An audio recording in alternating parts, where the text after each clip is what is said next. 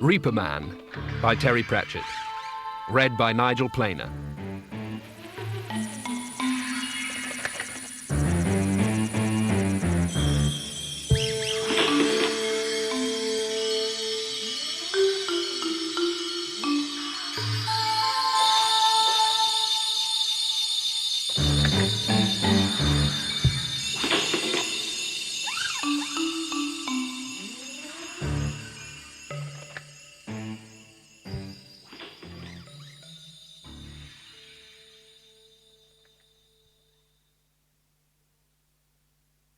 The Morris dance is common to all inhabited worlds in the multiverse.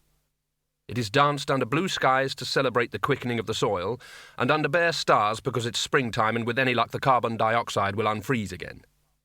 The imperative is felt by deep-sea beings who have never seen the sun, and urban humans whose only connection with the cycles of nature is that their Volvo once ran over a sheep. It is danced innocently by raggedy-bearded young mathematicians to an inexpert accordion rendering of Mrs. Widgery's Lodger, and ruthlessly by such as the ninja Morris men of New Ankh, who can do strange and terrible things with a simple handkerchief and a bell. And it is never danced properly. Except on the Discworld, which is flat and supported on the backs of 4 elephants which travel through space on the shell of Great Artuin, the world turtle. And even there, only in one place have they got it right. It's a small village, high in the Ramtop Mountains, where the big and simple secret is handed down across the generations. There, the men dance on the first day of spring, backwards and forwards, bells tied under their knees, white shirts flapping. People come and watch. There's an ox roast afterwards, and it's generally considered a nice day out for all the family. But that isn't the secret. The secret is the other dance. And that won't happen for a while yet. There is a ticking, such as might be made by a clock. And indeed, in the sky there is a clock, and the ticking of freshly minted seconds flows out from it. At least it looks like a clock, but it is in fact exactly the opposite of a clock, and the biggest hand goes around just once. There is a plain under a dim sky. It is covered with gentle rolling curves that might remind you of something else if you saw it from a long way away. And if you did see it from a long way away, you'd be very glad that you were, in fact, a long way away. 3 grey figures floated just above it. Exactly what they were can't be described in normal language. Some people might call them cherubs, although there was nothing rosy-cheeked about them. They might be numbered among those who see to it that gravity operates and that time stays separate from space. Call them auditors. Auditors of reality. They were in conversation without speaking. They didn't need to speak, they just changed reality so that they had spoken. One said, "It has never happened before. Can it be done?" One said, "It will have to be done. There is a personality. Personalities come to an end. Only forces endure." It said this with a certain satisfaction. One said, "Besides, there have been irregularities. Where you get personality, you get irregularities. Well-known fact." One said, "He has worked inefficiently." One said, "No, we can't get him there." One said, "That is the point. The word is him. Becoming a personality is inefficient. We don't want it to spread. Supposing gravity developed a personality. Supposing it decided to like people." One said, "Got a crush on them, sort of thing." One said, in a voice that would have been even chillier if it was not already at absolute zero, "No." One said, "Sorry, just my little joke." One said, "Besides, sometimes he wonders about his job. Such speculation is dangerous." One said, "No argument there." One said, "Then we are agreed." One, who seemed to have been thinking about something, said, "Just one moment. Did you not just use the singular pronoun my? Not developing a personality, are you?" One said guiltily, "Who, us?" One said, "Where there is personality, there is discord." One said, Yes, very true." One said, "All right, but watch it in future." One said, "Then we are agreed." They looked up at the face of Azrael, outlined against the sky. In fact, it was the sky. Azrael nodded slowly. One said, "Very well. Where is this place?" One said, "It is the Discworld. It rides through space on the back of a giant turtle." One said, "Oh, one of that sort. I hate them." One said, "You're doing it again. You said I." One said, No, I didn't. I never said I. Oh, bugger." It burst into flame and burned in the same way that a small cloud of vapour burns, quickly and with no residual mess. Almost immediately, another one appeared. It was identical in appearance to its vanished sibling. One said, "Let that be a lesson. To become a personality is to end. And now, let us go." Azrael watched them skim away. It is hard to fathom the thoughts of a creature so big that in real space his length would be measured only in terms of the speed of light. But he turned his enormous bulk, and with eyes that stars could be lost in, sought among the myriad worlds for a flat one. On the back of a turtle. The Discworld. World and mirror of worlds. It sounded interesting. And in his prison of 1,000,000,000 years, Azrael was bored. And this is the room where the future pours into the past via the pinch of the now. Timers line the walls. Not hourglasses, although they have the same shape. Not egg timers, such as you might buy as a souvenir attached to a small board with the name of the holiday resort of your choice jauntily inscribed on it by someone with the same sense of style as a jelly donut. It's not even sand in there. It's seconds, endlessly turning the maybe into the was. And every lifetimer has a name on it. And the room is full of the soft hissing of people living. Picture the scene. And now, add the sharp clicking of bone on stone getting closer. A dark shape crosses the field of vision and moves up the endless shelves of sibilant glassware. Click, click.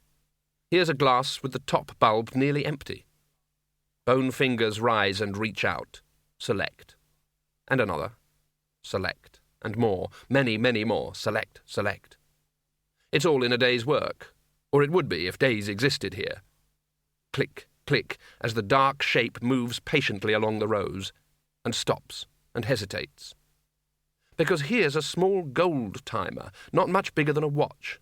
It wasn't there yesterday, or wouldn't have been if yesterday's existed here. Bony fingers close around it, and hold it up to the light. It's got a name on it, in small capital letters. The name is Death. Death put down the timer and then picked it up again. The sands of time were already pouring through. He turned it over experimentally just in case. The sand went on pouring, only now it was going upwards. He hadn't really expected anything else. It meant that even if tomorrows could exist here, there weren't going to be any.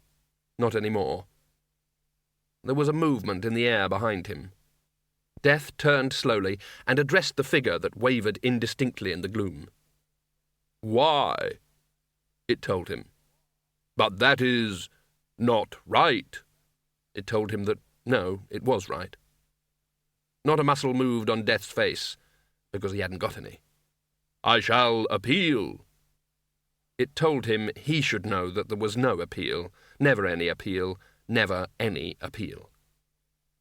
Death thought about this, and then he said, "I have always done my duty as I saw fit."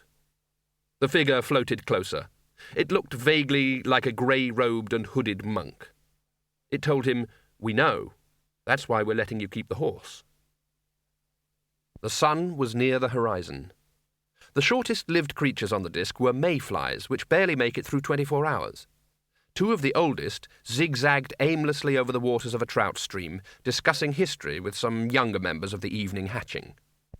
"You don't get the kind of sun now that you used to get," said one of them. "You're right there. We had proper sun in the good old hours. It was all yellow, none of this red stuff. It were higher, too." "It was, you're right." "And nymphs and larvae showed you a bit of respect." They did, said the other mayfly vehemently. "I reckon if mayflies these hours behave a bit better, we'd still be having proper sun." The younger mayflies listened politely. I remember, said one of the oldest mayflies, when all this was fields, as far as you could see. The younger mayflies looked around. It's still fields, one of them ventured after a polite interval.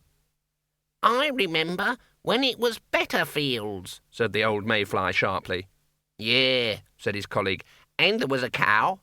That's right, you're right, I remember that cow. Stood right over there for, 40, 50 minutes. It was brown, as I recall. You don't get cows like that these hours. You don't get cows at all.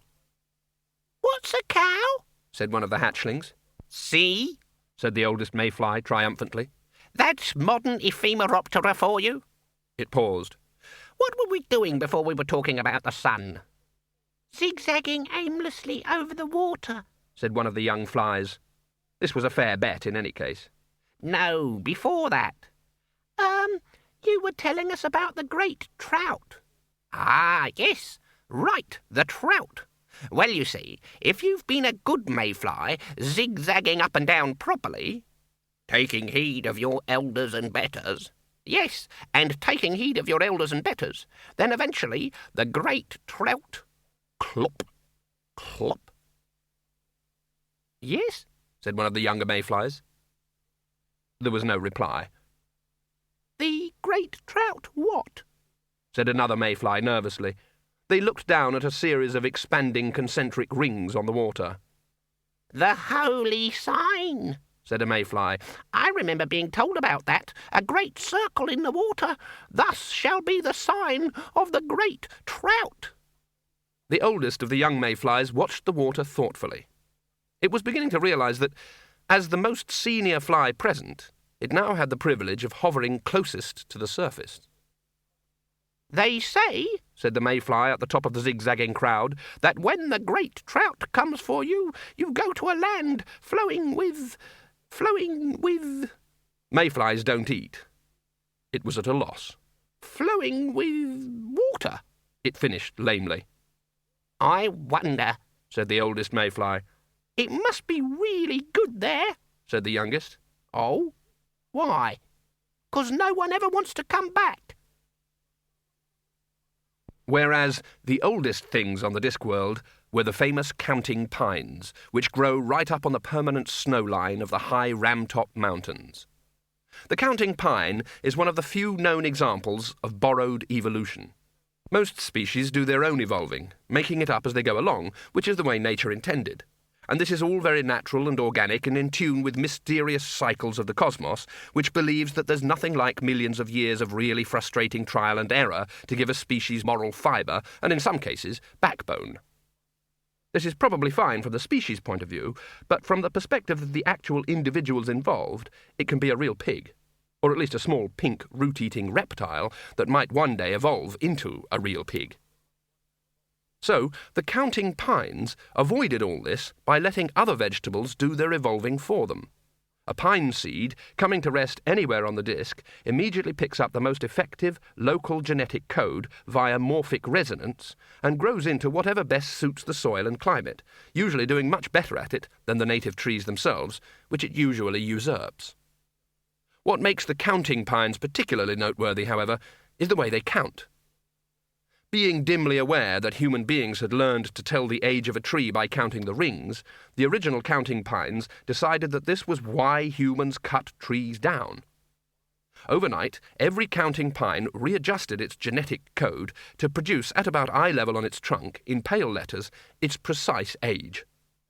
Within a year, they were felled almost into extinction by the ornamental house number plate industry, and only very few survive in hard-to-reach areas. The 6 counting pines in this clump were listening to the oldest, whose gnarled trunk declared it to be 31,734 years old.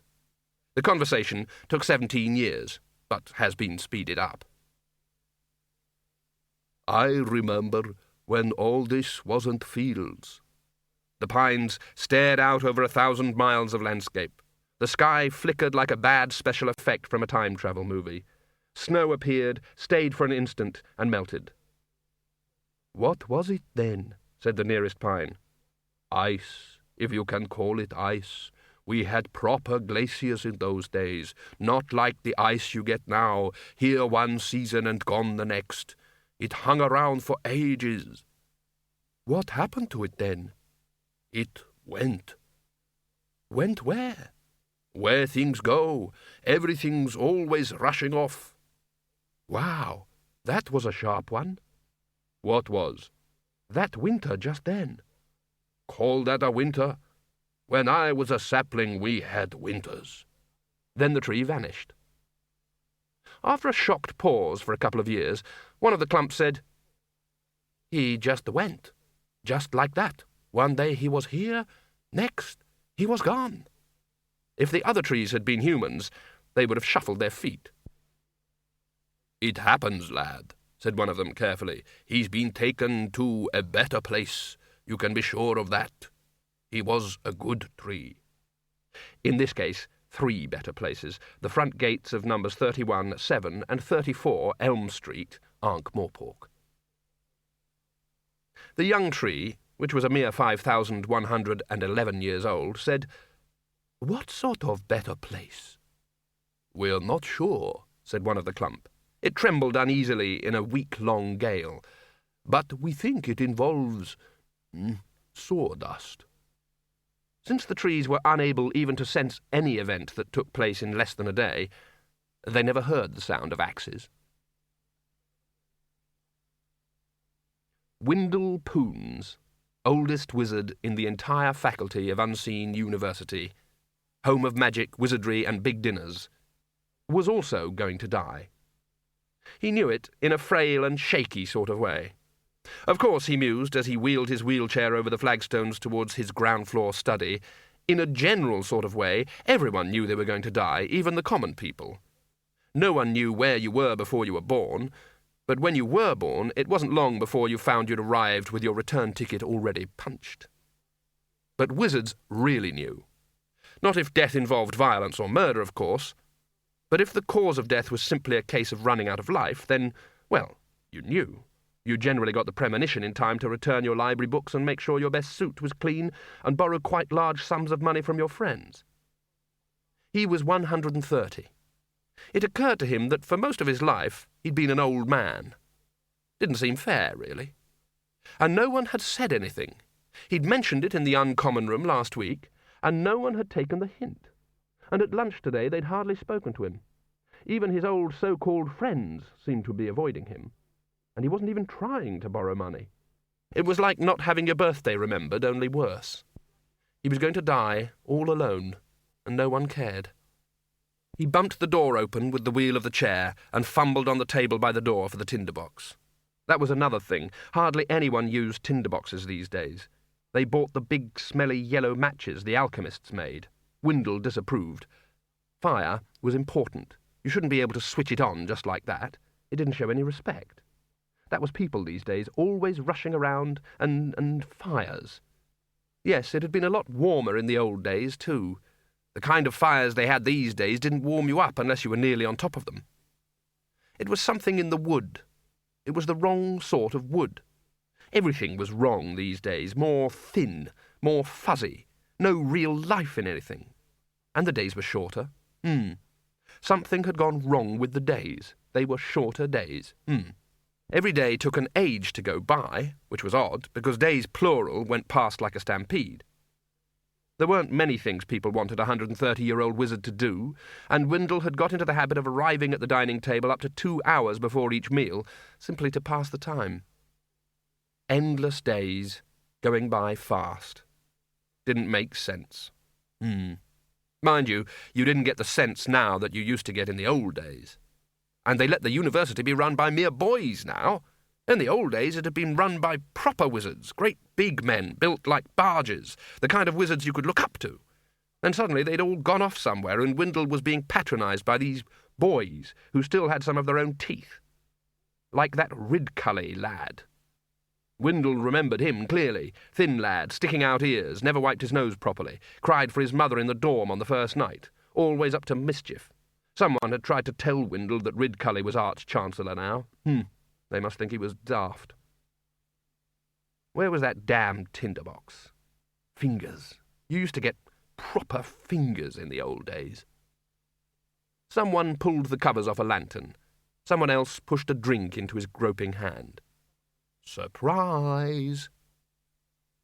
In the hall of the House of Death is a clock with a pendulum, like a blade, but with no hands, because in the House of Death there is no time but the present.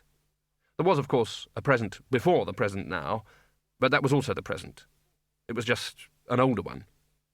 The pendulum is a blade that would have made Edgar Allan Poe give it all up and start again as a stand-up comedian on the Scampi-in-a-Casket circuit. It swings with a faint whoom, whoom noise, gently slicing thin rashers of interval from the bacon of eternity.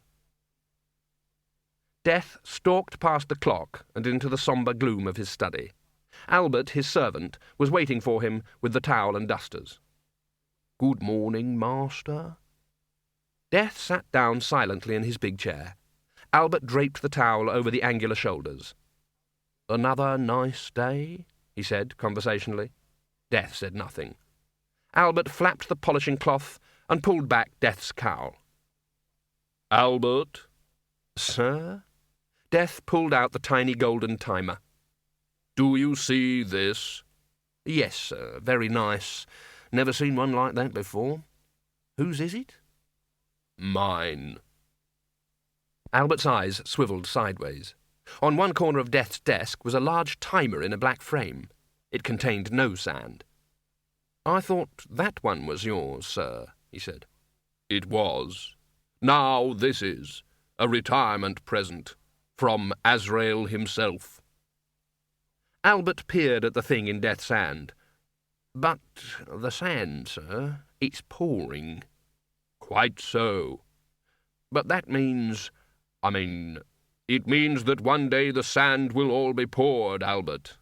"I know that, sir, but I thought time was something that happened to other people, sir, doesn't it? Not to you, sir." By the end of the sentence, Albert's voice was beseeching. Death pulled off the towel and stood up. "Come with me." "But you're Death, master," said Albert, running crab-legged after the tall figure as it led the way out into the hall and down the passage to the stable. "This isn't some sort of joke, is it?" he added hopefully. "I am not known for my sense of fun." "Well, of course not. No offence meant. But listen, you can't die because you're Death. You'd have to happen to yourself. It'd be like that snake that eats its own tail." "Nevertheless, I am going to die. There is no appeal." "But what will happen to me?" Albert said. Terror glittered on his words like flakes of metal on the edge of a knife. "There will be a new death." Albert drew himself up. "I really don't think I could serve anew, master," he said. "Then go back into the world. I will give you money. You have been a good servant, Albert." "But if I go back—" "Yes," said Death. "You will die." In the warm, horsey gloom of the stable, Death's pale horse looked up from its oats and gave a little whinny of greeting. The horse's name was Binky. He was a real horse. Death had tried fiery steeds and skeletal horses in the past and found them impractical, especially the fiery ones, which tended to set light to their own bedding and stand in the middle of it looking embarrassed. Death took the saddle down from its hook and glanced at Albert, who was suffering a crisis of conscience. Thousands of years before, Albert had opted to serve Death rather than die. He wasn't exactly immortal. Real time was forbidden in Death's realm. There was only the ever-changing now, but it went on for a very long time. He had less than 2 months of real time left. He hoarded his days like bars of gold. He began. That is, you fear to die?" "It's not that I don't want. I've always. It's just that life is a habit that's hard to break." Death watched him curiously, as one might watch a beetle that had landed on its back and couldn't turn over. Finally, Albert lapsed into silence. "I understand," said Death, unhooking Binky's bridle. "But you don't seem worried. You're really going to die?" "Yes. It will be a great adventure." "It will? You're not afraid?" I do not know how to be afraid." "I could show you if you like," Albert ventured. "No, I should like to learn by myself. I shall have experiences at last." "Master, if you go, will there be—" "A new death will arise from the minds of the living, Albert." "Oh." Albert looked relieved. "You don't happen to know what he'll be like, do you?" "No." "Perhaps I'd better, clean the place up a bit, get an inventory prepared, that sort of thing." "Good idea," said Death, as kindly as possible. "When I see the new Death, I shall heartily recommend you." "Oh, you'll see him then?" "Oh, yes, and I must leave now." "What, so soon?" "Certainly. Mustn't waste time." Death adjusted the saddle, and then he turned and held the tiny hourglass proudly in front of Albert's hooked nose. "See, I have time at last. I have time." Albert backed away nervously. "And now that you have it, what are you going to do with it?" he said. Death mounted his horse. "I am going to spend it." The party was in full swing. The banner with the legend, "Goodbye, Windle, 130 glorious years," was drooping a bit in the heat. Things were getting to the point where there was nothing to drink but the punch, and nothing to eat but the strange yellow dip with the highly suspicious tortillas, and nobody minded. The wizards chatted with the forced jolliness of people who see one another all day and are now seeing one another all evening. In the middle of it all, Windle Poons sat with a huge glass of rum and a funny hat on his head. He was almost in tears. "A genuine going-away party," he kept muttering. "Haven't had one of them since old Scratcher Hoxole went away." The capital letters fell into place easily. "Back in, the year of the intimidating porpoise. Thought everyone had forgotten about him." "The librarian looked up the details for us," said the bursar, indicating a large orangutan who was trying to blow into a party squeaker. "He also made the banana dip. I hope someone eats it soon." He leaned down. "Can I help you to some more potato salad?" he said, in the loud, deliberate voice used for talking to imbeciles and old people. Windle cupped a trembling hand to his ear. "What? What?" "More salad, Windle?" "No, thank you." "Another sausage, then?" "What?" "Sausage." "They give me terrible gas all night," said Windle. He considered this for a moment and then took 5. Shouted the bursar, "do you happen to know what time?" "Eh? "What time?" 9:30, said Windle, promptly if indistinctly. "Well, that's nice," said the bursar. "It gives you the rest of the evening free." Windle rummaged in the dreadful recesses of his wheelchair, a graveyard for old cushions, dog-eared books, and ancient half-sucked sweets. He flourished a small green-covered book and pushed it into the bursar's hands. The bursar turned it over. Scrawled on the cover were the words, "Windle Poons, his diary." A piece of bacon rind marked today's date. Under Things to Do, a crabbed hand had written, "Die." The bursar couldn't stop himself from turning the page. Yes, under tomorrow's date, Things to Do, get born. His gaze slid sideways to a small table at the side of the room. Despite the fact that the room was quite crowded, there was an area of clear floor around the table, as if it had some kind of personal space that no one was about to invade. There had been special instructions in the going-away ceremony concerning the table. It had to have a black cloth with a few magic sigils embroidered on it. It had a plate containing a selection of the better canapes. It had a glass of wine. After considerable discussion among the wizards, a funny paper hat had been added as well. They all had an expectant look. The bursar took out his watch and flicked open the lid. It was one of the new-fangled pocket watches with hands. They pointed to 9:15. He shook it.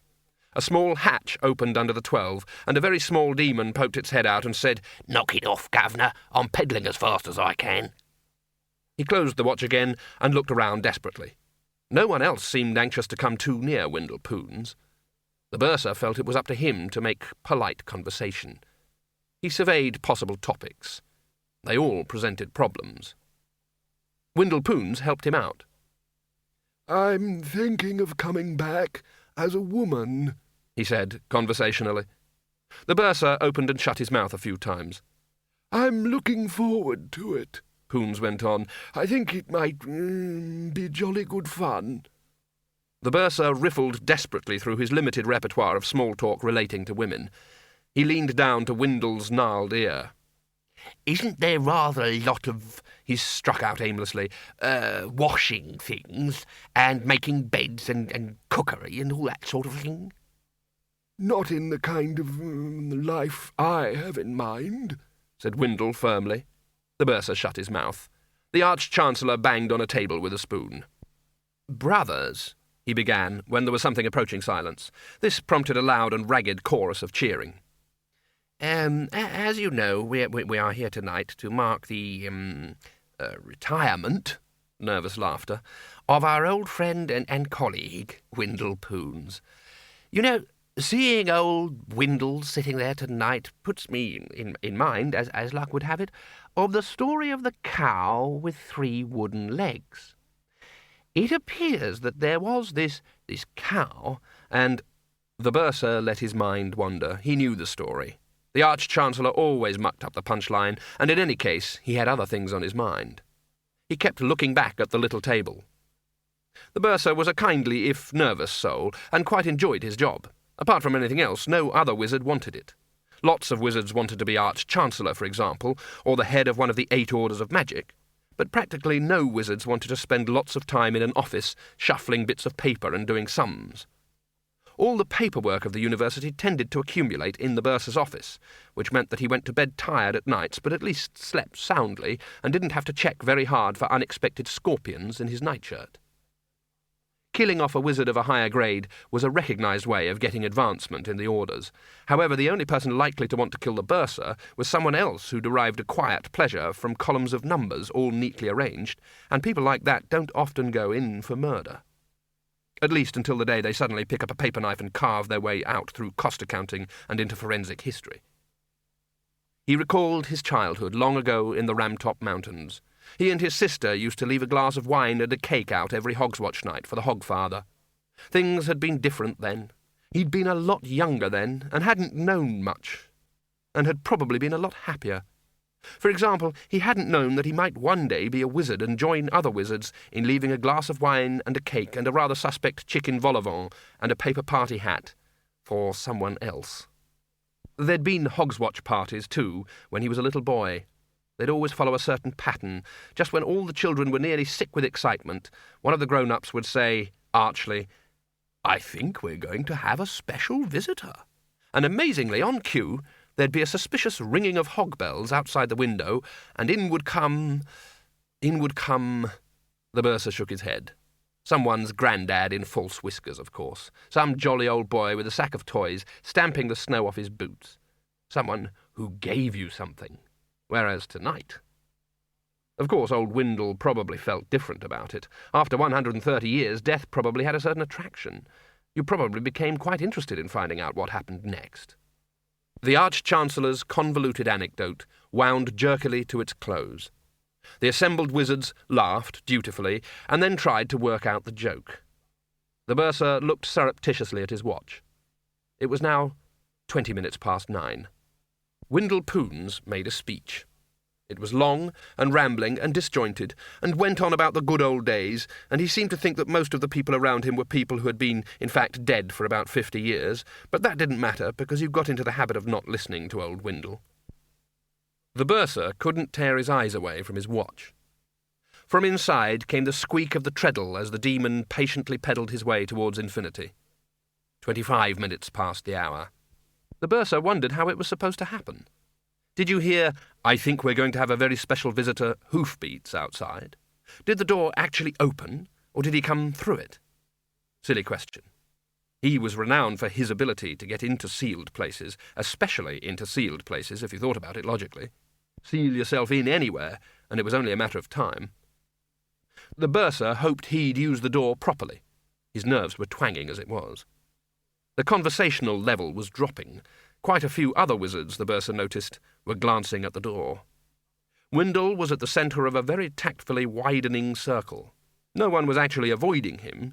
It was just that an apparent random Brownian motion was gently moving everyone away. Wizards can see death, and when a wizard dies, death arrives in person to usher him into the beyond. The bursar wondered why this was considered a plus. "Don't know what you're all looking at," said Windle cheerfully. The bursar opened his watch. The hatch under the 12 snapped up. "Can you knock it off with all this shaking around?" squeaked the demon. "I keeps on losing count." "Sorry," the bursar hissed. It was 9:29. The Arch-Chancellor stepped forward. Bye then, Windle," he said, shaking the old man's parchment-like hand. "The old place won't seem the same without you."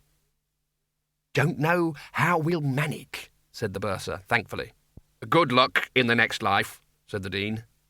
"Drop in if you're ever passing and happen to, remember who you've been." "Don't be a stranger, do you hear?" said the Arch-Chancellor. Windle Poons nodded amiably. He hadn't heard what they were saying. He nodded on general principles. The wizards, as one man, faced the door. The hatch under the 12 snapped up again. "Bing, bing, bong, bing," said the demon. "Bingly, bingly, bong, bong, bing, bing." "What?" The bursar jolted. 9:30, said the demon. The wizards turned to Windle Poons. They looked faintly accusing. "What are you all looking at?" he said. The second hand on the watch squeaked onwards. "How are you feeling?" said the Dean loudly. "Never felt better," said Windle. "Is there any more of that rum left?" The assembled wizards watched him pour a generous measure into his beaker. "You want to go easy on that stuff," said the Dean nervously. "Good health," said Windle Poons. The Arch-Chancellor drummed his finger on the table. "Mr. Poons," he said, "are you quite sure?" Windle had gone off at a tangent. "Any more of these torturillas? Not that I call it proper food," he said. "Dipping bits of hard bicky in sludge. What's so special about that? What I could do with right now is one of Mr. Dibbler's famous meat pies." And then he died. The Arch-Chancellor glanced at his fellow wizards, and then tiptoed across to the wheelchair and lifted a blue-veined wrist to check the pulse. He shook his head. "That's the way I want to go," said the Dean. "What, muttering about meat pies?" said the bursar. "No, late." Hold on, said the Arch-Chancellor. "This isn't right, you know. According to tradition, Death himself turns up for the death of a wizard." "Perhaps he was busy," said the bursar hurriedly. "That's right," said the Dean. "Bit of serious flu epidemic over Quirm way, I'm told." "Quite a storm last night, too. Lots of shipwrecks, I dare say," said the lecturer in recent runes. "And, of course, it's springtime, when you get a great many avalanches in the mountains." "And plagues." The Arch-Chancellor stroked his beard thoughtfully. He said. Alone of all the creatures in the world, trolls believe that all living things go through time backwards. If the past is visible and the future is hidden, they say, then it means you must be facing the wrong way. Everything alive is going through life back to front. And this is a very interesting idea, considering it was invented by a race who spend most of their time hitting one another on the head with rocks.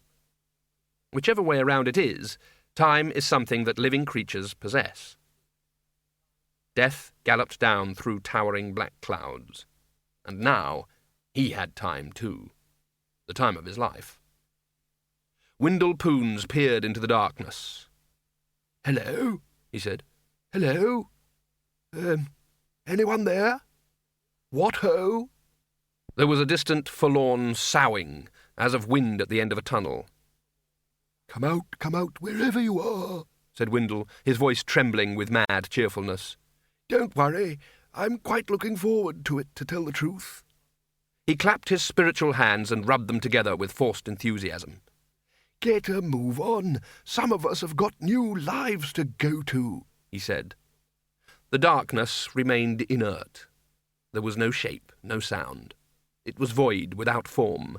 The spirit of Windle Poons moved on the face of the darkness. It shook its head. "Blow this for a lark," it muttered. "This isn't right at all." It hung around for a while, and then, because there didn't seem anything else for it, headed for the only home it had ever known. It was a home he'd occupied for 130 years. It wasn't expecting him back, and put up a lot of resistance. You either had to be very determined or very powerful to overcome that sort of thing, but Windle Poons had been a wizard for more than a century. Besides, it was like breaking into your own house, the old familiar property that you'd lived in for years. You knew where the metaphorical window was that didn't shut properly. In short, Windle Poons went back to Windle Poons. Wizards don't believe in gods in the same way that most people don't find it necessary to believe in, say, tables. They know they're there for a purpose. They'd probably agree that they have a place in a well-organised universe, but they wouldn't see the point of believing, of going round saying, "Oh, great table without whom we are as naught." Anyway, either the gods are there, whether you believe it or not, or exist only as a function of the belief. So either way, you might as well ignore the whole business and, as it were, eat off your knees. Nevertheless, there is a small chapel off the university's great hall, because while the wizards stand right behind the philosophy as outlined above, you don't become a successful wizard by getting up God's noses, even if those noses only exist in an ethereal or metaphorical sense. Because while wizards don't believe in gods, they know for a fact that gods believe in gods. And in this chapel lay the body of Windle Poons. The university had instituted 24 hours lying in state ever since the embarrassing affair 30 years previously with the late Prissel merry prankster Titar. The body of Windle Poons opened its eyes. 2 coins jingled onto the stone floor. The hands crossed over the chest, unclenched. Windle raised his head. Some idiot had stuck a lily on his stomach. His eyes swivelled sideways. There was a candle on either side of his head. He raised his head some more. There were 2 more candles down there, too. Thank goodness for old Titar, he thought. Otherwise I'd already be looking at the underside of a rather cheap pine lid. Funny thing, he thought. I'm thinking. Clearly. Wow. Windle lay back, feeling his spirit refeeling his body like gleaming molten metal running through a mould. White-hot thoughts seared across the darkness of his brain, fired sluggish neurons into action. It was never like this when I was alive. But I'm not dead. Not alive and not dead. Sort of non-alive, or undead. Oh, dear. He swung himself upright. Muscles that hadn't worked properly for 70 or 80 years jerked into overdrive. For the first time in his entire life, he corrected himself, better make that period of existence, Windle Poons' body was entirely under Windle Poons' control, and Windle Poons' spirit wasn't about to take any lip from a bunch of muscles. Now the body stood up. The knee joints resisted for a while, but they were no more able to withstand the onslaught of willpower than a sick mosquito can withstand a blowtorch. The door to the chapel was locked. However, Windle found that the merest pressure was enough to pull the lock out of the woodwork and leave fingerprints on the metal of the door handle. "Oh, goodness," he said. He piloted himself out into the corridor. The distant clatter of cutlery and the buzz of voices suggested that one of the university's 4 daily meals was in progress. He wondered whether you were allowed to eat when you were dead. Probably not, he thought. And could he eat anyway? It wasn't that he was hungry, it was just that, well, he knew how to think, and walking and moving were just a matter of twitching some fairly obvious nerves. But how exactly did your stomach work? It began to dawn on Windle that the human body is not run by the brain, despite the brain's opinion on the matter. In fact, it's run by dozens of complex automatic systems, all whirring and clicking away with the kind of precision that isn't noticed until it breaks down. He surveyed himself from the control room of his skull. He looked at the silent chemical factory of his liver with the same sinking feeling as a canoe builder might survey the controls of a computerized supertanker.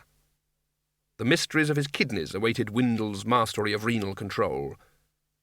What, when you got right down to it, was a spleen? And how did you make it go? His heart sank. Or rather, it didn't. "Oh, gods," muttered Windle, and leaned against the wall. "How did it work now?" He prodded a few likely-looking nerves. Was it systolic, diastolic, systolic, diastolic? And then there were the lungs, too. Like a conjurer keeping 18 plates spinning at the same time, like a man trying to program a video recorder from an instruction manual translated from Japanese into Dutch by a Korean rice husker, like, in fact, a man finding out what total self-control really means. Windle Poons lurched onwards. The wizards of Unseen University set great store by big, solid meals.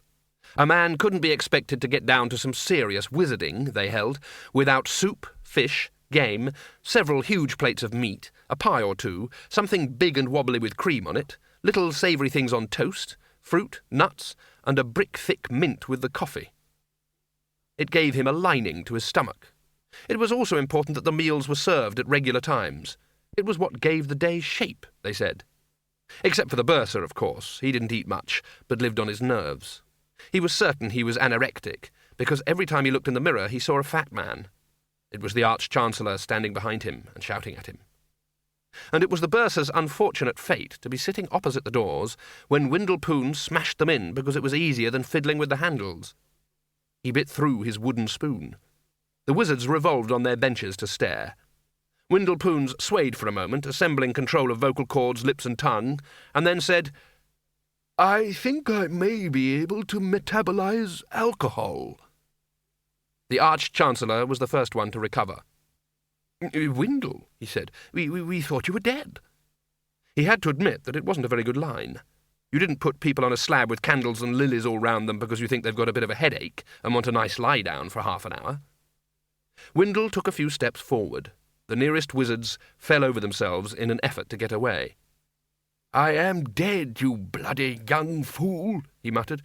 "Think I go round looking like this all the time? Good grief." He glared at the assembled wizardry. "Anyone here know what a spleen is supposed to do?" He reached the table and managed to sit down. "Probably something to do with the digestion," he said.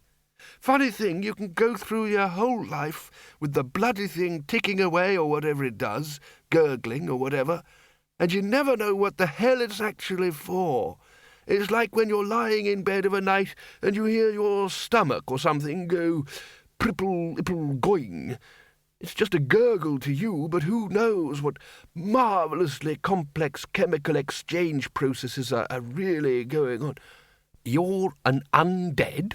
said the bursar, managing to get the words out at last. "I didn't ask to be," said the late Windle Poons irritably, looking at the food and wondering how the blazes one went about turning it into Windle Poons. "I only came back because there was nowhere else to go. Think I want to be here?" "But surely," said the Arch-Chancellor, "Didn't, you know the fella, the one with the skull and the scythe?" "Never saw him," said Windle shortly, inspecting the nearest dishes. "Really takes it out of you, this undying." The wizards made frantic signals to one another over his head. He looked up and glared at them. "And don't think I can't see all them frantic signals," he said, and he was amazed to realise that this was true. Eyes that had viewed the past 60 years through a pale, fuzzy veil had been bullied into operating like the finest optical machinery. In fact, two main bodies of thought were occupying the minds of the wizards of the Unseen University. What was being thought by most of the wizards was, "This is terrible. Is it really old Windle in there? He was such a sweet old buffer, how can we get rid of it? How can we get rid of it?" What was being thought by Windle Poons in the humming, flashing cockpit of his brain was, "Well, it's true. There is life after death. And it's the same one. Just my luck." "Well," he said, "what are you going to do about it?" It was 5 minutes later. Half a dozen of the most senior wizards scurried along the draughty corridor in the wake of the Arch-Chancellor, whose robes billowed out behind him. The conversation went like this. "It's got to be Windle. It even talks like him. It's not old Windle. Old Windle was a lot older." "Older? Older than dead?" "He said he wants his old bedroom back, and I don't see why I should have to move out." "Did you see his eyes? Like gimlets. Eh? What? What do you mean? You mean like the dwarf who runs the delicatessen on Cable Street? I mean like they bore into you. It's got a lovely view in the gardens, and I've had all my stuff moved in, and it's not fair. Has this ever happened before? Well, there was old Tar.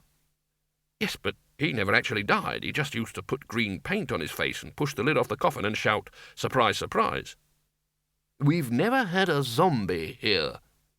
He's a zombie? I think so. Does that mean he'll be playing kettle drums and doing that bimbo dancing all night then?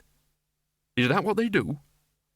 Old Windle? Doesn't sound like his cup of tea. He never liked dancing much when he was alive. Anyway, you can't trust those voodoo gods. Never trust a god who grins all the time and wears a top hat. That's my motto. I'm damned if I'm going to give up that bedroom to a zombie after waiting years for it. Is it? That's a funny motto. Windle Poons strolled around the inside of his own head again.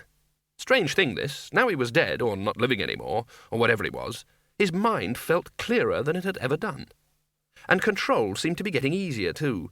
He hardly had to bother about the whole respiratory thing. The spleen seemed to be working after a fashion. The senses were operating at full speed. The digestive system was still a bit of a mystery, though. He looked at himself in a silver plate. He still looked dead. Pale face, red under the eyes, a dead body. Operating, but still basically dead. Was that fair? Was that justice? Was that a proper reward for being a firm believer in reincarnation for almost 130 years? You come back as a corpse? No wonder the undead were traditionally considered to be very angry. Something wonderful, if you took the long view, was about to happen. If you took the short or medium view, something horrible was about to happen. It's like the difference between seeing a beautiful new star in the winter sky and actually being close to the supernova. It's the difference between the beauty of morning dew on a cobweb and actually being a fly. It was something that wouldn't normally have happened for thousands of years. It was about to happen now. It was about to happen at the back of a disused cupboard in a tumble-down cellar in the Shades, the oldest and most disreputable part of Ankh-Morpork. Plop. It was a sound as soft as the first drop of rain on a century of dust. Maybe we could get a black cat to walk across his coffin. He hasn't got a coffin, wailed the bursar, whose grip on sanity was always slightly tentative. OK, so we buy him a nice new coffin, and then we get a black cat to walk across it. No, that's stupid. We've got to make him pass water. What? Pass water. Undeads can't do it. The wizards, who had crowded into the Arch-Chancellor's study, gave this statement their full, fascinated attention. "Are you sure?" said the Dean. "Well-known fact," said the lecturer in recent runes, flatly. "He used to pass water all the time when he was alive," said the Dean, doubtfully. "Not when he's dead, though." "Yeah, makes sense." "Running water," said the lecturer in recent runes, suddenly. "It's running water. Sorry, they can't cross over it." "Well, I can't cross running water either," said the Dean. "Undead! Undead!" The bursar was becoming a little unglued. "Oh, stop teasing him," said the lecturer, patting the trembling man on the back. "Well, I can't," said the Dean. "I sink." "Undead can't cross running water even on a bridge." "And is he the only one, Are we going to have a plague of them, eh?" said the lecturer. The Arch-Chancellor drummed his fingers on his desk. "Dead people walking around is unhygienic," he said. This silenced them. No one had ever looked at it that way, but Mustrum Ridcully was just the sort of man who would. Mustrum Ridcully was, depending on your point of view, either the worst or the best Arch-Chancellor that Unseen University had had for 100 years. There was too much of him, for one thing. It wasn't that he was particularly big, it was just that he had the kind of huge personality that fits any available space. He'd get roaring drunk at supper, and that was fine and acceptable wizardly behaviour, but then he'd go back to his room and play darts all night and leave at 5 in the morning to go duck hunting. He shouted at people. He tried to jolly them along, and he hardly ever wore proper robes. He'd persuaded Mrs. Whitlow, the university's dreaded housekeeper, to make him a sort of baggy trouser suit in garish blue and red. Twice a day the wizards stood in bemusement and watched him jog purposefully around the university buildings, his pointy wizarding hat tied firmly on his head with string. He'd shout cheerfully up at them, because fundamental to the make-up of people like Mustrum Ridcully is an iron belief that everyone else would like it too, if only they tried it. "Maybe he'll die," they told one another hopefully, as they watched him try to break the crust on the River Ankh for an early morning dip. "All this healthy exercise can't be good for him." Stories trickled back into the university. The Arch-Chancellor had gone 2 rounds barefisted with detritus, the huge odd-job troll at the Mended Drum. The Arch-Chancellor had arm-wrestled with the librarian for a bet, and although of course he hadn't won, still had his arm afterwards. The Arch-Chancellor wanted the university to form its own football team for the big city game on Hogswatch Day. Intellectually, Ridcully maintained his position for 2 reasons. One was that he never ever changed his mind about anything. The other was that it took him several minutes to understand any new idea put to him, and this is a very valuable trait in a leader, because anything anyone is still trying to explain to you after 2 minutes is probably important, and anything they give up after a mere minute or so is almost certainly something they shouldn't have been bothering you with in the first place.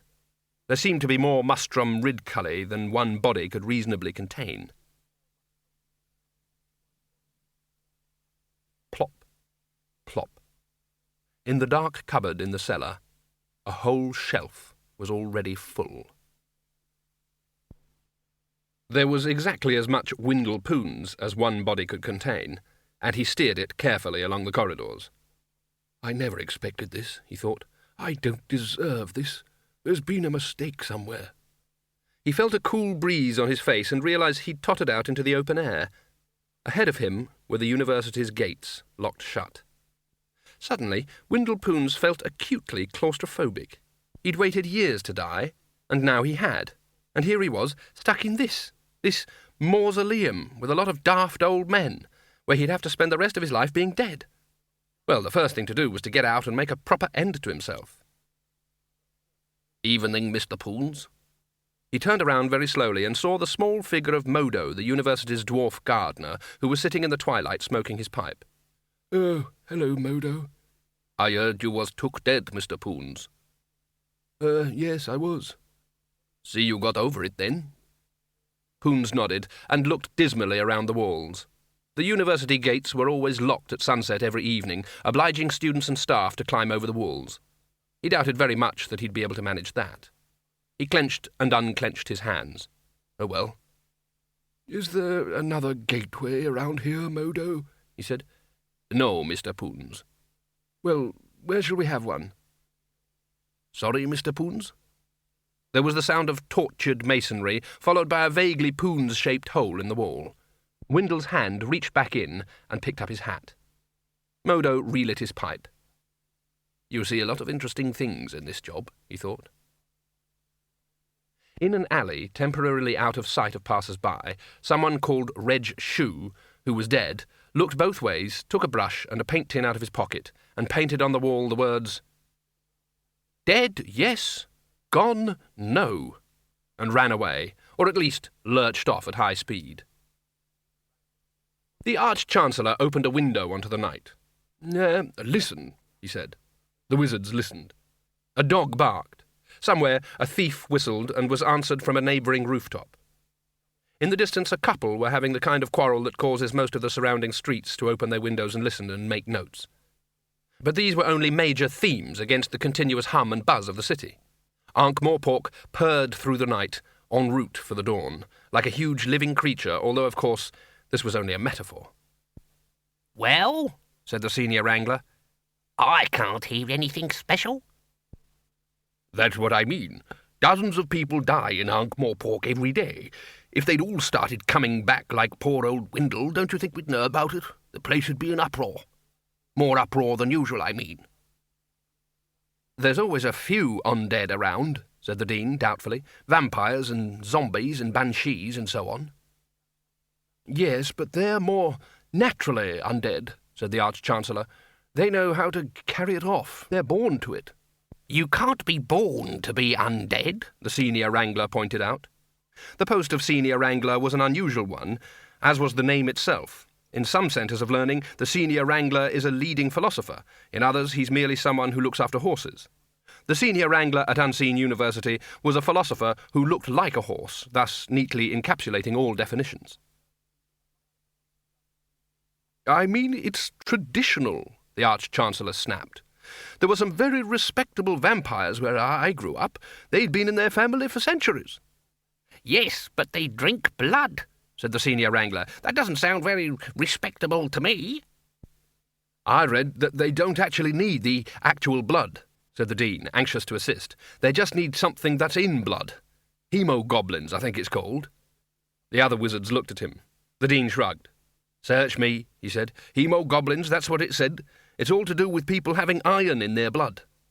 "I'm damn sure I've got no iron goblins in my blood," said the senior wrangler. "At least they're better than zombies," said the Dean. "A much better class of people. Vampires don't go shuffling around the whole time. People can be turned into zombies, you know," said the lecturer in recent runes and conversational tones. "You don't even need magic, just the liver of a certain rare fish and the extract of a particular kind of root. One spoonful, and when you wake up, you're a zombie." "What type of fish?" said the senior wrangler. "How should I know?" "How should anyone know, then?" said the senior wrangler nastily. "Did someone wake up one morning and say, 'Hey, here's an idea, I'll just turn someone into a zombie. All I'll need is some rare fish liver and a piece of root. It's just a matter of finding the right one.' You can see the queue outside the hut, can't you? Number 94, red striped fish liver and maniac root. Didn't work. Number 95, spiked fish liver and dum-dum root. Didn't work. Number 96... "What are you talking about?" the Arch-Chancellor demanded. "I was simply pointing out the intrinsic unlikelihood—" "Shut up," said the Arch-Chancellor, matter-of-factly. Seems to me... Look, death must be going on, right? Death has to happen. That's what being alive is all about. You're alive and then you're dead. It can't just stop happening." "But he didn't turn up for Windle," the Dean pointed out. "It goes on all the time," said Ridcully, ignoring him. "All sorts of things die all the time. Even vegetables. But I don't think death ever came for a potato," said the Dean, doubtfully. "Death comes for everything," said the Arch-Chancellor firmly. The wizards nodded sagely. After a while, the senior wrangler said, "Do you know, I read the other day that every atom in your body is changed every 7 years. New ones keep getting attached, and old ones keep on dropping off. It goes on all the time. Marvellous, really." The senior wrangler could do to a conversation what it takes quite thick treacle to do to the pedals of a precision watch. "Yes? What happens to the old ones?" said Ridcully, interested despite himself. "Dunno. They just float around in the air, I suppose, until they get attached to someone else." The Arch-Chancellor looked affronted. "What, even wizards?" "Oh yes, everyone. It's part of the miracle of existence." "Is it? Sounds like bad hygiene to me," said the Arch-Chancellor. "I suppose there's no way of stopping it." "I shouldn't think so," said the senior wrangler doubtfully. "I don't think you're supposed to stop miracles of existence." "But that means everything is made up of everything else," said Ridcully. "Yes. Isn't it amazing?" "It's disgusting, is what it is," said Ridcully shortly. "Anyway, the point I'm making... He paused, trying to remember. "You can't just abolish death. That's the point. Death can't die. That's like asking a scorpion to sting itself." End of CD 1. CD 2. "As a matter of fact," said the senior wrangler, always ready with a handy fact, "you can get a scorpion to—" "Shut up," said the Arch-Chancellor. "But we can't have an undead wizard wandering around," said the Dean. "There's no telling what he might take it into his head to do. We've got to put a stop to him. For his own good." "That's right," said Ridcully. "For his own good. Shouldn't be too hard. There must be dozens of ways to deal with an undead." "Garlic," said the senior wrangler flatly. "Undead don't like garlic." "Don't blame 'em. Can't stand the stuff," said the Dean. "Undead!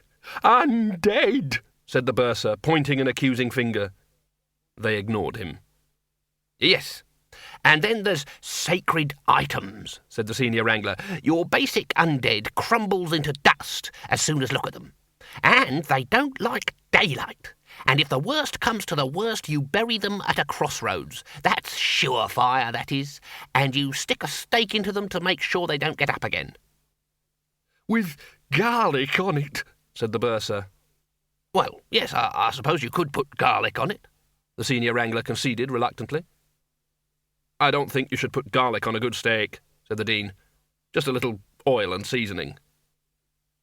Red pepper is nice, said the lecturer in recent runes happily. Shut up, said the Arch-Chancellor. Plop.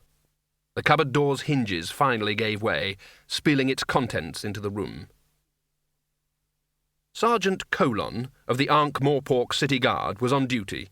He was guarding the brass bridge, the main link between Ankh and Morpork, from theft. When it came to crime prevention, Sergeant Colon found it safest to think big.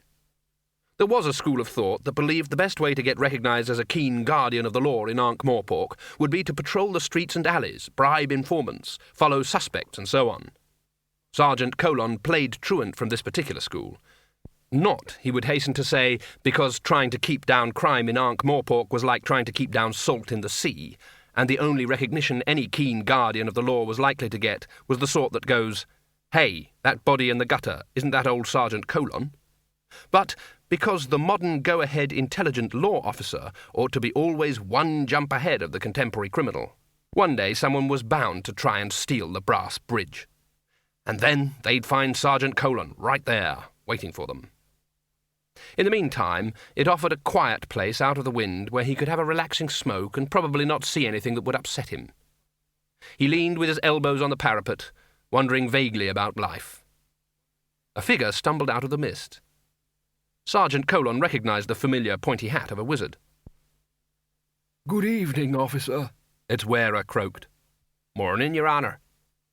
"Would you be kind enough to help me up onto the parapet, officer?" Sergeant Colon hesitated, but the chap was a wizard. A man could get into serious trouble not helping wizards. "Trying out some new magic, Your Honour?" he said brightly, helping the skinny but surprisingly heavy body up onto the crumbling stonework. "No." Windlepoons stepped off the bridge. There was a squelch.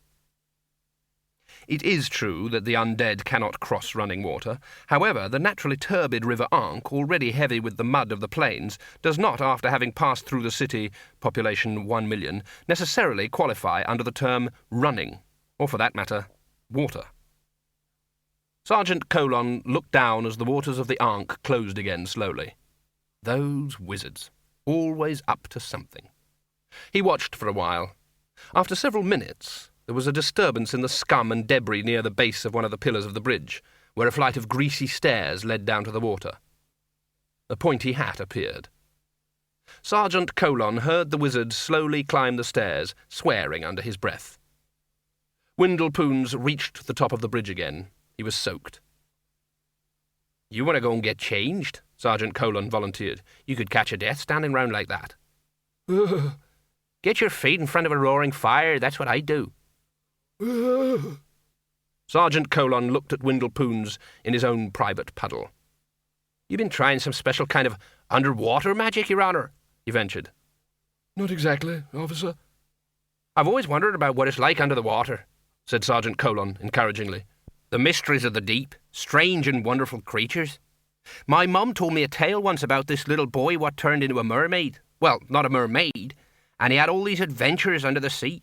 His voice drained away under Windlepoon's dreadful stare. "It's boring," said Windle. He turned and stared to lurch away into the mist. "Very, very boring. Very boring indeed." Sergeant Colon was left alone. He lit a fresh cigarette with a trembling hand and started to walk hurriedly towards the watch headquarters.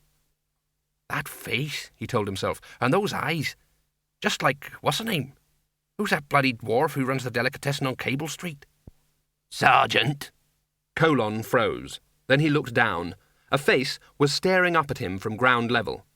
When he'd got a grip on himself, he made out the sharp features of his old friend, cut-me-own-throat Dibbler. The Discworld's walking, talking argument in favour of the theory that mankind had descended from a species of rodent. C.M.O.T. Dibbler liked to describe himself as a merchant adventurer. Everyone else liked to describe him as an itinerant peddler whose money-making schemes were always let down by some small but vital flaw, such as trying to sell things he didn't own, or which didn't work, or sometimes didn't even exist. Fairy gold is well known to evaporate by morning, but it was a reinforced concrete slab by comparison to some of Throat's merchandise. He was standing at the bottom of some steps that led down to one of Ankh-Morpork's countless cellars. "Hello, Throat." Would you step down here a minute, Fred? I could use a bit of legal aid. "Got a problem, Throat?" Dibbler scratched his nose. Well, Fred, is it a crime to be given something? I mean, without you knowing it. "Someone been giving you things, Throat?" Throat nodded. Dunno. You know I keep merchandise down here, he said. "Yeah?" You see, I'll just come down to do a bit of stock-taking and... He waved a hand helplessly. Well, take a look. He opened the cellar door. In the darkness, something went plop. Windle Poons lurched aimlessly along a dark alley in the shades, arms extended in front of him, hands hanging down at the wrists. He didn't know why. It just seemed the right way to go about it. Jumping off a building? No, that wouldn't work either. It was hard enough to walk as it was, and 2 broken legs wouldn't help. Poison? He imagined it would be like having a very bad stomachache. Noose? Hanging around would probably be more boring than sitting on the bottom of the river. He reached a noisome courtyard where several alleys met. Rats scampered away from him. A cat screeched and scurried off over the rooftops. As he stood wondering where he was, why he was, and what ought to happen next, he felt the point of a knife against his backbone. "OK, Grandad," said a voice behind him. "It's your money or your life." In the darkness, Windle Poon's mouth formed a horrible grin. "I'm not playing about, old man," said the voice. "Are you Thieves' Guild?" said Windle without turning round. "No, we're freelancers. Come on, let's see the colour of your money." "Haven't got any," said Windle. He turned around. There were 2 more muggers behind him. "Ye gods, look at his eyes," said one of them. Windle raised his arms above his head. "Ooh," he moaned. The muggers backed away. Unfortunately, there was a wall behind them. They flattened themselves against it. "Ooh, bugger off, ooh," said Windle, who hadn't realised that the only way of escape lay through him. He rolled his eyes for better effect. Maddened by terror, the would-be attackers dived under his arms, but not before one of them had sunk his knife up to the hilt in Windle's pigeon chest. He looked down at it. "Hey, that was my best robe," he said. "I wanted to be buried in it. Will you look at it? You know how difficult it is to darn silk. Come back here Look at it, right where it shows." He listened. There was no sound but the distant and retreating scurry of footsteps. Windle Poons removed the knife. "Could have killed me," he muttered, tossing it away. In the cellar, Sergeant Colon picked up one of the objects that lay in huge drifts on the floor. "There must be thousands of them," said Throat behind him. "What I want to know is who put them there." Although not common on the Discworld, there are indeed such things as anti-crimes, in accordance with the fundamental law that everything in the multiverse has an opposite. They are obviously rare. Merely giving someone something is not the opposite of robbery. To be an anti-crime, it has to be done in such a way as to cause outrage and/or humiliation to the victim. So there is breaking and decorating, proffering with embarrassment, as in most retirement presentations, and whitemailing, as in threatening to reveal to his enemies a mobster's secret donations, for example, to charity. Anti-crimes have never really caught on. Sergeant Colon turned the object round and round in his hands. "Never seen one of these before," he said. He gave it a shake. His face lit up. "Pretty, ain't they?" "The door was locked and everything," said Throat, "and I'm paid up with the Thieves' Guild." Colon shook the thing again. "Nice," he said. Fred? Colon, fascinated, watched the little snowflakes fall inside the tiny glass globe. What am I supposed to do? Dunno. I suppose they're yours, Throat. Can't imagine why anyone would want to get rid of 'em, though. He turned towards the door. Throat stepped into his path. Then that'll be 12 pence, he said smoothly. What? For the one you just put in your pocket, Fred. Colon fished the globe out of his pocket. Come on, he protested. You just found them here. They didn't cost you a penny. Yes, but there's the storage, packing, handling. 2pence, said Colon desperately. 10 pence. 3pence. 7 pence, and that's cutting my own throat, mark you. Done, said the sergeant reluctantly. He gave the globe another shake. Nice, aren't they? He said. Worth every penny, said Dibbler. He rubbed his hands together hopefully. Should sell like hotcakes, he said, picking up a handful and shoving them into a box. He locked the door behind them when they left. In the darkness, something went plop. Ankh-Morpork has always had a fine tradition of welcoming people of all races, colours and shapes, if they have money to spend and a return ticket. According to the Guild of Merchants' famous publication, Welcome to Ankh-Morpork, City of 1,000 Surprises, you, the visitor, will be assured of a warm welcome in the countless inns and hostelries of this ancient city, where many specialise in catering for the taste of guest from distant part. So if you a man, troll, dwarf, goblin or gnome, Ankh-Morpork will raise your glass convivial and say, cheer, here looking you, kid, up you bottom. Windlepoons didn't know where undead went for a good time. All he knew, and he knew it for a certainty, was that if they could have a good time anywhere, then they could probably have it in Ankh-Morpork. His laboured footsteps led him deeper into the shades, only they weren't so laboured now. For more than a century, Windlepoons had lived inside the walls of Unseen University. In terms of accumulated years, he may have lived a long time. In terms of experience, he was about 13. He was seeing, hearing and smelling things he'd never seen, heard or smelled before. The Shades was the oldest part of the city. If you could do a sort of relief map of sinfulness, wickedness and all-round immorality, rather like those representations of the gravitational field around a black hole, then even in Ankh-Morpork the Shades would be represented by a shaft. In fact, the Shades was remarkably like the aforesaid well-known astronomical phenomenon. It had a certain strong attraction. No light escaped from it, and it could indeed become a gateway to another world, the next one. The Shades was a city within a city. The streets were thronged. Muffled figures slunk past on errands of their own. Strange music wound up from sunken stairwells. So did sharp and exciting smells. Poons passed goblin delicatessens and dwarf bars, from which came the sound of singing and fighting, which dwarfs traditionally did at the same time. And there were trolls moving through the crowds like big people moving among little people. They weren't shambling either. Windle had hitherto seen trolls only in the more select parts of the city, i.e. everywhere outside the Shades, where they moved with exaggerated caution in case they accidentally clubbed someone to death and ate them. In the Shades they strode unafraid, heads held so high they very nearly rose above their shoulder blades. Windlepoons wandered through the crowds like a random shot on a pinball table.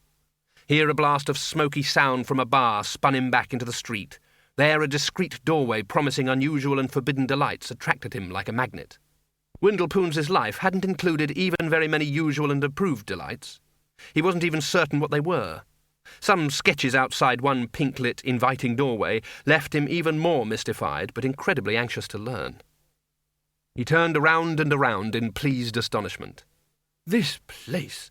Only 10 minutes' walk or 15 minutes' lurch from the university. And he'd never known it was there.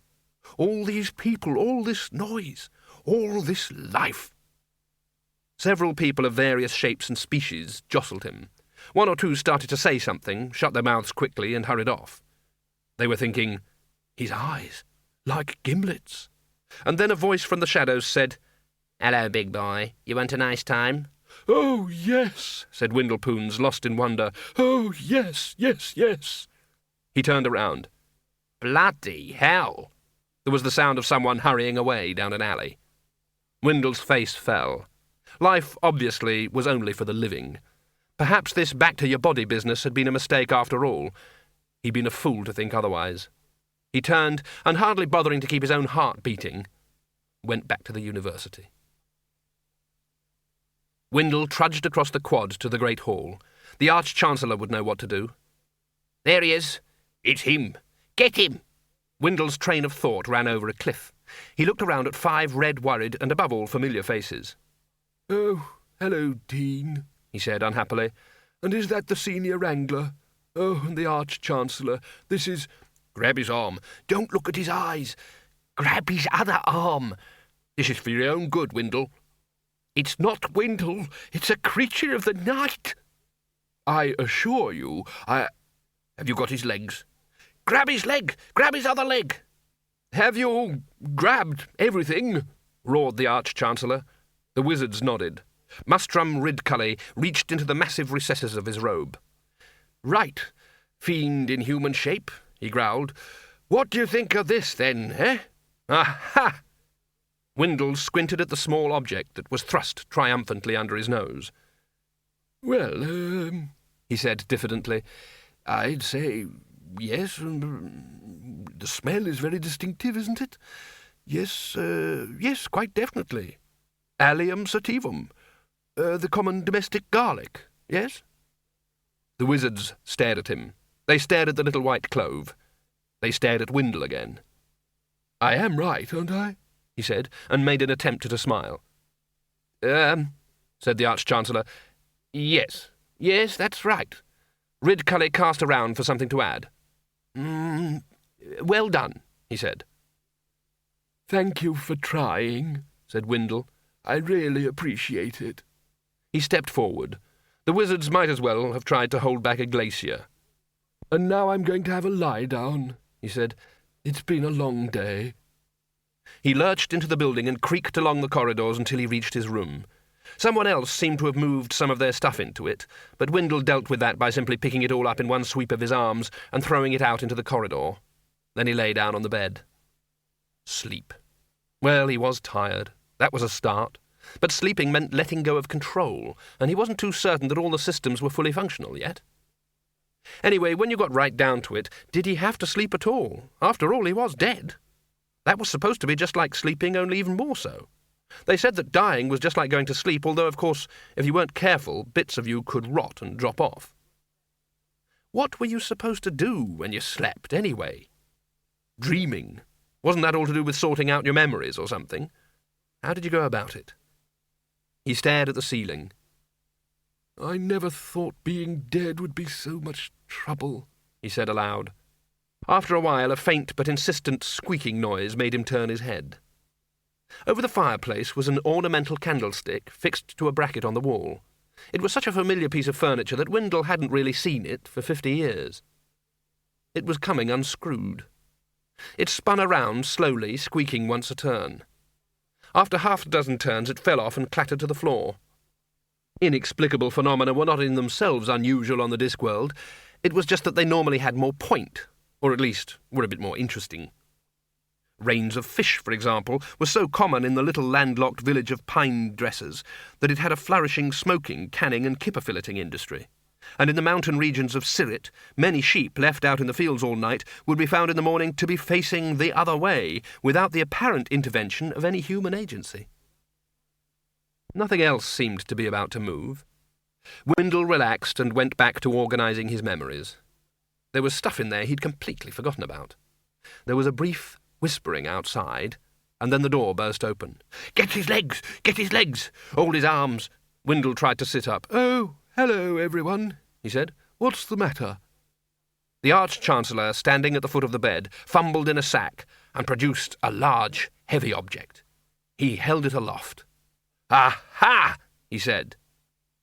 Windle peered at it. "Yes?" he said, helpfully. "Aha!" said the Arch-Chancellor again, but with slightly less conviction. It's a symbolic, double-handed axe from the cult of blind Io, said Windle. The Arch-Chancellor gave him a blank look. Yes, he said. That's right. He threw it over his shoulder, almost removing the Dean's left ear, and fished in the sack again. Aha! That's a rather fine example of the mystic tooth of Offler the crocodile god, said Windle. Aha! And that's, let me see now, yes, that's the matched set of sacred flying ducks of Audpaw the Tasteless. I say, this is fun. Aha! That's, don't tell me, it's the holy linglong of the notorious Suti cult, isn't it? Aha! I think that's one of the three-headed fish of the Hawanda three-headed fish religion, said Windle. Oh, this is ridiculous, said the Arch-Chancellor, dropping the fish. The wizards sagged. Religious objects weren't such a surefire undead cure, after all. I'm really sorry to be such a nuisance, said Windle. The Dean suddenly brightened up. Daylight, he said excitedly. That'll do the trick. Get the curtain. Get the other curtain. 1, 2, 3, now! Windle blinked in the invasive sunlight. The wizards held their breath. I'm sorry, he said. It doesn't seem to work. They sagged again. Don't you feel anything? Said Ridcully. No sensation of crumbling into dust and blowing away? Said the senior wrangler, hopefully. My nose tends to peel if I'm out in the sun too long, said Windle. I don't know if that's any help. He tried to smile. The wizards looked at one another and shrugged. Get out, said the Arch-Chancellor. They trooped out. Ridcully followed them. He paused at the door and waved a finger at Windle. This uncooperative attitude, Windle, is not doing you any good, he said, and slammed the door behind him. After a few seconds, the 4 screws holding the door handle very slowly unscrewed themselves. They rose up and orbited near the ceiling for a while and then fell. Windle thought about this for a while. Memories. He had lots of them. 130 years of memories. When he was alive, he hadn't been able to remember 1/100th of the things he knew, but now he was dead, his mind uncluttered with everything except the single silver thread of his thoughts. He could feel them all there. Everything he'd ever read, everything he'd ever seen, everything he'd ever heard, all there, ranged in ranks. Nothing forgotten, everything in its place. 3 inexplicable phenomena in one day. 4, if you included the fact of his continued existence. That was really inexplicable. It needed explicating. Well, that was someone else's problem. Everything was someone else's problem now. The wizards crouched outside the door of Windle's room. Got everything? Said Ridcully. Why can't we get some of the servants to do it? Muttered the senior wrangler. It's undignified. Because I want it done properly and with dignity, snapped the Arch-Chancellor. If anyone's going to bury a wizard at a crossroads with a stake hammered through him, then wizards ought to do it. After all, we're his friends. What is this thing, anyway? Said the Dean, inspecting the implement in his hands. It's called a shovel, said the senior wrangler. I've seen the gardeners use them. You stick the sharp end in the ground, and then it gets a bit technical. Ridcully squinted through the keyhole. He's lying down again, he said. He got up, brushing the dust off his knees, and grasped the door handle. Right, he said. Take your time from me. 1, 2... Modo, the gardener, was trundling a barrow-load of hedge trimmings to a bonfire behind the high-energy magic research building when about 6 wizards went past at, for wizards, high speed. Windle Poons was being borne aloft between them. Modo heard him say, Really, Arch-Chancellor, are you quite sure this one will work? We've got your best interests at heart, said Ridcully. I'm sure, but... We'll soon have you feeling your old self again, said the bursar. No, we won't, hissed the Dean. That's the whole point. We'll soon have you not feeling your old self again. That's the whole point, stuttered the bursar as they rounded the corner. Modo picked up the handles of the barrow again and pushed it thoughtfully towards the secluded area where he kept his bonfire, his compost heaps, his leaf-mould pile, and the little shed he sat in when it rained. He used to be assistant gardener at the palace, but this job was a lot more interesting. You really got to see life. Ankh-Morpork society is street society. There is always something interesting going on. At the moment, the driver of a 2-horse fruit wagon was holding the Dean 6 inches in the air by the scruff of the Dean's robe and was threatening to push the Dean's face through the back of the Dean's head. "It's peaches, right?" he kept bellowing. "You know what happens to peaches what lies around too long? They get bruised. Lots of things round here are gonna get bruised." "I am a wizard, you know," said the Dean, his pointy shoes dangling. "If it wasn't for the fact that it would be against the rules for me to use magic in anything except a purely defensive manner, you would definitely be in a lot of trouble." "What are you doing anyway?" said the driver, lowering the Dean so he could look suspiciously over his shoulder. "Yeah," said a man trying to control the team pulling a lumber wagon. "What's going on? There's people here being paid by the hour, you know." "Move along in front there." The lumber driver turned in his seat and addressed the queue of carts behind him. "I'm trying to," he said. "It's not my fault, is it? There's a load of wizards digging up the goddamn street." The Arch-Chancellor's muddy face peered over the edge of the hole. "Oh, for heaven's sake, Dean," he said. "I told you to sort things out." "Yes, I was just asking this gentleman to back up and go another way," said the Dean, who was afraid he was beginning to choke. The fruiterer turned him around so that he could see along the crowded streets. "Ever tried to back up 60 carts all at once?" he demanded. "It's not easy, especially when everyone can't move because you guys have got it so's the carts are backed up all around the block and no one can move because everyone's in someone else's way. Right?" The Dean tried to nod.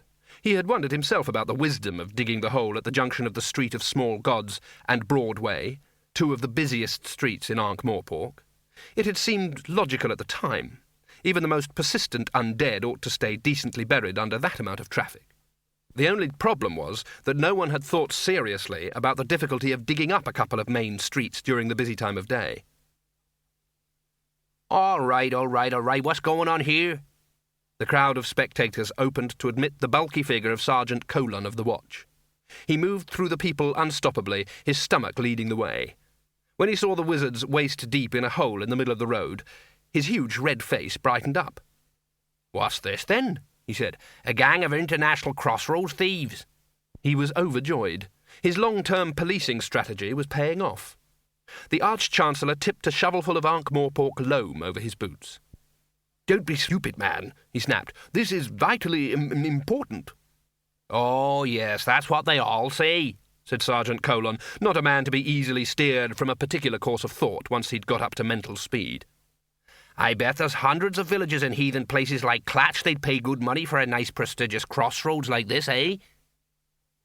Ridcully looked up at him with his mouth open. "What are you gabbling on about, officer?" he said. He pointed irritably to his pointy hat. "Didn't you hear me? We're wizards. This is wizard business. So if you could just sort of direct the traffic around us, there's a good chap." "These peaches bruise as soon as you even look at 'em," said a voice behind Sergeant Colon. "The old idiots have been holding us up for half an hour," said a cattle driver who had long ago lost control of 40 steers, now wandering aimlessly around the nearby street. "I want some arrested." It dawned on the sergeant that he had inadvertently placed himself centre stage in a drama involving hundreds of people, some of them wizards, and all of them angry. "Oh, what are you doing, then?" he said weakly. "We're burying our colleague. What does it look like?" said Ridcully. Colon's eyes swivelled to an open coffin by the side of the road. Windle Poons gave him a little wave. "But, he's not dead, is he?" he said, his forehead wrinkling as he tried to get ahead of the situation. "Appearances can be deceptive," said the Arch-Chancellor. "But he just waved to me," said the sergeant desperately. "So?" "Well, it's not normal for—" "It's all right, Sergeant," said Windle. Sergeant Colon sidled closer to the coffin. Didn't I see you throw yourself into the river last night? He said, out of the corner of his mouth. Yes, you were very helpful, said Windle. And then you threw yourself sort of out again, said the sergeant. I'm afraid so. But you were down there for ages. Well, it was very dark, you see. I couldn't find the steps. Sergeant Colon had to concede the logic of this. Well, I suppose you must be dead then, he said. No one could stay down there who wasn't dead. This is it, Windle agreed. Only, why are you waving and talking? Said Colon. The senior wrangler poked his head out of the hole. It's not unknown for a dead body to move and make noises after death, Sergeant, he volunteered. It's all down to involuntary muscular spasms. Actually, the senior wrangler is right, said Windle Poons. I read that somewhere. Oh, Sergeant Colon looked around.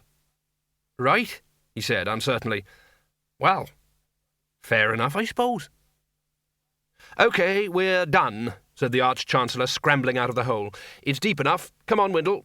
Down you go.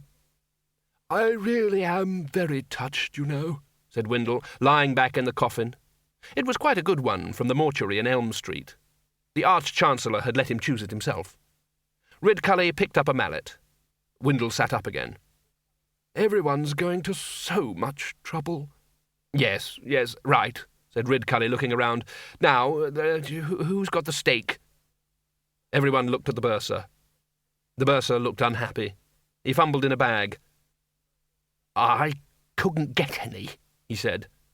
The Arch-Chancellor put his hand over his eyes. All right, he said quietly. You know, I'm not surprised. Not surprised at all. What did you get? Lamb chops? A nice piece of pork? Celery, said the bursar. It's his nerves, said the Dean quickly. Celery, said the Arch-Chancellor, his self-control rigid enough to bend horseshoes around. Right. The bursar handed him a soggy green bundle. Ridcully took it. Now, Windle, he said, I'd like you to imagine that what I have in my hand... It's quite all right, said Windle. I'm not actually sure I can hammer... I don't mind, I assure you, said Windle. You don't?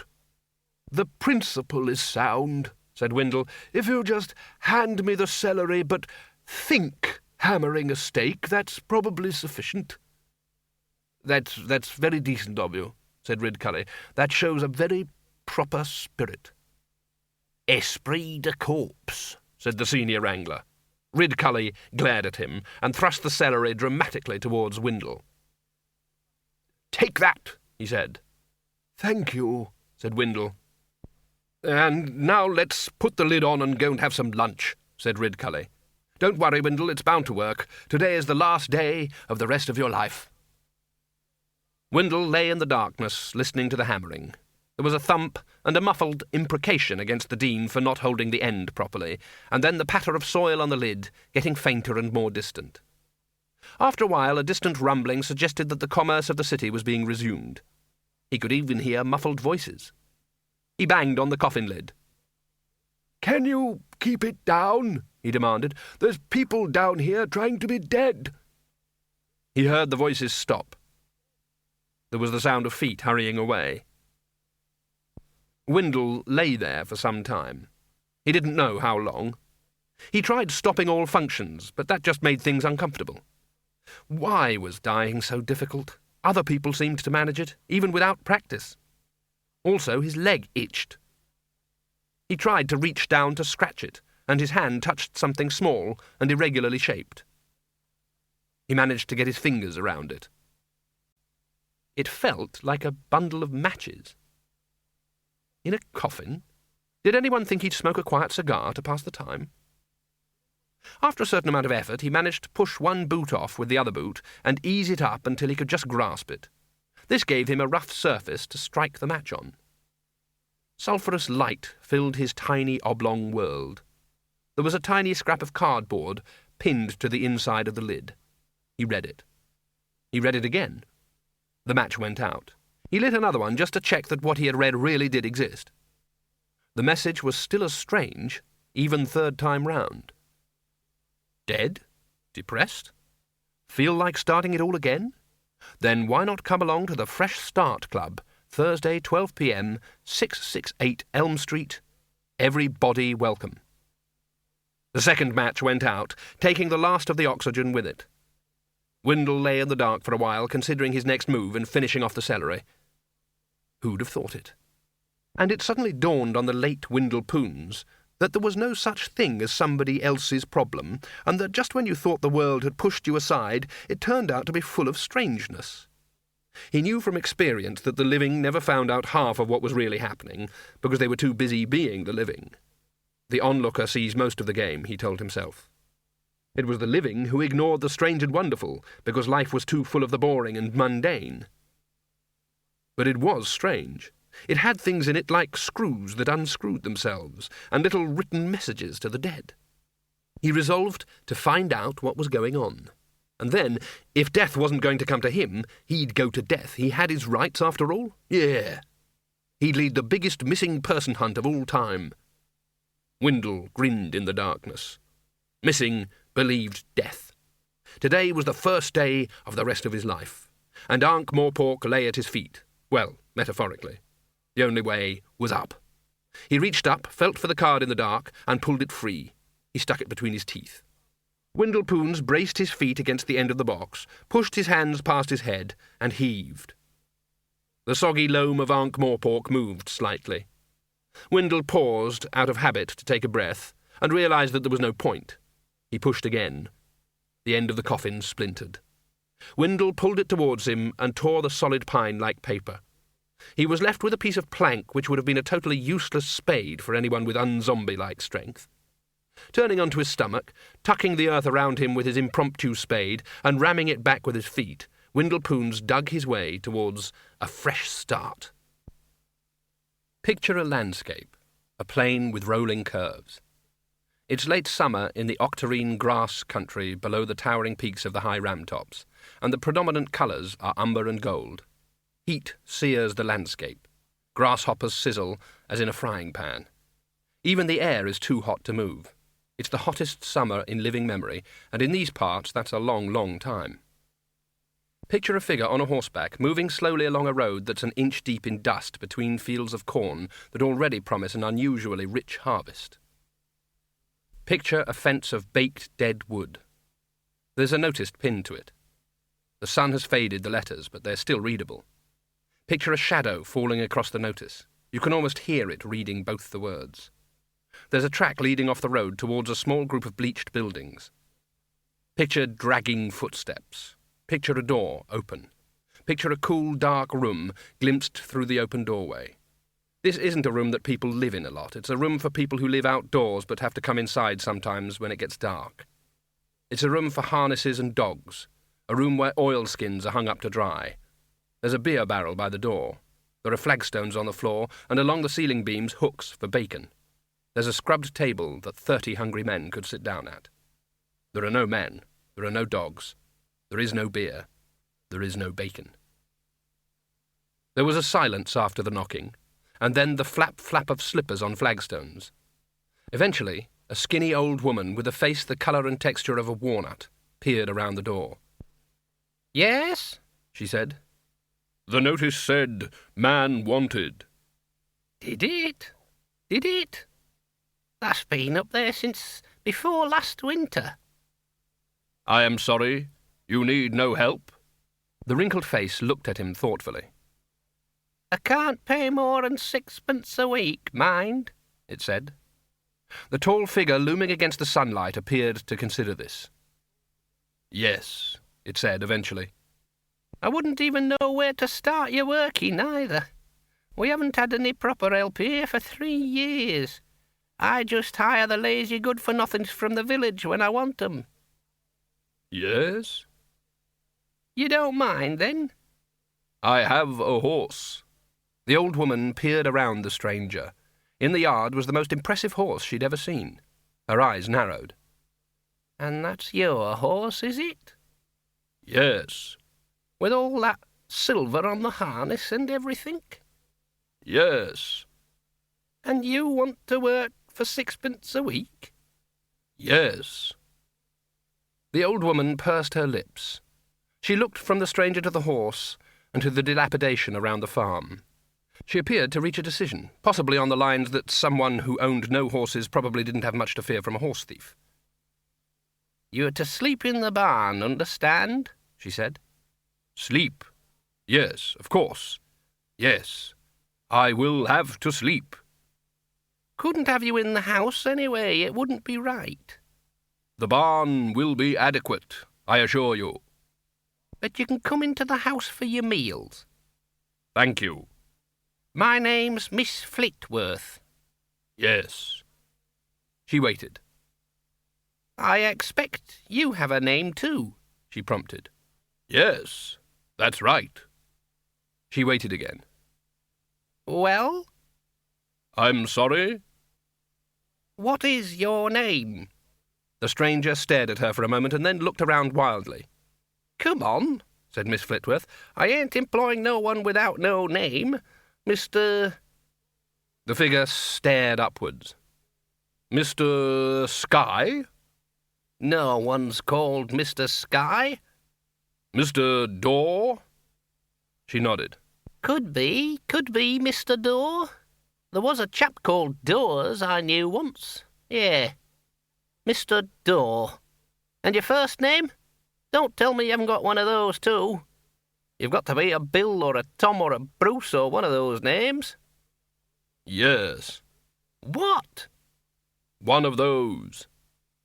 Which one? The first one? You're a Bill? Yes. Miss Flitworth rolled her eyes. All right, Bill Sky, she said. Door. Sorry. All right, Bill Door. Call me Bill. And you can call me Miss Flitworth. I expect you want some dinner? I would. Ah, yes. The meal of the evening. Yes. You look half-starved, to tell the truth. More than half, really. She squinted at the figure. Somehow it was very hard to be certain what Bill Door looked like, or even remember the exact sound of his voice. Clearly he was there, and clearly he had spoken. Otherwise, why did you remember anything at all? There's a lot of people in these parts as don't use the name they were born with, she said. I always say there's nothing to be gained by going round asking personal questions. I suppose you can work, Mr. Bill Door? I'm getting the hay in off the high meadows, and there'll be a lot of work come harvest. Can you use a scythe? Bill Door seemed to meditate on the question for some time. Then he said, I think the answer to that is a definite yes, Miss Flitworth. Cut-me-own-throat Dibbler also never saw the sense in asking personal questions, at least insofar as they applied to him and were along the lines of, are these things yours to sell? But no one appeared to be coming forward to berate him for selling off their property, and that was good enough for him. He'd sold more than 1,000 of the little globes this morning, and he'd had to employ a troll to keep up a flow from the mysterious source of supply in the cellar. People loved them. The principle of operation was laughably simple and easily graspable by the average Ankh-Morpork citizen after a few false starts. If you gave the globe a shake, a cloud of little white snowflakes swirled up in the liquid inside and settled delicately on a tiny model of a famous Ankh-Morpork landmark. In some globes, it was the University or the Tower of Art or the Brass Bridge or the Patrician's Palace. The detail was amazing. And then there were no more left. Well, thought Throat, that's a shame.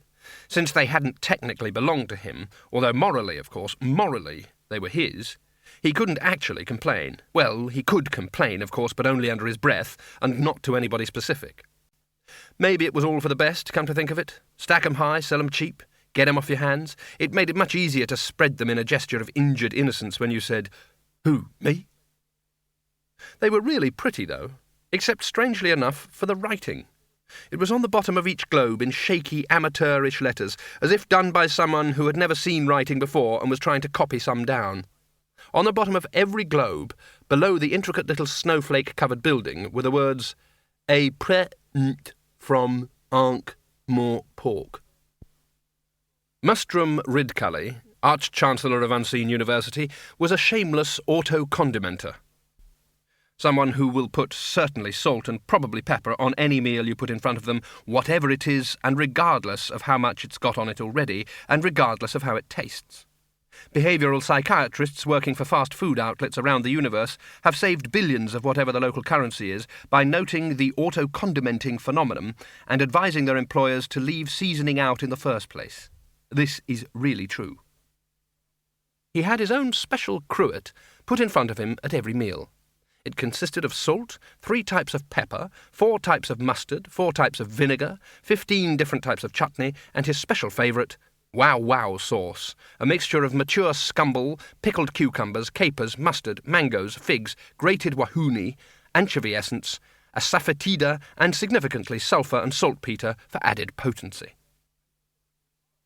Ridcully inherited the formula from his uncle, who, after half a pint of sauce on a big meal one evening, had a charcoal biscuit to settle his stomach, lit his pipe, and disappeared in mysterious circumstances, although his shoes were found on the roof the following summer. There was cold mutton for lunch. Mutton went well with wow sauce. On the night of Ridcully Senior's death, for example, it had gone at least 3 miles. Mustrum tied his napkin behind his neck, rubbed his hands together, and reached out. The cruet moved. He reached out again. It slid away. Ridcully sighed. "All right, you fellows," he said. "No magic at table, you know the rules. Who's playing, silly buggers?" The other senior wizards stared at him. I don't think we can play it any more," said the bursar, who at the moment was only occasionally bouncing off the sides of sanity. I think we lost some of the pieces." He looked around, giggled, and went back to trying to cut his mutton with a spoon. The other wizards were keeping knives out of his way at present.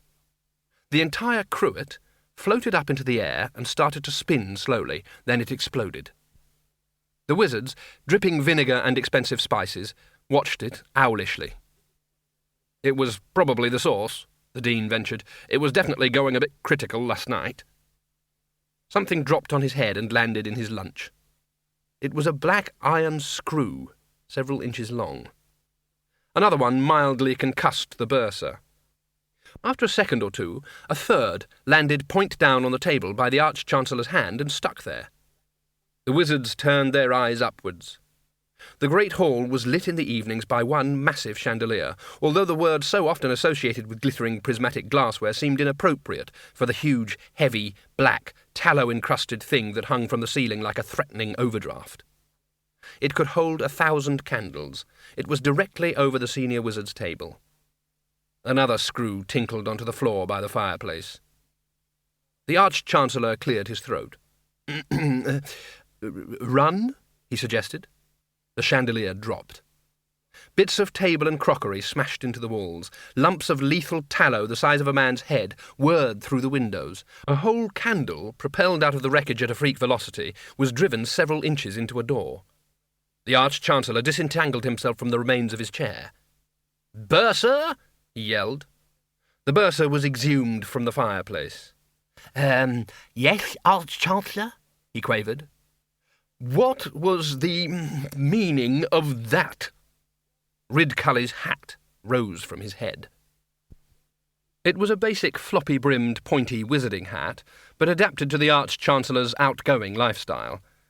Fishing flies were stuck in it. A very small pistol crossbow was shoved in the hatband in case he saw something to shoot while out jogging, and Mustrum Ridcully had found that the pointy bit was just the right size for a small bottle of Bentinck's very old peculiar brandy. He was quite attached to his hat. But it was no longer attached to him. It drifted gently across the room. There was a faint but distinct gurgling noise. The Arch-Chancellor leapt to his feet. "Bugger that!" he roared. "That stuff's $9 a fifth."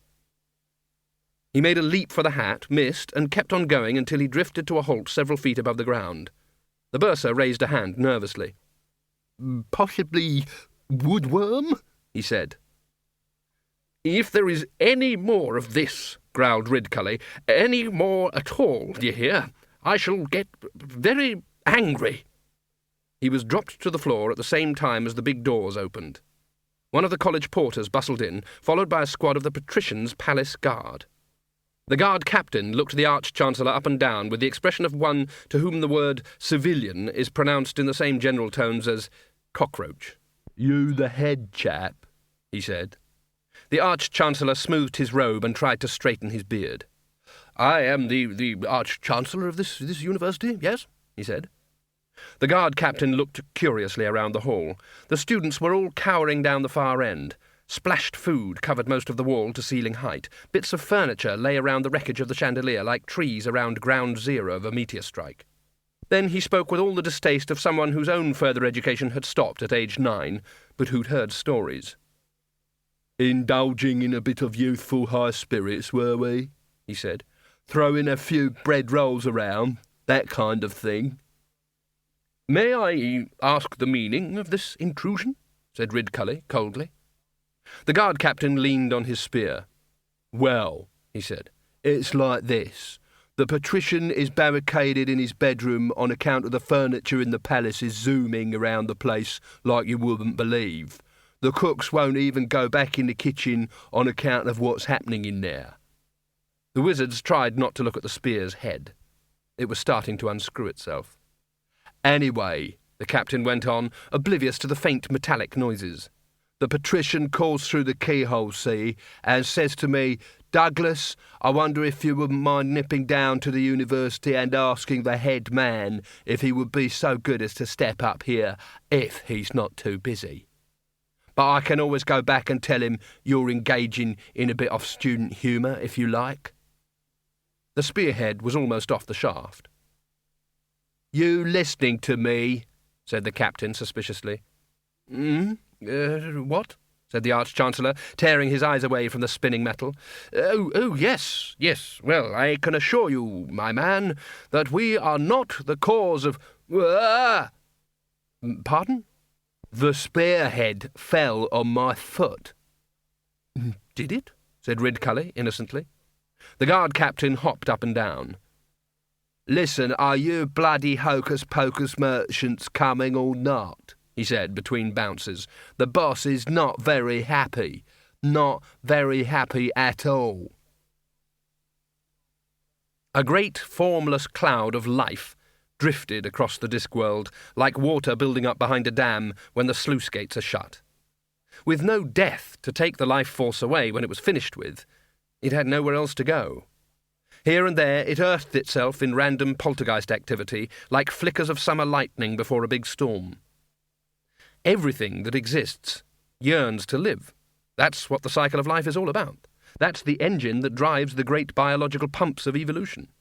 Everything tries to inch its way up the tree, clawing or tentacling or sliming its way up to the next niche until it gets to the very top, which on the whole never seems to have been worth all that effort. Everything that exists yearns to live. Even things that are not alive, things that have a kind of sub-life, a metaphorical life, an almost life. And now, in the same way that a sudden hot spell brings forth unnatural and exotic blooms, there was something about the little globes. You had to pick them up and give them a shake, watch the pretty snowflakes swirl and glitter, and then take them home and put them on the mantelpiece, and then forget about them. The relationship between the university and the patrician, absolute ruler and nearly benevolent dictator of Ankh-Morpork, was a complex and subtle one. The wizards held that, as servants of a higher truth, they were not subject to the mundane laws of the city. The patrician said that indeed this was the case, but they would bloody well pay their taxes like everyone else. The wizards said that, as followers of the light of wisdom, they owed allegiance to no mortal man. The patrician said that this may well be true, but they also owed a city tax of $200 per head per annum, payable quarterly. The wizards said that the university stood on magical ground, and was therefore exempt from taxation, and anyway you couldn't put a tax on knowledge. The patrician said you could. It was $200 per capita. If per capita was a problem, decapita could be arranged. The wizards said that the university had never paid taxes to the civil authority. The patrician said he was not proposing to remain civil for long. The wizards said, what about easy terms? The patrician said he was talking about easy terms. They wouldn't want to know about the hard terms. The wizards said that there was a ruler back in, it would be the century of the dragonfly, who had tried to tell the university what to do. The patrician could come and have a look at him if he liked. The patrician said that he would. He truly would. In the end, it was agreed that while the wizards, of course, paid no taxes, they would nevertheless make an entirely voluntary donation of, let's say $200 per head, without prejudice, mutatis mutandis, no strings attached, to be used strictly for non-militaristic and environmentally acceptable purposes. It was this dynamic interplay of power blocks that made Ankh-Morpork such an interesting, stimulating, and above all bloody dangerous place in which to live. Many songs have been written about the bustling metropolis, the most famous, of course, being Ankh-Morpork, Ankh-Morpork, so good they named it Ankh-Morpork. But others have included Carry Me Away from Old Ankh-Morpork, I Fear I'm Going Back to Ankh-Morpork, and the old favourite, Ankh-Morpork Malady. Senior wizards did not often get out and about on what, welcome to Ankh-Morpork, probably called the thronged highways and intimate byways of the city, but it was instantly obvious that something was wrong. It wasn't that cobblestones didn't sometimes fly through the air, but usually someone had thrown them. They didn't normally float by themselves. A door burst open, and a suit of clothes came out, a pair of shoes dancing along behind it, a hat floating a few inches above the empty collar. Close behind them came a skinny man endeavouring to do with a hastily snatched flannel what normally it took a whole pair of trousers to achieve. "You come back here!" he screamed as they rounded the corner. "I still owe $7 for you!" A second pair of trousers scurried out into the street and hurried after them. The wizards clustered together like a frightened animal with 5 pointed heads and 10 legs, wondering who was going to be the first to comment. "That's bloody amazing," said the Arch-Chancellor.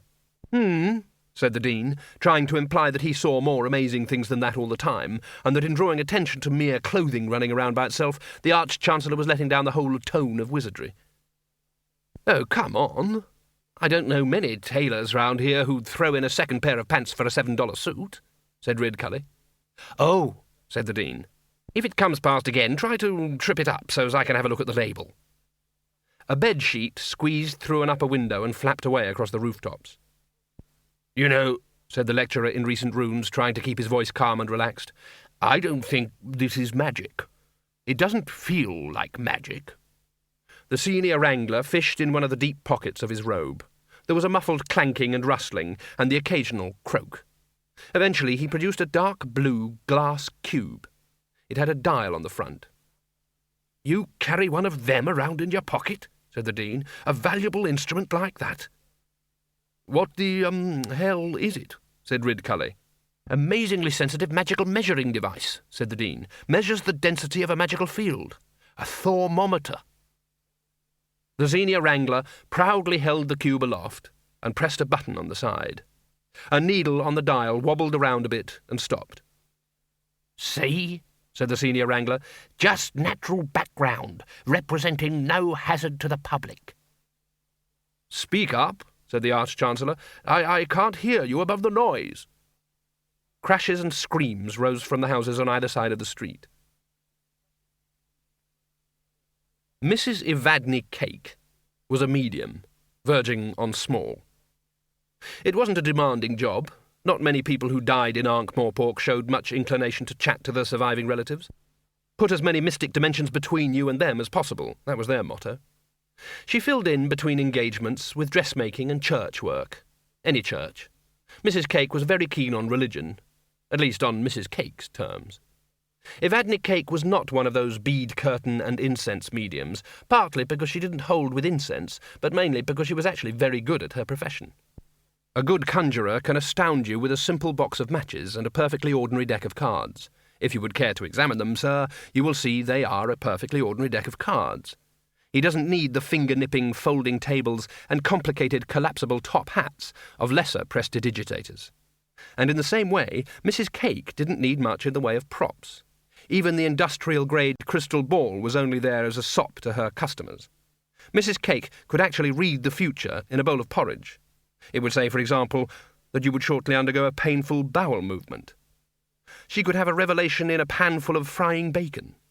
She had spent a lifetime dabbling in the spirit world, except that in Evadne's case dabbling wasn't really apposite. She wasn't the dabbling kind. It was more a case of stamping into the spirit world and demanding to see the manager. And while making her breakfast and cutting up dog food for Ludmilla, she started to hear voices. They were very faint. It wasn't that they were on the verge of hearing, because they were the kind of voices that ordinary ears can't hear. They were inside her head.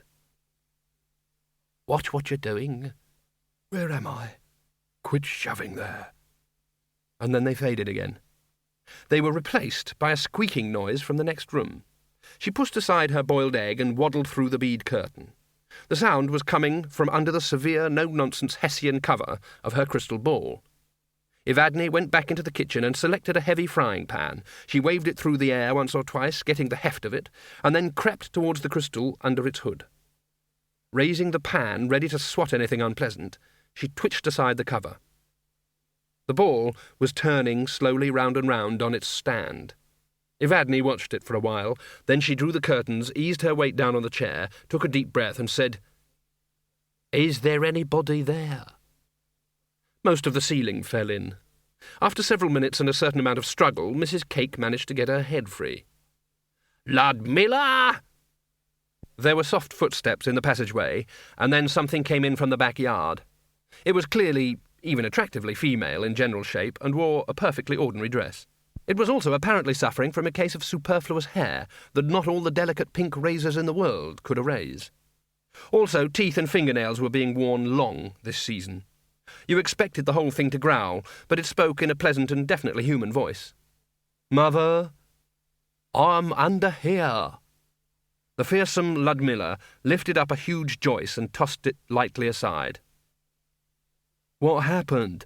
Didn't you have your premonition switched on?" "I turned it off to speak to the baker. Caw, that gave me a turn." "I'll make you a cup of tea, shall I?" "Now then, you know you always crash his teacups when it's your time." "I'm getting better at it," said Ludmilla. "There's a good girl, but I'll do it myself, thanks all the same." Mrs. Cake stood up, brushed the plaster dust off her apron and said, "They shouted. They shouted. All at once." End of CD 2. CD 3. Modo, the university gardener, was weeding a rosebed when the ancient velvet lawn beside him heaved and sprouted a hardy perennial Windle Poons, who blinked in the light. Is that you, Modo? "That's right, Mr. Poons," said the dwarf. "Shall I give you a hand up?" I think I can manage, thank you. "I've got a shovel in the shed, if you like." No, it's perfectly all right. Windle pulled himself out of the grass and brushed the soil off the remains of his robe. Sorry about your lawn, he added, looking down at the hole. "Don't mention it, Mr. Poons." Did it, take long to get it looking like that? "About 500 years, I think." Gosh, I am sorry. I was aiming for the cellars, but I seem to have lost my bearings. "Don't you worry about that, Mr. Poons," said the dwarf cheerfully. "Everything's growing like crazy anyway. I'll fill it in this afternoon and put some more seed down, and 500 years will just zoom past. You wait and see." The way things are going, I probably will, said Windle moodily. He looked around. Is the Arch-Chancellor here? He said. "I saw them all going up to the palace," said the gardener. Then I think I'll just go and have a quick bath and a change of clothes. I wouldn't want to disturb anyone. "I heard you wasn't just dead but buried too," said the gardener, as Windle lurched off. That's right.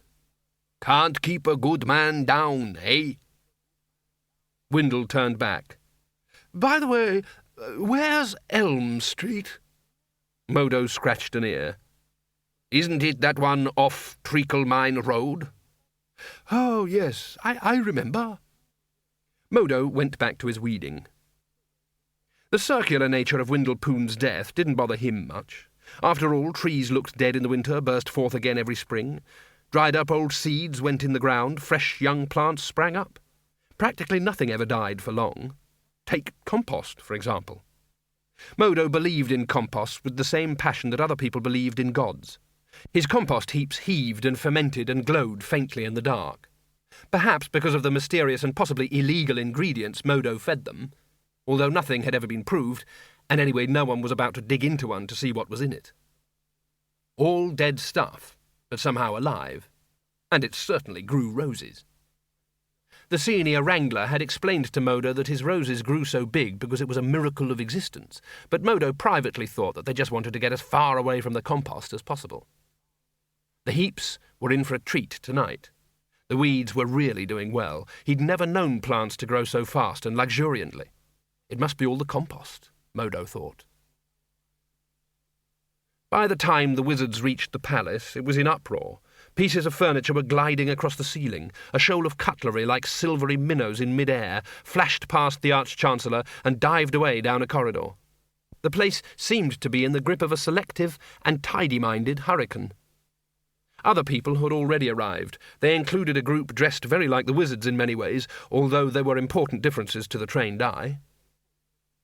"Priests?" said the Dean. "Here? Before us?" The two groups began very surreptitiously to adopt positions that left their hands free. "What good are they?" said the senior wrangler. There was a noticeable drop in metaphorical temperature. A carpet undulated past. The Arch-Chancellor met the gaze of the enormous chief priest of blind Io, who, as senior priest of the senior god in the Discworld's rambling pantheon, was the nearest thing Ankh-Morpork had to a spokesman on religious affairs. "Credulous fools," muttered the senior wrangler. "Godless tinkerers," said a small acolyte peering out from behind the chief priest's bulk. "Gullible idiots." "Atheistic scum," "Servile morons." "Childish conjurers," "Bloodthirsty priests." "Interfering wizards." Ridcully raised an eyebrow. The chief priest nodded very slightly. They left the two groups hurling imprecations at each other from a safe distance and strolled nonchalantly towards a comparatively quiet part of the room where, beside a statue of one of the patrician's predecessors, they turned and faced one another again. "So, how are things in the god-bothering business?" said Ridcully. "We do our humble best. How is the dangerous meddling with things man was not meant to understand?" Pretty fair, pretty fair." Ridcully removed his hat and fished inside the pointy bit. "Can I offer you a drop of something?" "Alcohol is a snare for the spirit. Would you care for a cigarette? I believe you people indulge." "Not me. If I was to tell you what that stuff does to your lungs." Ridcully unscrewed the very tip of his hat and poured a generous measure of brandy into it. "So," he said, "what's happening?" "We had an altar float up into the air and drop on us." A chandelier unscrewed itself. Everything's unscrewing itself, you know. I saw a suit of clothes run past on the way here. 2 pairs of pants for $7. Did you see the label?" Everything's throbbing, too. Notice the way everything's throbbing? "We thought it was you people." Oh, it's not magic. I suppose the gods aren't more than usually unhappy? "Apparently not." Behind them, the priest and the wizards were screaming chin to chin. The chief priest moved in a little closer. "I think I could be strong enough to master and defeat just a little snare," he said. "I haven't felt like this since Mrs. Cake was one of my flock." "Mrs. Cake? What's Mrs. Cake?" "You have ghastly things from the dungeon dimensions and things, yes? Terrible hazards of your ungodly profession," said the chief priest. Yes. "We have someone called Mrs. Cake." Ridcully gave him an inquiring look. "Don't ask," said the priest, shuddering. "Just be grateful you'll never have to find out." Ridcully silently passed him the brandy. "Just between the two of us," said the priest, "have you got any ideas about all this? The guards are trying to dig his lordship out. You know he'll want answers. I'm not even certain I know the questions. Not magic and not gods, said Ridcully. Can I have the snare back, thank you? Not magic and not gods. That doesn't leave us much, does it? I suppose there's not some kind of magic you don't know about? Well, if there is, we don't know about it. Fair enough, the priest conceded. I suppose it's not the gods up to a bit of ungodliness on the side, said Ridcully, clutching at one last straw. A couple of 'em had a bit of a tiff or something, messing around with golden apples or something. It's very quiet on the god front right now, said the chief priest. His eyes glazed as he spoke, apparently reading from a script inside his head. Hyperopia, goddess of shoes, thinks that Sandalphon, god of corridors, is the long-lost twin brother of Groon, god of unseasonal fruit. Who put the goat in the bed of Offla, the crocodile god? Is Offla forging an alliance with seven-handed Sek? Meanwhile, Hokey the jokester is up to his old tricks. Yes, all right, said Ridcully. I've never been able to get interested in all that stuff myself. Behind them, the dean was trying to prevent the lecturer in recent runes from attempting to turn the priest of Offla the crocodile god into a set of matching suitcases, and the bursar had a bad nosebleed from a lucky blow with a thurible. What we've got to present here, said Ridcully, is a united front, right? Agreed, said the chief priest. Right. For now. A small rug sine-waved past at eye level. The chief priest handed back the brandy bottle. Incidentally, Mother says you haven't written lately, he said. Yeah. The other wizards would have been surprised at their arch-chancellor's look of contrite embarrassment. I've been busy. You know how it is. She said to be sure to remind you she's expecting both of us over for lunch on Hogswatch Day. I haven't forgotten, said Ridcully glumly. I'm looking forward to it. He turned to the melee behind them. Cut it out, you fellows, he said. Brethren, desist, bellowed the chief priest. The senior wrangler released his grip on the head of the high priest of the cult of Hinky. A couple of curates stopped kicking the bursar. There was a general adjustment of clothing, a finding of hats, and a bout of embarrassed coughing. That's better, said Ridcully. Now then, His Eminence the Chief Priest and myself have decided— The dean glowered at a very small bishop. He kicked me. You kicked me. Oh, I never did, my son. You bloody well did, the dean hissed. Sideways, so they wouldn't see.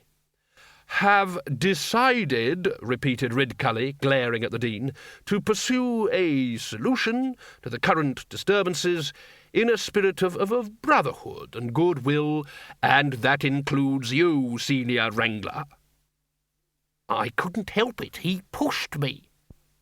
Well, may you be forgiven, said the Archdeacon of Throom stoutly. There was a crash from above. A chaise longue cantered down the stairs and smashed through the hall door. I think perhaps the guards are still trying to free the patrician, said the high priest. Apparently even his secret passages locked themselves. All of them? I thought the sly devil had 'em everywhere, said Ridcully. All locked, said the high priest. All of them. Almost all of them, said a voice behind him. Ridcully's tones did not change as he turned around, except that a slight extra syrup was added. A figure had apparently stepped out of the wall. It was human, but only by default. Thin, pale, and clad all in dusty black, the patrician always put Ridcully in mind of a predatory flamingo, if you could find a flamingo that was black and had the patience of a rock. Lord Vetinari, he said. I am so glad you are unhurt. I will see you, gentlemen, in the oblong office, said the patrician. Behind him, a panel in the wall slid back noiselessly. I believe there are a number of guards upstairs trying to free you, the chief priest began. The patrician waved a thin hand at him. I wouldn't dream of stopping them, he said. "It gives them something to do, and makes them feel important. Otherwise, they just have to stand around all day looking fierce and controlling their bladders. Come this way." The leaders of the other Ankh-Morpork guilds turned up in ones and twos, gradually filling the room. The patrician sat gloomily staring at the paperwork on his desk as they argued. "Well, it's not us," said the head of the alchemists. "Things are always flying through the air when you fellows are around," said Ridcully. "Yes, but that's only because of unforeseen exothermic reactions," said the alchemist. "Things keep blowing up," translated the deputy head alchemist without looking up. "They may blow up, but they come down again. They don't flutter around and e.g. start unscrewing themselves," said his chief, giving him a warning frown. "Anyway, why'd we do it to ourselves? I tell you, it's hell in my workshop. There's stuff whizzing everywhere. Just before I came out, a huge and very expensive piece of glassware broke into splinters." "Marry, 'twas a sharp retort," said a wretched voice. The press of bodies moved aside to reveal the General Secretary and Chief Butt of the Guild of Fools and Joculators. He flinched under the attention, but he generally flinched all the time anyway. He had the look of a man whose face has been ground zero for one custard pie too many, whose trousers have been too often awash with whitewash, whose nerves would disintegrate completely at the sound of just one more whoopee cushion. The other guild leaders tried to be nice to him, in the same way that people try to be kind to other people who are standing on the ledges of very high buildings. "What do you mean, Geoffrey?" said Ridcully, as kindly as he could. The fool gulped.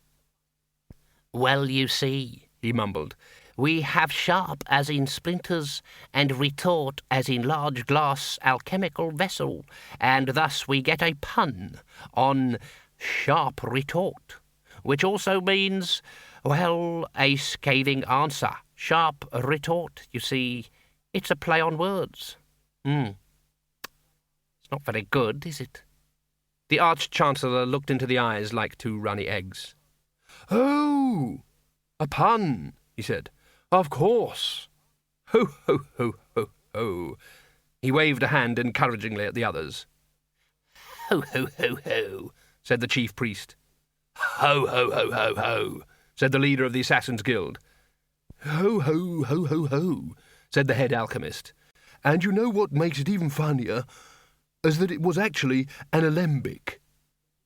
"So, what you're telling me," said the patrician, as considerate hands led the fool away, "is that none of you are responsible for these events?" He gave Ridcully a meaningful look as he spoke. The Arch-Chancellor was about to answer when his eye was caught by a movement on the patrician's desk. There was a little model of the palace in a glass globe, and next to it was a paper knife. The paper knife was slowly bending. "Well?" said the patrician. "Not us," said Ridcully, his voice hollow. The patrician followed his gaze. The knife was already curved like a bow. The patrician scanned the sheepish crowd until he found Captain Doxy of the City Guard Day Watch. "Can't you do something?" he said. Like what, sir? The knife? I suppose I could arrest it for being bent." Lord Vetinari threw his hands up in the air. "So it's not magic. It's not gods. It's not people. What is it? And who's going to stop it? Who am I going to call?" Half an hour later, the little globe had vanished. No one noticed. They never do. Mrs. Cake knew who she was going to call. "You there, one-man bucket?" she said. Then she ducked, just in case. A reedy and petulant voice oozed out of the air. "Where have you been? Can't move in here." Mrs. Cake bit her lip. Such a direct reply meant her spirit guide was worried. When he didn't have anything on his mind, he spent 5 minutes talking about buffaloes and great white spirits. Although if one-man bucket had ever been near white spirit, he'd drunk it, and it was anyone's guess what he'd do to a buffalo. And he kept putting ums and hows into the conversation. "What do you mean?" There has been a catastrophe or something? Some kind of 10-second plague? No, don't think so. There's real pressure here, you know. What's holding everything up? What do you mean? Shut up, shut up, shut up, shut up, shut up. I'm trying to talk to the lady. You lot over there, keep the noise down. Oh, yeah? Says you. Mrs. Cake was aware of other voices trying to drown him out. One man bucket. Heathen savage, am I? So you know what this heathen savage says to you? Yeah. Listen, I've been over here for 100 years, me. I don't have to take talk like that from someone who's still warm. Right, that does it. You... His voice faded. Mrs. Cake set her jaw. His voice came back. Oh, yeah, well, maybe you was big when you was alive, friend, but here and now you're just a bedsheet with holes in it. Oh, so you don't like that, eh? Oh, he's going to start fighting again, Mum, said Ludmilla, who was curled up by the kitchen stove. He always calls people friend just before he hits them. Mrs. Cake sighed. And it sounds as if he's going to fight a lot of people, said Ludmilla. Oh, all right, go and fetch me a vase. A cheap one, mind. It is widely suspected, but not generally known, that everything has an associated spirit form, which upon its demise exists briefly in the draughty gap between the worlds of the living and the dead. This is important. No, not that one. That belonged to your granny. This ghostly survival does not last for long without a consciousness to hold it together, but depending on what you have in mind, it can last for just long enough. That one'll do. I never liked the pattern. Mrs. Cake took an orange vase with pink peonies on it from her daughter's paws. Are you still there, one-man bucket? She said. I'll make you regret the day you ever died, you whining... Catch! She dropped the vase onto the stove. It smashed. A moment later there was a sound from the other side. If a discorporate spirit had hit another discorporate spirit with the ghost of a vase, it would have sounded just like that. Right, said the voice of one-man bucket, and there's more where that came from, okay? The Cakes, mother and hairy daughter, nodded at each other. When one-man bucket spoke again, his voice dripped with smug satisfaction. Just a bit of an altercation about seniority here, he said. Just sorting out a bit of personal space. Got a lot of problems here, Mrs. Cake. It's like a waiting room. There was a shrill clamour of other disembodied voices. Could you get the message, please, to Tell her there's a bag of coins on the ledge up the chimney. Agnes is not to have the silverware after what she said about our Molly. I didn't have time to feed the cat. Could someone go... Shut up, shut up, shut up, shut up, shut up. That was one-man bucket again. You've got no idea, have you? This is ghost talk, is it? Feed the cat. Whatever happened to, I am very happy here and waiting for you to join me.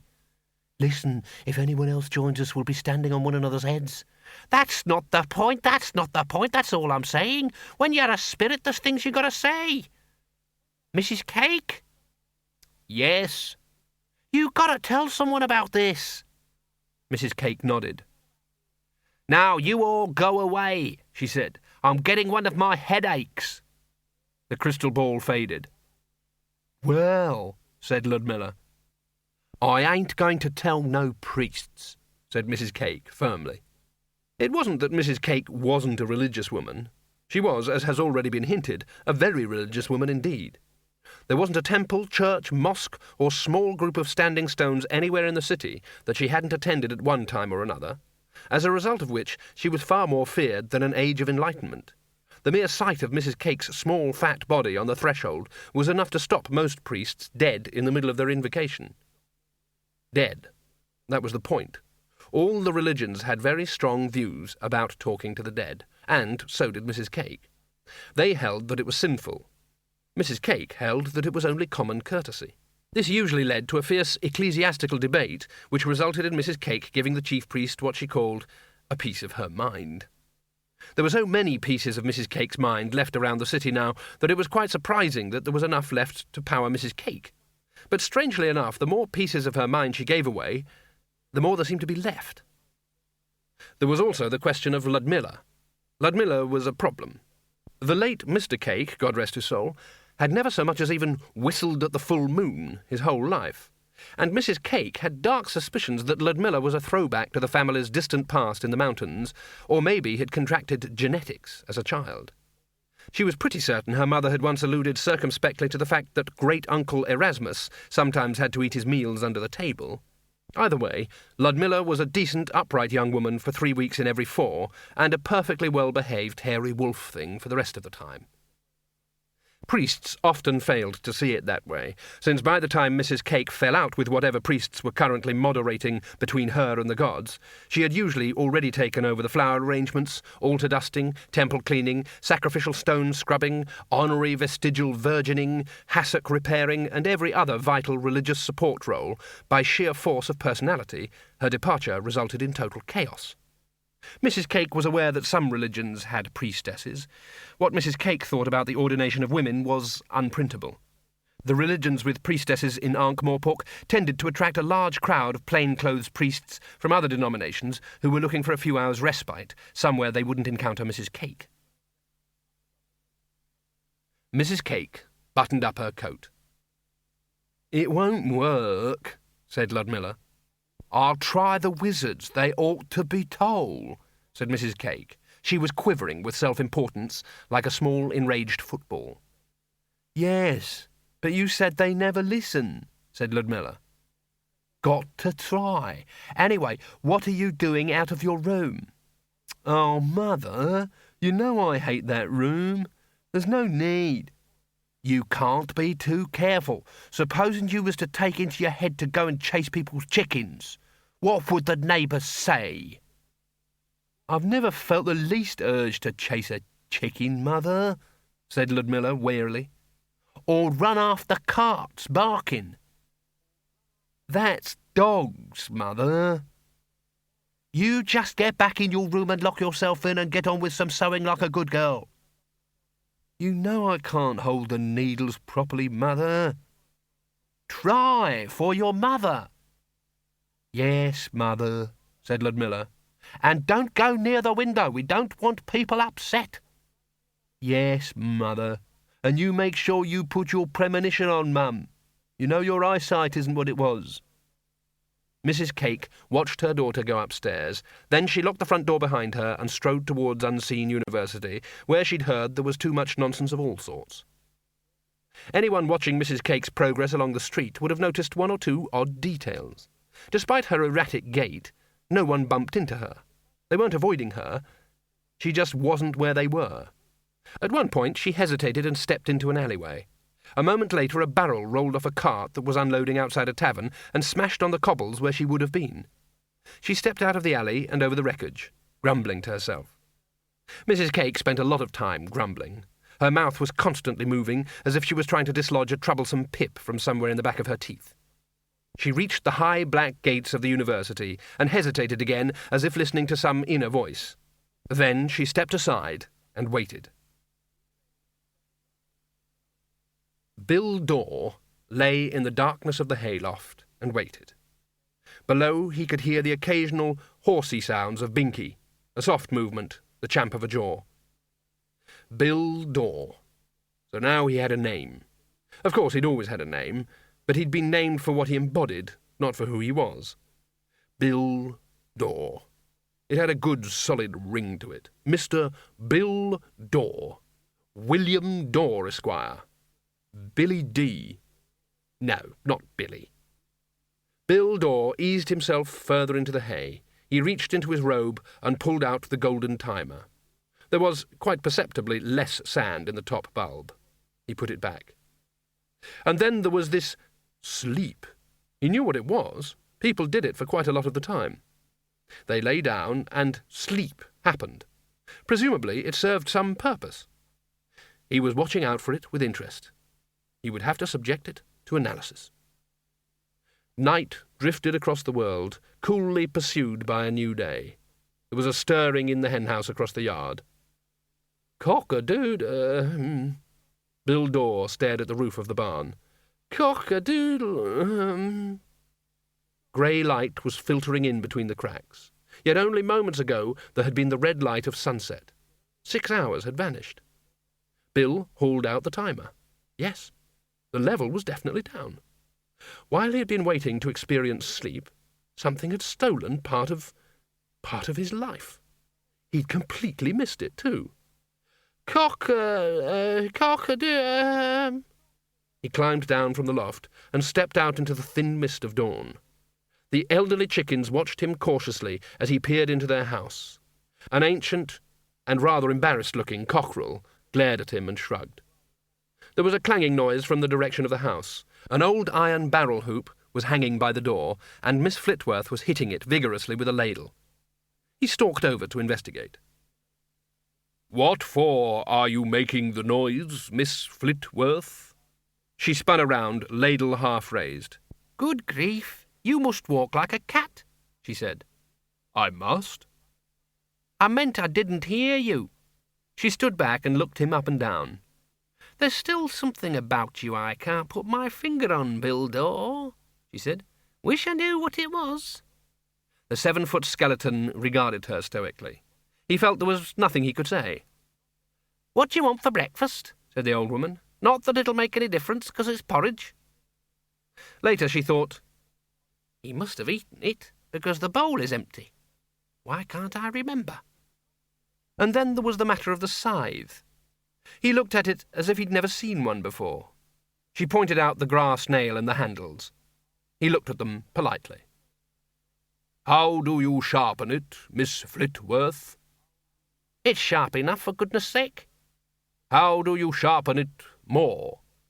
You can't. Sharp's sharp. You can't get sharper than that. He'd swished it aimlessly and made a disappointed hissing noise. And there was the grass, too. The hay meadow was high on the hill behind the farm, overlooking the cornfield. She watched him for a while. It was the most interesting technique she'd ever witnessed. She wouldn't even have thought that it was technically possible. Eventually she said, It's good. You've got the swing and everything. "Thank you, Miss Flitworth." But why one blade of grass at a time? Bill Dore regarded the neat row of stalks for some while.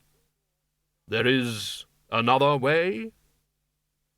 You can do lots in one go, you know. No. One blade at a time. One time, one blade." You won't cut many that way, said Miss Flitworth. "Every last one, Miss Flitworth." Yes? "Trust me on this." Miss Flitworth left him to it and went back to the farmhouse. She stood at the kitchen window and watched the distant dark figure for a while as it moved over the hillside. I wonder what he did, she thought. He's got a past. He's one of them men of mystery, I expect. Perhaps he did a robbery, and he's lying low. He's cut a whole row already, one at a time, but somehow faster than a man cutting swathe by swathe. Miss Flitworth's only reading matter was the Farmer's Almanac and Seed Catalogue, which could last a whole year in the privy if no one was ill. In addition to sober information about phases of the moon and seed sowings, it took a certain grisly relish in recounting the various mass murders, vicious robberies, and natural disasters that befell mankind. On the lines of June the 15th, year of the impromptu stoat, on this day 150 years since, a man killed by freak shower of goulash in Quirm. Or 14 die at hands of Choom, the notorious herring thrower. The important thing about all these was that they happened a long way away, possibly by some kind of divine intervention. The only things that usually happened locally were the occasional theft of a chicken and the occasional wandering troll. Of course, there could also be robbers and bandits in the hills, but they got on well with the actual residents and were essential to the local economy. Even so, she felt she'd certainly feel safer with someone else about the place. The dark figure on the hillside was well into the second row. Behind it, the cut grass withered in the sun. "I have finished, Miss Flitworth." Go and feed the pig, then. She's called Nancy. "Nancy," said Bill, turning the word around in his mouth as though he was trying to see it from all sides. After my mother. "I will go and feed the pig Nancy, Miss Flitworth." It seemed to Miss Flitworth that mere seconds went by. "I have finished, Miss Flitworth." She squinted at him. Then, slowly and deliberately, she wiped her hands on a cloth, stepped out into the yard, and headed for the pigsty. Nancy was eyeball deep in the swill trough. Miss Flitworth wondered exactly what comment she should make. Finally she said, "Very good, very good. You certainly work fast." "Miss Flitworth, why does not the cockerel crow properly?" "Oh, that's just Cyril. He hasn't got a very good memory. Ridiculous, isn't it? I wish he'd get it right." Bill Dawes found a piece of chalk in the farm's old smithy, located a piece of board among the debris, and wrote very carefully for some time. Then he wedged the board in front of the hen-house and pointed Cyril towards it. "This you will read," he said. Cyril peered myopically at the cock-a-doodle-doo in heavy Gothic script. Somewhere in his tiny mad chicken mind, a very distinct and chilly understanding formed that he'd better learn to read very, very quickly. Bill Dawes sat back among the hay and thought about the day. It seemed to have been quite a full one. He'd cut the hay and fed animals and mended a window. He'd found some old overalls hanging in the barn. They seemed far more appropriate for a Bill Dawes than a robe woven of absolute darkness, so he'd put them on. And Miss Flitworth had given him a broad-brimmed straw hat. And he'd ventured the half-mile walk into the town. It wasn't even a one-horse town. If anyone had a horse, they'd have eaten it. The residents appeared to be making a living by stealing one another's washing. There was a town square, which was ridiculous. It was really only an enlarged crossroads with a clock tower, and there was a tavern. He'd gone inside.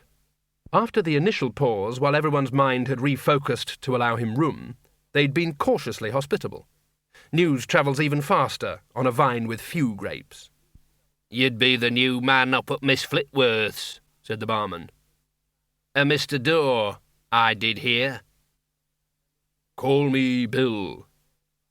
"Ah, used to be a tidy old farm once upon a time. We never thought the old girl would stay on." "Ah," agreed a couple of old men by the fireplace. "Ah." "New to these parts, then?" said the barman. The sudden silence of the other men in the bar was like a black hole.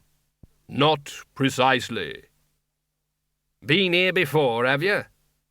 "Just passing through." "They say old Miss Flitworth's a loony," said one of the figures on the benches around the smoke-blackened walls. "But sharp as a knife, mind," said another hunched drinker. "Oh, yes, she's sharp, all right, but still a loony." "And they say she's got boxes full of treasure in that old parlour of hers." "She'm tight with money, I know that." "That proves it. Rich folk are always tight with money." "All right, sharp and rich, but still a loony." "You can't be loony and rich. You got to be eccentric if you're rich." The silence returned and hovered. Bill Dawes sought desperately for something to say. He had never been very good at small talk. He'd never had much occasion to use it.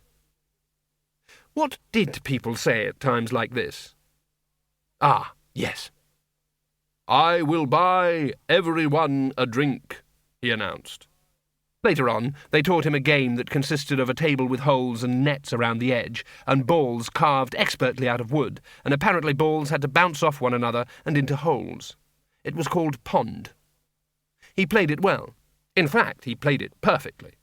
At the start, he didn't know how not to, but after he had heard them gasp a few times, he corrected himself and started making mistakes with painstaking precision. By the time they taught him darts, he was getting really good at them. The more mistakes he made, the more people liked him. So he propelled the little feathery darts with cold skill, never letting one drop within a foot of the targets they urged on him.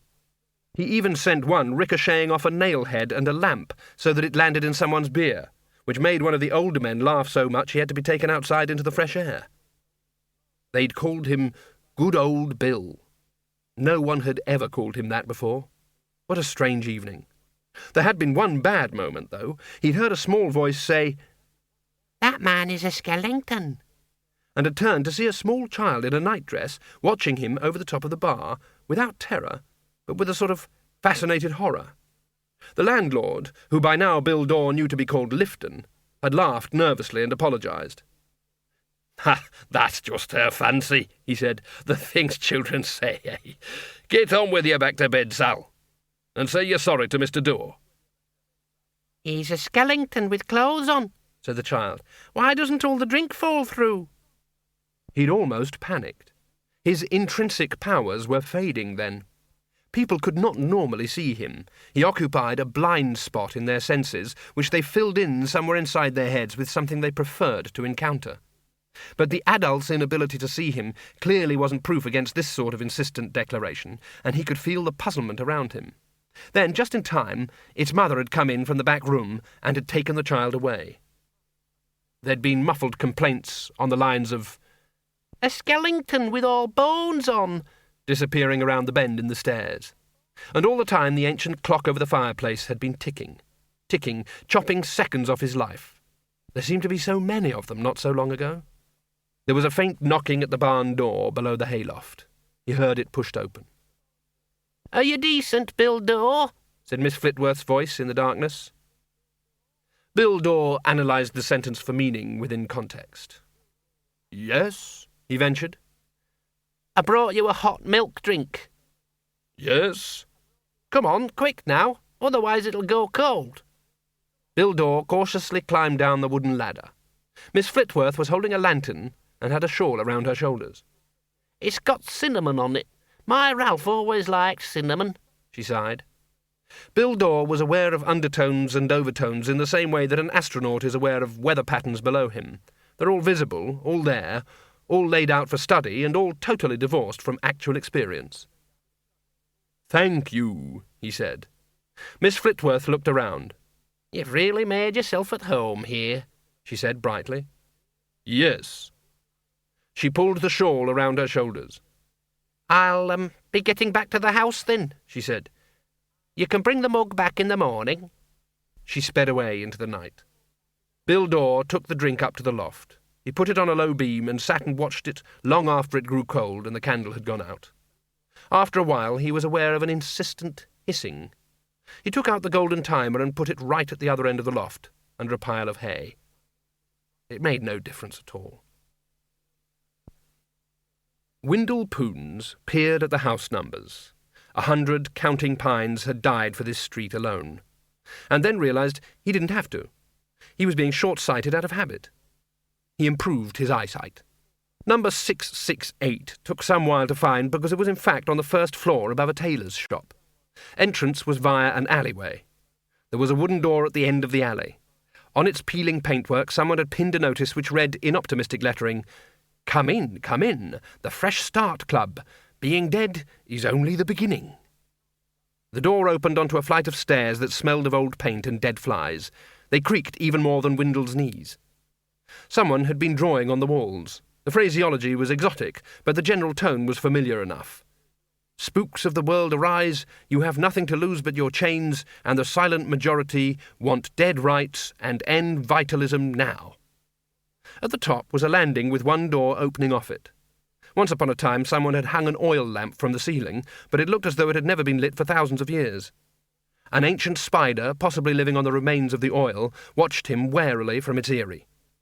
Windle looked at the card again, took a deep breath, out of habit, and knocked. The Arch-Chancellor strode back into college in a fury, with the others trailing desperately behind him. "Who's he going to call? We're the wizards around here." "Yes, but we don't actually know what's happening, do we?" said the Dean. "So we're going to find out," Ridcully growled. "I don't know who he's going to call, but I'm damn sure who I'm going to call." He halted abruptly. The rest of the wizards piled into him.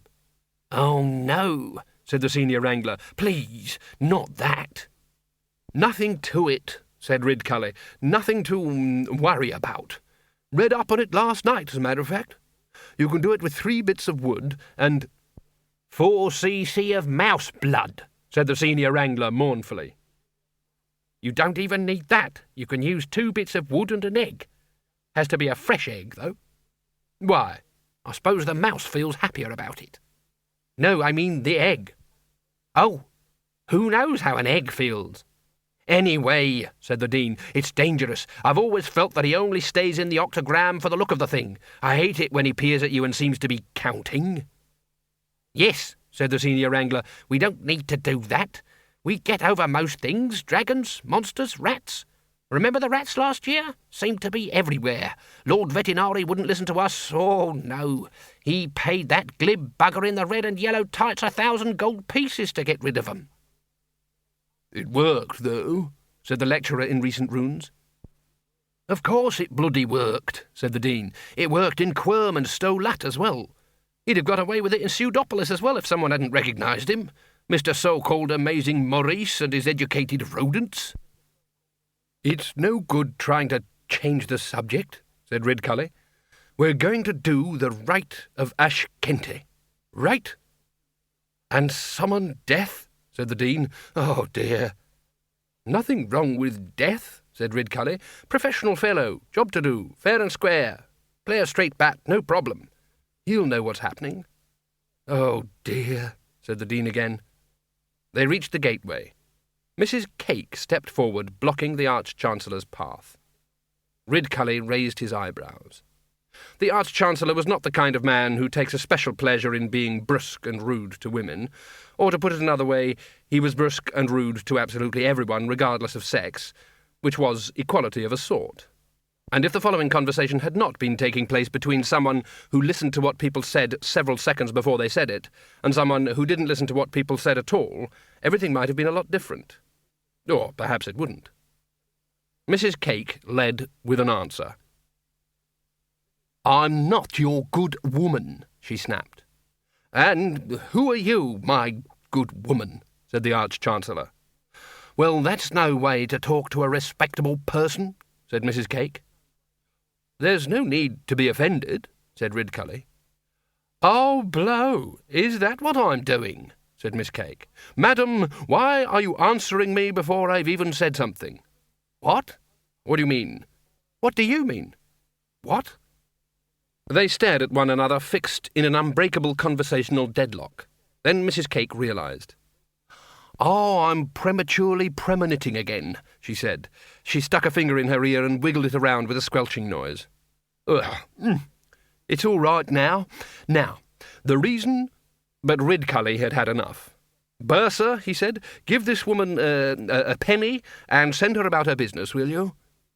"What?" said Mrs. Cake, suddenly enraged beyond belief. "There's too much of this sort of thing these days," said Ridcully to the Dean as they strolled away. "It's the pressures and stresses of living in a big city," said the Senior Wrangler. "I read that somewhere. It takes people in a funny way."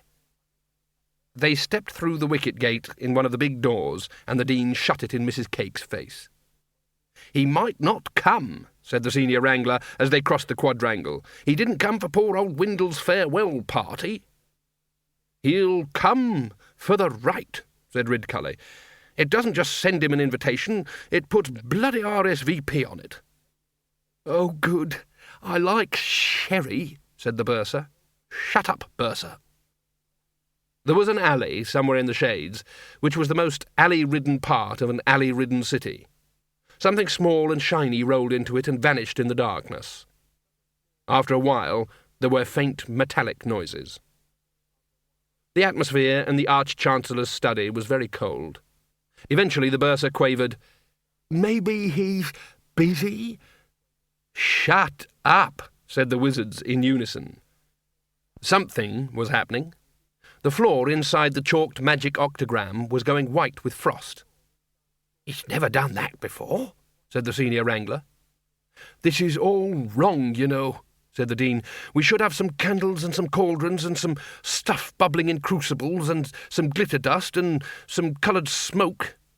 "The Rite doesn't need any of that stuff," said Ridcully sharply. "It might not need them, but I do," muttered the Dean. "Doing it without the right paraphernalia is like taking all your clothes off to have a bath." "That's what I do," said Ridcully.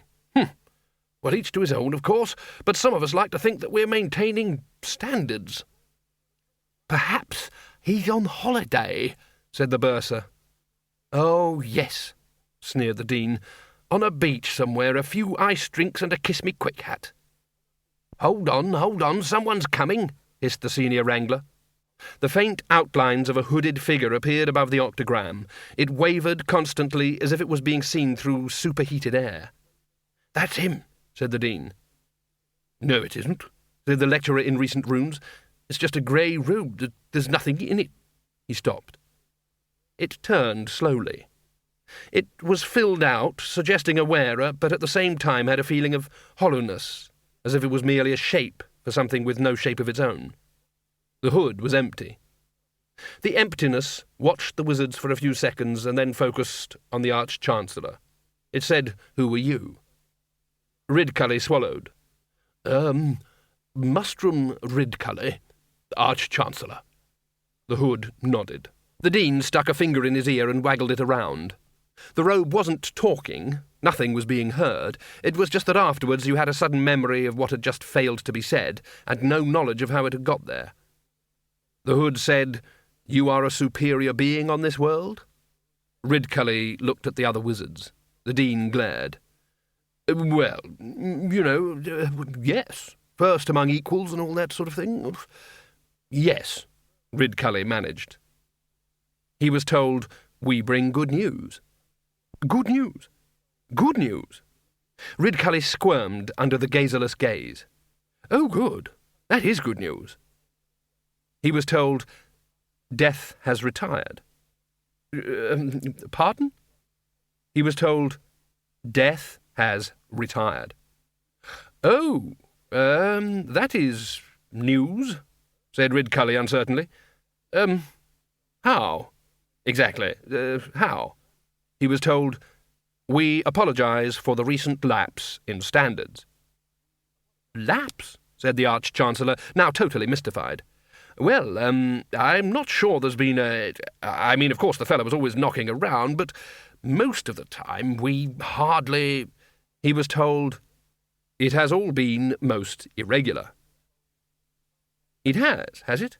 Oh, well, can't have irregularity," said the Arch-Chancellor.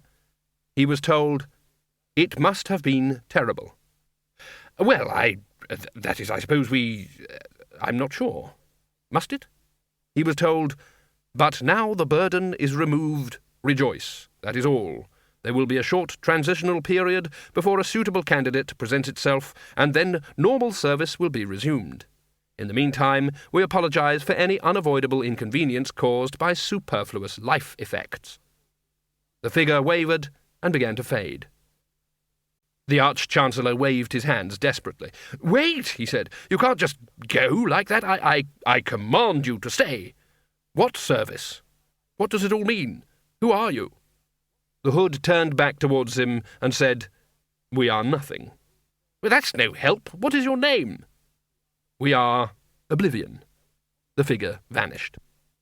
The wizards fell silent. The frost in the octagram began to sublime back into air. Oh, said the bursar. "Short transitional period? Is that what this is?" said the Dean. The floor shook. Oh, said the bursar again. "That doesn't explain why everything is living a life of its own," said the senior wrangler. Hold on, said Ridcully. "If people are coming to the end of their life and leaving their bodies and everything, but death isn't taking them away, then that means they're queuing up here," said the Dean, "with nowhere to go." "Not just people," said the senior wrangler. "It must be everything that dies." "Filling up the world with life force," said Ridcully. The wizards were speaking in a monotone, everyone's mind running ahead of the conversation to the distant horror of the conclusion. "Hanging around with nothing to do," said the lecturer in recent runes. "Ghosts. Poltergeist activity. Good grief."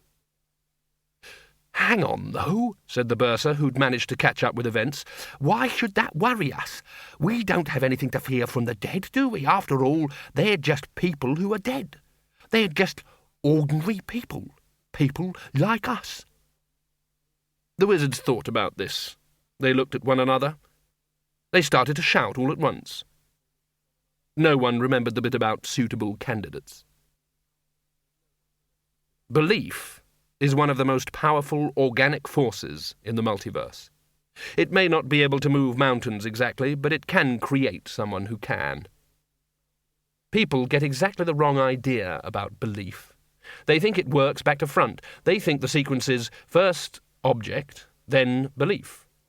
In fact, it works the other way. Belief sloshes around in the firmament like lumps of clay spiralling into a potter's wheel. That's how gods get created, for example. They clearly must be created by their own believers, because a brief resume of the lives of most gods suggests that their origins certainly couldn't be divine. They tend to do exactly the things people would do if only they could, especially when it comes to nymphs, golden showers, and the smiting of your enemies. Belief creates other things. It created death. Not death, which is merely a technical term for a state caused by prolonged absence of life, but death, the personality. He evolved, as it were, along with life.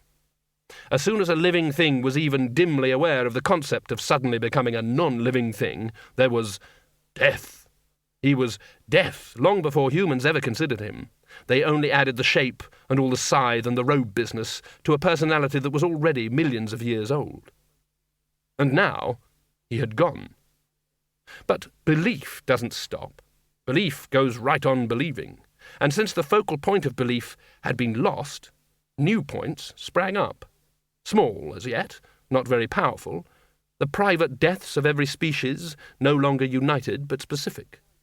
In the stream, black-scaled, swam the new death of mayflies. In the forests, invisible, a creature of sound only, drifted the chop-chop-chop of the death of trees. Over the desert, a dark and empty shell moved purposefully, half an inch above the ground. The death of tortoises. The death of humanity hadn't been finished yet. Humans can believe some very complex things. It's like the difference between off the peg and bespoke. The metallic sounds stopped coming from the alley. Then there was a silence. It was the particularly wary silence of something making no noise. And finally there was a very faint jangling sound disappearing into the distance. "Don't stand in the doorway, friend. Don't block up the hall. Come on in." Windle Poons blinked in the gloom. When his eyes became accustomed to it, he realised that there was a semicircle of chairs in an otherwise rather bare and dusty room. They were all occupied. In the centre, at the focus, as it were, of the half-circle, was a small table at which someone had been seated. They were now advancing towards him with their hand out and a big smile on their face. "Don't tell me, let me guess," they said. "You're a zombie, right?" Windle Poons had never seen anyone with such a pallid skin, such as there was of it before, or wearing clothes that looked as if they'd been washed in razor blades and smelled as though someone had not only died in them but was still in them, or sporting a glad-to-be-grey badge. I don't know," he said. "I suppose so, only they buried me, you see, and there was this card." He held it out like a shield. "Course there was, said the figure. He's going to want me to shake hands, Windle thought. If I do, I just know I'm going to end up with more fingers than I started with. Oh, my goodness, will I end up like that? "And I'm dead," he said lamely. "And fed up with being pushed around, eh?" said the greenish-skinned one. Windle shook his hand very carefully. "Well, not exactly fed—" "Shue's the name. Reg Shue." "Poons. Windle Poons," said Windle. "Yes, it's always the same," said Reg Shue bitterly. "Once you're dead, people just don't want to know, right? They act as if you've got some horrible disease. Dying can happen to anyone, right?" "Everyone, I should have thought," said Windle. "Yes, I know what it's like. Tell someone you're dead and they look at you as if they've seen a ghost," Mr. Shue went on. Windle realised that talking to Mr. Shue was very much like talking to the Arch-Chancellor. It didn't actually matter what you said because he wasn't listening. Only in Mustrum Ridcully's case it was because he just wasn't bothering, while Red Shoe was in fact supplying your side of the conversation somewhere inside his own head. "Yes, right," said Windle, giving in. "We were just finishing off, in fact," said Mr. Shue. "Let me introduce you. Everyone, this is—" He hesitated. Poons. Windle Poons. Brother Windle, said Mr. Shue, gave him a big, fresh start welcome. There was an embarrassed chorus of hellos. A large and rather hairy young man at the end of the row caught Windle's eye and rolled his own yellow eyes in a theatrical gesture of fellow feeling. This is Brother Arthur Winkins. Count not far out-o, said a female voice sharply. And Sister Doreen, Countess not far out-o, of course. Charmed, I'm sure, said the female voice, as the small dumpy woman sitting next to the small dumpy shape of the Count extended a beringed hand. The Count himself gave Windle a worried grin. He seemed to be wearing opera dress, designed for a man several sizes larger. And Brother Schleppel? The chair was empty, but a deep voice from the darkness underneath it said, "Evening." And Brother Lupine? The muscular, hairy man with the long canines and pointy ears gave Windle's hand a hearty shake. And Sister Droll, and Brother Gorper, and Brother Ixolite. Windle shook a number of variations on the theme of hand. Brother Ixolite handed him a small piece of yellow paper. On it was written one word. Ooey, ooey, ooey, ooey, ooey, ooey. "I'm sorry there aren't more here tonight," said Mr. Shue. "I do my best, but I'm afraid some people just don't seem prepared to make the effort." Dead people, said Windle, still staring at the note. "Apathy, I call it," said Mr. Shue bitterly. "How can the movement make progress if people are just going to lie around the whole time?" Lupine started making frantic "don't get him started" signals behind Mr. Shue's head, but Windle wasn't able to stop himself in time. "What movement?" he said. "Dead rights," said Mr. Shue promptly. "I'll give you one of my leaflets." "But, surely, dead people don't have rights," said Windle. In the corner of his vision he saw Lupine put his hand over his eyes. "You're dead right there," said Lupine, his face absolutely straight. Mr. Shue glared at him. "Apathy," he repeated. "It's always the same. You do your best for people, and they just ignore you. Do you know people can say what they like about you and take away your property just because you're dead? And they... I thought that most people, when they died, just... died," said Windle. "It's just laziness," said Mr. Shue. "They just don't want to make the effort." Windle had never seen anyone look so dejected. Red's shoes seemed to shrink several inches. How long have you been undead, Windle? Said Doreen with brittle brightness. Hardly any time at all, said Windle, relieved at the change of tone. I must say it's turning out to be different than I imagined. You get used to it, said Arthur Winkings, alias Count Not Far Out-o, gloomily. That's the thing about being undead. It's as easy as falling off a cliff. We're all undead here. Lupine coughed. Except Lupine. I'm more what you might call honorary undead, said Lupine. Him being a werewolf, explained Arthur. I thought he was a werewolf as soon as I saw him, said Windle, nodding. Every full moon, said Lupine. Regular. You start howling and growing hair, said Windle. They all shook their heads. No, said Lupine. I more sort of stop howling and some of my hair temporarily falls out. It's bloody embarrassing. But I thought at the full moon your basic werewolf always... Lupine's problem, said Doreen, is that he approaches it from the other way, you see? I'm technically a wolf, said Lupine. Ridiculous, really. Every full moon I turn into a wolf man, and the rest of the time I'm just a wolf. Good grief, said Windle. That must be a terrible problem. The trousers are the worst part, said Lupine. Oh, are they? Oh, yeah. See, it's all right for human werewolves. They just keep their own clothes on. I mean, they might get a bit ripped, but at least they've got them handy on, right? Whereas if I see the full moon, next minute I'm walking and talking and I'm definitely in big trouble on account of being very deficient in the trousery vicinity, so I have to keep a pair stashed somewhere. Mr. Shoe, call me Reg, lets me keep a pair where he works. I work at the mortuary on Elm Street, said Mr. Shoe. I'm not ashamed. It's worth it to save a brother or a sister. Sorry, said Windle. Save? It's me that pins the card on the bottom of the lid, said Mr. Shoe. You never know.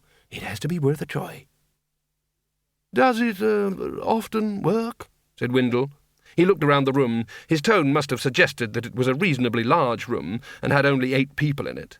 9 if you included the voice from under the chair, which presumably belonged to a person. Doreen and Arthur exchanged glasses. It worked for Arthur, said Doreen. Excuse me, said Windle. I couldn't help wondering, are you two, vampires, by any chance? That's right, said Arthur. More's the pity. Ah, you should not talk like that, said Doreen haughtily. You should be proud of your noble lineage. Proud? Said Arthur. Did you get bitten by a bat or something? Said Windle quickly, anxious not to be the cause of any family friction. No, said Arthur, by a lawyer. I got this letter, see, with a posh blob of wax on it and everything. Blah, blah, blah, blah, blah, great uncle, blah, blah, blah, blah, blah, only surviving relative, blah, blah, blah. May we be the first to offer our heartiest, blah, blah, blah. 1 minute I'm Arthur Winkings, a coming man in the wholesale fruit and vegetable business. Next minute I find I'm Arthur Count Not Far Outo, owner of 50 acres of cliff face a goated fall off, and a castle that even the cockroaches have abandoned, and an invitation from the burgomaster to drop in down at the village one day and discuss 300 years of back taxes. I hate lawyers, said the voice from under the chair. It had a sad, hollow sound. Windle tried to move his legs a little closer to his own chair. It was quite a good castle, said Doreen. A bloody heap of mouldering stone is what it was, said Arthur. It had nice views. Yeah, through every wall, said Arthur, dropping a portcullis into that avenue of conversation. I should have known even before we went to look at it. So I turned the carriage around, right? I thought, well, that's 4 days wasted right in the middle of our busy season. I don't think any more about it. Next thing, I wake up in the dark, I'm in a box, I finally find these matches, I light one, there's this card 6 inches from my nose, it said, You don't have to take this lying down, said Mr. Shoe proudly. That was one of my first ones. It wasn't my fault, said Doreen stiffly. You had been lying rigid for 3 days. It gave the priest a shock, I can tell you, said Arthur. Priests, said Mr. Shoe. They're all the same, always telling you that you're going to live again after you're dead, but you just try it and see the look on their faces. Don't like priests either, said the voice from under the chair. Windle wondered if anyone else was hearing it. End of CD 3. CD 4. I won't forget the look on the Reverend Welliger's face in a hurry, said Arthur gloomily. I've been going to that temple for 30 years. I was respected in the community. Now, if I even think of setting foot in a religious establishment, I get a pain all down my leg. Yes, but there was no need for him to say what he said when you pushed the lid off, said Doreen. And him a priest, too. They shouldn't know those kind of words. I enjoyed that temple, said Arthur wistfully. It was something to do on a Wednesday. It dawned on Windle Poons that Doreen had miraculously acquired the ability to use her W's. And you're a vampire too, Mrs. I do beg your pardon, Countess Not Far Outo? He inquired politely. The Countess smiled. My word, yes, she said. By marriage, said Arthur. Can you do that? I thought you had to be bitten, said Windle. The voice under the chair sniggered. I don't see why I should have to go round biting my wife after 30 years of marriage, and that's flat, said the Count. Every woman should share her husband's hobbies, said Doreen. It is what keeps a marriage interesting. Who wants an interesting marriage? I never said I wanted an interesting marriage. That's what's wrong with people today, expecting things like marriage to be interesting. And it's not a hobby anyway, moaned Arthur. This vampiring's not all it's cracked up to be, you know. Can't go out in daylight, can't eat garlic, can't have a decent shave. Why can't you have a decent... Windle began. Can't use a mirror, said Arthur. I thought the turning into a bat bit would be interesting, but the owls round here are murder. And as for the, you know, with the blood, well, his voice trailed off. Arthur's never been very good at meeting people, said Doreen. And the worst part is having to wear evening dress the whole time, said Arthur. He gave Doreen a sideways glance. I'm sure it's not really compulsory. It is very important to maintain standards, said Doreen. Doreen, in addition to her here 1 minute and gone the next vampire accent, had decided to compliment Arthur's evening dress with what she considered appropriate for a female vampire. Figure-hugging black dress, long dark hair cut into a widow's peak, and very pallid makeup. Nature had designed her to be small and plump with frizzy hair and a hearty complexion. There were definite signs of conflict. I should have stayed in that coffin, said Arthur. Oh, no, said Mr. Shue. That's taking the easy way out. The movement needs people like you, Arthur. We had to set an example. Remember our motto. Which motto is that, Reg? Said Lupine wearily. We have so many. Undead, yes. Unperson, no, Reg said. You see, he means well, said Lupine after the meeting had broken up. He and Windle were walking back through the grey dawn. The not-far-outos had left early to be back home before daylight heaped even more troubles on Arthur, and Mr. Shue had gone off, he said, to address a meeting. He goes down to the cemetery behind the Temple of Small Gods and shouts, Lupine explained. He calls it consciousness-raising, but I don't reckon he's on to much of a certainty. Who was that, under the chair? Said Windle. That was Schleppel, said Lupine. We think he's a bogeyman. Are bogeymen undead? He won't say. You've never seen him? I thought bogeymen hid under things and, behind things and then sort of leapt out at people. He's all right on the hiding. I don't think he likes the leaping out, said Lupine. Windle thought about this. An agoraphobic bogeyman seemed to complete the full set. Fancy that, he said vaguely. We only go along to the club to keep Reg happy, said Lupine. Doreen said it'd break his heart if we stopped. You know the worst bit? Go on, said Windle. Sometimes he brings a guitar along and makes us sing songs like The Streets of Ankh-Morpork and We Shall Overcome. It's terrible. A song which, in various languages, is common on every known world in the multiverse. It is always sung by the same people, viz., the people who, when they grow up, will be the people who the next generation sing We Shall Overcome at.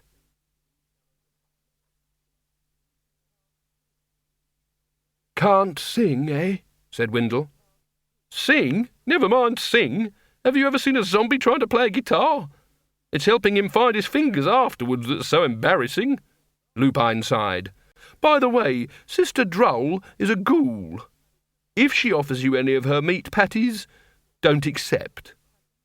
Windle remembered a vague, shy old lady in a shapeless grey dress. Oh, dear, he said. You mean she makes them out of human flesh? What? Oh, no, she just can't cook very well. Oh. And Brother Ixolite is probably the only banshee in the world with a speech impediment, so instead of sitting on roofs and screaming when people are about to die, he just writes them a note and slips it under the door. Windle recalled a long, sad face. He gave me one too. We try to encourage him, said Lupine. He's very self-conscious. His arm shot out and flung Windle against a wall. Quiet! What? Lupine's ears swivelled, his nostrils flared. Motioning Windle to remain where he was, the were-man slunk silently along the alley until he reached its junction with another, even smaller and nastier one. He paused for a moment, and then thrust a hairy hand around the corner. There was a yelp. Lupine's hand came back holding a struggling man. Huge hairy muscles moved under Lupine's torn shirt as the man was hoisted up to fang level. You were waiting to attack us, weren't you? Said Lupine.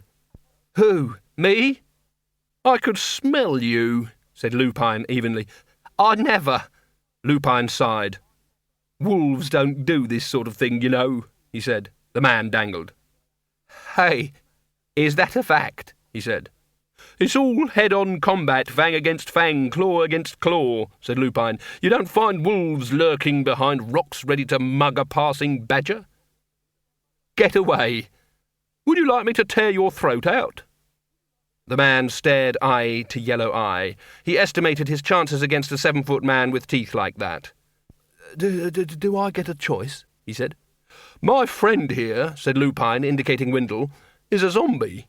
"Well, I don't know about actual zombie. I think you have to eat some sort of fish and root to be a zombie." "And you know what zombies do to people, don't you?" The man tried to nod, even though Lupine's fist was right under his neck. He managed. "Now he's going to take a very good look at you, and if he ever sees you again—" I say, hang on," murmured Windle. "He'll come after you, won't you, Windle?" "Eh? Oh, yes, that's right, like a shot," said Windle unhappily. Now, run along, there's a good chap, okay?" Okay, said the prospective mugger. He was thinking, "His eyes like gimlets." Lupine let go. The man hit the cobbles, gave Windle one last terrified glance, and ran for it. "What do zombies do to people?" said Windle. "I suppose I'd better know." "They tear them apart like a sheet of dry paper," said Lupine. "Oh, right," said Windle. They strolled on in silence. Windle was thinking, "Why me? Hundreds of people must die in this city every day. I bet they don't have this trouble. They just shut their eyes and wake up being born as someone else, or in some sort of heaven, or, I suppose, possibly some sort of hell. Or they go and feast with the gods in their hall, which has never seemed a particularly great idea. Gods are all right in their way, but not the kind of people a decent man would want to have a meal with. The Yen Buddhists think you just become very rich. Some of the Klatchian religions say you go to a lovely garden full of young women, which doesn't sound very religious to me." Windle found himself wondering how you applied for Klatchian nationality after death. And at that moment the cobblestones came up to meet him. This is usually a poetic way of saying that someone fell flat on their face. In this case, the cobblestones really came up to meet him. They fountained up, circled silently in the air above the alley for a moment, and then dropped like stones. Windle stared at them. So did Lupine. "That's something you don't often see," said the wereman after a while. "I don't think I've ever seen stones flying before." "Or dropping like stones," said Windle. He nudged one with the toe of his boot. It seemed perfectly happy with the role gravity had chosen for it. "You're a wizard?" Were a wizard," said Windle. "You were a wizard? What caused all that?" "I think it was probably an inexplicable phenomenon," said Windle. "There's a lot of them about for some reason. I wish I knew why." He prodded a stone again. It showed no inclination to move.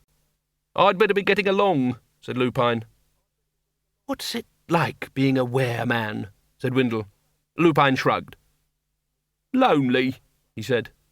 You don't fit in, you see. When I'm a wolf, I remember what it's like to be a man, and vice versa. I mean, sometimes, right, when I'm wolf-shaped, I run into the hills, in the winter, you know, when there's a crescent moon in the sky, and a crust on the snow, and the hills go on forever, and the other wolves, well, they feel what it's like, of course, but they don't know like I do.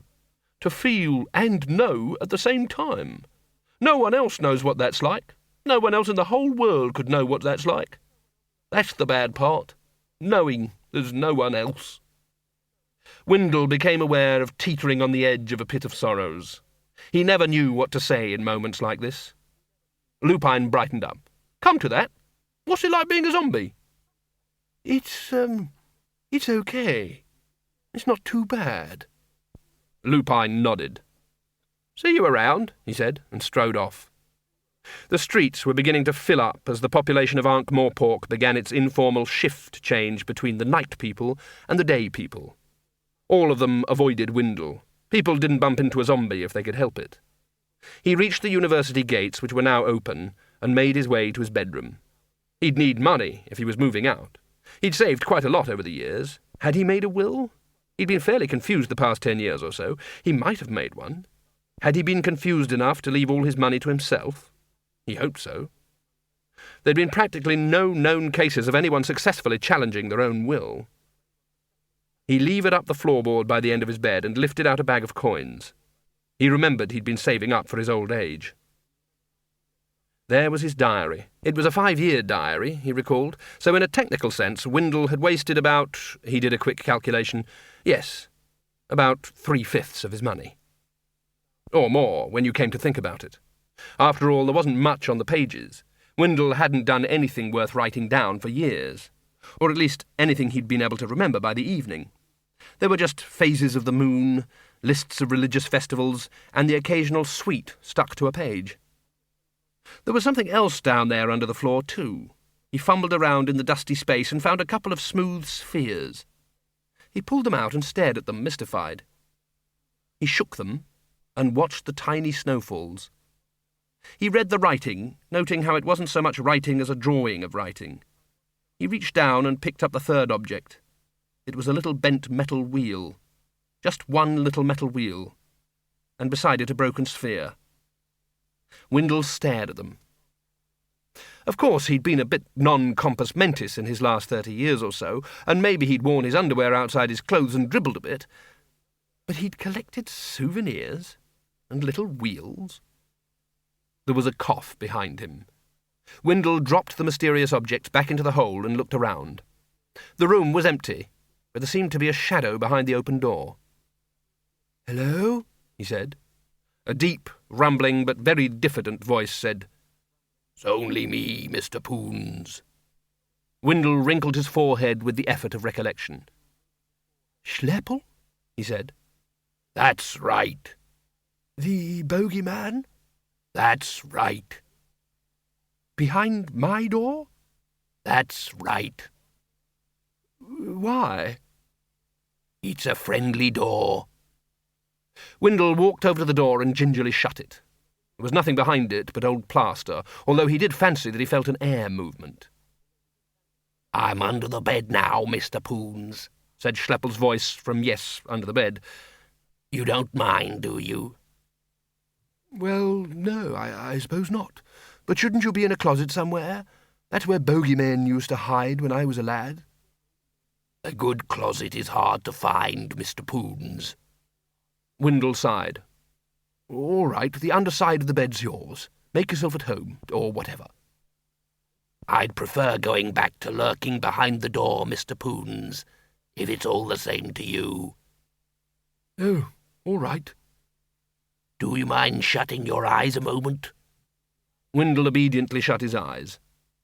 There was another movement of air. "You can look now, Mr. Poons." Windle opened his eyes. "Gosh," said Schleppel's voice, "you've even got a coat hook and everything behind here." Windle watched the brass knobs on the end of his bedstead unscrew themselves. A tremor shook the floor. "What's going on, Schleppel?" he said. "Build-up of life force, Mr. Poons." "You mean you know?" "Oh, yes. Hey, wow, there's a lock and a handle and a brass finger plate and everything behind here." "What do you mean, a build-up of life force?" "And the hinges, there's a really good rising butts here. Never had a door with—" "Schleppel." "Just life force, Mr. Poons. You know, it's a kind of force what you get in things that are alive. I thought you wizards knew about this sort of thing."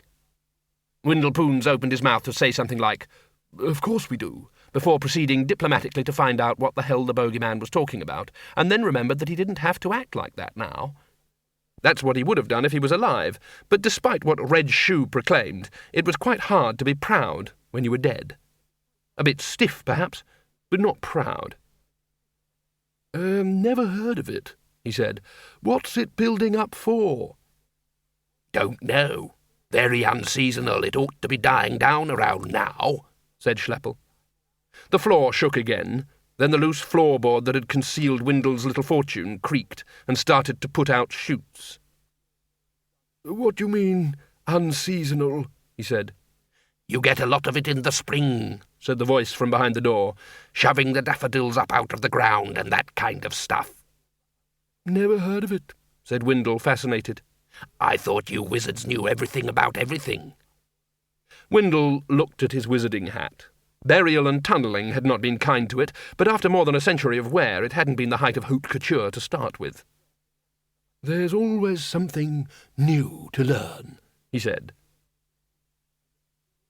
It was another dawn. Cyril the cockerel stirred on his perch. The chalked words glowed in the half-light. He concentrated. He took a deep breath. Dock-a-loodle fod. Now that the memory problem was solved, there was only the dyslexia to worry about. Up in the high fields the wind was strong, and the sun was close and strong. Bill Dore strode back and forth through the stricken grass of the hillside like a shuttle across a green weave. He wondered if he'd ever felt wind and sunlight before. Yes, he'd felt them, he must have done, but he'd never experienced them like this. The way wind pushed at you, the way the sun made you hot, the way you could feel time passing, carrying you with it. There was a timid knocking at the barn door. Yes? Come on down here, Bill Dore. He climbed down in the darkness and opened the door cautiously. Miss Flitworth was shielding a candle with one hand. She said. I am sorry. You can come into the house if you like, for the evening. Not for the night, of course.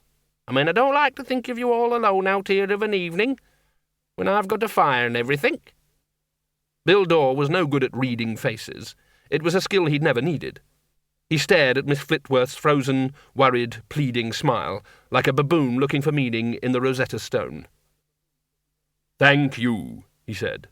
She scuttled off. When he arrived at the house, she wasn't in the kitchen. He followed a rustling, scraping noise out into a narrow hallway and through a low doorway. Miss Flitworth was down on her hands and knees in the little room beyond, feverishly lighting the fire. She looked up, flustered, when he rapped politely on the open door. Hardly worth putting a match to it for one, she mumbled, by way of embarrassed explanation. Sit down. I'll make us some tea. Bill Dore folded himself into one of the narrow chairs by the fire and looked around the room. It was an unusual room. Whatever its functions were, being lived in wasn't apparently one of them. Whereas the kitchen was a sort of roofed-over outside space and the hub of the farm's activities, this room resembled nothing so much as a mausoleum. Contrary to general belief, Bill Dore wasn't very familiar with funeral decor. Deaths didn't normally take place in tombs, except in rare and unfortunate cases. The open air, the bottom of rivers, halfway down sharks, any amount of bedrooms. Yes. Tombs? No. His business was the separation of the wheat germ of the soul from the chaff of the mortal body, and that was usually concluded long before any of the rites associated with, when you get right down to it, a reverential form of garbage disposal. But this room looked like the tombs of those kings who wanted to take it all with them. Bill Dore sat with his hands on his knees, looking around. First, there were the ornaments, more teapots than one might think possible, china dogs with staring eyes, strange cake stands, miscellaneous statues and painted plates with cheery little messages on them, a present from Quirm, long life and happiness. They covered every flat surface in a state of total democracy, so that a rather valuable antique silver candlestick was next to a bright-coloured china dog with a bone in its mouth and an expression of culpable idiocy. Pictures hid the walls. Most of them were painted in shades of mud and showed depressed cattle standing on wet moorland in a fog. In fact, the ornaments almost concealed the furniture, but this was no loss. Apart from 2 chairs groaning under the weight of accumulated antimacassars, the rest of the furniture seemed to have no use whatsoever apart from supporting ornaments. There were spindly tables everywhere. The floor was layered in rag rugs. Someone had really liked making rag rugs. And above all, and around all, and permeating all, was the smell. It smelled of long, dull afternoons. On a cloth-draped sideboard were 2 small wooden chests flanking a larger one. They must be the famous boxes full of treasure, he thought. He became aware of ticking. There was a clock on the wall. Somebody had once had what they must have thought was the jolly idea of making a clock like an owl. When the pendulum swung, the owl's eyes went backwards and forwards in what the seriously starved of entertainment probably imagined was a humorous way. After a while, your own eyes started to oscillate in sympathy. Miss Flitworth bustled in with a loaded tray. There was a blur of activity as she performed the alchemical ceremony of making tea, buttering scones, arranging biscuits, hooking sugar tongs on the basin. She sat back. Then, as if she'd been in a state of repose for 20 minutes, she trilled, slightly breathlessly, "Well, isn't this nice?" "Yes, Miss Flitworth." "Don't have occasion to open up the parlour these days?" "No." "Not since I lost me dad."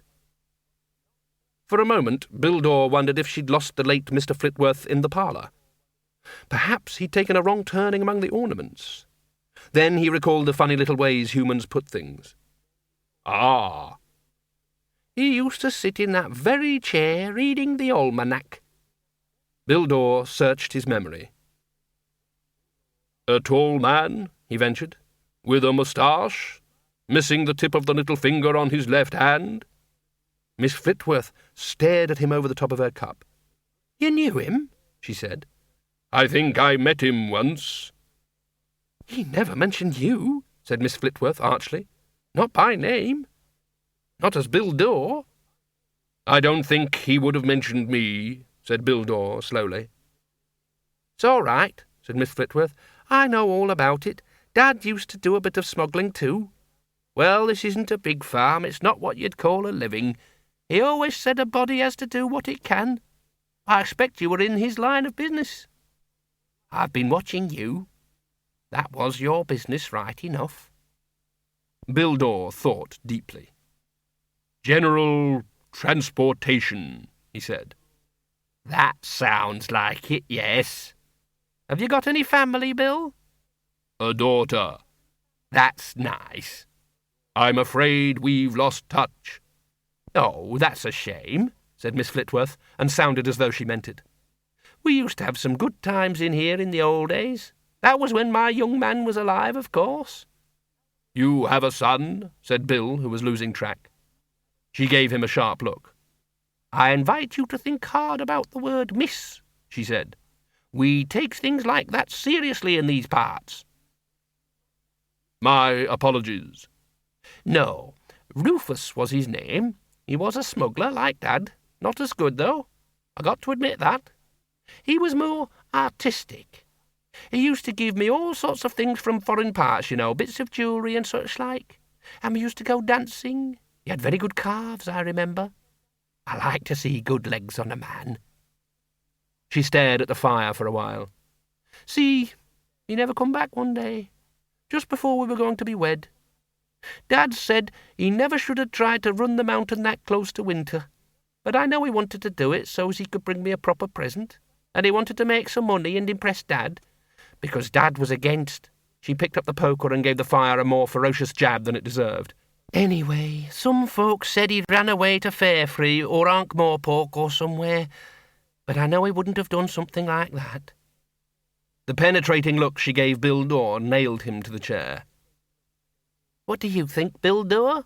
she said sharply. He felt quite proud of himself for spotting the question within the question. "Miss Flitworth, the mountains can be very treacherous in the winter." She looked relieved. "That's what I've always said," she said. "And do you know what, Bill Dore? You know what I thought?"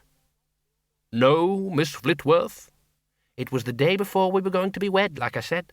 And then one of his pack ponies came by itself, and then the men went and found the avalanche. And you know what I thought? I thought, that's ridiculous. That's stupid. Terrible, isn't it? Oh, I thought other things afterwards, naturally. But the first thing was that the world shouldn't act as if it was some kind of a book. Isn't that a terrible thing to have thought?" "I myself have never trusted drama, Miss Flitworth." She wasn't really listening. "And I thought, what life expects me to do now is moon around the place in a wedding dress for years and go completely doolally. That's what it wants me to do. Oh, yes. So I put the dress in the rag bag, And we still invited everyone to the wedding breakfast because it's a crime to let good food go to waste. She attacked the fire again, and then gave him another megawatt stare. I think it's always very important to see what's really real and what isn't, don't you? Miss Flitworth? Yes? Do you mind if I stop the clock? She glanced up at the boggle-eyed owl. What? Oh, why? I am afraid it gets on my nerves. It's not very loud, is it? Bill Dawes wanted to say that every tick was like the hammering of iron clubs on bronze pillars. It's just rather annoying, Miss Flitworth. Well, stop it if you want to, I'm sure. I only keep it wound up for the company. Bill Dawes got up, thankfully, stepped gingerly through the forest of ornaments, and grabbed the pine-cone-shaped pendulum. The wooden owl glared at him, and the ticking stopped, at least in the realm of common sound. He was aware that elsewhere the pounding of time continued nonetheless. How could people endure it? They allowed time in their houses as though it was a friend. He sat down again. Miss Flitworth had started to knit ferociously. The fire rustled in the grate. Bill Dawes leaned back in the chair and stared at the ceiling. Your horse enjoying himself? Pardon? Your horse seems to be enjoying himself in the meadow, prompted Miss Flitworth. Oh, yes. Running around as if he's never seen grass before. He likes grass. And you like animals, I can tell. Bill Dawes nodded. His reserves of small talk, never very liquid, had dried up. He sat silently for the next couple of hours, hands gripping the arms of the chair, until Miss Flitworth announced that she was going to bed. Then he went back to the barn and slept. Bill Dawes hadn't been aware of it coming, but there it was. A grey figure, floating in the darkness of the barn. Somehow it had got hold of the golden timer. It told him, Bill Dawes, there has been a mistake. The glass shattered. Fine golden seconds glittered in the air for a moment, and then settled. It told him, return. You have work to do. There has been a mistake. The figure faded. Bill Dawes nodded. Of course there had been a mistake. Anyone could see that there had been a mistake. He'd known all along that it had been a mistake. He tossed the overalls in a corner and took up the robe of absolute blackness. Well, it had been an experience, and he had to admit one that he didn't want to relive. He felt as though a huge weight had been removed. Was that what it was really like to be alive? The feeling of darkness dragging you forward? How could they live with it? And yet they did, and even seemed to find enjoyment in it, when surely the only sensible course would be to despair. Amazing. To feel you were a tiny living thing sandwiched between two cliffs of darkness. How could they stand to be alive? Obviously it was something you had to be born to. Death saddled his horse and rode out and up over the fields. The corn rippled far below like the sea. Miss Flitworth would have to find someone else to help her gather in the harvest. That was odd. There was a feeling there. Regret? Was that it? But it was Bill Dawes' feeling, and Bill Dawes was dead. Had never lived. He was his old self again, safe where there were no feelings and no regrets. Never any regrets. And now he was in his study, and that was odd, because he couldn't quite remember how he'd got there. 1 minute on horseback, the next in the study with its ledgers and timers and instruments. And it was bigger than he remembered. The walls lurked on the edge of sight. That was Bill Dawes doing. Of course it would seem big to Bill Dawes. And there was probably just a bit of him still hanging on. The thing to do was keep busy, throw himself into his work. There were already some life-timers on his desk. He didn't remember putting them there, but that didn't matter. The important thing was to get on with the job. He picked up the nearest one and read the name. Lods of food'll walk. Miss Flitworth sat up in bed. On the edge of dreams, she'd heard another noise, which must have woken the cockerel. She fiddled with a match until she got a candle alight, and then felt under the bed, and her fingers found the hilt of a cutlass that had been much employed by the late Mr. Flitworth during his business trips across the mountains. She hurried down the creaking stairs and out into the chill of the dawn. She hesitated at the barn door, and then pulled it open just enough to step inside. Mr. Dawes? There was a rustle in the hay, and then an alert silence. Miss Flitworth? Did you call out? I'm sure I heard someone shout my name. There was another rustle, and Bill Dawes' head appeared over the edge of the loft. "Miss Flitworth?" Yes, who did you expect? Are you all right? Yes. Yes, I believe so. Are you sure you're all right? You woke up Cyril. Yes. Yes, it was just... I thought that... Yes. She blew out the candle. There was already enough pre-dawn light to see by. Well, if you're sure, now I'm up, I may as well put the porridge on. Bill Daw lay back on the hay until he felt he could trust his legs to carry him, and then climbed down and tottered across the yard to the farmhouse. He said nothing while she ladled porridge into a bowl in front of him, and drowned it with cream. Finally, he couldn't contain himself any longer. He didn't know how to ask the questions, but he really needed the answers. "Miss Flitworth?" Yes? "What is it in the night when you see things, but they are not the real thing?" She stood, porridge pot in one hand and ladle in the other. "Oh, you mean dreaming?" she said. "Is that what dreaming is?"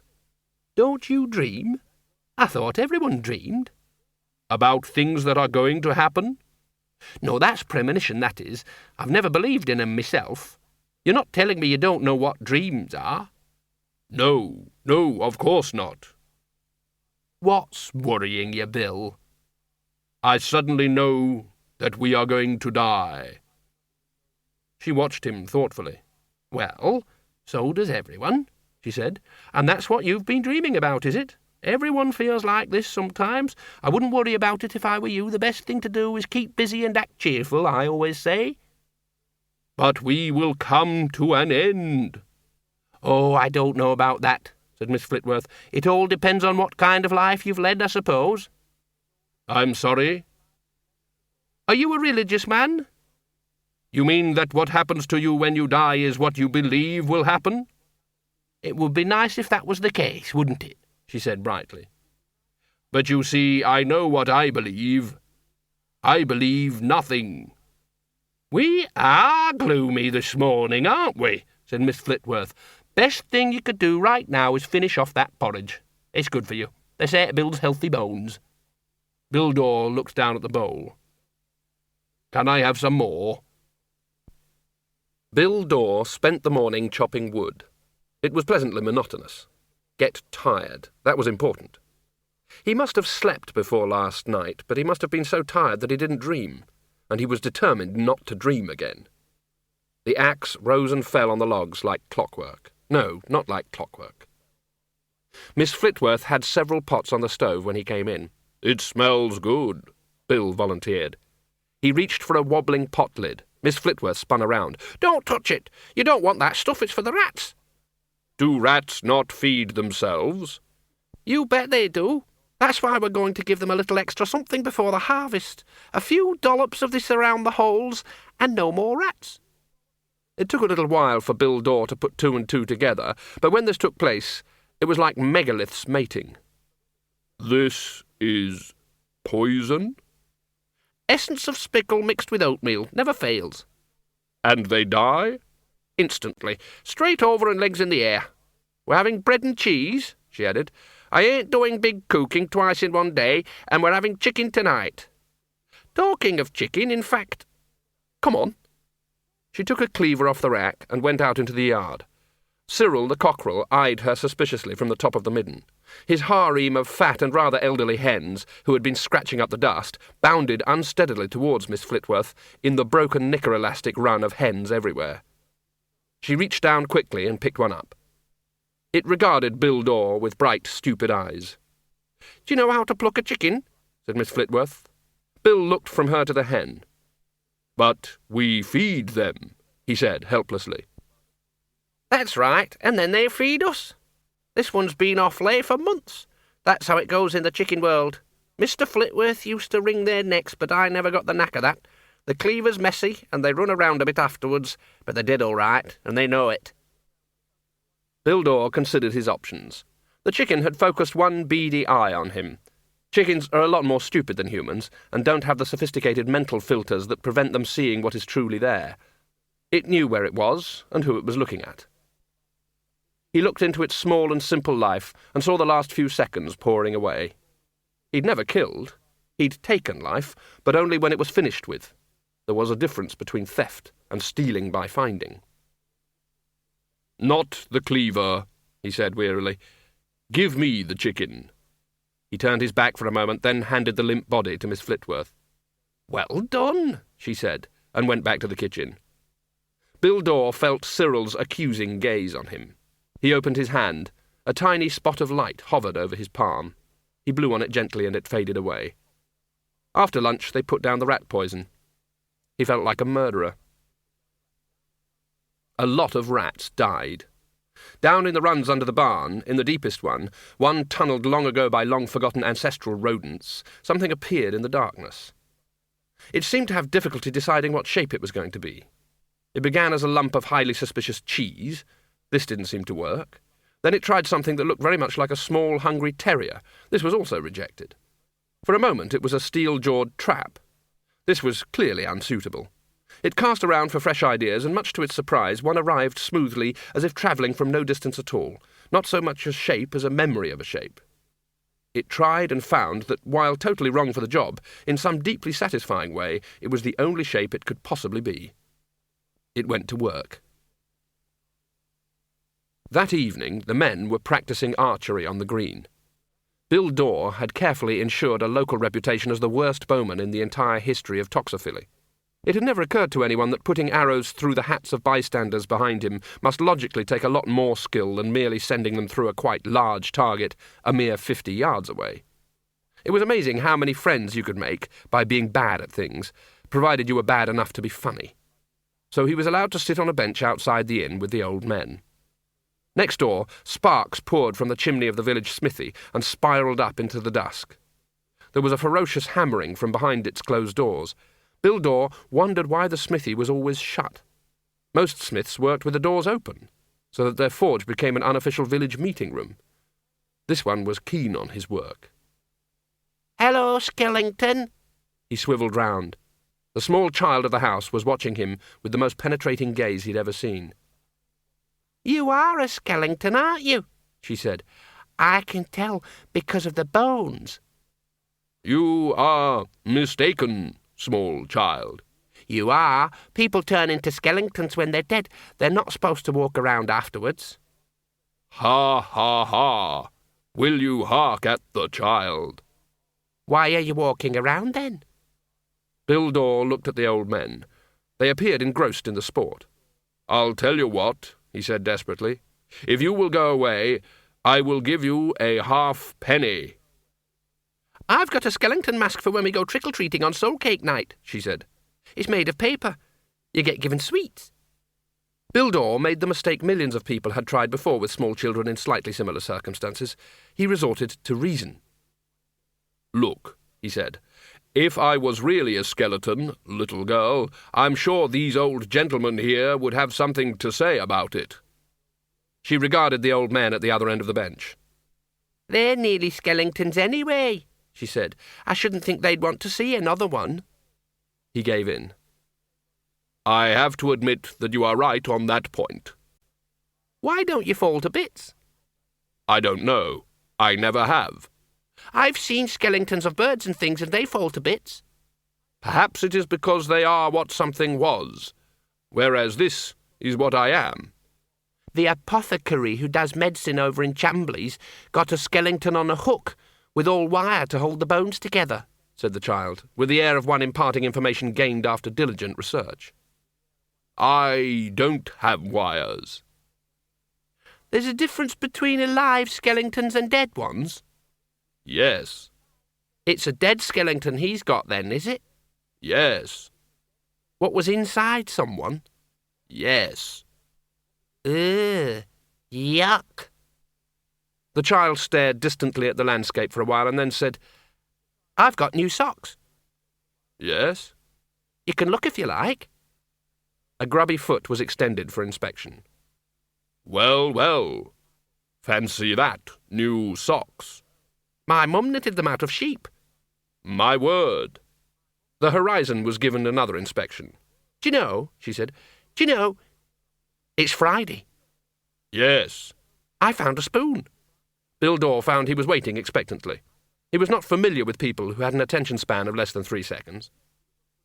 You work along a Miss Flitworth's? Yes. My dad says you've got your feet properly under the table there. Bill Dore couldn't think of an answer to this because he didn't know what it meant. It was one of those many flat statements humans made that were really just a disguise for something more subtle, which was often conveyed merely by the tone of voice, or a look in the eyes, neither of which was being done by the child. My dad says she said she's got boxes of treasure. Has she? I've got 2pence. My goodness. Sal? They both looked up as Mrs. Lifton appeared on the doorstep. Bedtime for you. Stop worrying, Mr. Dore. Oh, I assure you she is not. Say good night now. How do Skellingtons go to sleep? They can't close their eyes, because... He heard their voices muffled inside the inn. You mustn't call Mr. Dore that just because he's very thin. It's all right. He's not the dead sort. Mrs. Lifton's voice had the familiar worried tones of someone who can't bring themselves to believe the evidence of their own eyes. Perhaps he's just been very ill. I should think he's just about been as ill as he can be ever. Bill Dore walked back home thoughtfully. There was a light on in the farmhouse kitchen, but he went straight to the barn, climbed the ladder to the hayloft, and lay down. He could put off dreaming, but he couldn't escape remembering. He stared at the darkness. After a while, he was aware of the pattering of feet. He turned. A stream of pale rat-shaped ghosts skipped along the roof beam above his head, fading as they ran, so that soon there was nothing but the sound of the scampering. They were followed by a shape. It was about 6 inches high, it wore a black robe, it held a small scythe in one skeletal paw. A bone-white nose with brittle grey whiskers protruded from the shadowy hood. Bill Dore reached out and picked it up. It didn't resist, but stood on the palm of his hand, and eyed him as one professional to another. Bill Dore said, "And you are?"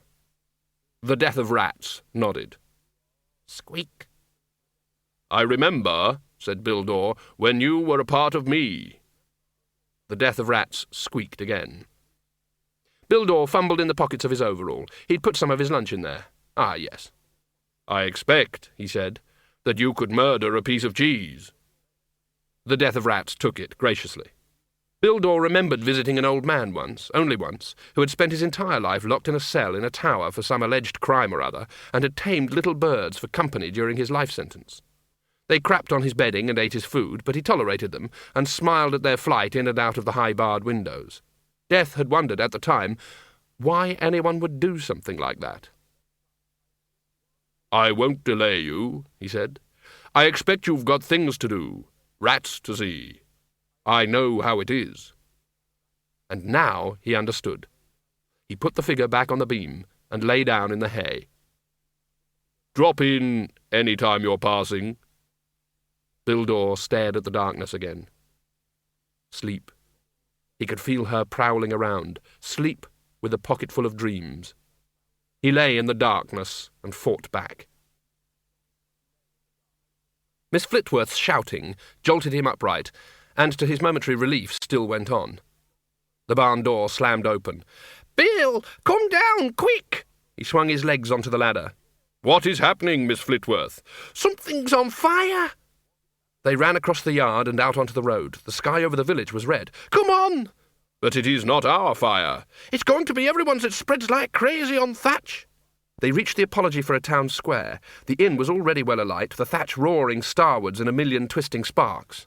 "Look at everyone standing around," snarled Miss Flitworth. "There's the pump, buckets are everywhere. Why don't people think?"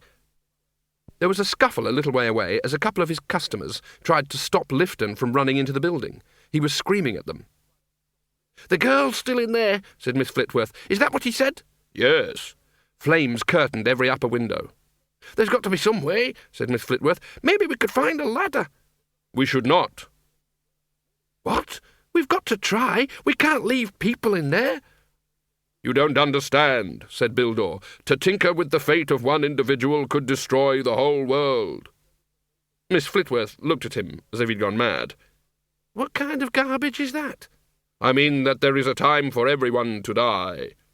She stared. Then she drew her hand back and gave him a ringing slap across the face. He was harder than she'd expected. She yelped and sucked at her knuckles.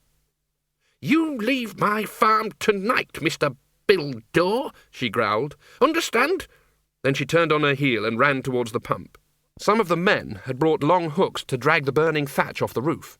Miss Flitworth organised a team to get a ladder up to one of the bedroom windows, but by the time a man was persuaded to climb it behind the steaming protection of a damp blanket, the top of the ladder was already smouldering. Bildor watched the flames. He reached into his pocket and pulled out the golden timer. The firelight glowed redly on the glass. He put it away again. Part of the roof fell in. Squeak! Bildor looked down. A small robed figure marched between his legs and strutted into the flaming doorway. Someone was yelling something about barrels of brandy. Bildor reached back into his pocket and took out the timer again. Its hissing drowned out the roar of the flames.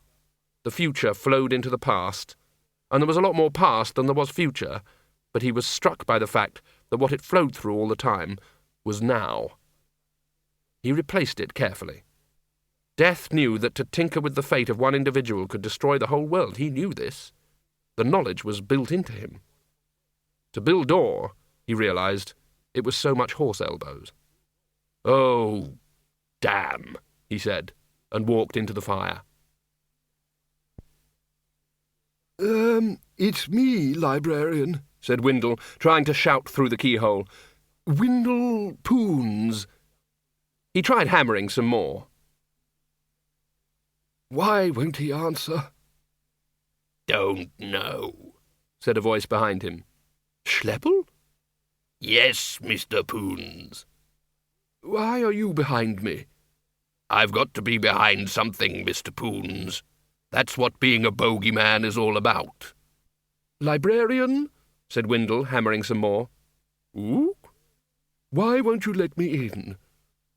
Ook? But I need to look something up. Ook, ook. Well, yes, I am. What's that got to do with it? Ook. That's unfair. "What's he saying, Mr. Poons?" He won't let me in because I'm dead. "That's typical. That's the sort of thing Red Shoe is always going on about, you know." Is there anyone else that knows about life force? "There's always Mrs. Cake, I suppose, but she's a bit weird." Who's Mrs. Cake? Then Windle realized what Schleppel had just said. Anyway, you're a bogeyman. "You never heard of Mrs. Cake?" No? "I don't suppose she's interested in magic. Anyway, Mr. Shoe says we shouldn't talk to her. She exploits dead people, he says." How? "She's a medium. Well, more a small." Really? All right, let's go and see her. And, Schleppel? "Yes?" It's creepy feeling you standing behind me the whole time. "I get very upset if I'm not behind something, Mr. Poons." Can't you lurk behind something else? "What do you suggest, Mr. Poons?" Windle thought about it. Yes, it might work, he said quietly, if I can find a screwdriver. Modo the gardener was on his knees mulching the dahlias when he heard a rhythmic scraping and thumping behind him, such as might be made by someone trying to move a heavy object. He turned his head. "Evening, Mr. Poons. Still dead, I see." Evening, Modo. You've got the place looking very nice. "There's someone moving a door along behind you, Mr. Poons." Yes, I know. The door edged cautiously along the path. As it passed Modo, it pivoted awkwardly, as if whoever was carrying it was trying to keep as much behind it as possible. It's a kind of security door, said Windle. He paused. There was something wrong. He couldn't quite be certain what it was, but there was suddenly a lot of wrongness about, like hearing one note out of tune in an orchestra. He audited the view in front of him.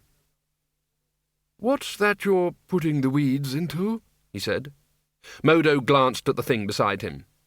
"Good, isn't it?" he said. "I found it by the compost heaps. My wheelbarrow broke, so I looked up, and there—" "I've never seen anything like it before," said Windle. "Who'd want to make a big basket out of wire? And those wheels don't look big enough." "But it pushes along well by the handle," said Modo. "I'm amazed that anyone would want to throw it away. Why would anyone want to throw away something like this, Mr. Poons?" Windle stared at the trolley. He couldn't escape the feeling that it was watching him. He heard himself say, "Maybe it got there by itself." "That's right, Mr. Poons. It wanted a bit of peace, I expect," said Modo. "You are a one." "Yes," said Windle unhappily. "It rather looks that way." He stepped out into the city, aware of the scraping and thumping of the door behind him. If someone had told me a month ago, he thought, that a few days after I died I'd be walking along the road followed by a bashful bogeyman hiding behind the door, why, I'd have laughed at them. No, I wouldn't. I'd have said, "Eh? And what? And speak up," and wouldn't have understood anyway. Beside him, someone barked. A dog was watching him. It was a very large dog. In fact, the only reason it could be called a dog and not a wolf was that everyone knew you didn't get wolves in cities. It winked. Windle thought, "No full moon last night." "Lupine?" he ventured. The dog nodded. "Can you talk?" The dog shook its head. "So what do you do now?" Lupine shrugged. "Want to come with me?" There was another shrug that almost vocalized the thought, "Why not? What else have I got to do?" If someone had told me a month ago, Windle thought, that a few days after I died I'd be walking along the road, followed by a bashful bogeyman hiding behind a door, and accompanied by a kind of negative version of a werewolf, why, I probably would have laughed at them. After they'd repeated themselves a few times, of course, in a loud voice. The death of rats rounded up the last of his clients, many of whom had been in the thatch, and led the way through the flames towards wherever it was that good rats went. He was surprised to pass a burning figure forcing its way through the incandescent mess of collapsed beams and crumbling floorboards. As it mounted the blazing stairs, it removed something from the disintegrating remains of its clothing and held it carefully in its teeth. The death of rats did not wait to see what happened next. While it was in some respects as ancient as the first proto-rat, it was also less than a day old and still feeling its way as a death, and it was probably aware that a deep, thumping noise that was making the building shake was the sound of brandy starting to boil in its barrels. The thing about boiling brandy is that it doesn't boil for long. The fireball dropped bits of the inn half a mile away. White, hot flames erupted from the holes where the doors and windows had been. The walls exploded. Burning rafters whirred overhead. Some buried themselves in neighbouring roofs, starting more fires. What was left was just an eye-watering glow. And then little pools of shadow within the glow. They moved and ran together and formed the shape of a tall figure striding forward, carrying something in front of it. It passed through the blistered crowd and trudged up the cool, dark road towards the farm. The people picked themselves up and followed it, moving through the dusk like the tail of a dark comet. Bill Dore climbed the stairs to Miss Flitworth's bedroom and laid the child on the bed. "She said there was an apothecary somewhere near here." Miss Flitworth pushed her way through the crowd at the top of the stairs. "There's one in Chambly," she said, "but there's a witch over Lancaway." "No witches, no magic.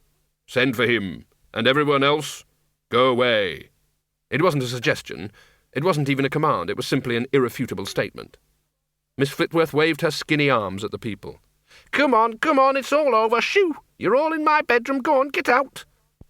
"How did he do it?" said someone in the back of the crowd. "No one could have got out of there alive. We saw it all blow up." Bill Dore turned around slowly. "We hid," he said, "in the cellar." "There, see?" said Miss Flitworth. "In the cellar. Makes sense." "But the inn hasn't got—" the doubter began and stopped. Bill Dore was glaring at him. "In the cellar," he corrected himself. "Yeah, right. Clever." "Very clever," said Miss Flitworth. "Now get along with the lot of you." He heard her shoo them down the stairs and back into the night. The door slammed. He didn't hear her come back up the stairs with a bowl of cold water and a flannel. Miss Flitworth could walk lightly, too, when she had a mind to. She came in and shut the door behind her. "Her parents'll want to see her," she said. "Her mum's in a faint, and Big Henry from the mill knocked her dad out when he tried to run into the flames. But they'll be here directly." She bent down and ran the flannel over the girl's forehead. "Where was she?" "She was hiding in a cupboard." "From a fire?" Bill Dore shrugged. "I'm amazed you could find anyone in all that heat and smoke," she said. I suppose you could call it a knack. And not a mark on her.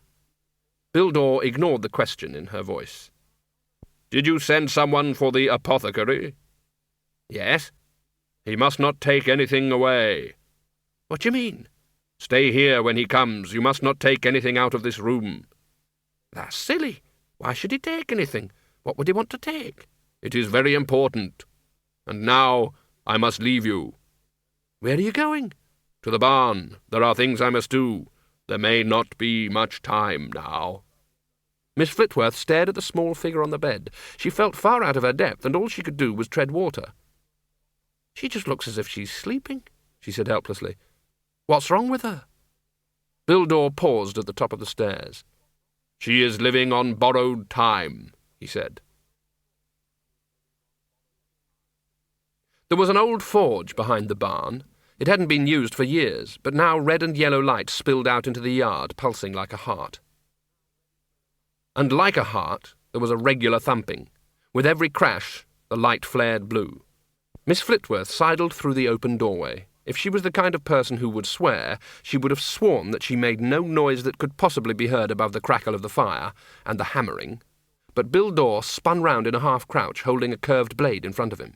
It's me! He relaxed, or at least moved into a different level of tension. What the hell are you doing? He looked at the blade in his hands as if he was seeing it for the first time. I thought I would sharpen this scythe, Miss Flitworth. At 1 o'clock in the morning? He looked at it blankly. It's just as blunt at night, Miss Flitworth. Then he slammed it down on the anvil. And I can't sharpen it enough. I think perhaps the heat has got to you, she said, and reached out and took his arm. Besides, it looks sharp enough to... She began and paused. Her fingers moved on the bone of his arm. They pulled away for a moment and then closed again. Bildor shivered. Miss Flitworth didn't hesitate for long. In 75 years she had dealt with wars, famine, innumerable sick animals, a couple of epidemics, and thousands of tiny everyday tragedies. A depressed skeleton wasn't even in the top 10 worst things she had seen. So it is you, she said. Miss Flitworth, I always knew you would come one day.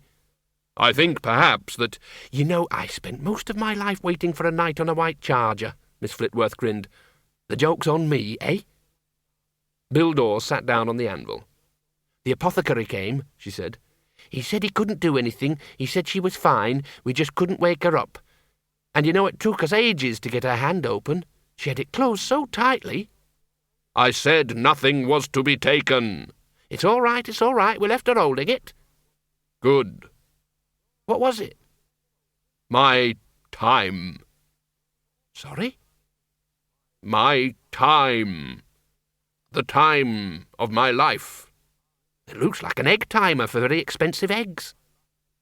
Bildor looked surprised. Yes, in a way, I have given her some of my time. How come you need time? Every living thing needs time, and when it runs out, they die. When it runs out, she will die. And I will die too, in a few hours. But you can't. I can. It's hard to explain. Move up. What? I said move up. I want to sit down. Bildor made space on the anvil. Miss Flitworth sat down. So, you're going to die, she said. Yes. And you don't want to? No. Why not? He looked at her as if she was mad. Because then there will be nothing. Because I won't exist. Is that what happens for humans, too? I don't think so. It's different for you. You have it all better organized. They both sat watching the fading glow of the coals in the forge. So what were you working on the scythe blade for? Said Miss Flitworth. I thought perhaps I could fight back. Has it ever worked? With you, I mean? Not usually. Some people challenge me to a game for their lives, you know. Do they ever win? No. Last year someone got 3 streets and all the utilities. What? What sort of a game is that? I don't recall. Exclusive possession, I think. I was the boot. Just a moment, said Miss Flitworth. If you are you, who will be coming for you? Death. Last night, this was pushed under the door. Death opened his hand to reveal a small grubby piece of paper on which Miss Flitworth could read with some difficulty the word ooh-ee-oo-ee-oo-ee-oo-ee-oo-ee. I have received the badly written note of the Banshee. Miss Flitworth looked at him with her head on one side. But, correct me if I'm wrong, but... The new Death. Bildor picked up the blade. He will be terrible. The blade twisted in his hands. Blue light flickered along its edge. I will be the first. Miss Flitworth stared at the light as if fascinated. Exactly how terrible? How terrible can you imagine?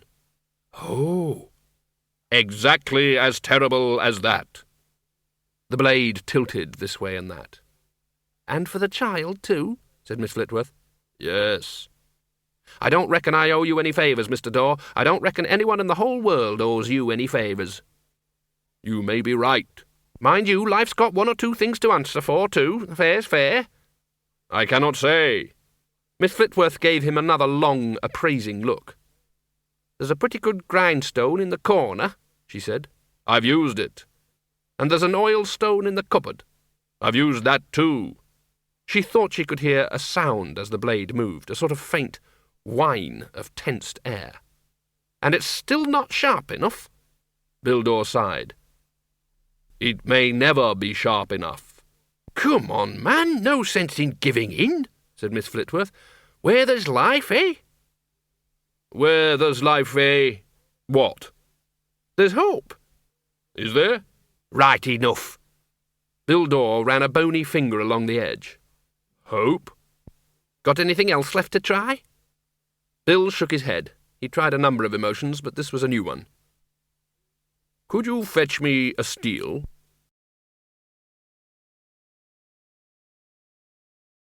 End of CD 4. CD 5.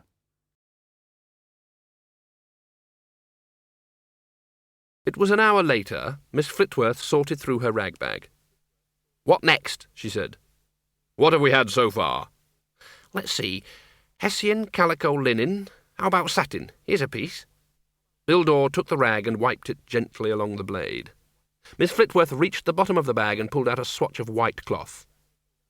Yes? Silk, she said softly. Finest white silk, the real stuff, never worn. She sat back and stared at it. After a while he took it tactfully from her fingers. Thank you. Well now, she said, waking up. That's it, isn't it? When he turned the blade, it made a noise like whoom. The fires of the forge were barely alive now, but the blade glowed with razor light. Sharpened on silk, said Miss Flitworth. Who'd believe it? And still blunt. Bildor looked around the dark forge and then darted into a corner. What have you found? Cobweb. There was a long, thin whine, like the torturing of ants. Any good? Still too blunt. She watched Bildor stride out of the forge and scuttled after him. He went and stood in the middle of the yard, holding the scythe blade edge on to the faint dawn breeze. It hummed. Oh, how sharp can a blade get, for goodness sake? It can get sharper than this. Down in his henhouse, Cyril the cockerel awoke and stared blearily at the treacherous letters chalked on the board. He took a deep breath. Flew a cockle dod. Bildor glanced at the rimwood horizon and then, speculatively, at the little hill behind the house. He jerked forward, legs clicking over the ground. The new daylight sloshed onto the world. Discworld light is old, slow, and heavy. It roared across the landscape like a cavalry charge. The occasional valley slowed it for a moment, and here and there a mountain range banked it up until it poured over the top and down the far slope. It moved across a sea, surged up the beach, and accelerated over the plains, driven by the lash of the sun. On the fabled hidden continent of X, somewhere near the rim, there is a lost colony of wizards who wear corks around their pointy hats and live on nothing but prawns. There the light is still wild and fresh as it rolls in from space, and they surf on the boiling interface between night and day. If one of them had been carried thousands of miles inland on the dawn, he might have seen, as the light thundered over the high plains, a stick figure toiling up a low hill in the path of the morning. It reached the top a moment before the light arrived, took a breath, then spun around in a crouch, grinning. It held a long blade upright between extended arms. Light struck, split, slid. Not that the wizard would have paid much attention, because he'd be too busy worrying about the 5,000-mile walk back home. Miss Flitworth panted up as the new day streamed past. Bill Dore was absolutely still, only the blade moving between his fingers as he angled it against the light. Finally, he seemed satisfied. He turned around and swished it experimentally through the air. Miss Flitworth stuck her hands on her hips. "Oh, come on," she said. "No one can sharpen any thing on daylight." She paused. He waved the blade again. "Good grief!" Down in the yard, Cyril stretched his bald neck for another go. Bill Dore grinned and swung the blade towards the sound. "Sued and noodle fod." Then he lowered the blade. "That's sharp." His grin faded, or at least faded as much as it was able to. Miss Flitworth turned, following the line of his gaze, until it intersected a faint haze over the cornfields. It looked like a pale grey robe, empty but still somehow maintaining the shape of its wearer, as if a garment on a washing line was catching the breeze. It wavered for a moment and then vanished. "I saw it," said Miss Flitworth. "That wasn't it. That was them." "Them who?" "They're like," Bill Dore waved a hand vaguely, "servants, watchers, auditors, inspectors." Miss Flitworth's eyes narrowed. "Inspectors? You mean like the revenue?" she said. "I suppose so." Miss Flitworth's face lit up. "Why didn't you say?" "I'm sorry?" "My father always made me promise never to help the revenue. Even just thinking about the revenue, he said, made him want to go and have a lie down. He said that there was death and taxes was worse, because at least death didn't happen to you every year. We had to go out of the room when he really got started about the revenue. Nasty creatures, always poking around asking what you've got hidden under the woodpile and behind the secret panels in the cellar and other stuff which is no concern whatsoever of anyone." She sniffed. Bill Dore was impressed. Miss Flitworth could actually give the word revenue, which had 2 vowels and 1 diphthong, all the peremptoriness of the word scum. "You should have said that they were after you right from the start," said Miss Flitworth. "The revenue aren't popular in these parts, you know. In my father's day, any revenuer came round here prying around by himself. We used to tie weights to the feet and heave 'em into the pond." "But the pond is only a few inches deep, Miss Flitworth." "Yeah, but it was fun watching 'em find out. You should have said everyone thought you were to do with taxes." "No, not taxes." Well, I didn't know there was a revenue up there, too." "Yes, in a way." She sidled closer. "When will he come?" "Tonight. I cannot be exact. 2 people are living on the same timer. It makes things uncertain." "I didn't know people could give people some of their life." "It happens all the time." "And you're sure about tonight?" "Yes." "And that blade will work, will it?" "I don't know. It's a 1,000,000 to 1 chance." "Oh." She seemed to be considering something. "So you've got the rest of the day free, then?" "Yes." "Then you can start getting the harvest in." "What?"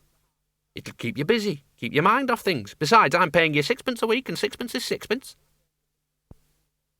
Mrs. Cake's house was also in Elm Street. Windle knocked on the door. After a while, a muffled voice called out, "Is there anybody there?" "Knock once for yes," Schleppel volunteered. Windle levered open the letterbox. Excuse me, Mrs. Cake?" The door opened.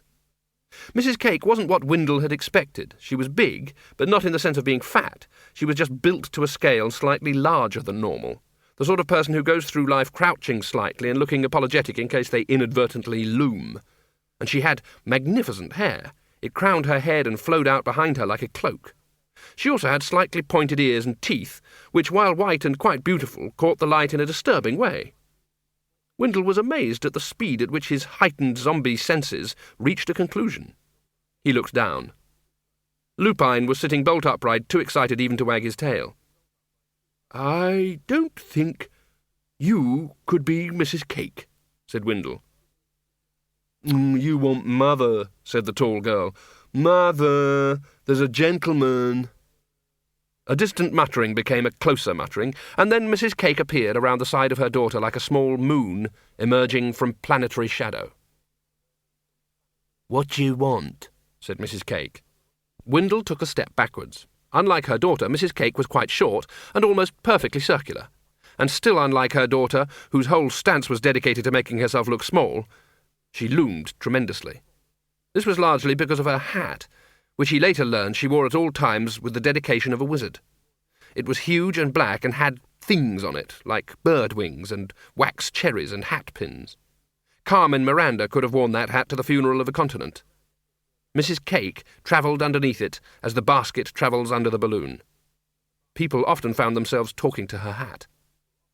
Mrs. Cake," said Windle, fascinated. "I'm down here," said a reproachful voice. Windle lowered his gaze. "That's who I am," said Mrs. Cake. "Am I addressing Mrs. Cake?" said Windle. "Yes, I know," said Mrs. Cake. "My name's Windle Poons." "I know that too." "I'm a wizard, you see." "All right, but see you wipes your feet." "May I come in?" Windle Poons paused. He replayed the last few lines of conversation in the clicking control room of his brain, and then he smiled. "That's right," said Mrs. Cake. "Are you by any chance a natural clairvoyant?" "About 10 seconds usually, Mr. Poons." Windle hesitated. "You got to ask the question," said Mrs. Cake quickly. "I gets a migraine if people goes and viciously not asks questions after I've already foreseen 'em and answered 'em." "How far into the future can you see, Mrs. Cake?" She nodded. "Right, then," she said, apparently mollified, and led the way through the hall into a tiny sitting room. "And the bogey can come in, only he's got to leave his door outside and go into the cellar. I don't hold with bogies wandering around the ass." "Gosh, it's ages since I've been in a proper cellar," said Schleppel. "It's got spiders in it," said Mrs. Cake. "Wow." "And you'd like a cup of tea?" said Mrs. Cake to Windle. Someone else might have said, "I expect you'd like a cup of tea," or "Do you want a cup of tea?" But this was a statement. "Yes, please," said Windle. "I'd love a cup of tea." "You shouldn't," said Mrs. Cake. "That stuff rots your teeth." Windle worked this one out. "2 sugars, please," he said. "It's all right."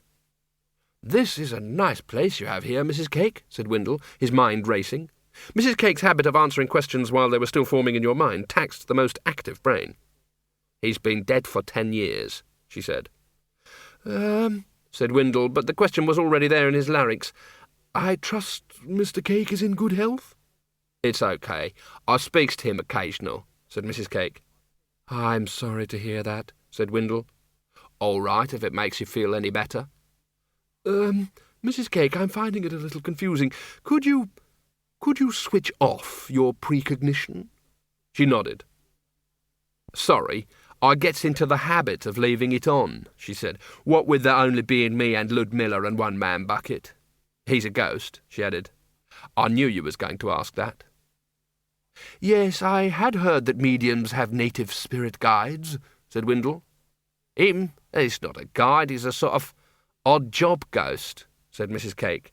"I don't hold with all that stuff with cards and trumpets and ooh-jar boards, mind you, and I think ectoplasm's disgusting. I won't have it in the house, I won't. You can't get it out of the carpets, you know, not even with vinegar." "My word," said Windlepoons. Or wailing, I don't hold with it, or messing around with the supernatural. It's unnatural, the supernatural. I won't have it. Said Windle cautiously, there are those who might think that being a medium is just a bit, well, you know, supernatural.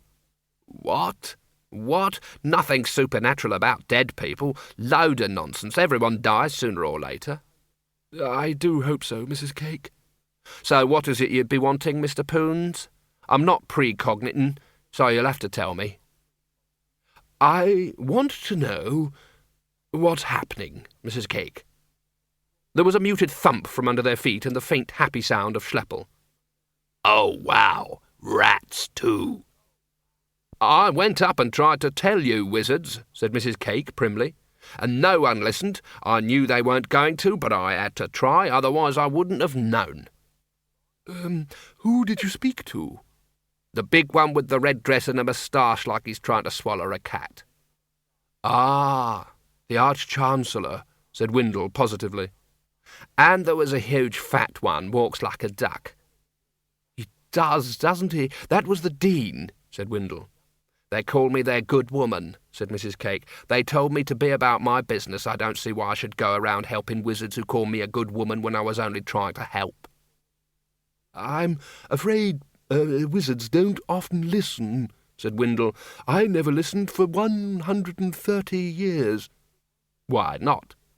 In case I heard what rubbish I was saying, I expect. What's happening, Mrs. Cake? You can tell me. I may be a wizard, but I'm a dead one. Well, Schleppel told me it was all due to life force. It's building up, see? What does that mean? There's more of it than there should be. You get, she waved her hands vaguely, when things are like in scales, only not the same on both sides. Imbalance. Mrs. Cake, who looked as though she was reading a distant script, nodded. One of them things, yeah, see? Sometimes it just happens a little bit and you get ghosts, because the life is not in the body anymore, but it hasn't gone, and you get less of it in the winter, because it sort of drains away, and it comes back in the spring, and some things concentrated. Modo, the university gardener, hummed a little tune as he wheeled the strange trolley into his private little area between the library and the high-energy magic building, with a load of weeds bound for composthood. The only building on the campus less than 1,000 years old. The senior wizards have never bothered much about what the younger, skinnier and more bespectable wizards get up to in there, treating their endless requests for funding for the thaumic particle accelerators and radiation shielding as one treats pleas for more pocket money, and listening with amusement to their breathless accounts of the search for the elementary particles of magic itself. This may one day turn out to be a major error on the part of the senior wizards, especially if they do let the younger wizards build whatever that blasted thing is they keep wanting to build in the squash court. The senior wizards know that the proper purpose of magic is to form a social pyramid, with the wizards on top of it, eating big dinners, but in fact the HEM building has helped provide one of the rarest foods in the universe, antipasta.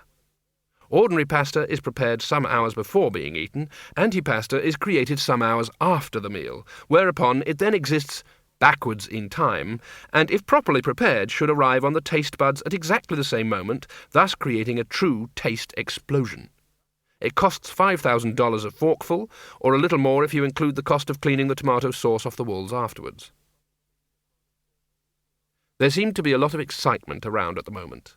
It was certainly interesting working with all these wizards. Teamwork, that's what it was. They looked after the cosmic balance, the universal harmonies, and the dimensional equilibriums, and he saw to it that the aphids stayed off the roses. There was a metallic tinkle. He peered over the top of the heap of weeds. Another one. A gleaming metal wire basket on little wheels sat on the path. Maybe the wizards had bought it for him? The first one was quite useful, although it was a little bit hard to steer. The little wheels seemed to want to go in different directions. There was probably a knack. Well, this one would be handy for carrying seed trays in. He pushed the second trolley aside and heard, behind him, a sound which, if it had to be written down, and if he could write, he would probably have written down as glop. He turned around, saw the biggest of the compost heaps pulsating in the dark, and said, "Look what I have brought you for your tea." And then he saw that it was moving. Some places, too, said Mrs. Cake. But why should it build up? Said Windle. It's like a thunderstorm, see? You know how you get that prickly feeling before a storm? That's what's happening now. Yes, but why, Mrs. Cake? Well, one man bucket says nothing's dying. What? Daft, isn't it? He says lots of lives are ending but not going away, they're just staying here. What, like ghosts? Not just ghosts, it's like puddles. When you get a lot of puddles, it's like the sea. Anyway, you only get ghosts from things like people. You don't get ghosts of cabbages. Windlepoons sat back in his chair. He had a vision of a vast pool of life, a lake being fed by a million short-lived tributaries as living things came to the end of their span. And life force was leaking out of the pressure built up, leaking out wherever it could. Do you think I could have a word with one? He began and then stopped. He got up and lurched over to Mrs. Cake's mantelpiece. How long have you had this, Mrs. Cake? He demanded, picking up a familiar glassy object. That, bought it yesterday. Pretty, ain't it? Windle shook the globe. It was almost identical to the ones under his floorboards. Snowflakes whirled up and settled on an exquisite model of Unseen University. It reminded him strongly of something. Well, the building obviously reminded him of the university, but the shape of the whole thing, there was a hint of it. It made him think of breakfast. Why is it happening? He said, half to himself. These damn things are turning up everywhere. The wizards ran down the corridor. How can you kill ghosts? How should I know? The question doesn't usually arise. You exercise them, I think. What, jumping up and down, running on the spot, that kind of thing? The Dean had been ready for this. It's spelled with an O, Arch-Chancellor. I don't think one is expected to subject them to physical exertion. Should think not, man. We don't want a lot of healthy ghosts buzzing around. There was a blood-curdling scream. It echoed around the dark pillars and arches and was suddenly cut off. The Arch-Chancellor stopped abruptly. The wizards cannoned into him. Sounded like a blood-curdling scream, he said. Follow me. He ran around the corner. There was a metallic crash and a lot of swearing.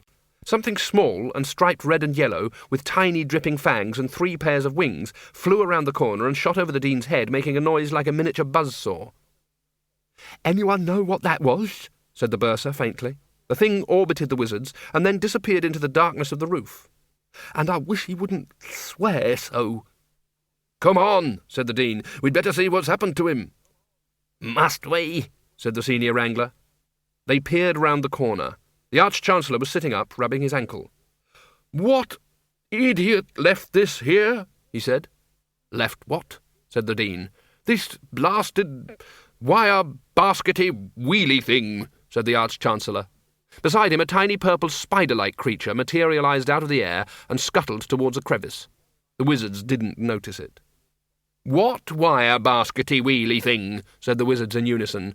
Ridcully looked around him. I could have sworn, he began. There was another scream. Ridcully scrambled to his feet. Come on, you fellows, he said, limping heroically onwards. Why does everyone run towards a blood-curdling scream? Mumbled the senior wrangler. It's contrary to all sense. They trotted out through the cloisters and into the quadrangle. A rounded, dark shape was squatting in the middle of the ancient lawn. Steam was coming out of it in little noisome wisps. What is it? It can't be a compost heap in the middle of the lawn, can it? Modo will be very upset. The Dean peered closer. Especially because, I do believe that's his feet poking out from under it. The heap swivelled towards the wizards and made a glop-glop noise, and then it moved. Right then, said Ridcully, rubbing his hands together hopefully. Which of you fellows has got a spell about them at the moment? The wizards patted their pockets in an embarrassed fashion.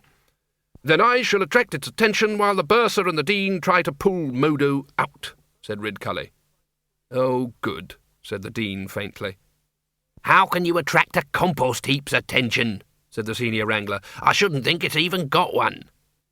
Ridcully removed his hat and stepped gingerly forward. Load of rubbish, he roared. The senior wrangler groaned and put his hands over his eyes. Ridcully flapped his hat in front of the heap. Biodegradable garbage. Poor green trash, said the lecturer in recent runes, helpfully. That's the ticket, said the Arch-Chancellor. Try to infuriate the bugger. Behind him, a slightly different variety of mad, waspy creature popped out of the air and buzzed away. The heap lunged at the hat. Midden, said Ridcully. Oh, I say, said the lecturer in recent runes, shocked. The Dean and the Bursar crept forward, grabbed a gardener's foot each, and pulled. Modo slid out of the heap. It's eaten through his clothes, said the Dean. But is he all right? He's still breathing, said the Bursar. And if he's lucky, he's lost his sense of smell, said the Dean. The heap snapped at Ridcully's hat. There was a glop. The point of the hat had vanished. Hey, there was still almost half a bottle in there, Ridcully roared. The senior wrangler grabbed his arm. Come on, Arch-Chancellor. The heap swiveled and lunged towards the Bursar. The wizards backed away. It can't be intelligent, can it? said the Bursar. All it's doing is moving around slowly and eating things, said the Dean. Put a pointy hat on it and it'd be a faculty member, said the Arch-Chancellor. The heap came after them. I wouldn't call that moving slowly, said the Dean. They looked expectantly at the Arch-Chancellor. Run! Portly though most of the faculty were, they hit a fair turn of speed up the cloisters, fought one another through the door, slammed it behind them and leaned on it. Very soon afterwards there was a damp, heavy thud on the far side. Well, we're out of that, said the Bursar. The Dean looked down. I think it's coming through the door, Arch-Chancellor, he said in a tiny voice. Don't be daft, man. We're all leaning on it. I didn't mean through, I meant through. The Arch-Chancellor sniffed. What's burning? Your boots, Arch-Chancellor, said the Dean. Ridcully looked down. A greenish-yellow puddle was spreading under the door. The wood was charring, the flagstones were hissing, and the leather soles of his boots were definitely in trouble. He could feel himself getting lower. He fumbled with the laces, and then took a standing jump onto a dry flagstone. Bursar! Yes, Arch-Chancellor? Give me your boots. What? Damn it, man! I command you to give me your blasted boots. This time, a long creature with 4 pairs of wings, 2 at each end and 3 eyes, popped into existence over Ridcully's head and dropped onto his hat. But I am your Arch-Chancellor. Yes, but I think the hinges are going, said the lecturer in recent runes. Ridcully looked around desperately. We'll regroup in the Great Hall, he said. We'll strategically withdraw to previously prepared positions. Who prepared them? Said the Dean. We'll prepare them when we get there, said the Arch-Chancellor through gritted teeth. Bursar, your boots, now! They reached the double doors of the Great Hall, just as the door behind them half collapsed, half dissolved. The Great Hall's doors were much sturdier. Bolts and bars were dragged into place. Clear the tables and pile them up in front of the door, snapped Ridcully. But it eats through wood, said the Dean. There was a moan from the small body of Modo, which had been propped against a chair. He opened his eyes. Quick, said Ridcully, how can we kill a compost heap? I don't think you can, Mr. Ridcully, sir, said the gardener. How about fire? I could probably manage a small fireball, said the Dean. It wouldn't work, it's too soggy, said Ridcully. It's right outside. It's eating away at the door. It's eating away at the door, sang the lecturer in recent runes. The wizards backed further away down the length of the hall. I hope it doesn't eat too much wood, said the dazed Modo, radiating genuine concern. They're a devil, excuse my Clatchian, if you get too much carbon in them. It's far too heating. You know, this is exactly the right time for a lecture on the dynamics of compost-making, Modo, said the Dean. Dwarfs do not know the meaning of the word irony. Well, all right. The correct balance of materials, correctly layered, according to... There goes the door, said the lecturer in recent runes, lumbering towards the rest of them. The mound of furniture started to move forward. The Arch-Chancellor stared desperately around the hall at a loss. Then his eyes were drawn to a familiar, heavy bottle on one of the sideboards. "Carbon," he said. "That's like charcoal, isn't it?" "How should I know? I'm not an alchemist," sniffed the Dean. The compost heap emerged from the debris. Steam poured off it. The Arch-Chancellor looked longingly at the bottle of wow-wow sauce. He uncorked it. He took a deep sniff. "The cooks here just can't make it properly, you know," he said. "It'll be weeks before I can get any more from home." He tossed the bottle towards the advancing heap. It vanished into the seething mass. "Stinging nettles are always useful," said Modo behind him. "They add iron. And comfrey. Well, you can never get enough comfrey. For the minerals, you know. Myself, I've always reckoned that a small quantity of wild yarrow." The wizards peered over the top of an overturned table. The heap had stopped moving. "Is it just me, or is it getting bigger?" said the senior wrangler. "And looking happier," said the Dean.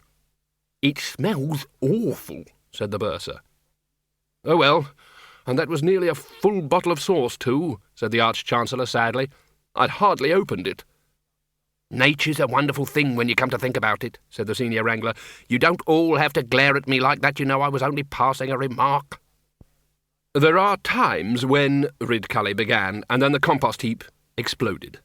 It wasn't a bang or a boom. It was the dampest, most corpulent eruption in the history of terminal flatulence. Dark red flame, fringed with black, roared up to the ceiling. Pieces of heap rocketed across the hall and slapped wetly into the walls. The wizards peered out from their barricade, which was now thick with tea leaves. A cabbage stalk dropped softly onto the Dean's head. He looked at a small bubbling patch on the flagstones. His face split slowly into a grin. "Wow," he said. The other wizards unfolded themselves. Adrenaline backwash worked its seductive spell. They grinned too, and started playfully punching one another on the shoulder. "Eat hot sauce," roared the Arch-Chancellor. "Up against the hedge, fermented rubbish." "Can we kick ass or can we kick ass?" burbled the Dean happily. "You mean can't the second time, not can, and I'm not sure that a compost heap can be said to have," and the senior wrangler began, but the tide of excitement was flowing against him. "That's one heap that won't mess with wizards again," said the Dean, who was getting carried away. "We're keen and mean and—" "There's 3 more of them out there, Modo says," said the bursar. They fell silent. "We could go and pick up our staffs, couldn't we?" said the Dean. The Arch-Chancellor prodded a piece of exploded heap with the toe of his boot.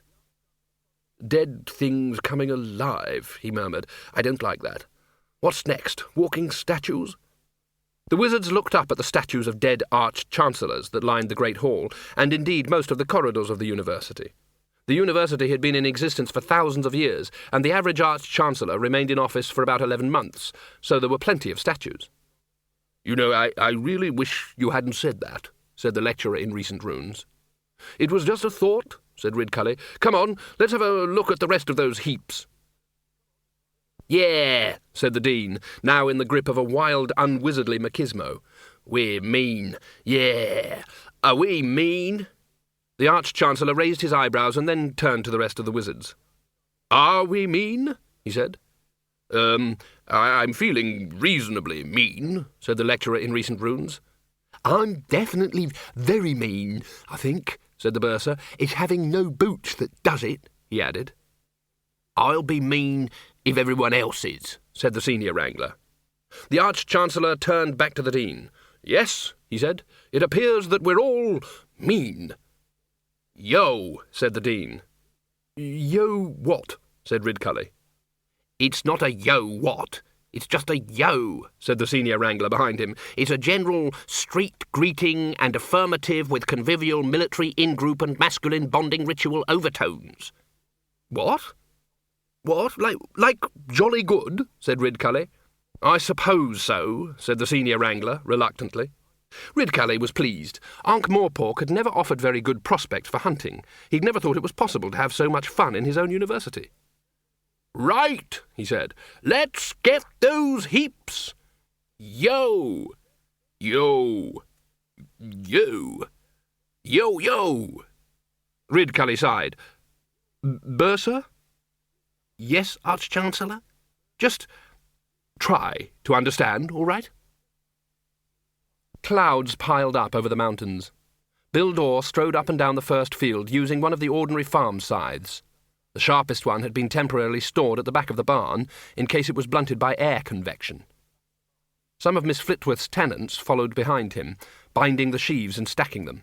Miss Flitworth had never employed more than one man full-time, Bill Dorr learned. She brought in other help as she needed it to save pennies. "Never seen a man cut corn with a scythe before," said one of them. "It's a sickle job." They stopped for lunch and ate it under the hedge.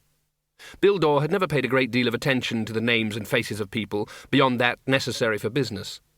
Corn stretched over the hillside. It was made up of individual stalks, and to the eye of one stalk another stalk might be quite an impressive stalk, with a dozen amusing and distinctive little mannerisms that set it apart from all other stalks. But to the reaper man, all stalks start off as just stalks. Now he was beginning to recognise the little differences. There was William Spigot, and Gabby Wheels, and Duke Bottomley, all old men, as far as Bill Dorr could judge, with skins like leather. There were young men and women in the village, but at a certain age they seemed to flip straight over to being old without passing through any intermediate stage. And then they stayed old for a long time. Miss Flitworth had said that before they could start a graveyard in these parts they'd have to hit someone over the head with a shovel. William Spigot was the one that sang when he worked, breaking into that long nasal whine which meant that folk song was about to be perpetrated.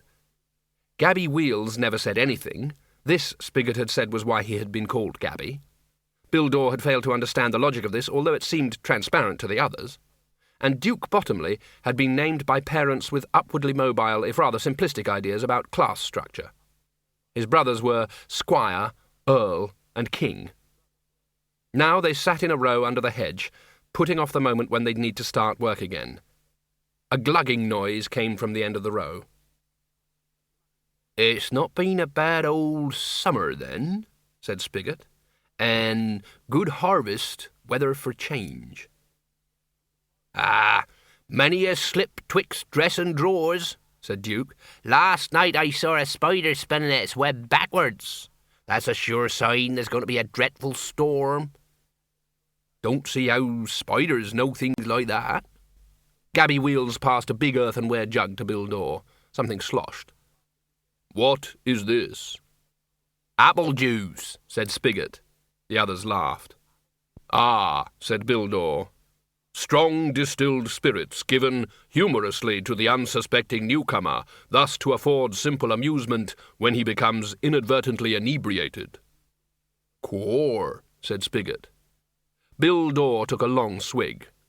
"And I saw swallows flying low," said Duke, "and partridges are heading for the woods, and there's a lot of big snails about, and—" "I don't reckon any of them buggers knows the first thing about meteorology," said Spigot. "I reckon you goes round telling 'em.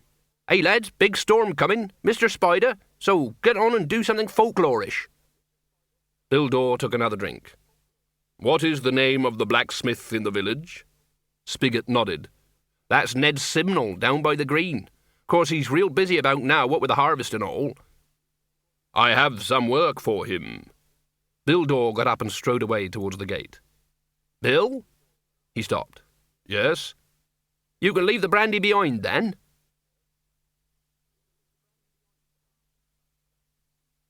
The village forge was dark and stifling in the heat, but Bill Dorr had very good eyesight. Something moved among a complicated heap of metal. It turned out to be the lower half of a man. His upper body was somewhere in the machinery from which came the occasional grunt. A hand shot out as Bill Dorr approached. "Right, give me a 3/8 Gripley." Bill looked around. A variety of tools were strewn around the forge. Come on, said a voice from somewhere in the machine.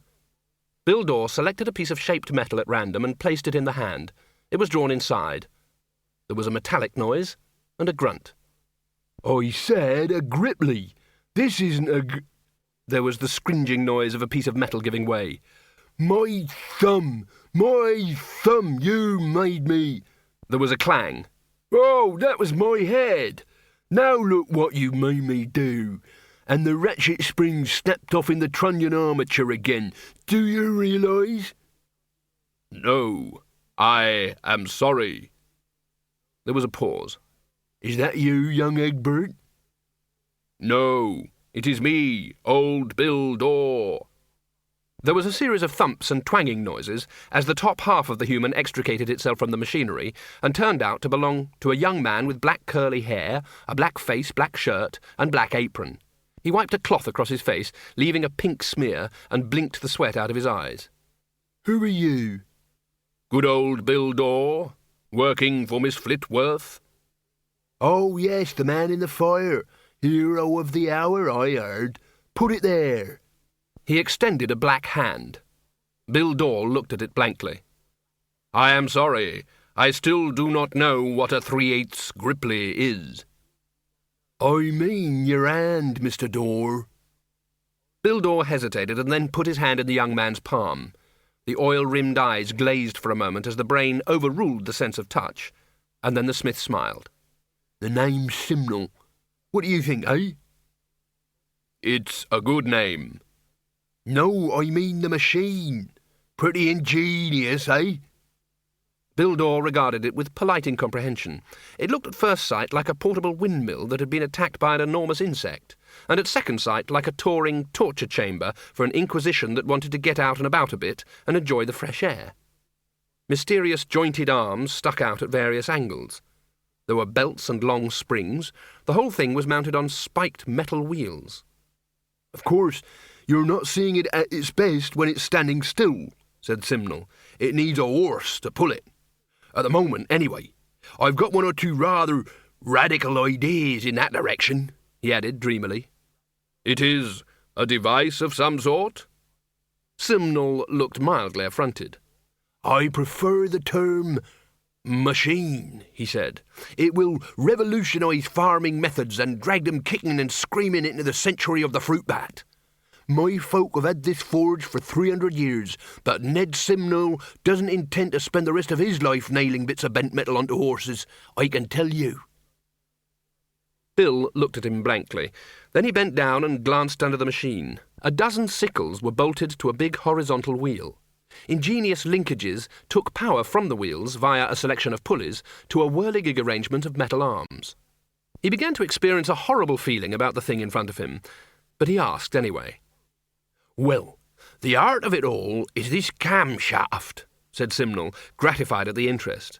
The power comes up via the pulley here, and the cams move the swaging arms, that's these, and the combing gate, which is operated by the reciprocating mechanism, comes down just as the gripping shutter drops in this slot here, and of course at the same time the two brass balls go round and round, and the fletching sheets carry off the straw while the grain drops with the aid of gravity down the riffling screw and into the hopper.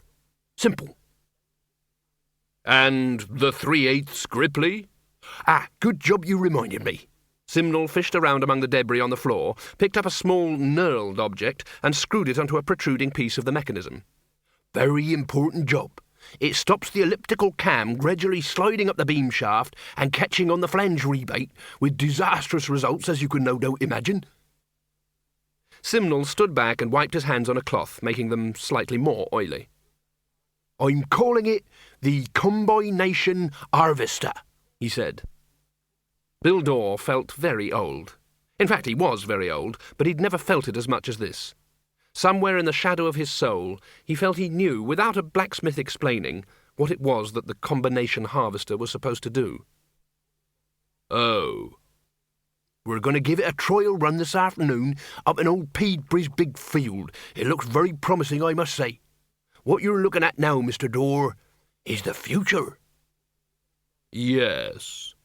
Bill Dorr ran his hand over the framework. And the harvest itself?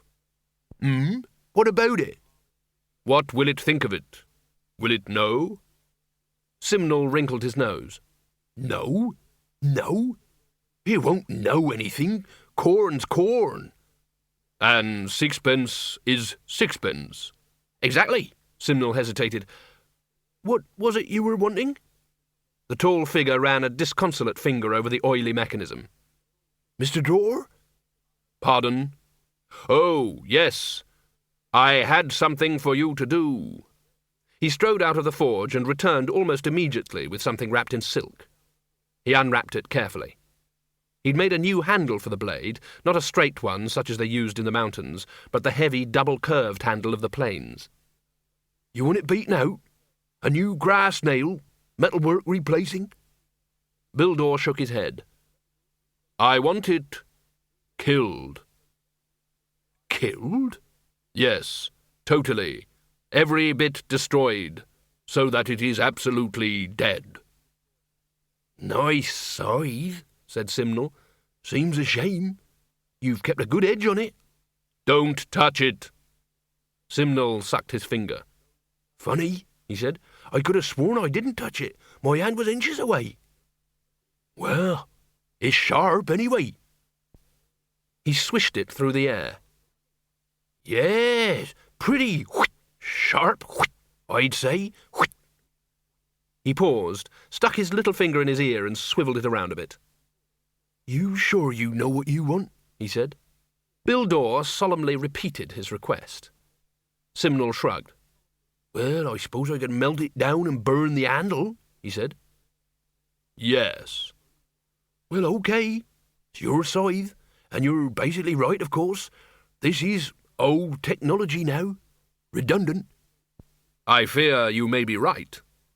Simnel jerked a grimy thumb towards the combination harvester. Bildor knew it was made only out of metal and canvas, and therefore couldn't possibly lurk. But it was lurking. Moreover, it was doing so with a chilling, metallic smugness. "You could get Miss Flitworth to buy you one of these, Mr. Dorr. It'd be just the job for a one-man farm like that. I can see you now, up there, up in the breeze, with the belts clacking away and the sparge arms oscillating." "No." "Go on. She could afford it. They say she's got boxes full of treasure from the old days." "No." Simnel hesitated. The last "no" contained a threat more certain than the creak of thin ice on a deep river. It said that going any further could be the most foolhardy thing Simnel would ever do. "I'm sure you know your own mind best," he mumbled. "Yes."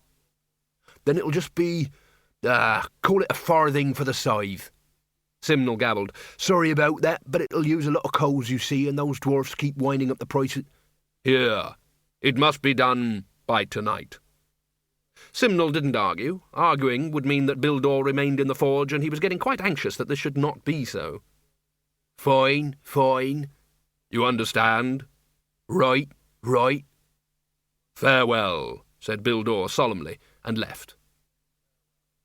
Simnel shut the doors after him and leaned against them. Phew. Nice man, of course. Everyone was talking about him.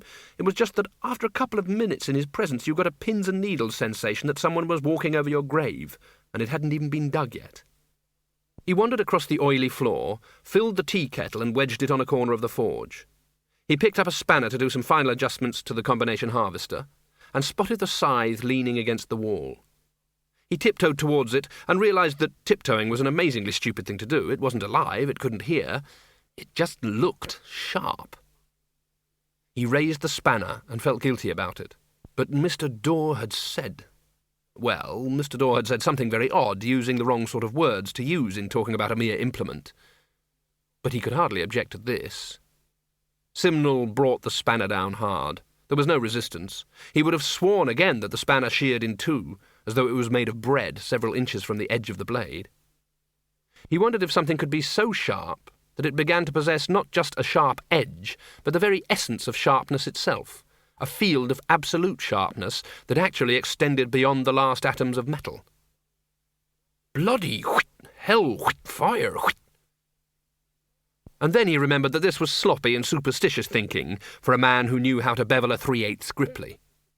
You knew where you were with a reciprocating linkage. It either worked or it didn't. It certainly didn't present you with mysteries. He looked proudly at the combination harvester. Of course, you needed a horse to pull it. That spoiled things a bit. Horses belonged to yesterday. Tomorrow belonged to the combination harvester and its descendants, which would make the world a cleaner and better place. It was just a matter of taking the horse out of the equation. He tried clockwork, and that wasn't powerful enough. Maybe if he'd tried winding a... Behind him, the kettle boiled over and put the fire out. Simnel fought his way through the steam. That was the bloody trouble. Every time, whenever someone was trying to do a bit of sensible thinking, there was always some pointless distraction. Mrs. Cake drew the curtains. Who exactly is One Man Bucket? Said Windle. She lit a couple of candles and sat down. He belonged to one of them heathen Hawonderland tribes, she said shortly. Very strange name. One Man Bucket, said Windle. It's not his full name, said Mrs. Cake darkly. Now we've got the old hands. She looked at him speculatively. We need someone else. I could call Schleppel, said Windle. I ain't having no bogey under my table trying to look up me drawers, said Mrs. Cake. Ludmilla! She shouted. After a moment or two, the bead curtain leading into the kitchen was swept aside, and the young woman who had originally opened the door to Windle came in. Yes, mother? Sit down, girl. We need another one for the seancing. Yes, mother. The girl smiled at Windle. This is Ludmilla, said Mrs. Cake shortly. Charmed, I'm sure, said Windle. Ludmilla gave him the bright crystalline smile perfected by people who had long ago learned not to let their feelings show. We have already met, said Windle. It must be at least a day since the full moon, he thought. All the signs are nearly gone. Nearly? Well, well, well. She's my shame, said Mrs. Cake. Mother, you do go on, said Ludmilla without rancour. Join hands, said Mrs. Cake. They sat in the semi-darkness. Then Windle felt Mrs. Cake's hand being pulled away. I forgot about the glass, she said. I thought, Mrs. Cake, that you didn't hold with Ouija boards and that sort of... Windle began. There was a glugging noise from the sideboard. Mrs. Cake put a glass on the tablecloth and sat down again. I don't, she said. Silence descended again. Windle cleared his throat nervously. Eventually Mrs. Cake said, All right, One Man Bucket, I knows you're there. The glass moved. The amber liquid inside sloshed gently. A bodiless voice quavered, Greetings, paleface, from the happy hunting ground. You stop that, said Mrs. Cake. Everyone knows you got run over by a cart in Treacle Street because you was drunk, One Man Bucket. It's not my fault. Not my fault. Is it my fault my great-granddad moved here? By rights, I should have been mauled to death by a mountain lion or a giant mammoth or something. I've been denied my death right. Mr. Poons here wants to ask you a question, One Man Bucket, said Mrs. Cake. She is happy here and waiting for you to join her, said One Man Bucket. Who is? Said Windle. This seemed to fox One Man Bucket. It was a line that generally satisfied without further explanation. Who would you like? He asked cautiously. Can I have that drink now? Not yet, One Man Bucket, said Mrs. Cake. Well, I need it. It's bloody crowded in here. What? Said Windle quickly. With ghosts, you mean? There's hundreds of them, said the voice of One Man Bucket. Windle was disappointed. Only hundreds, he said. That doesn't sound a lot. Not many people become ghosts, said Mrs. Cake. To be a ghost you've got to have, like, serious unfinished business, or a terrible revenge to take, or a cosmic purpose in which you are just a pawn. Or a cruel thirst, said One Man Bucket. Will you hark at him, said Mrs. Cake. I wanted to stay in the spirit world, or even wine and beer. So, what happens to the life force if things stop living? Said Windle. Is that what's causing all this trouble? You tell the man, said Mrs. Cake, when One Man Bucket seemed reluctant to answer. What trouble you talking about? Things unscrewing, clothes running around by themselves, everyone feeling more alive, that sort of thing. That's nothing. See, the life force leaks back where it can. You don't need to worry about that. Windle put his hand over the glass. But there is something I should be worrying about, isn't there? He said flatly. It's to do with the little glass souvenirs. Don't like to say. Do tell him. It was Ludmilla's voice, deep but somehow attractive. Lupine was watching her intently. Windle smiled. That was one of the advantages about being dead. You spotted things the living ignored. One-man bucket sounded shrill and petulant. What's he going to do if I tell him then? I could get into heap big trouble for that sort of thing. Well, you can tell me if I guess right, said Windle. Yes, maybe. You don't have to say anything, said Mrs. Cake. Just knock twice for yes and once for no, like in the old days. Oh, all right. Go on, Mr. Poons, said Ludmilla. She had the kind of voice Windle wanted to stroke. He cleared his throat. I think, he began, that is, I think there's some sort of eggs. I thought, why, breakfast, and then I thought, eggs. Knock. Oh, well, perhaps it was a rather silly idea. Sorry, was it once for yes or twice for yes? Twice, snapped the medium. Knock, knock. Ah, breathed Windle, and they hatch into something with wheels on. Twice for yes, was it? Right. Knock, knock.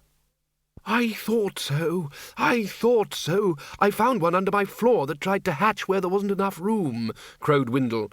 Then he frowned. But hatch into what? Mustrum Ridcully trotted into his study and took his wizard's staff from its rack over the fireplace. He licked his finger and gingerly touched the top of the staff. There was a small octarine spark and a smell of greasy tin. He headed back for the door. Then he turned around slowly because his brain had just had time to analyse the study's cluttered contents and spot the oddity. "What the hell's that doing there?" he said. He prodded it with the tip of his staff. It gave a jingling noise and rolled a little away. It looked vaguely, but not very much, like the sort of thing the maids trundled around, loaded with mops and fresh linen and whatever it was maids pushed around. Ridcully made a mental note to take it up with the housekeeper. Then he forgot about it. "Damn wire wheelie things are getting everywhere," he muttered. Upon the word damn, something like a large blue bottle with cat-sized dentures flopped out of the air, fluttered madly as it took stock of its surroundings, and then flew after the unheeding Arch-Chancellor. The words of wizards have power, and swear words have power. And with life force practically crystallising out of the air, it had to find outlets wherever it could. "Cities," said one-man bucket. "I think they're city eggs." The senior wizards gathered again in the great hall. Even the senior wrangler was feeling a certain excitement. It was considered bad form to use magic against fellow wizards, and using it against civilians was unsporting. It did you good to have a really righteous zap occasionally. The Arch-Chancellor looked them over. "Dean, why have you got stripes all over your face?" he inquired. "Camouflage, Arch-Chancellor." "Camouflage, eh?" "Yo, Arch-Chancellor." "Oh well, so long as you feel happy in yourself, that's what matters." They crept out towards the patch of ground that had been Modo's little territory. At least most of them crept. The Dean advanced in a series of spinning leaps, occasionally flattening himself against the wall and saying, "Hut, hut, hut," under his breath. He was absolutely crestfallen when the other heaps turned out to be still where Modo had built them. The gardener, who had tagged along behind and had twice nearly been flattened by the Dean, fussed around them for a while. "They're just lying low," said the Dean. "I say we blow up the goddamn." "They're not even warm yet," said Modo. "That one must have been the oldest." "You mean we haven't got anything to fight?" said the Arch-Chancellor. The ground shook underfoot, and then there was a faint jangling noise from the direction of the cloisters. Ridcully frowned. "Someone's pushing those damn wire baskety things around again," he said. "There was one in my study tonight." Said the senior wrangler. "There was one in my bedroom. I opened the wardrobe and there it was." In your wardrobe? What did you put it in there for? Said Ridcully. I didn't. I told you it was probably the students. It's their kind of humour. One of them put a hairbrush in my bed once. I fell over one earlier, said the Arch-Chancellor, and then when I looked round for it, someone had taken it away. The jingling noise got closer. Right, Mr. So-called clever Dick young fellow, me lad, said Ridcully, tapping his staff once or twice on his palm in a meaningful way. The wizards backed up against the wall. The phantom trolley pusher was almost on them. Ridcully snarled and leapt out of hiding. "Aha, my fine young... bloody hellfire!" "Don't be pulling my leg," said Mrs. Cake. "Cities ain't alive. I know people says they are, but they don't mean really." Windle Poons turned one of the snowballs around in his hand. "It must be laying thousands of them," he said, "but they wouldn't all survive, of course. Otherwise we'd be up to here in cities, yes?" "You telling us that those little balls hatch out into huge places?" said Ludmilla. Not straight away. There's the mobile stage first. "Something with wheels on?" said Windle. That's right. I can see you know already. "I think I knew," said Windle Poons, "but I didn't understand. And what happens after the mobile stage?" Don't know. Windle stood up. "Then it's time to find out," he said. He glanced at Ludmilla and Lupine. Ah, yes, and why not? If you can help somebody as you pass this way, Windle thought, then your living, or whatever, shall not be in vain. He let himself fall into a stoop, and let a little crackle enter his voice. "But I'm rather unsteady on my legs these days," he quavered. "It would be really a great favour if someone could help me along. Could you see me as far as the university, young lady?" Ludmilla doesn't go out much these days because her health, Mrs. Cake began briskly. "Is absolutely fine," said Ludmilla. "Mother, you know it's been a whole day since full moon—" Ludmilla. "Well, it has." "It's not safe for a young woman to walk the streets these days," said Mrs. Cake. "But Mr. Poons's wonderful dog would frighten away the most dangerous criminal," said Ludmilla. On cue, Lupine barked helpfully and begged. Mrs. Cake regarded him critically. "He's certainly a very obedient animal," she said reluctantly. "That's settled then," said Ludmilla. "I'll fetch my shawl." Lupine rolled over. Windle nudged him with a foot. "Be good," he said. There was a meaningful cough from one man bucket. All right, said Mrs. Cake. She took a bundle of matches from the dresser, lit one absent-mindedly with her fingernail, and dropped it into the whisky glass. It burned with a blue flame, and somewhere in the spirit world the spectre of a stiff double lasted just long enough. As Windle Poons left the house, he thought he could hear a ghostly voice raised in song. The trolley stopped. It swivelled from side to side, as if observing the wizards. Then it did a fast three-point turn and trundled off at high speed. "Get it!" bellowed the Arch-Chancellor. He aimed his staff and got off a fireball which turned a small area of cobblestones into something yellow and bubbly. The speeding trolley rocked wildly but kept going, with one wheel rattling and squeaking.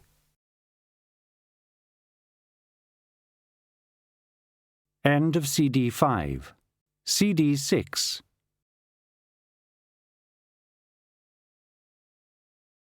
"It's from the dungeon dimensions," said the Dean. "Cream the basket." The Arch-Chancellor laid a steadying hand on his shoulder. "Don't be daft. Dungeon things have a lot more tentacles and things. They don't look made." They turned at the sound of another trolley. It rattled unconcernedly down a side passage, stopped when it saw or otherwise perceived the wizards, and did a creditable impression of a trolley that had just been left there by someone. The bursar crept up to it. "It's no use you looking like that," he said. "We know you can move." "We all seed you," said the Dean. The trolley maintained a low profile. It can't be thinking, said the lecturer in recent runes. There's no room for a brain. Who says it's thinking, said the Arch-Chancellor. All it does is move. Who needs brains for that? Prawns move. He ran his fingers over the metalwork. Actually, prawns are quite intelligent, the senior wrangler began. Shut up, said Ridcully. Is this made, though? It's wire, said the senior wrangler. Wire's something that you have to make, and there's wheels. Hardly anything natural's got wheels. It's just that close up it looks all one thing, said the lecturer in recent runes, who had knelt down painfully to inspect it the better.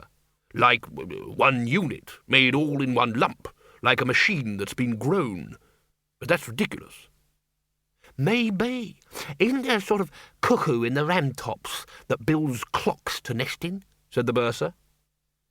Yes, but that's just a courtship ritual, said the lecturer in recent runes airily. Besides, they keep lousy time. The trolley leapt for a gap in the wizards, and would have made it except that the gap was occupied by the bursar, who gave a scream and pitched forward into the basket. The trolley didn't stop, but rattled onwards towards the gates. The dean raised his staff. The Arch-Chancellor grabbed it. You might hit the bursar, he said. Just one small fireball? It's tempting, but no, come on, after it. Yo! If you like. The wizards lumbered in pursuit. Behind them, as yet unnoticed, a whole flock of the Arch-Chancellor's swear words fluttered and buzzed, and Windle Poons was leading a small deputation to the library. The librarian of the unseen university knuckled his way hurriedly across the floor as the door shook to a thunderous knocking. I know you're in there, came the voice of Windle Poons. You must let us in. It's vitally important. Ooh. You won't open the doors? Ooh. Then you leave me no choice. Ancient blocks of masonry moved aside slowly. Mortar crumbled. Then part of the wall fell in, leaving Windle Poons standing in a Windle Poons-shaped hole. He coughed on the dust. I hate having to do that, he said. I can't help feeling it's pandering to popular prejudice. The librarian landed on his shoulders. To the orangutan's surprise, this made very little difference. A 300-pound orangutan usually had a noticeable effect on the person's rate of progress, but Windle wore him like a collar. I think we need ancient history, he said. I wonder, could you stop trying to twist my head off? The librarian looked around wildly. It was a technique that normally never failed. Then his nostrils flared. The librarian hadn't always been an ape.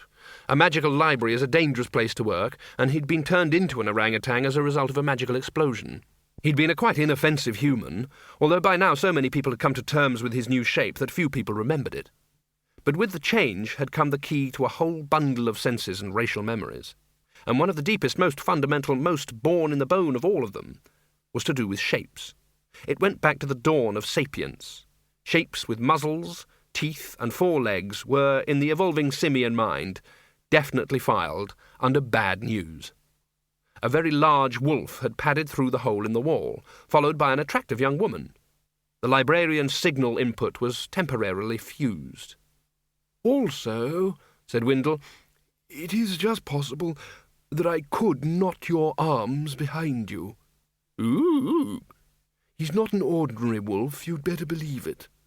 Ooh? Windle lowered his voice. And she might not technically be a woman, he added. The librarian looked at Ludmilla. His nostrils flared again. His brow wrinkled. Ooh? All right, I may have put that rather clumsily. Do let go, there's a good fellow.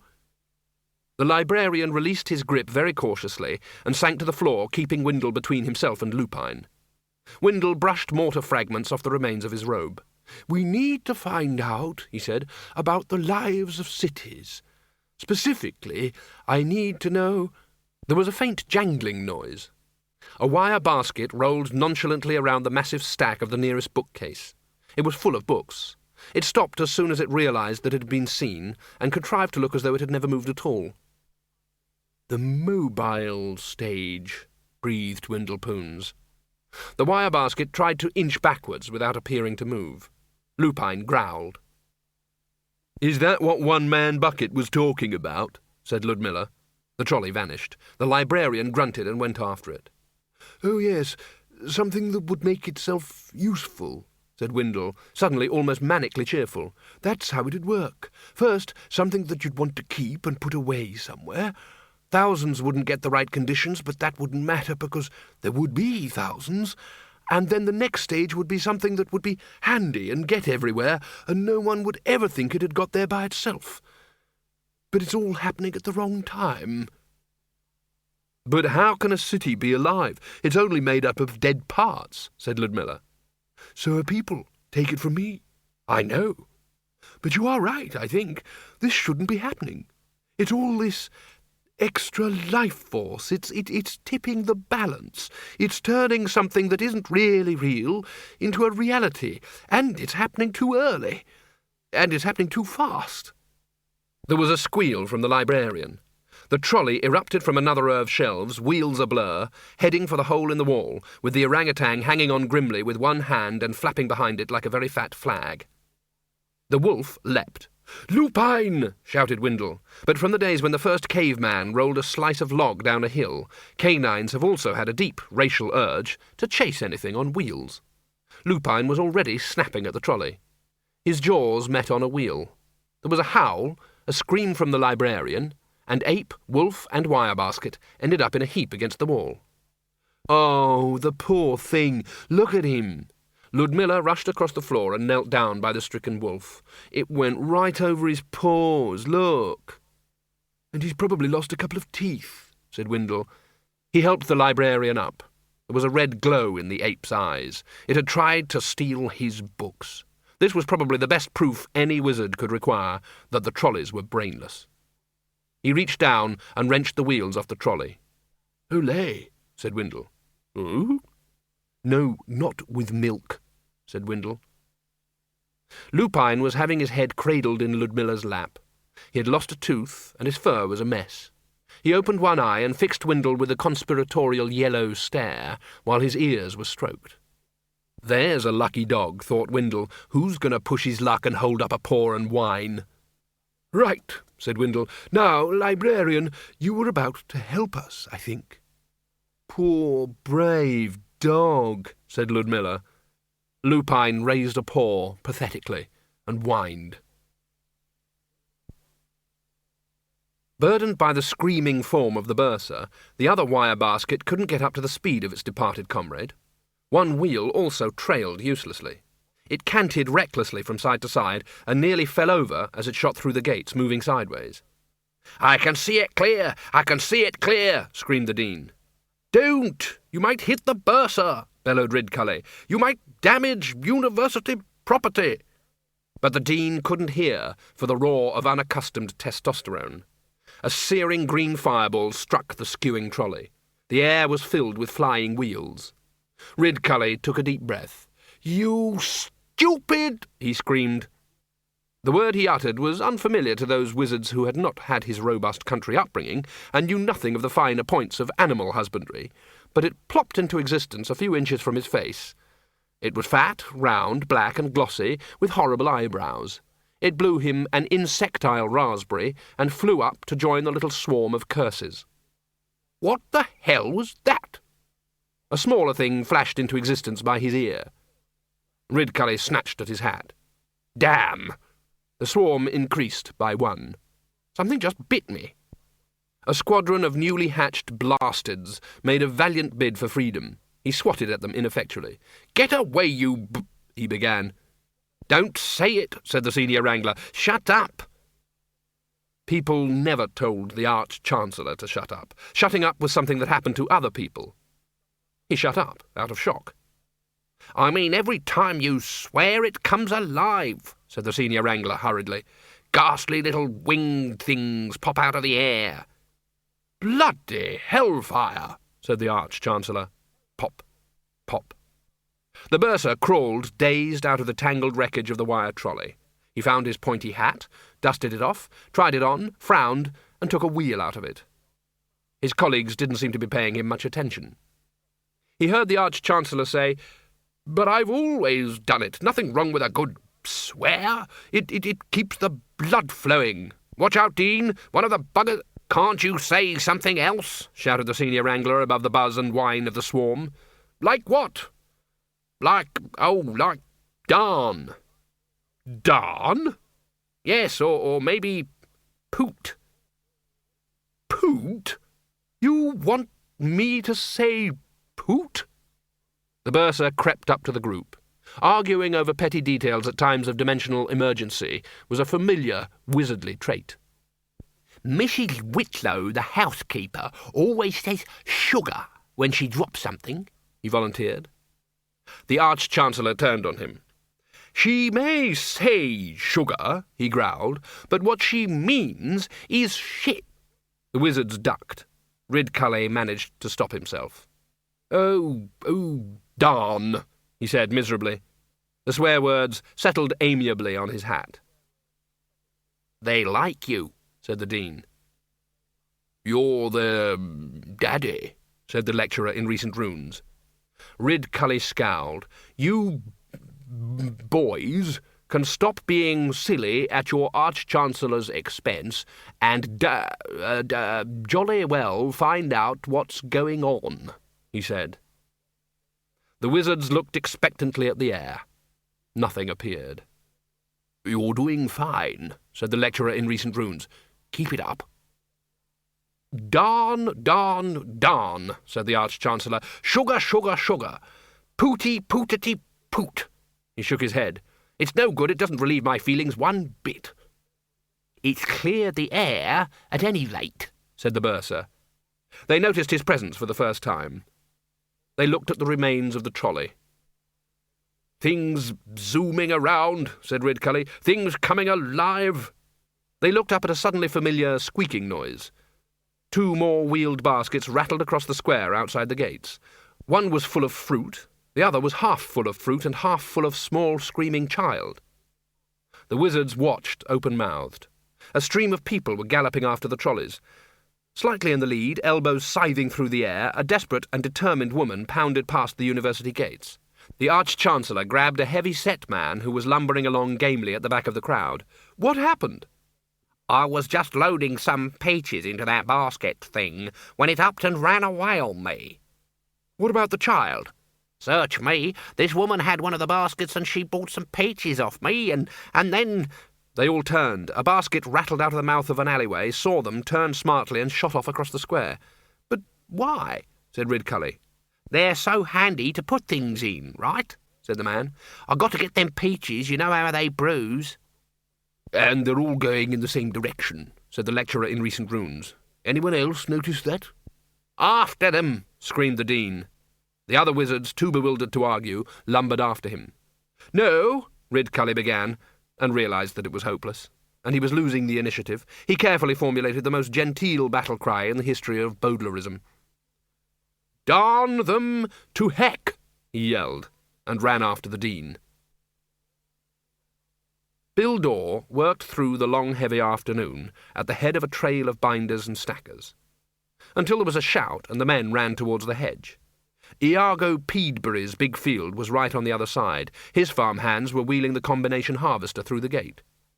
Bill joined the others leaning over the hedge. The distant figure of Simnel could be seen, giving instructions. A frightened horse was backed into the shafts. The blacksmith climbed up into the little metal seat in the middle of the machinery and took up the reins. The horse walked forward. The sparge arms unfolded. The canvas sheets started to revolve, and probably the riffling screw was turning, but that didn't matter because something somewhere went clonk, and everything stopped. From the crowd at the hedge there were shouts of, "Get out and milk it!" "We had one, but the end fell off."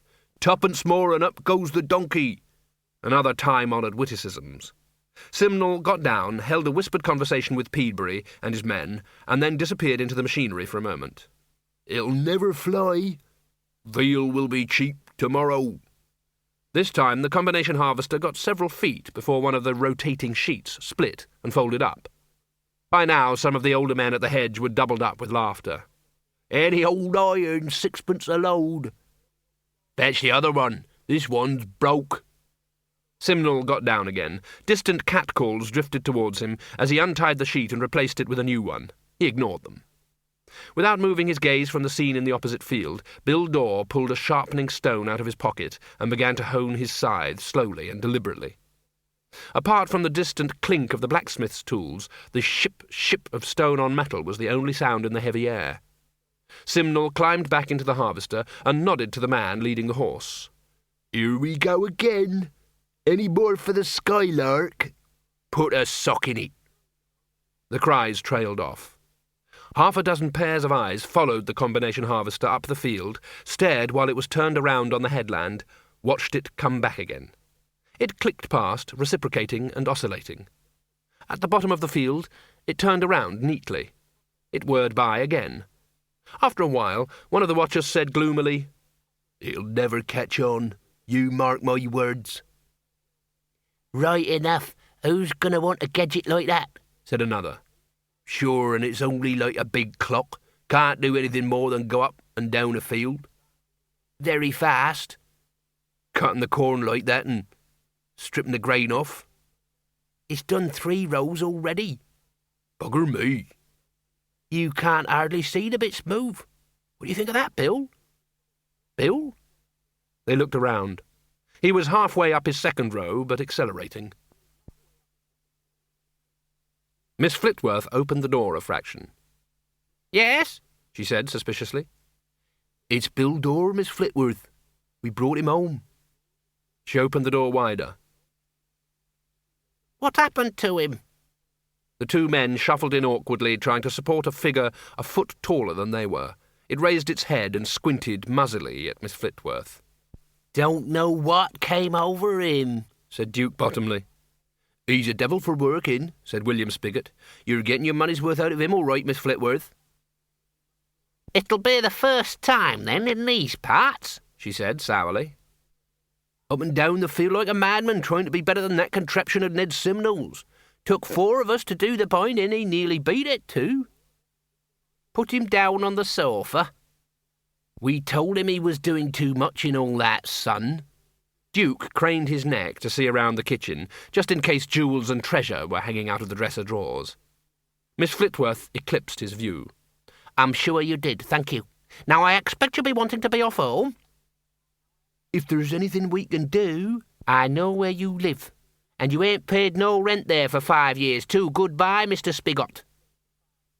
She ushered them to the door and shut it in their faces. Then she turned around. "What the hell have you been doing, Mr. So-called Bill Dore?" "I am tired, and it won't stop." Bill Dore clutched at his skull. "Also, Spigot gave me a humorous apple juice fermented drink because of the heat, and now I feel ill." "I ain't surprised he makes it up in the woods. Apples isn't the half of it." "I have never felt ill before, or tired. It's all part of being alive. How do humans stand it?" "Well, fermented apple juice can help." Bill Dore sat staring gloomily at the floor. "But we finished the field," he said with a hint of triumph. "All stacked in stooks. Or possibly the other way round." He clutched at his skull again. "Oh." Miss Flitworth disappeared into the scullery. There was the creaking of a pump. She returned with a damp flannel and a glass of water. "There's a newt in it." "Shows it's fresh," said Miss Flitworth, fishing the amphibian out and releasing it on the flagstones where it scuttled away into a crack. People have believed for hundreds of years that newts in a well mean that the water's fresh and drinkable, and in all that time never asked themselves whether the newts got out to go to the lavatory. Bill Dore tried to stand up. "Now I almost know why some people wish to die," he said. "I had heard of pain and misery, but I had not hitherto fully understood what they meant." Miss Flitworth peered through the dusty window. The clouds that had been piling up all afternoon towered over the hills, grey with a menacing hint of yellow. The heat pressed down like a vice. "There's a big storm coming." "Will it spoil my harvest?" "No, it'll dry out after." "How is the child?" Bill Dore unfolded his palm. Miss Flitworth raised her eyebrows. The golden glass was there, the top bulb almost empty, but it shimmered in and out of vision. "How come you've got it? It's upstairs she was holding it like," she floundered. "Like someone holds something very tightly." "She still is. But it is also here. Or anywhere. It is only a metaphor, after all. What she's holding looks real enough. Just because something is a metaphor doesn't mean it can't be real." Miss Flitworth was aware of a faint echo in the voice, as though the words were being spoken by two people almost, but not quite in sync. "How long have you got?"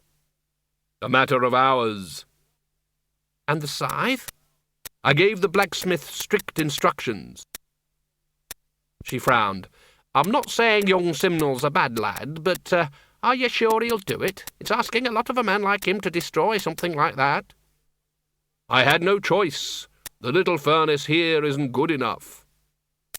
"It's a wicked sharp scythe." "I fear it may not be sharp enough." "And no one has ever tried this on you?" "There is a saying, 'You can't take it with you.'" "Yes." "How many people have seriously believed it?" "I remember reading once," said Miss Flitworth, "about these heathen kings in the desert somewhere who build huge pyramids and put all sorts of stuff in them, even boats, even girls in transparent trousers and a couple of saucepan lids. You can't tell me that's right." "I've never been very sure about what is right," said Bildor. "I am not sure there is such a thing as right, or wrong. Just places to stand." "No, right's right and wrong's wrong," said Miss Flitworth. "I was brought up to tell the difference." "By a contrabandistor." "A what?" "A mover of contraband." "There's nothing wrong with smuggling." "I merely point out that some people think otherwise." "They don't count." "But—" Lightning struck, somewhere on the hill. The thunderclap rocked the house. A few bricks from the chimney rattled into the grate. Then the windows shook to a fierce pounding. Bildor strode across the room and threw open the door. Hailstones the size of hens' eggs bounced off the doorstep and into the kitchen. "Oh, drama." "Oh, hell." Miss Flitworth ducked under his arm. "And where's the wind come from?" "The sky," said Bildor, surprised at the sudden excitement. "Come on." She whirled back into the kitchen and scrabbled on the dresser for a candle lantern and some matches. "But you said it would dry." "In a normal storm, yes. In this lot, it's going to be ruined. We'll find spread all over the hill in the morning." She fumbled the candle alight and ran back again. Bildor looked out into the storm. Straws whirred past, tumbling on the gale. "Ruined? My harvest?" He straightened up. "Bugger that." The hail rumbled on the roof of the smithy. Ned Simnel pumped the furnace bellows until the heat of the coals was white with the merest hint of yellow. It had been a good day. The combination harvester had worked better than he'd dared to hope. Old Peedbury had insisted on keeping it to do another field tomorrow, so it had been left out with a tarpaulin over it, securely tied down. Tomorrow he could teach some of the men to use it, and start work on a new, improved model. Success was assured. The future definitely lay ahead. Then there was the matter of the scythe. He went to the wall where it had been hung. Bit of a mystery, that. Here was the most superb instrument of its kind he'd ever seen. You couldn't even blunt it. Its sharpness extended well beyond its actual edge, and yet he was supposed to destroy it. Where was the sense in that? Ned Simnel was a great believer in sense, of a certain specialized kind. Maybe Bildor just wanted to be rid of it, and that was understandable, because even now when it hung innocuously enough from the wall, it seemed to radiate sharpness. There was a faint violet corona around the blade, caused by the draughts in the room driving luckless air molecules to their severed death. Ned Simnel picked it up with great care. Weird fellow, Bildor. He'd said he wanted to be sure it was absolutely dead. As if you could kill a thing. Anyway, how could anyone destroy it? Oh, the handle would burn and the metal would calcine, and if he worked hard enough, eventually there'd be nothing more than a little heap of dust and ashes. That was what the customer wanted. On the other hand, presumably, you could destroy it by just taking the blade off the handle. After all, it wouldn't be a scythe if you did that. It'd just be, well, bits. Certainly you could make a scythe out of them, but you could probably do that with the dust and ashes if you knew how to do it. Ned Simnel was quite pleased with this line of argument, and after all, Bill Dorr hadn't even asked for proof that the thing had been killed. He took sight carefully and then used the scythe to chop the end off the anvil. Uncanny. Total sharpness. He gave in. It was unfair. You couldn't ask someone like him to destroy something like this. It was a work of art. It was better than that. It was a work of craft. He walked across the room to a stack of timber and thrust the scythe well out of the way behind the heap. There was a brief punctured squeak. Anyway, it would be all right. He'd give Bill his farthing back in the morning. The death of rats materialised behind the heap in the forge and trudged to the sad little heap of fur that had been a rat that got in the way of the scythe. Its ghost was standing beside it, looking apprehensive. It didn't seem very pleased to see him. Squeak, squeak. Squeak, the death of rats explained. Squeak. Squeak, the death of rats confirmed. Preen Whiskers twitched nose. The death of rats shook its head. Squeak. The rat was crestfallen. The death of rats laid a bony but not entirely unkind paw on its shoulder. Squeak. The rat nodded sadly. It had been a good life in the forge. Ned's housekeeping was almost non-existent, and he was probably the world champion absent-minded leaver of unfinished sandwiches. It shrugged, and trooped after the small robed figure. It wasn't as if it had any choice. People were streaming through the streets. Most of them were chasing trolleys. Most of the trolleys were full of whatever people had found a trolley useful to carry, firewood, children, shopping, and they were no longer dodging but moving blindly, all in the same direction. You could stop a trolley by turning it over when its wheels spun madly and uselessly. The wizards saw a number of enthusiastic individuals trying to smash them, but the trolleys were practically indestructible. They bent but didn't break, and if they had even one wheel left, they'd make a valiant attempt to keep going.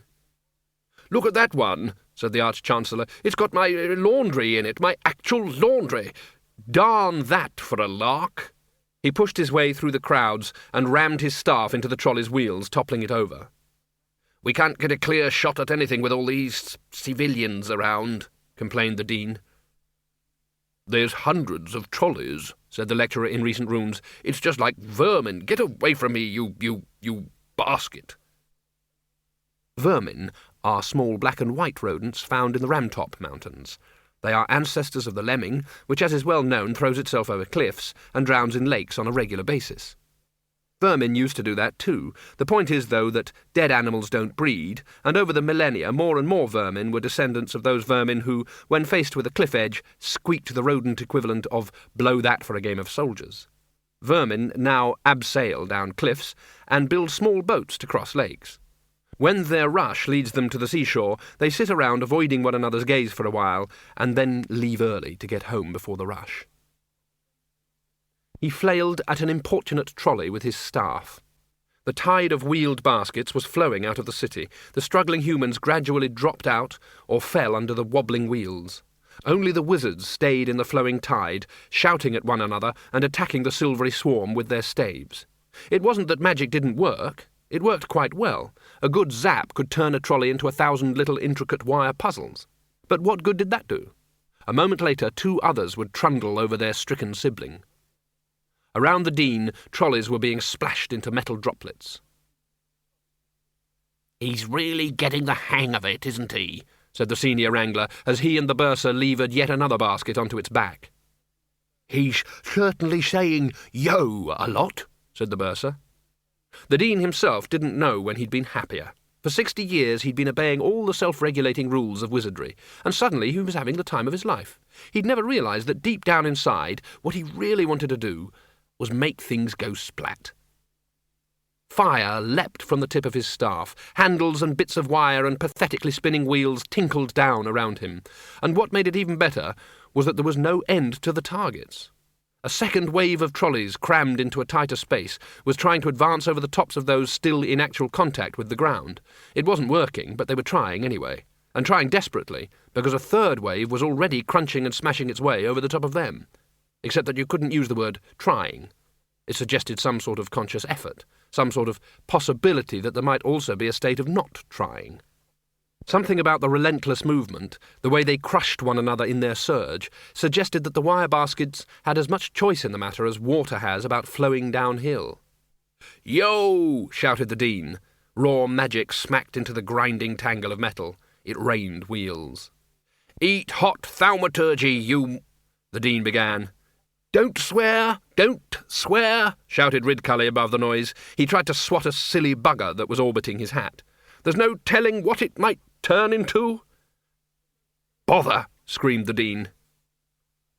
"It's no good. We might as well be trying to hold back the sea," said the senior wrangler. "I vote we head back to the university and pick up some really tough spells."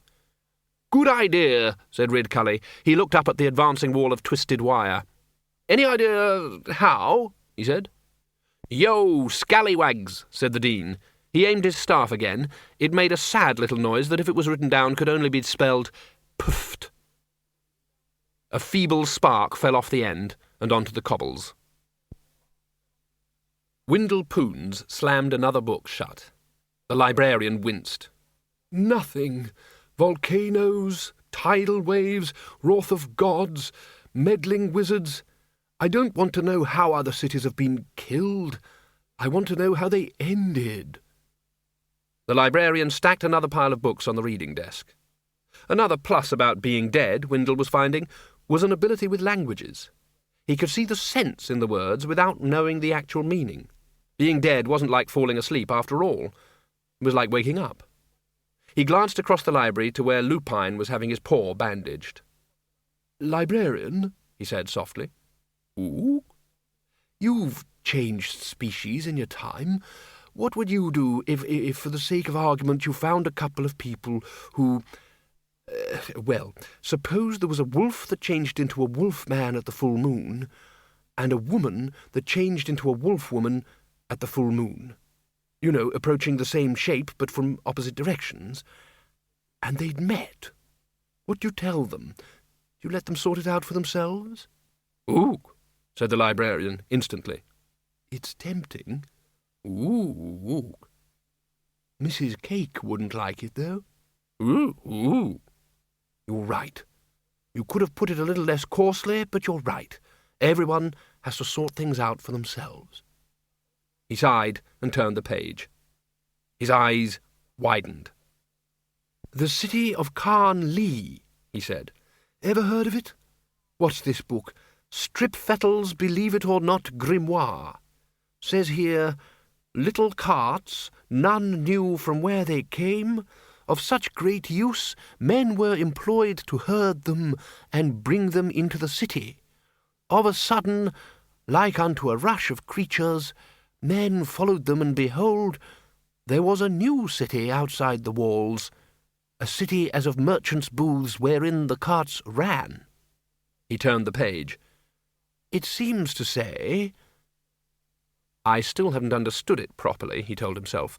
"One man bucket thinks we're talking about the breeding of cities, but that doesn't feel right. A city is alive. Supposing you were a great slow giant, like a counting pine, and looked down at a city. You'd see buildings grow. You'd see attackers driven off. You'd see fires put out. You'd see the city was alive, but you wouldn't see people because they'd moved too fast. The life of a city, the thing that drives it, isn't some sort of mysterious force. The life of a city is people." He turned the pages absently, not really looking. So we have the cities, big sedentary creatures, growing from one spot and hardly moving at all for thousands of years. They breed by sending out people to colonize new land. They themselves just lie there. They're alive, but only in the same way that a jellyfish is alive, or a fairly bright vegetable. After all, we call Ankh-Morpork the Big Wahoonie. And where you get big, slow, living things, you get small, fast things that eat them. Windle Poons felt the brain cells firing. Connections were made. Thought gushed along new channels. Had he ever really thought properly when he was alive? He doubted it. He'd just been a lot of complicated reactions attached to a lot of nerve endings, with everything from idle rumination about the next meal to random distracting memories getting between him and real thought. It'd grow inside the city, where it's warm and protected, and then it'd break out, outside the city, and build something, not a real city, a false city, that puts the people, the life, out of the host. The word we're looking for here is predator. The Dean stared at his staff in disbelief. He gave it a shake and aimed it again. This time the sound would be spelt pfft. He looked up. A curling wave of trolleys, roof-top high, was poised to fall on him. "Oh, shucks," he said, and folded his arms over his head. Someone grabbed the back of his robe and pulled him away as the trolleys crashed down. "Come on," said Ridcully. "If we run, we can keep ahead of 'em." "I'm out of magic! I'm out of magic!" moaned the Dean. "You'll be out of a lot more if you don't hurry," said the Arch-Chancellor. Trying to keep together, bumping into one another, the wizards staggered ahead of the trolleys. Streams of them were surging out of the city and across the fields. "Know what this reminds me of?" said Ridcully as they fought their way through. "Do tell," muttered the senior wrangler. "Salmon Run," said the Arch-Chancellor. "What?" "Not in the Ankh, of course," said Ridcully. "I don't reckon a salmon could get upstream in our river." "Unless it walked," said the senior wrangler. "But I've seen 'em thick as milk in some rivers," said Ridcully. "Fighting to get ahead, the whole river just a mass of silver." "Fine, fine," said the senior wrangler. "What do they do that for?" "Well, it's all to do with breeding." "Disgusting. And to think we have to drink water," said the senior wrangler. "Right, we're in the open now. This is where we outflank 'em," said Ridcully. "We'll just aim for a clear space and—" "I don't think so," said the lecturer in recent runes. Every direction was filled with an advancing, grinding, fighting wall of trolleys. "They're coming to get us! They're coming to get us!" wailed the bursar. The Dean snatched his staff. "Hey, that's mine!" The Dean pushed him away and blew off the wheels of a leading trolley. "That's my staff!" The wizards stood back to back in a narrowing ring of metal. "They're not right for this city," said the lecturer in recent runes. "I know what you mean," said Ridcully. "Alien." "I suppose no one's got a flying spell on them today?" the senior wrangler inquired. The Dean took aim again and melted a basket. "That's my staff you're using, you know." "Shut up, bursar," said the Arch-Chancellor. "And, Dean, you're getting nowhere picking them off one by one like that. OK, lads, we want to do them all as much damage as possible. Remember, wild, uncontrolled bursts." The trolleys advanced. "Ow! Ow!" Miss Flitworth staggered through the wet, rattling gloom. Hailstones crunched underfoot. Thunder cannonaded around the sky. "They sting, don't they?" she said. "They echo." Bildor fielded a stook as it was blown past, and stacked it with the others. Miss Flitworth scuttled past him, bent double under a load of corn. The ability of skinny old ladies to carry huge loads is phenomenal. Studies have shown that an ant can carry 100 times its own weight, but there is no known limit to the lifting power of the average tiny 80-year-old Spanish peasant grandmother.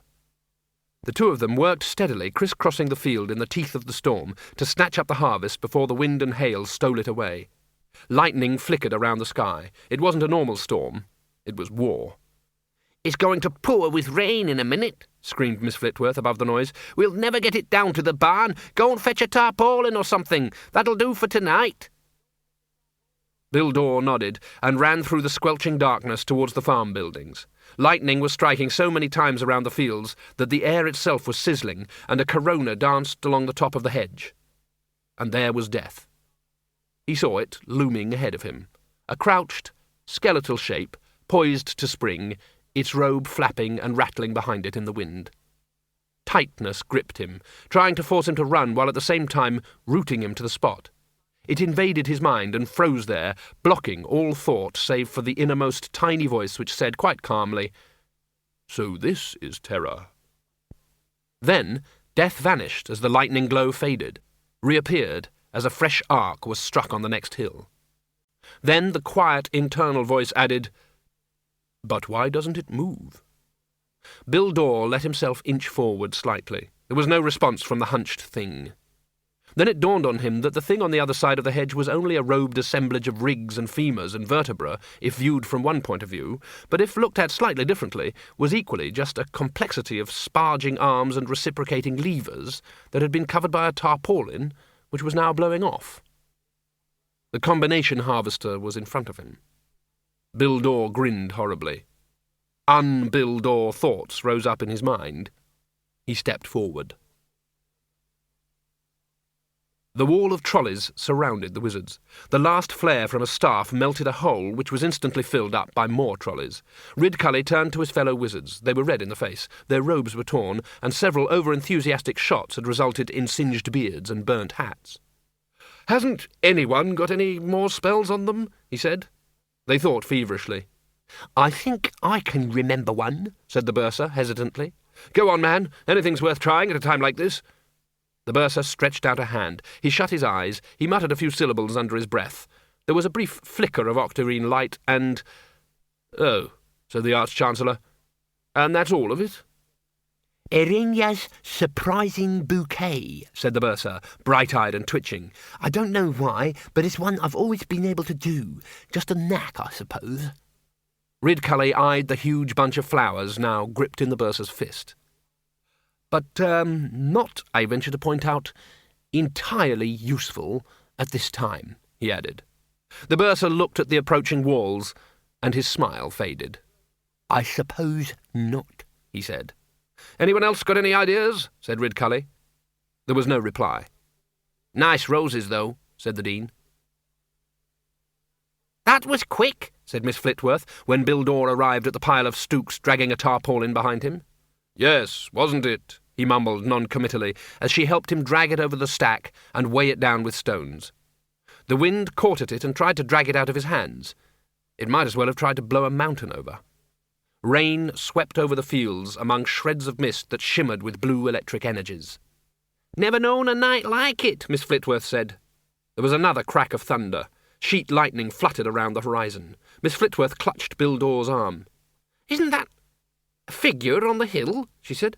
"Thought I saw a shape." "No, it's merely a mechanical contrivance."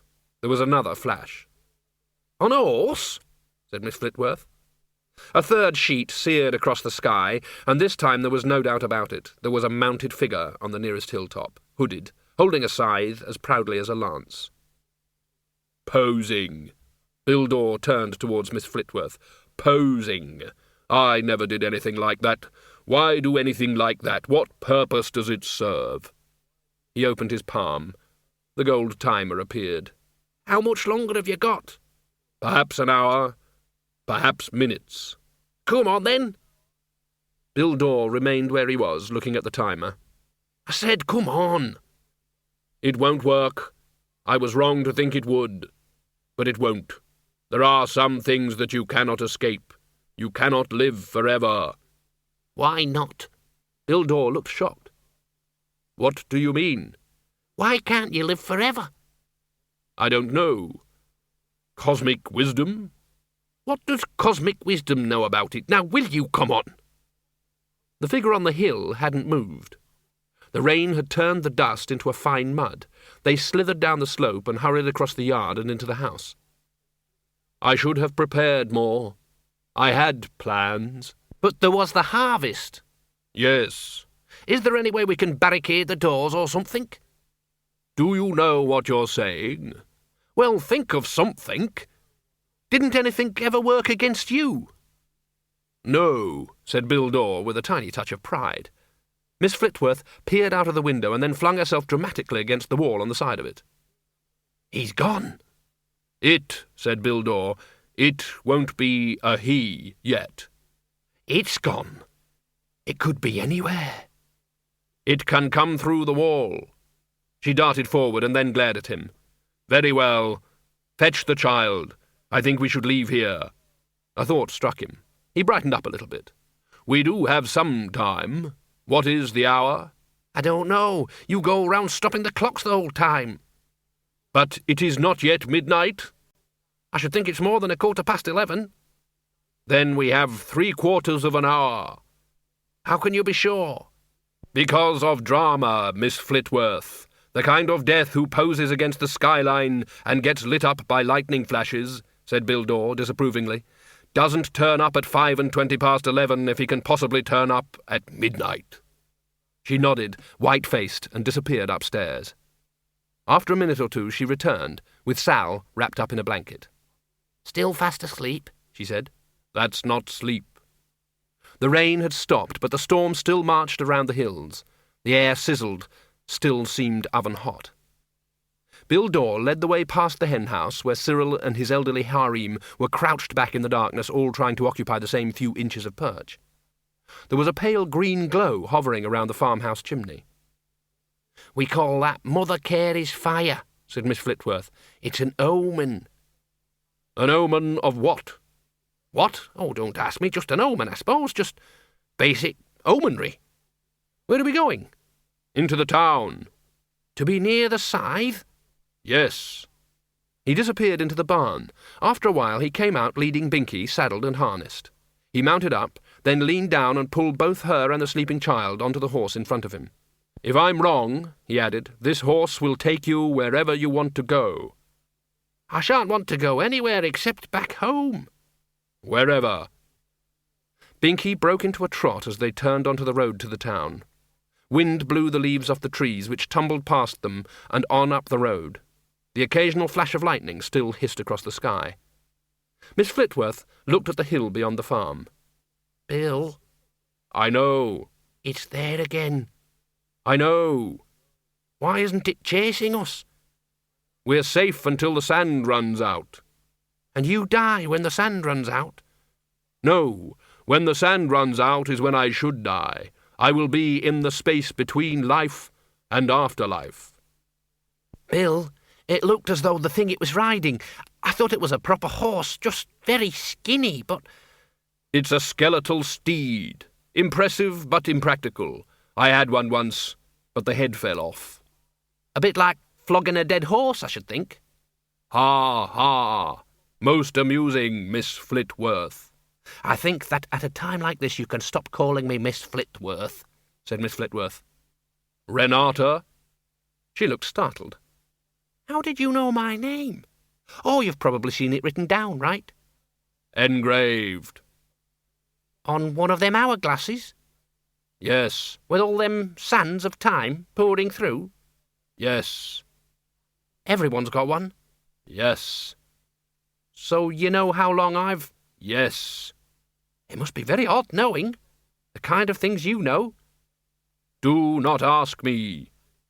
"That's not fair, you know. If we knew when we were going to die, people would live better lives." "If people knew when they were going to die, I think they probably wouldn't live at all." "Oh, very gnomic. And what do you know about it, Bill Dore?" "Everything." Binky trotted up one of the town's meagre handful of streets and over the cobbles of the square. There was no one else around. In cities like Ankh-Morpork, midnight was just late evening, because there was no civic night at all, just evenings fading into dawns. But here people regulated their lives by things like sunsets and mispronounced cockcrows. Midnight meant what it said. Even with the storm stalking the hills, the square itself was hushed. The ticking of the clock in its tower, unnoticeable at midday, now seemed to echo off the buildings. As they approached, something whirred deep in its cog-wheeled innards. The minute hand moved with a clonk and shuddered to a halt on the 9. A trapdoor opened in the clock face, and two little mechanical figures whirred out self-importantly and tapped a small bell with great apparent effort. Ting, ting, ting. The figures lined up and wobbled back into the clock. "They've been there ever since I was a girl. Mr. Simnel's great-great-granddad made them," said Miss Flitworth. "I always wondered what they did between chimes, you know. I thought they had a little house in there or something." "I don't think so. They're just a thing. They're not alive." Well, they've been there for hundreds of years. Maybe life is something you sort of acquire." "Yes." They waited in silence, except for the occasional thud as the minute hand climbed the night. "It's been quite nice having you around the place, Bill Dore." He didn't reply. "Helping me with the harvest and everything." "It was interesting." "It was wrong of me to delay you, just for a lot of corn." "No, the harvest is important." Bill Dore unfolded his palm. The timer appeared. "I still can't work out how you do that." "It is not difficult." The hiss of the sand grew until it filled the square. "Have you got any last words?" "Yes. I don't want to go." "Well, succinct anyway." Bill Dore was amazed to find she was trying to hold his hand. Above him, the hands of midnight came together. There was a whirring from the clock. The door opened. The automata marched out. They clicked to a halt on either side of the hour bell, bowed to one another, and raised their hammers. Dong! And then there was the sound of a horse trotting. Miss Flitworth found the edge of her vision filling with purple and blue blotches, like the flashes of after-image with no image to come after. If she jerked her head quickly and peered out of the tail of her eye, she could see small grey-clad shapes hovering around the walls. The revenuers, she thought. They've come to make sure it all happens. Bill, she said. He closed his palm over the gold timer. Now it starts. The hoofbeats grew louder and echoed off the buildings behind them. Remember, you are in no danger. Bill Dore stepped back into the gloom. Then he reappeared momentarily. Probably, he added, and retreated into the darkness. Miss Flitworth sat down on the steps of the clock, cradling the body of the girl across her knees. Bill, she ventured. A mounted figure rode into the square. It was indeed on a skeletal horse. Blue flame crackled over the creature's bones as it trotted forward. Miss Flitworth found herself wondering whether it was a real skeleton, animated in some way, something that had once been the inside of a horse, or a skeletal creature in its own right. It was a ridiculous chain of thought to follow, but it was better than dwelling on the ghastly reality that was approaching. Did it get rubbed down, or just given a good polish? Its rider dismounted. It was much taller than Bill Dore had been, but the darkness of its robe hid any details. It held something that wasn't exactly a scythe, but which might have had a scythe in its ancestry, in the same way that even the most cunningly fashioned surgical implement has a stick somewhere in its past. It was a long way from any implement that ever touched a straw. The figure stalked towards Miss Flitworth, scythe over its shoulder, and stopped. Where is he? Don't know who you're talking about, said Miss Flitworth, and if I was you, young man, I'd feed my horse. The figure appeared to have trouble digesting this information, but finally it seemed to reach a conclusion. It unshipped the scythe and looked down at the child. I will find him, it said. But first... It stiffened. A voice behind it said, Drop the scythe and turn around slowly. Something within the city, Windle thought.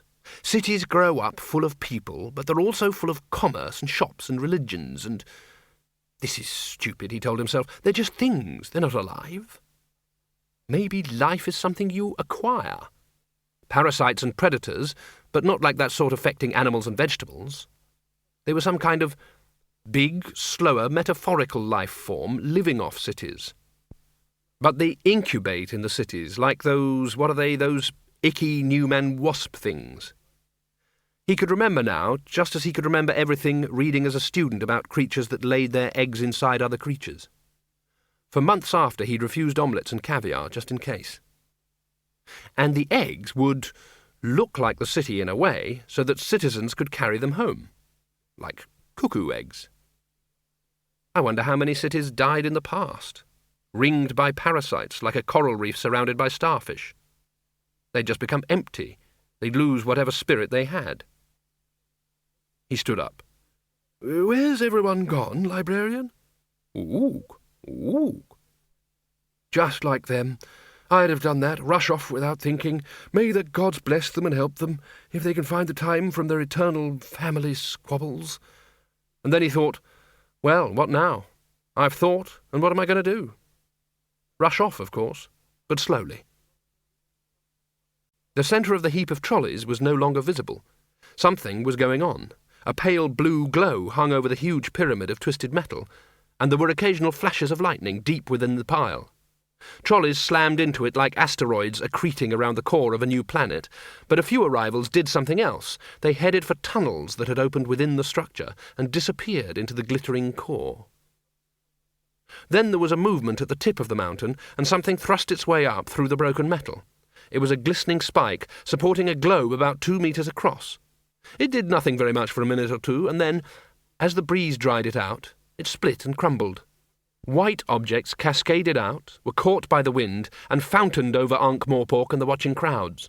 One of them zigzagged gently down across the rooftops and landed at the feet of Windle Poons as he lurched outside the library. It was still damp, and there was writing on it. At least, an attempt at writing. It looked like the strange organic inscription of the snowflake balls. Words created by something that was not at all at home with words. Sail, sail, sail, starts tomorrow. Windle reached the university gateway. People were streaming past. Windle knew his fellow citizens. They'd go to look at anything. They were suckers for anything written down with more than one exclamation mark after it. He felt someone looking at him and turned. A trolley was watching from an alleyway. It backed up and whizzed away. "What's happening, Mr. Poons?" said Ludmilla. There was something unreal about the expression of the passers-by. They wore an expression of unbudgeable anticipation. You didn't have to be a wizard to know that something was wrong, and Windle's senses were whining like a dynamo. Lupine leapt at a drifting sheet of paper and brought it to him. Amazing reductions. Windle shook his head sadly.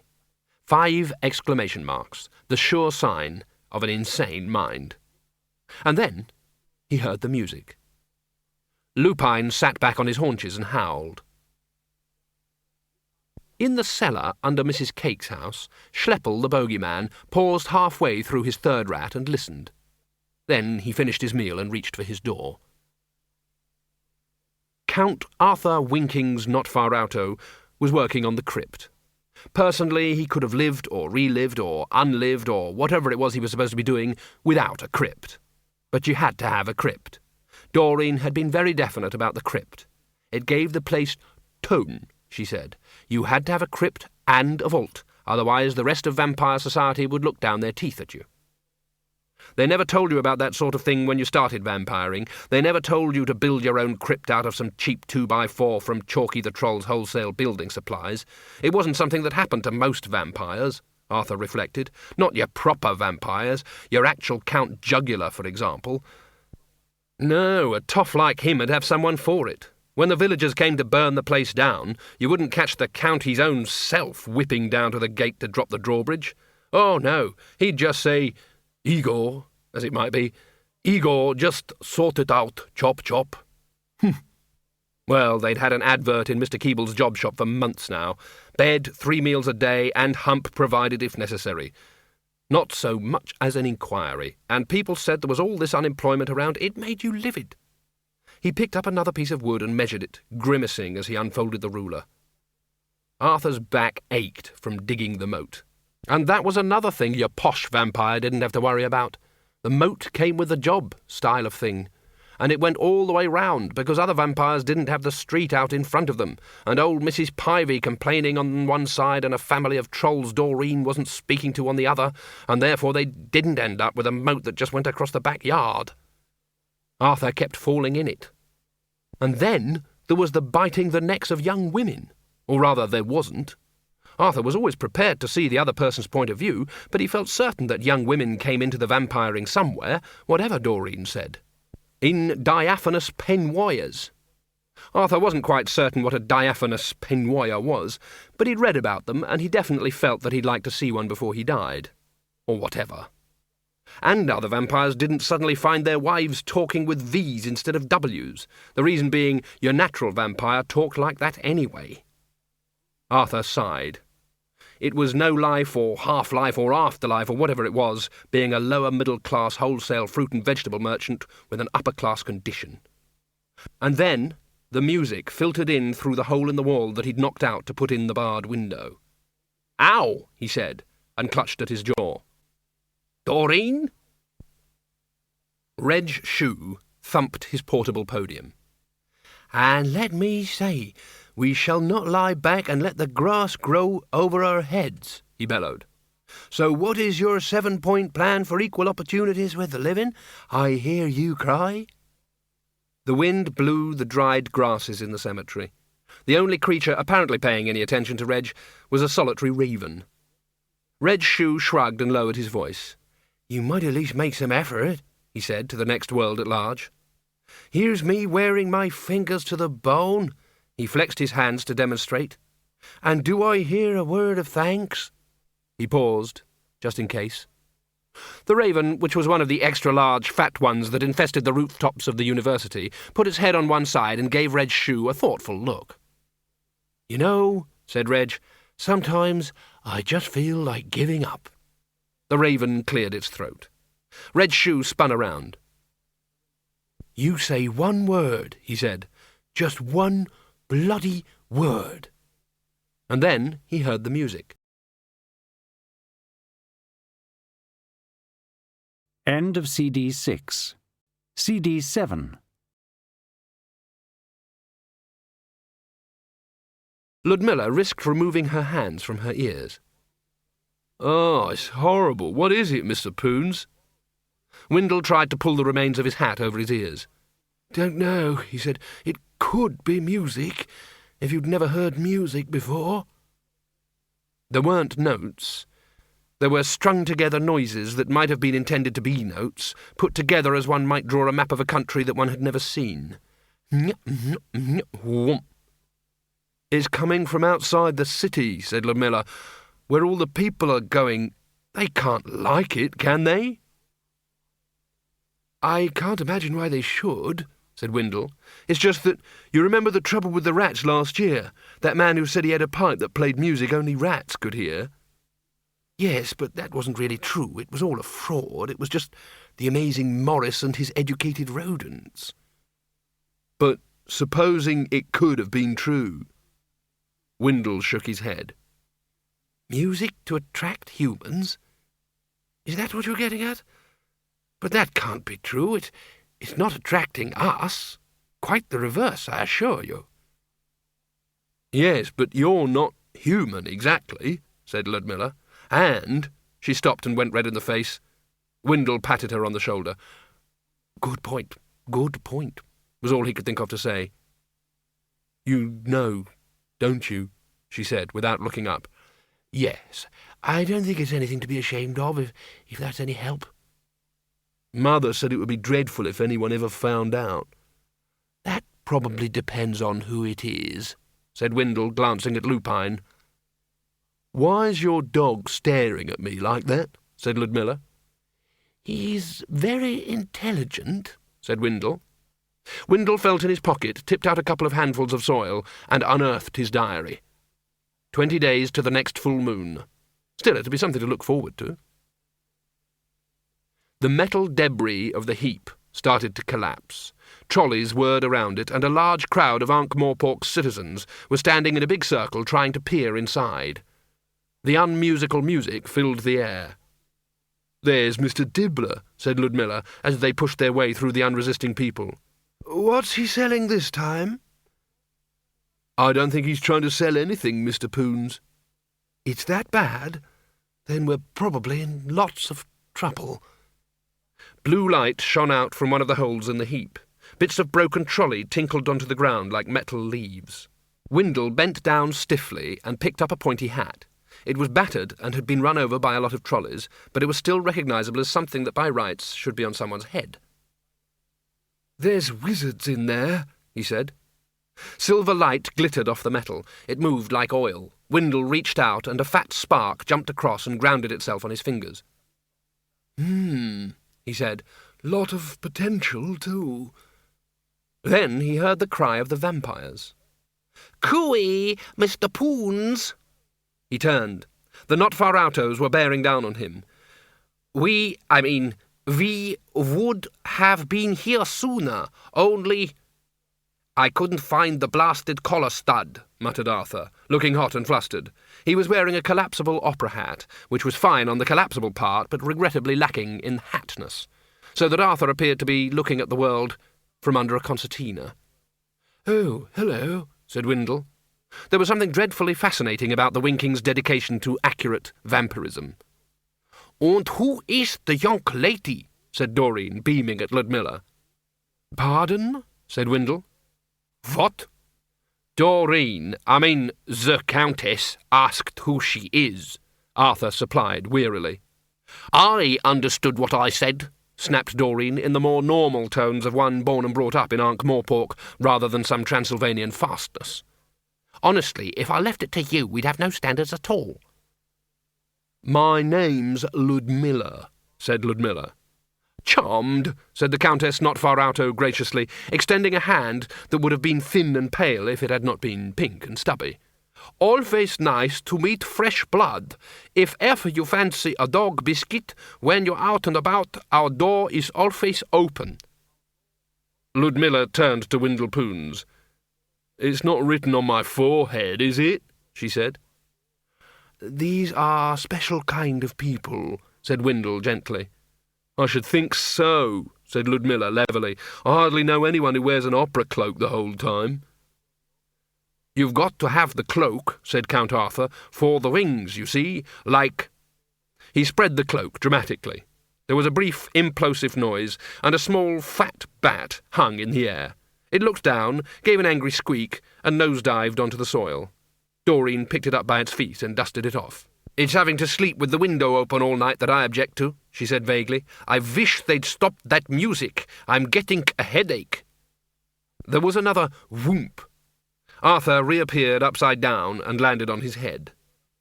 It's the drop, you see, said Doreen. It's like a run-up sort of thing. If he doesn't get at least one story start, he can't get up a proper airspeed. I can't get up a proper airspeed, said Arthur, struggling to his feet. Excuse me, said Windle. The music doesn't affect you? It puts my teeth on edge is what it does, said Arthur, which is not a good thing for a vampire. I probably don't have to tell you. Mr. Poons thinks it does something to people, said Ludmilla. Sets everyone's teeth on edge, said Arthur. Windle looked at the crowd. No one was taking any notice of the fresh starters. They look as though they're waiting for something, said Doreen. I mean, waiting. It's scary, said Ludmilla. Nothing wrong with scary, said Doreen. We're scary. Mr. Poons wants to go inside the heap, said Ludmilla. Good idea, get them to turn that damn music off, said Arthur. But you could get killed, said Ludmilla. Windle clapped his hands together and rubbed them thoughtfully. Ah, he said, that's where we're ahead of the game. He walked into the glow. He'd never seen such a bright light. It seemed to emanate from everywhere, hunting down every last shadow and eradicating it ruthlessly. It was much brighter than daylight without being anything like it. There was a blue edge to it that cut vision like a knife. You all right, Count? He said. Fine, fine, said Arthur. Lupine growled. Ludmilla pulled at a tangle of metal. There's something under this, you know. It looks like marble, orange-coloured marble. She ran her hand over it. But warm. Marble shouldn't be warm, should it? It can't be marble. There can't be this much marble in the whole world. World, said Doreen. We tried to get marble for the vault. She tasted the sound of the word and nodded to herself. The vault. Yes, those dwarfs should be shot. The prices they charge, it's a disgrace. I don't think dwarfs built this, said Windle. He knelt down awkwardly to examine the floor. I shouldn't think so, the lazy little buggers. They wanted nearly $70 to do our vault, didn't they, Arthur? Nearly $70. I don't think anyone built it, said Windle quietly. Cracks.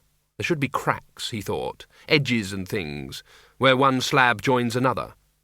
It shouldn't be all one piece, and slightly sticky. So Arthur did it himself. I did it myself. Ah, here was an edge. Well, not exactly an edge. The marble became clear, like a window, looking into another brightly lit space. There were things in there, indistinct and melted-looking, but no way into them. The chatter of the winkings flowed over him as he crept forward. More of a voltette, really. But he got a dungeon in, even if you have to go out into the hall and shut the door properly. Gentility meant all sorts of things, Windle thought. To some people it was not being a vampire. To others it was a matched set of flying plaster bats on the wall. He ran his fingers over the clear substance. The world here was all rectangles. There were corners, and the corridor was lined on both sides with clear panels, and the non-music played all the time. It couldn't be alive, could it? Life was more rounded. "What do you think, Lupine?" he said. Lupine barked. Not a lot of help. Ludmilla knelt down and put her hand on Windle's shoulder. "What did you mean, no one built it?" she said. Windle scratched his head. "I'm not sure, but I think maybe it was secreted." "Secreted? From what? By what?" They looked up. A trolley whirred out of the mouth of a side corridor and skidded away down another on the opposite side of the passage. "Them?" said Ludmilla. "I shouldn't think so.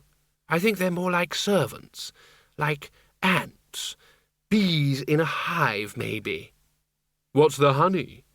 "Not sure, but it's not ripe yet. I don't think things are quite finished. No one touch anything." They walked onward. The passage opened up into a wide, bright, domed area. Stairways led up and down to different floors, and there was a fountain and a grove of potted plants that looked too healthy to be real. "Isn't it nice?" said Doreen. "You keep thinking there should be people," said Ludmilla. "Lots of people."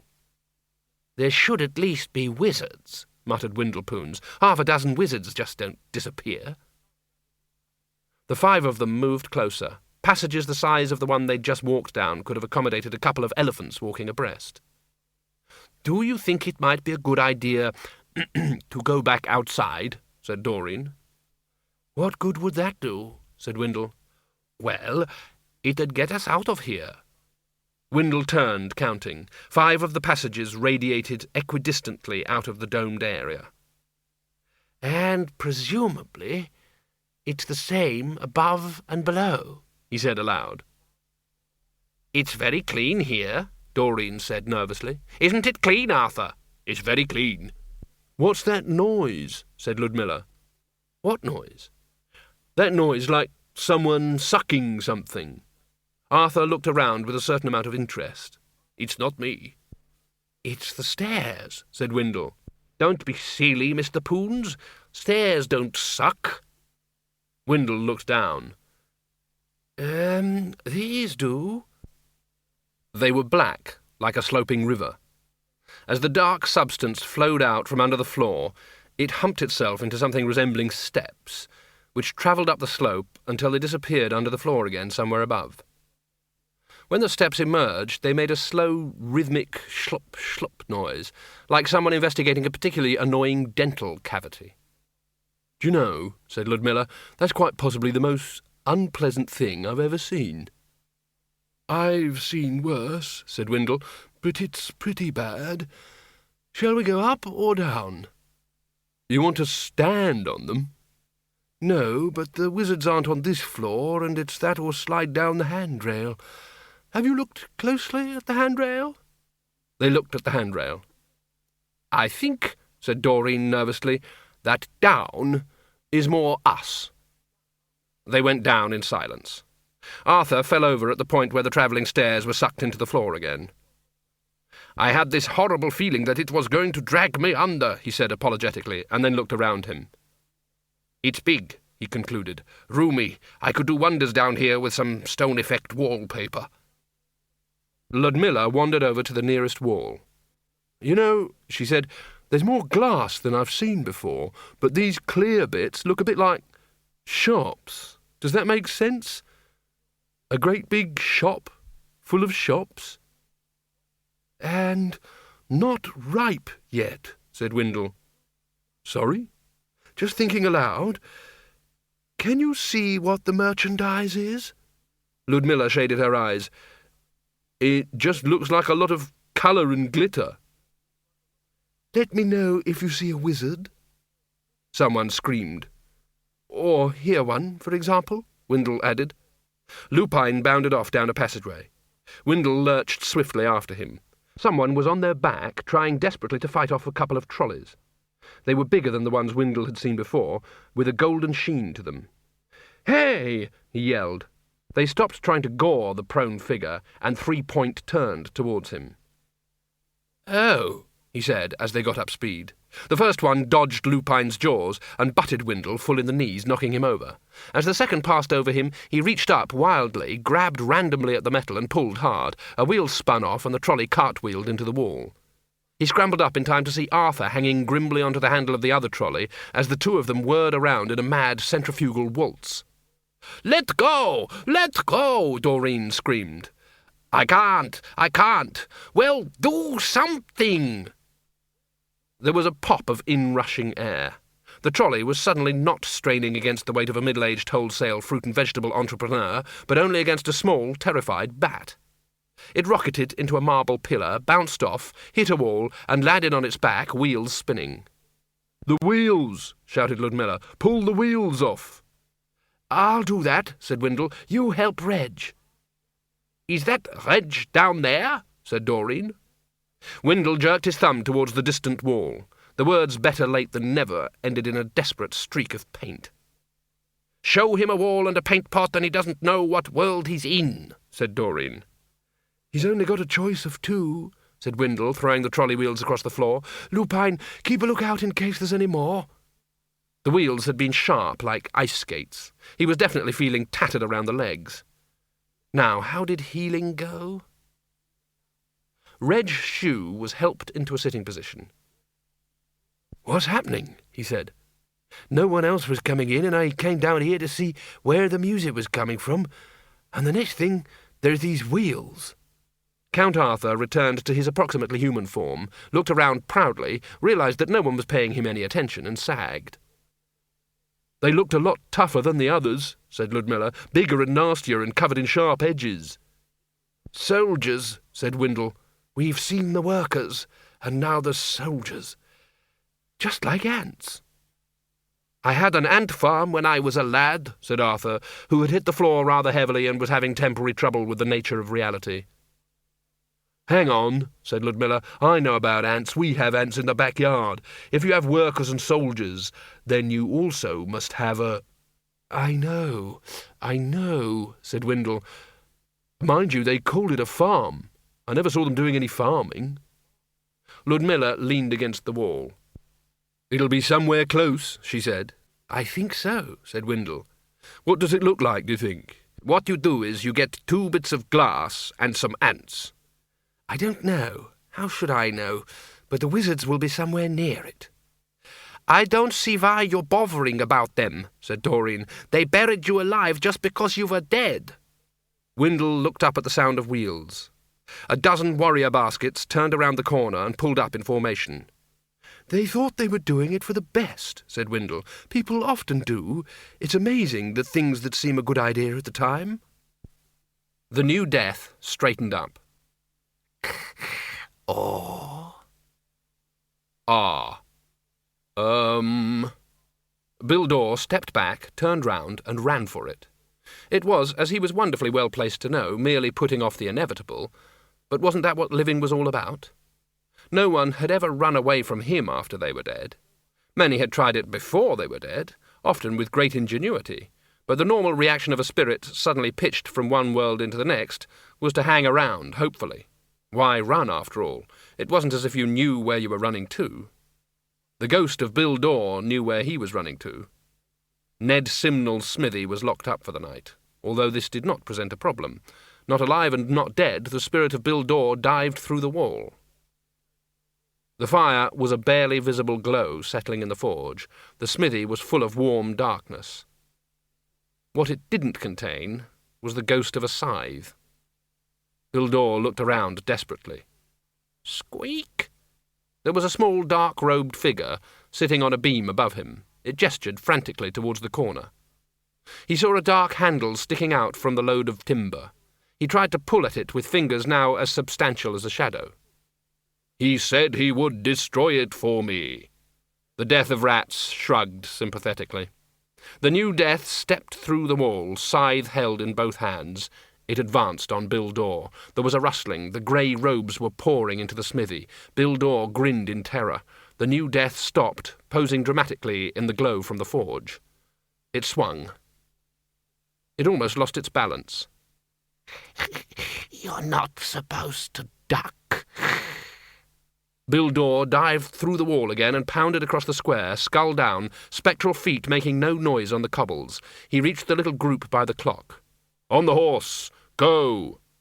What's happening? What's happening? "It hasn't worked." Miss Flitworth gave him a panicky look, but put the unconscious child on Binky's back and climbed up after her. Then Bill Dore brought his hand down hard on the horse's flank. There at least there was contact. Binky existed in all worlds. "Go!" He didn't look around, but darted on up the road towards the farm. A weapon, something he could hold. The only weapon in the undead world was in the hands of the new death. As Bill Dore ran, he was aware of a faint, higher-pitched clicking noise. He looked down. The death of rats was keeping pace with him. It gave him an encouraging squeak. He skidded through the farm gate and flung himself against the wall. There was the distant rumble of the storm. Apart from that, silence. He relaxed slightly and crept cautiously along the wall to the back of the farmhouse. He caught a glimpse of something metallic. Leaning against the wall, there where the men from the village had left it when they brought him back, was his scythe, not the one he'd carefully prepared, but the one he'd used for the harvest. What edge it had been achieved only by the whetstone and the caress of the stalks, but it was a familiar shape, and he made a tentative grab at it. His hand passed right through. The further you run, the closer you get. The new death stepped unhurriedly out of the shadows. You should know that, it added. Bill Dore straightened up. We will enjoy this. Enjoy? The new death advanced. Bill Dore backed away. Yes, the taking of one death is the same as achieving the end of 1 billion lesser lives. Lesser lives? This is not a game. The new death hesitated. What is a game? Bill Dore felt the tiny flicker of hope. I could show you. The end of the scythe handle caught him under the chin and knocked him against the wall, where he slid to the ground. We detect a trick. We do not listen. The reaper does not listen to the harvest. Bill Dore tried to get up. The scythe handle struck him again. We will not make the same mistakes. Bill Dore looked up. The new death was holding the golden timer. The top bulb was empty. Around both of them, the landscape shifted, reddened, began to take on the unreal appearance of reality seen from the other side. You're out of time, Mr. Bill Dore. The new death raised his cowl. There was no face there. There was not even a skull. Smoke curled formlessly between the robe and a golden crown. Bill Dore raised himself on his elbows. A crown? His voice shook with rage. I never wore a crown. You never wanted to rule. The death swung the scythe back. And then it dawned on the old death and the new death that the hissing of passing time had not in fact stopped. The new death hesitated and took out the golden glass. It shook it. Bill Dore looked into the empty face under the crown. There was an expression of puzzlement there, even with no features actually to wear it.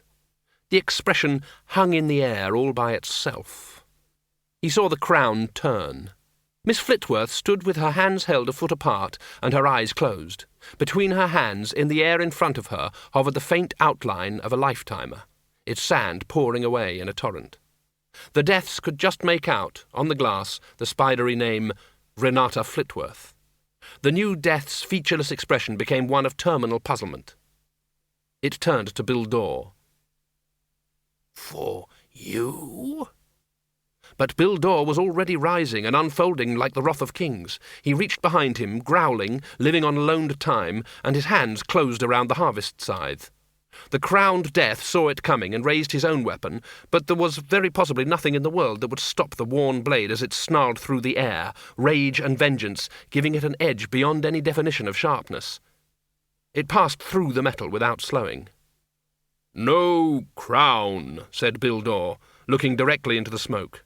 No crown, only the harvest. The robe folded up around his blade. There was a thin wail rising beyond the peak of hearing. A black column like the negative of lightning flashed up from the ground and disappeared into the clouds. Death waited for a moment, and then gingerly gave the robe a prod with his foot.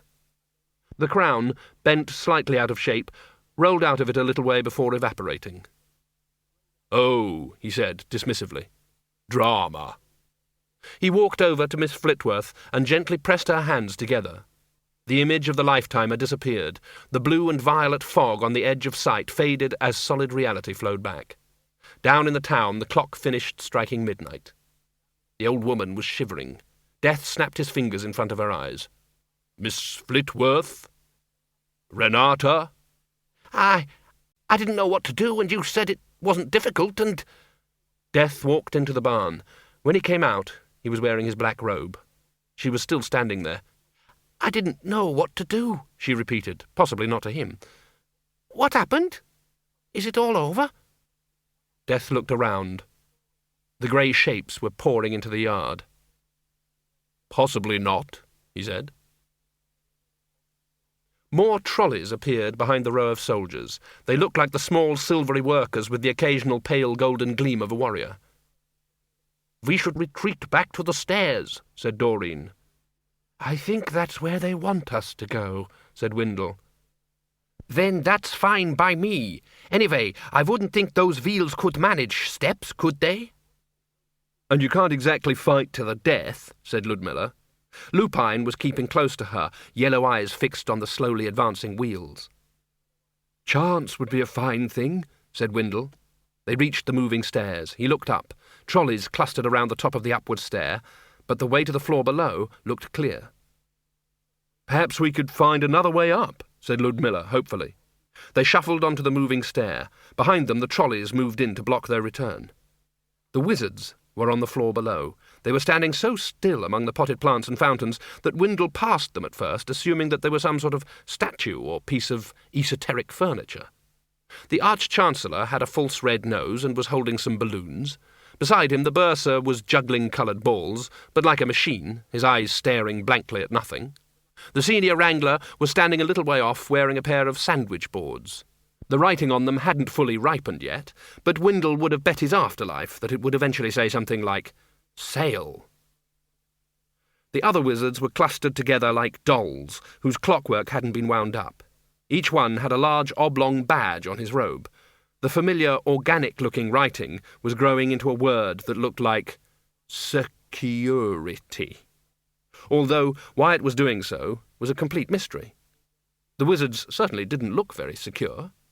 Windle snapped his fingers in front of the Dean's pale eyes. There was no response. "He's not dead," said Reg. "Just resting," said Windle. "Switched off." Reg gave the Dean a push. The wizard tottered forward and then staggered to a precarious, swaying halt. "Well, we'll never get them out," said Arthur. "Not like that. Can't you wake them up?" "Like a feather under their nose?" Doreen volunteered. "I don't think that will work," said Windle. He based the statement on the fact that Reg's shoe was very nearly under their noses, and anyone whose nasal equipment failed to register Mr. Shoe would certainly not react to a mere burning feather, or a heavy weight dropped from a great height if it came to that. "Mr. Poons," said Ludmilla. "I used to know a golem looked like him," said Red Shoe. "Just like him. Great big chap, made out of clay. That's what your typical golem basically is. You just have to write a special holy word on 'em to start 'em up." "What, like security?" "Could be." Windle peered at the Dean. "No," he said at last. "No one's got that much clay." He looked around them. "We ought to find out where that blasted music's coming from." "Where the musicians are hidden, you mean?" "I don't think there are musicians." "You've got to have musicians, brother," said Reg. "That's why it's called music. Firstly, this isn't like any music I've ever heard, and secondly, I always thought you've got to have oil lamps or candles to make light. And there aren't any, and there's still light shining everywhere," said Windle. "Mr. Poons," said Ludmilla again, prodding him. "Yes?" "Here come some trolleys again." They were blocking all 5 passages leading off the central space. "There's no stairs down," said Windle. "Maybe she's in one of the glassy bits," said Ludmilla. "The shops?" "I don't think so. They don't look finished. Anyway, that feels wrong." Lupine growled. Spikes glistened on the leading trolleys, but they weren't rushing to attack. "They must have seen what we did to the others," said Arthur. "Yes, but how could they? That was upstairs," said Windle. "Well, maybe they talk to each other." "How can they talk? How can they think? There can't be any brains in a lot of wire," said Ludmilla. "Ants and bees don't think, if it comes to that," said Windle. "They're just controlled." He looked upwards. They looked upwards. "It's coming from somewhere in the ceiling," he said. "We've got to find it right now." "There's just panels of light," said Ludmilla. "Something else. Look for something it could be coming from." "It's coming from everywhere." "Whatever you're thinking of doing," said Doreen, picking up a potted plant and holding it like a club, "I hope you do it fast." "What's that round black thing up there?" said Arthur. "Where?" "There," Arthur pointed. OK, Reg and me will help you up. Come on." "Me? But I can't stand heights." "I thought you could turn into a bat." "Yeah, but a very nervous one." "Stop complaining. Right, 1 foot here, now your hand here, now put your foot on Reg's shoulder." "And don't go through," said Reg. "I don't like this," Arthur moaned as they hoisted him up. Doreen stopped glaring at the creeping trolleys. "Arthur nobliesse oblige." "What? Is that some sort of vampire code?" Reg whispered. "It means something like, a count's got to do what a count's got to do," said Windle. "Count," snarled Arthur, swaying dangerously. "I never should have listened to that lawyer. I should have known nothing good ever comes in a long brown envelope. And I can't reach the bloody thing anyway." "Can't you jump?" said Windle. "Can't you drop dead?" No." "And I'm not jumping." "Fly, then. Turn into a bat and fly." "I can't get the air speed." "You could throw him up," said Ludmilla. "You know, like a paper dart." "Below that, I'm a count." "You just said you didn't want to be," said Windle mildly. "On the ground I don't want to be, but when it comes to being chucked around like a frisbee... Arthur, do what Mr. Poon says." "I don't see what... Arthur!" Arthur, as a bat, was surprisingly heavy. Windle held him by the ears like a misshapen bowling ball and tried to take aim. "Remember, I'm an endangered species," the Count squeaked as Windle brought his arm back. It was an accurate throw. Arthur fluttered to the disc in the ceiling and gripped it in his claws. "Can you move it?" "No." "Then hang on tight and change back." "No." "We'll catch you." "No." "Arthur!" screamed Doreen, prodding an advancing trolley with her makeshift club. "Oh, all right." There was a momentary vision of Arthur Winkings clinging desperately to the ceiling, and then he dropped on Windle and Reg, the disc clasped to his chest. The music stopped abruptly. Pink tubing poured out of the ravaged hole above them and coiled upon Arthur, making him look like a very cheap plate of spaghetti and meatballs. The fountains seemed to operate in reverse for a moment, and then dried up. The trolleys halted. The ones at the back ran into the ones at the front, and there was a chorus of pathetic clanking noises. Tubing still poured out of the hole. Windle picked up a bit. It was an unpleasant pink and sticky. "What do you think it is?" said Ludmilla. "I think," said Windle, "that we'd better get out of here now." The floor trembled, steam gushed from the fountain. "If not sooner," Windle added. There was a groan from the Arch-Chancellor. The Dean slumped forward. The other wizards remained upright, but only just. "They're coming out of it," said Ludmilla, "but I don't think they'll manage the stairs." "I don't think anyone should even think about trying to manage the stairs," said Windle. "Look at them." The moving stairs weren't. The black steps glistened in the shadowless light. "I see what you mean," said Ludmilla. "I'd rather try and walk on quicksand." "It'd probably be safer," said Windle. Maybe there's a ramp. There must be some way for the trolleys to get around. Good idea. Ludmilla eyed the trolleys. They were milling around aimlessly. I think I might even have a better one, she said, and grabbed a passing handle.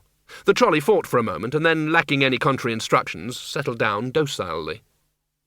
The ones that can walk will walk, and the ones that can't walk will get pushed. Come on, Grandad. This was to the bursar, who was persuaded to flop across the trolley. He said, Yo, faintly, and shut his eyes again. The Dean was manhandled on top of him. It is traditional, when loading wire trolleys, to put the most fragile items at the bottom. And now there, said Doreen. A couple of floor tiles buckled upwards. A heavy grey vapour started to pour out. It must be somewhere at the end of a passage, said Ludmilla. Come on. Arthur looked down at the mists coiling around his feet. I wonder how you can do that, he said. It's amazingly difficult to get stuff that does that. We tried it, you know, to make our crypt more cryptic, but it just smokes up the place and sets fire to the curtains. Come on, Arthur, we are going. You don't think we've done too much damage, do you? Perhaps we should leave a note? Yeah, I could write something on the wall if you like, said Reg. He picked up a struggling worker trolley by its handle and with some satisfaction smashed it against a pillar until its wheels dropped off. Windle watched the Fresh Start Club head up the nearest passage, pushing a bargain assortment of wizardry. Well, he said, as simple as that. That's all we had to do, hardly any drama at all. He went to move forward and stopped. Pink tubes were forcing their way through the floor and were already coiled tightly around his legs. More floor tiles leapt into the air. The stairways shattered, revealing the dark, serrated, and above all, living tissue that had powered them. The walls pulsed and caved inwards, the marble cracking to reveal purple and pinkness underneath. Of course, thought a tiny calm part of Windle's mind, none of this is really real. Buildings aren't really alive, it's all just a metaphor, only at the moment metaphors are like candles in a firework factory. That being said, what sort of creature is the Queen? Like a queen bee, except that she's also the hive? Like a caddisfly, which builds, if I'm not mistaken, a shell out of bits of stones and things to camouflage itself? Or like a nautilus, which adds onto its shell as it gets bigger? And very much, to judge by the way the floors are ripping up, like a very angry starfish. I wonder how cities would defend themselves against this sort of thing. Creatures generally evolve some sort of defence against predators, poisons and stings and spikes and things. Here and now, that's probably me. Spiky old Windle Poons.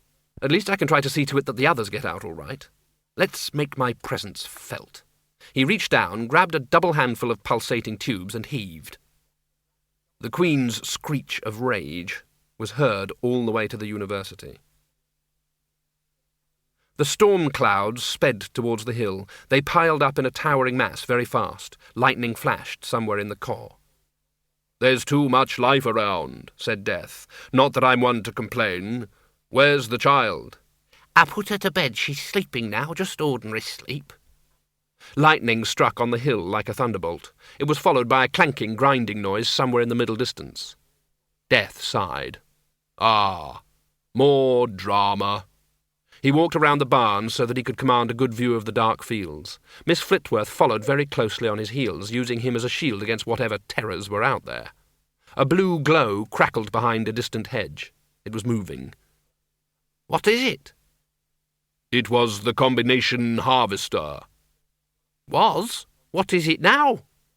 Death glanced at the clustering watchers. A poor loser. The harvester tore across the soaking fields, cloth arms whirring, levers moving inside an electric blue nimbus. The shafts for the horse waved uselessly in the air. How can it go without a horse? It had a horse yesterday. It doesn't need one. He looked around at the grey watchers. There were ranks of them now. Binky's still in the yard. Come on. No. The combination harvester accelerated towards them. The ship of its blades became a whine. Is it angry because you stole its tarpaulin? That's not all I stole. Death grinned at the watchers. He picked up his scythe, turned it over in his hands, and then, when he was sure their gaze was fixed upon it, let it fall to the ground. Then he folded his arms. Miss Flitworth dragged at him. What do you think you're doing? Drama. The harvester reached the gate into the yard and came through in a cloud of sawdust. "Are you sure we'll be all right?" Death nodded. Well, that's all right then." The harvester's wheels were a blur. "Probably." And then something in the machinery went clonk. Then the harvester was still travelling, but in pieces. Sparks fountained up from its axles. A few spindles and arms managed to hold together, jerking madly as they spun away from the whirling, slowing confusion. The circle of blades tore free, smashed up through the machine, and skimmed away across the fields. There was a jangle, a clatter, and then the last isolated boing, which is the audible equivalent of the famous pair of smoking boots. And then there was silence. Death reached down calmly and picked up a complicated-looking spindle as it pinwheeled towards his feet. It had been bent into a right angle. Miss Flitworth peered around him. "What happened?" "I think the elliptical cam has gradually slid up the beam shaft and caught on the flange rebate, with disastrous results." Death stared defiantly at the grey watchers. One by one they began to disappear. He picked up the scythe. "And now I must go," he said. Miss Flitworth looked horrified. "What, just like that?" "Yes, exactly like that. I have a lot of work to do." "And I won't see you again? I mean—" "Oh, yes. Soon." He sought for the right words and gave up. "That's a promise." Death pulled up his robe and reached into the pocket of his billdore overall, which he was still wearing underneath. "When Mr. Simnel comes to collect the bits in the morning, he will probably be looking for this," he said, and dropped something small and bevelled into her hands. "What is it?" "A 3/8 Gripply." Death walked over to his horse, and then remembered something. "And he owes me a farthing, too." Ridcully opened one eye. People were milling around. There were lights and excitement. Lots of people were talking at once. He seemed to be sitting in a very uncomfortable pram, with some strange insects buzzing around him. He could hear the Dean complaining, and there were groans that could only be coming from the bursar, and the voice of a young woman.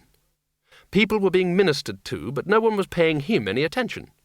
Well, if there was any ministering going on, he was damn well going to get ministered to as well. He coughed loudly.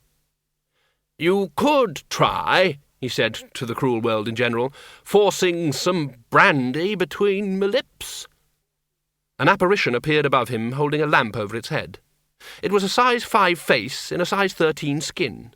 It said, "Ooh?" in a concerned way. Oh, it's you," said Ridcully. He tried to sit up quickly, just in case the librarian tried the kiss of life. Confused memories wobbled across his brain. He could remember a wall of clanking metal, and then pinkness, and then music. Endless music, designed to turn the living brain to cream cheese. He turned around. There was a building behind him, surrounded by crowds of people. It was squat, and clung to the ground in a strangely animal way, as if it might be possible to lift up a wing of the building and hear the pop, pop, pop of suckers letting go. Light streamed out of it, and steam curled out of its doors. "Ridcully's woken up." More faces appeared. Ridcully thought, "It's not Soul Cake night, so they're not wearing masks. Ugh, blast." Behind them he heard the Dean say, "I vote we work up her petty seismic reorganiser and lob it through the door. No more problem." "No, we're too close to the city walls. We just need to drop Quandom's attractive point in the right place." "Or some jumpers incendiary surprise, perhaps." This was the bursar's voice. "Burn it out. It's the best way." Yeah, and what do you know about military tactics? You can't even say yo properly." Ridcully gripped the sides of the trolley. "Would anyone mind telling me," he said, what the heck is going on?" Ludmilla pushed her way through the members of the Fresh Start Club. "You've got to stop them, Arch-Chancellor," she said. "They're talking about destroying the big shop." More nasty recollections settled on Ridcully's mind. "Good idea," he said. "But Mr. Poons is still in there." Ridcully tried to focus on the glowing building. "What? Dead Windle Poons?" "Arthur flew back when we realised he wasn't with us, and he said Windle was fighting something that had come out of the walls. We saw lots of trolleys, but they weren't bothered about us." He let us get out. What?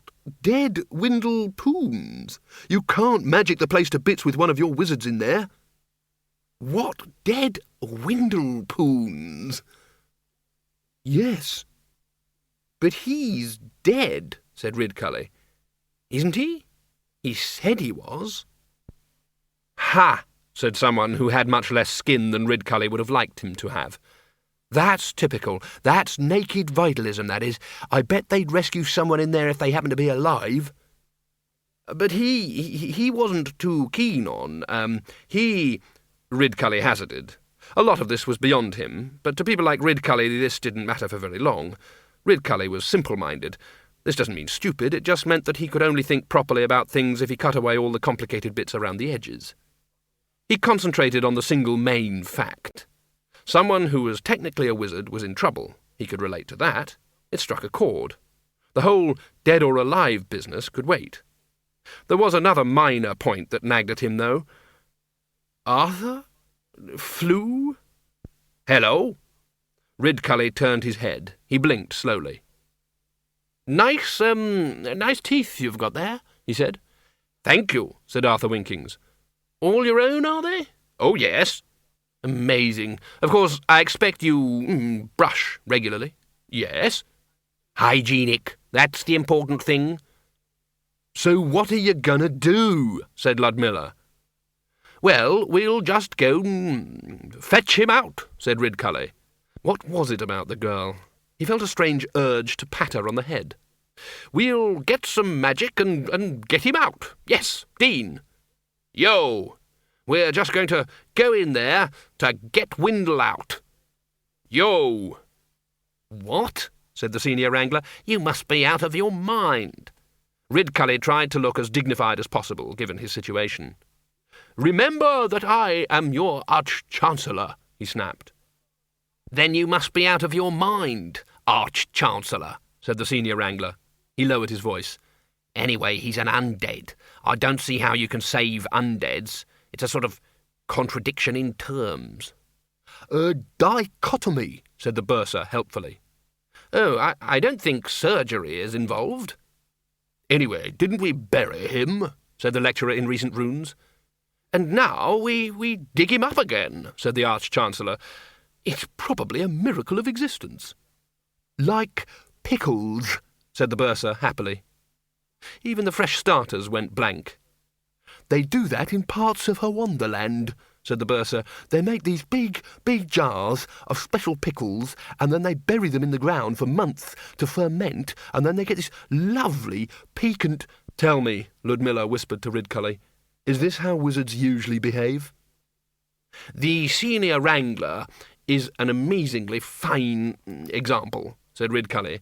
Got the same urgent grasp of reality as a cardboard cutout. Proud to have him on the team. He rubbed his hands together. OK, lads. Volunteers? Yo! Hut! Said the Dean, who was in an entirely different world now. I would be remiss in my duty if I failed to help a brother, said Red Shoe. Ook. You? We can't take you, said the Dean, glaring at the librarian. You don't know a thing about guerrilla warfare. Ook, said the librarian, and made a surprisingly comprehensive gesture to indicate that, on the other hand, what he didn't know about orangutan warfare could be written on the very small, pounded-up remains of, for example, the Dean. 4 of us should be enough, said the Arch-Chancellor. I've never even heard him say yo, muttered the Dean. He removed his hat, something a wizard doesn't ordinarily do unless he's about to pull something out of it, and handed it to the bursar. Then he tore a thin strip off the bottom of his robe and held it dramatically in both hands and tied it around his forehead. It's part of the ethos, he said, in answer to their penetratingly unspoken question. That's what the warriors on the counterweight continent do before they go into battle. And you have to shout. He tried to remember some far-off reading. Bonsai. Yes, bonsai. I thought that meant chopping bits off trees to make them small, said the senior wrangler. The Dean hesitated. He wasn't too sure himself if it came to it, but a good wizard never let uncertainty stand in the way. No, it's definitely got to be bonsai, he said. He considered it some more, and then brightened up. On account of it all being part of Bushido. Like small trees. Bush-Edo. Yeah, makes sense when you think about it. "But you can't shout bonsai here," said the lecturer in recent runes. "We've got a totally different cultural background. It'll be useless. No one will know what you mean." "I'll work on it," said the dean. He noticed Ludmilla standing with her mouth open. "This is wizard talk," he said. "It is, isn't it?" said Ludmilla. "I never would have guessed." The Arch-Chancellor had got out of the trolley and was wheeling it experimentally back and forth. It usually took quite a long time for a fresh idea to fully lodge in Ridcully's mind, but he felt instinctively that there were all sorts of uses for a wire basket on 4 wheels. "Are we going, or are we standing around all night bandaging our heads?" he said. "Yo!" snapped the dean. "Yo?" said Red Shoe. "Ook." "Was that a yo?" said the dean suspiciously. "Ook." "Well, all right then." Death sat on a mountain top. It wasn't particularly high, or bare, or sinister. No witches held naked sabbats on it. Discworld witches, on the whole, didn't hold with taking off any more clothes than was absolutely necessary for the business in hand. No spectres haunted it. No naked little men sat on the summit dispensing wisdom, because the first thing the truly wise man works out is that sitting around on a mountain top gives you not only hemorrhoids, but frostbitten hemorrhoids. Occasionally people would climb the mountain and add a stone or two to the cairn at the top, if only to prove that there is nothing really damn stupid that humans won't do.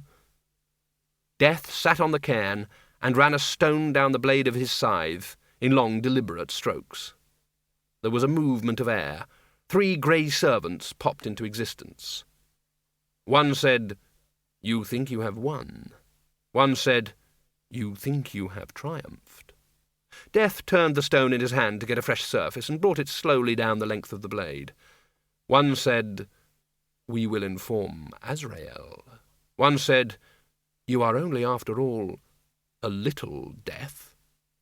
Death held the blade up to the moonlight, twisting it this way and that, noting the play of light on the tiny flecks of metal on its edge. Then he stood up in one quick movement. The servants backed away hurriedly. He reached out with the speed of a snake and grasped a robe, pulling its empty hood level with his eye sockets. "Do you know why the prisoner in the tower watches the flight of birds?" he said. It said, "Take your hands off me." Oops. Blue flame flared for a moment. Death lowered his hand and looked around at the other 2. One said, "You haven't heard the last of this." They vanished. Death brushed a speck of ash off his robe, and then planted his feet squarely on the mountain top.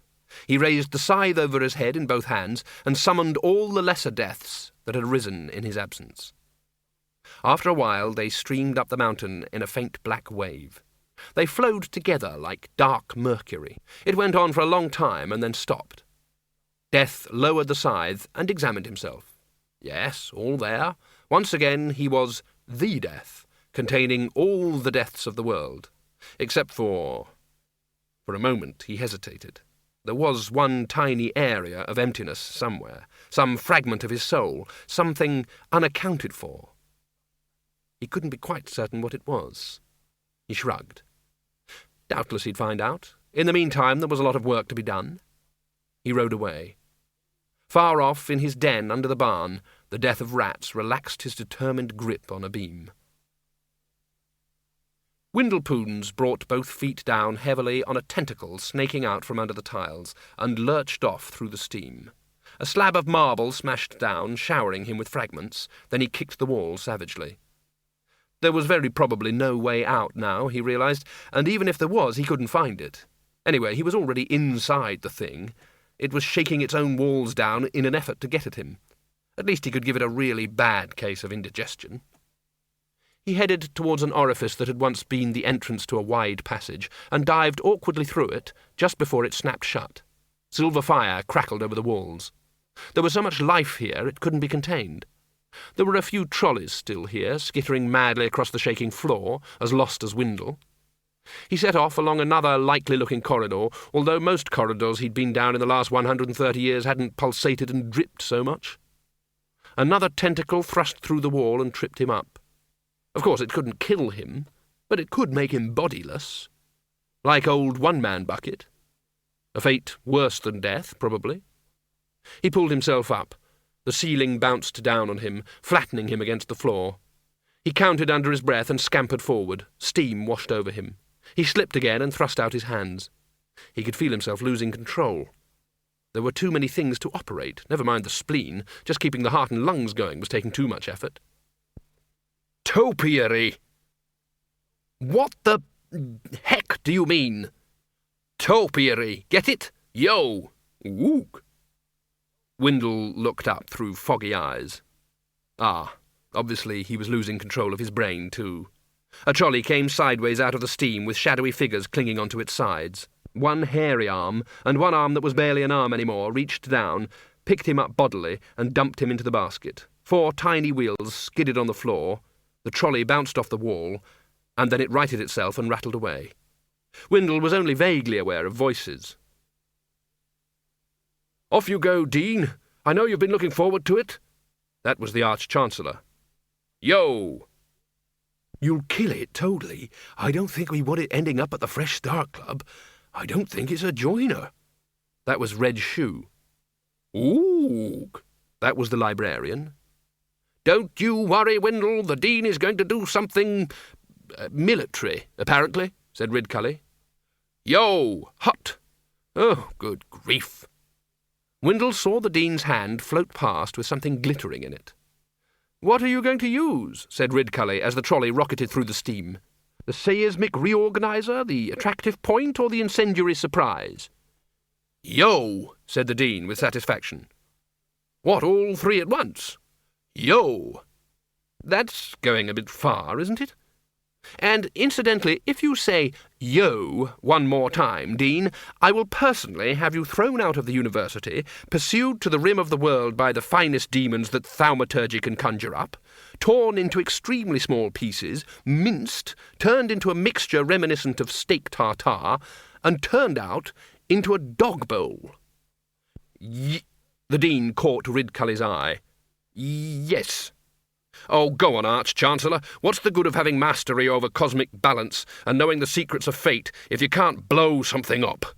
Please, I've got them all ready. You know how it upsets the inventory if you don't use them after you've got them ready." The trolley whirred up a trembling slope and cornered on 2 wheels. "Oh, all right," said Ridcully, "if it means that much to you." Sorry." The Dean started to mutter urgently under his breath and then screamed. "I've gone blind!" "Your bonsai bandage has slipped over your eyes, Dean." Windle groaned. "How are you feeling, Brother Poons?" Red Shoe's ravaged features occluded Windle's view. "Oh, you know," said Windle, "could be better, could be worse." The trolley ricocheted off a wall and jerked away in another direction. "How are those spells coming along, Dean?" said Ridcully through gritted teeth. "I'm having real difficulties controlling this thing." The Dean muttered a few more words, and then waved his hands dramatically. Octarine flame spurted from his fingertips, and earthed itself somewhere in the mists. "Yee-haw!" he crowed. "Dean?" "Yes, Arch-Chancellor?" "The comment I made recently about the Y word—" "Yes, yes." "You can definitely include yee-haw, too." The Dean hung his head. "Oh, yes, Arch-Chancellor." "And why hasn't everything gone boom?" "I put a slight delay on it, Arch-Chancellor. I thought perhaps we ought to get out before things happened." "Good thinking, that man." "Soon have you out, Windle," said Red Shoe. "We don't leave our people in there. Isn't this—" And then the floor erupted ahead of them, and then behind them. The thing that arose from the shattered tiles was either formless or many forms at once. It writhed angrily, snapping its tubing at them. The trolley skewed to a halt. "Got any more magic, Dean?" No, Arch-Chancellor." "And the spells you just said will go off—" "Any second now, Arch-Chancellor." "So, whatever's going to happen is going to happen to us." "Yes, Arch-Chancellor." Ridcully patted Windle on the head. Sorry about this, he said. Windle turned awkwardly to look down the passageway. There was something behind the Queen. It looked like a perfectly ordinary bedroom door, advancing in a series of small steps, as though someone was carefully pushing it along in front of them. "What is it?" said Reg. Windle raised himself as far as he could. "Schleppel!" "Oh, come on," said Reg. "It's Schleppel!" shouted Windle. "Schleppel! It's us! Can you help us out?" The door paused. Then it was flung aside. Schleppel unfolded himself to his full height. "Hello, Mr. Poons. Hello, Reg," he said. They stared at the hairy shape that nearly filled the passageway. Schleppel, could you clear the way for us?" Windle quavered. "No problem, Mr. Poons. Anything for a friend." A hand the size of a wheelbarrow glided through the steam and tore into the blockage, ripping it out with incredible ease. "Hey, look at me," said Schleppel. "You're right. A bogeyman needs a door like a fish needs a bicycle. Say it now, and say it loud. I'm—" "And now could you get out of the way, please?" Sure. Wow." Schleppel took another swipe at the Queen. The trolley shot forward. "And you'd better come with us," Windle shouted as Schleppel disappeared in the mists. "No, he shouldn't," said the Arch-Chancellor as they sped along. "Believe me. What was it?" "He's a bogeyman," said Windle. "I thought you only get them in closets and things," shouted Ridcully. "He's come out of the closet," said Red Shoe proudly, "and he's found himself. Just so long as, we can lose him." "We can't just leave him." We can, snapped Ridcully. There was a sound behind them like an eruption of swamp gas. Green light streamed past. "The spells are starting to go off," shouted the Dean. "Move it!" The trolley whirred out of the entrance and soared up into the cool of the night, wheels screaming. "Yo!" bellowed Ridcully as the crowd scattered ahead of them. "Does that mean I can say yo, too?" said the Dean. "All right, just once. Everyone can say it just once." "Yo!" "Yo!" echoed Red Shoe. "Ook!" "Yo!" said Windle Poons. "Yo," said Schleppel.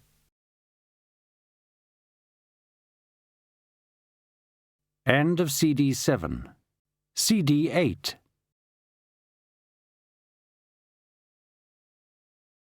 Somewhere in the darkness, where the crowd was thinnest, the gaunt shape of Mr. Ixolite, the world's last surviving banshee, sidled up to the shaking building and bashfully shoved a note under the door.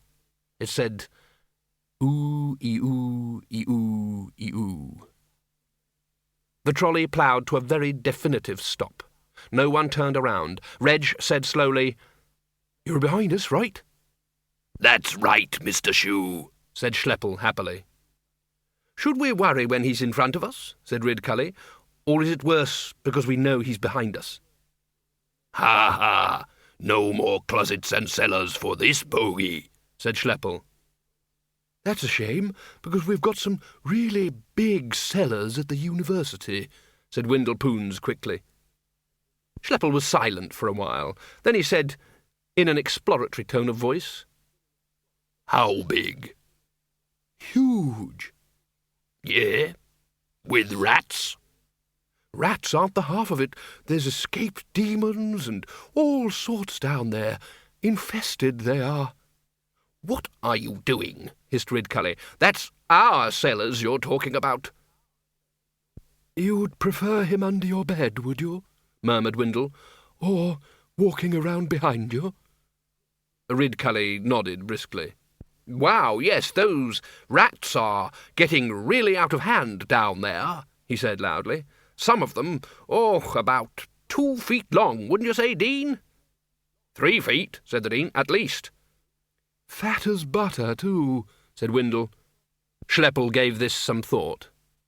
"Well, all right," he said, reluctantly. "Maybe I'll just wander in and have a look at them."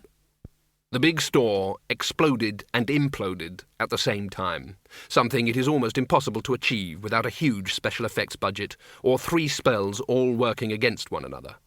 There was the impression of a vast cloud expanding, but at the same time moving away so rapidly that the overall effect was of a shrinking point. Walls buckled and were sucked in. Soil ripped up from the ravaged fields and spiralled into the vortex. There was a violent burst of non-music, which died almost instantly. And then nothing, except a muddy field. And, floating down from the early morning sky like snow, thousands of white flakes.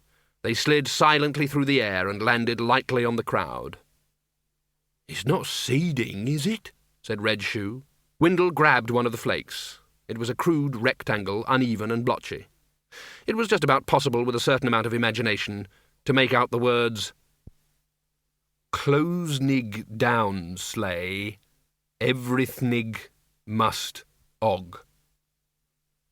"No," said Windle, "probably not." He lay back and smiled. It was never too late to have a good life. And when no one was looking, the last surviving trolley on the Discworld rattled off sadly into the oblivion of the night, lost and alone. It is generally thought, on those worlds where the mal life form has seeded, that people take the wire baskets away and leave them in strange and isolated places, so that squads of young men have to be employed to gather them together and wheel them back. This is the exact opposite of the truth. In reality, the men are hunters, stalking their rattling prey across the landscape, trapping them, breaking their spirit, taming them, and herding them to a life of slavery. Possibly. "Pog a groddle fig." Miss Flitworth sat in her kitchen. Outside she could hear the despondent clanking as Ned Simnel and his apprentice picked up the tangled remains of the combination harvester. A handful of other people were theoretically helping, but were really taking the opportunity to have a good look around.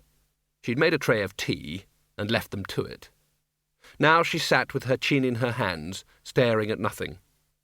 There was a knock at the open door. Spigot poked his red face into the room. "Please, Miss Flitworth." "Please, Miss Flitworth, there's a skeleton of a horse walking around in the barn. It's eating hay." "How?" "And it's falling through." "Really? We'll keep it then. At least it'll be cheap to feed." Spigot hung around for a while, twisting his hat in his hands. "You all right, Miss Flitworth?" "You all right, Mr. Poons?" Windle stared at nothing. "Windle?" said Red Shoe. The Arch-Chancellor just asked if you wanted a drink." "He'd like a glass of distilled water," said Mrs. Cake. "What, just water?" said Ridcully. "That's what he wants," said Mrs. Cake. "I'd like a glass of distilled water, please," said Windle. Mrs. Cake looked smug. At least as much of her as was visible looked smug, which was that part between the hat and her handbag, which was a sort of counterpart of the hat and so big that when she sat clasping it on her lap, she had to reach up to hold the handles. When she'd heard that her daughter had been invited to the university, she'd come too. Mrs. Cake always assumed that an invitation to Ludmilla was an invitation to Ludmilla's mother as well. Mothers like her exist everywhere, and apparently nothing can be done about them. The fresh starters were being entertained by the wizards, and trying to look as though they were enjoying it. It was one of those problematical occasions with long silences, sporadic coughs, and people saying isolated things like, "Well, isn't this nice?" "You looked a bit lost there, Windle, for a moment," said Ridcully. "I'm just a bit, tired, Arch-Chancellor." "I thought you zombies never slept." "I'm still tired," said Windle. "You're sure you wouldn't like us to have another go with the burial and everything? We could do it properly this time." "Thank you all the same, but no, I'm just not cut out for the undead life, I think." Windle looked at Red Shoe. "Sorry about that. I don't know how you manage it." He grinned apologetically. "You've got every right to be alive or dead, just as you choose," said Reg severely. "One man bucket says people are dying properly again," said Mrs. Cake, "so you could probably get an appointment." Windle looked around. "She's taken your dog for a walk," said Mrs. Cake. "Where's Ludmilla?" he said. Windle smiled awkwardly. Mrs. Cake's premonitions could be very wearing. "It'd be nice to know that Lupine was being looked after if I went," he said. "I wonder, could you take him in?" "Well," said Mrs. Cake uncertainly, "but he's—" Red Shoe began, and then saw Windle's expression. "I must admit it'd be a relief to have a dog around the place," said Mrs. Cake. "I'm always worrying about Ludmilla. There's a lot of strange people around." "But your daughter—" Reg began again. "Shut up, Reg," said Doreen. "That's all settled, then," said Windle. "And have you got any trousers?" "What?" "Any trousers in the house?" "Well, I suppose I've got some that belong to the late Mr. Cake, but why?" "Sorry," said Windle. "My mind was wandering. Don't know what I'm saying half the time." "Ah," said Reg brightly. "I see. What you're saying is that when he—" Doreen nudged him viciously. "Oh," said Reg. "Sorry, don't mind me. I'd forget my own head if it wasn't sewn on." Windle leaned back and shut his eyes.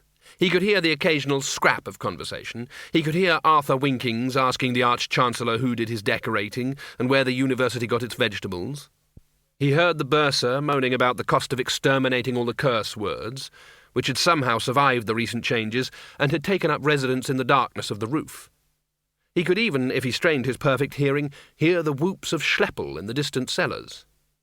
They didn't need him. At last. The world didn't need Windle Poons. He got up quietly and lurched to the door. "I'm just going out," he said. "I may be some time." Ridcully gave him a half-hearted nod and concentrated on what Arthur had to say about how the great hall could be entirely transformed with some Pine-Effect wallpaper. Windle shut the door behind him and leaned against the thick, cool wall. Oh, yes, there was one other thing. "Are you there, One-Man Bucket?" he said softly. How did you know? "You're generally around." You've caused some real trouble there. You know what's going to happen next full moon?" "Yes, I do. And I think somehow that they do, too." "But he'll become a wolf man." "Yes, and she'll become a wolf woman." All right, but what kind of relationship can people have 1 week in 4? "Maybe at least as good a chance of happiness as most people get.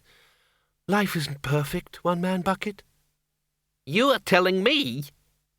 "Now, can I ask you a personal question?" said Windle. "I mean, I've just got to know." Huh? "After all, you've got the astral plane to yourself again. Oh, all right. Why are you called One-Man—" Is that all? I thought you could work that one out, a clever man like you. In my tribe, we're traditionally named after the first thing the mother sees when she looks out of the teepee after the birth. It's short for one man pouring a bucket of water over 2 dogs. "That's, pretty unfortunate," said Windle. "It's not too bad," said One-Man Bucket. "It was me twin brother you had to feel sorry for. She looked out 10 seconds before me to give him his name." Windle Poons thought about it. "Don't tell me. Let me guess," he said. 2 dogs fighting?" 2 dogs fighting? 2 dogs fighting? Said One-Man Bucket. Wow, he'd have given his right arm to be called 2 dogs fighting. It was later that the story of Windle Poons really came to an end, if story means all that he did and caused and set in motion. In the Ramtop village, where they dance the real Morris dance, for example, they believe that no one is finally dead until the ripples they cause in the world die away, until the clock he wound up winds down, until the wine she made has finished its ferment, until the crop they planted is harvested. The span of someone's life, they say, is only the core of their actual existence.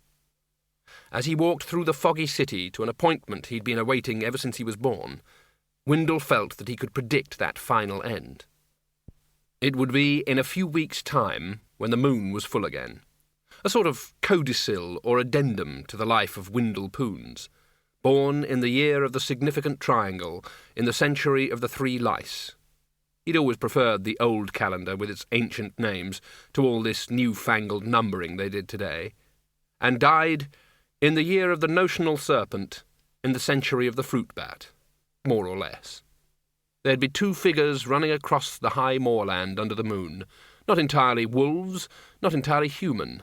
With any luck, they'd have the best of both worlds. Not just feeling, but knowing. Always best to have both worlds. Death sat in his chair in his dark study, his hands steepled in front of his face. Occasionally he'd swivel the chair backwards and forwards. Albert brought him in a cup of tea, and exited with diplomatic soundlessness. There was 1 lifetimer left on Death's desk. He stared at it. Swivel, swivel, swivel, swivel. In the hall outside, the great clock ticked on, killing time. Death drummed his skeletal fingers on the desk's scarred woodwork.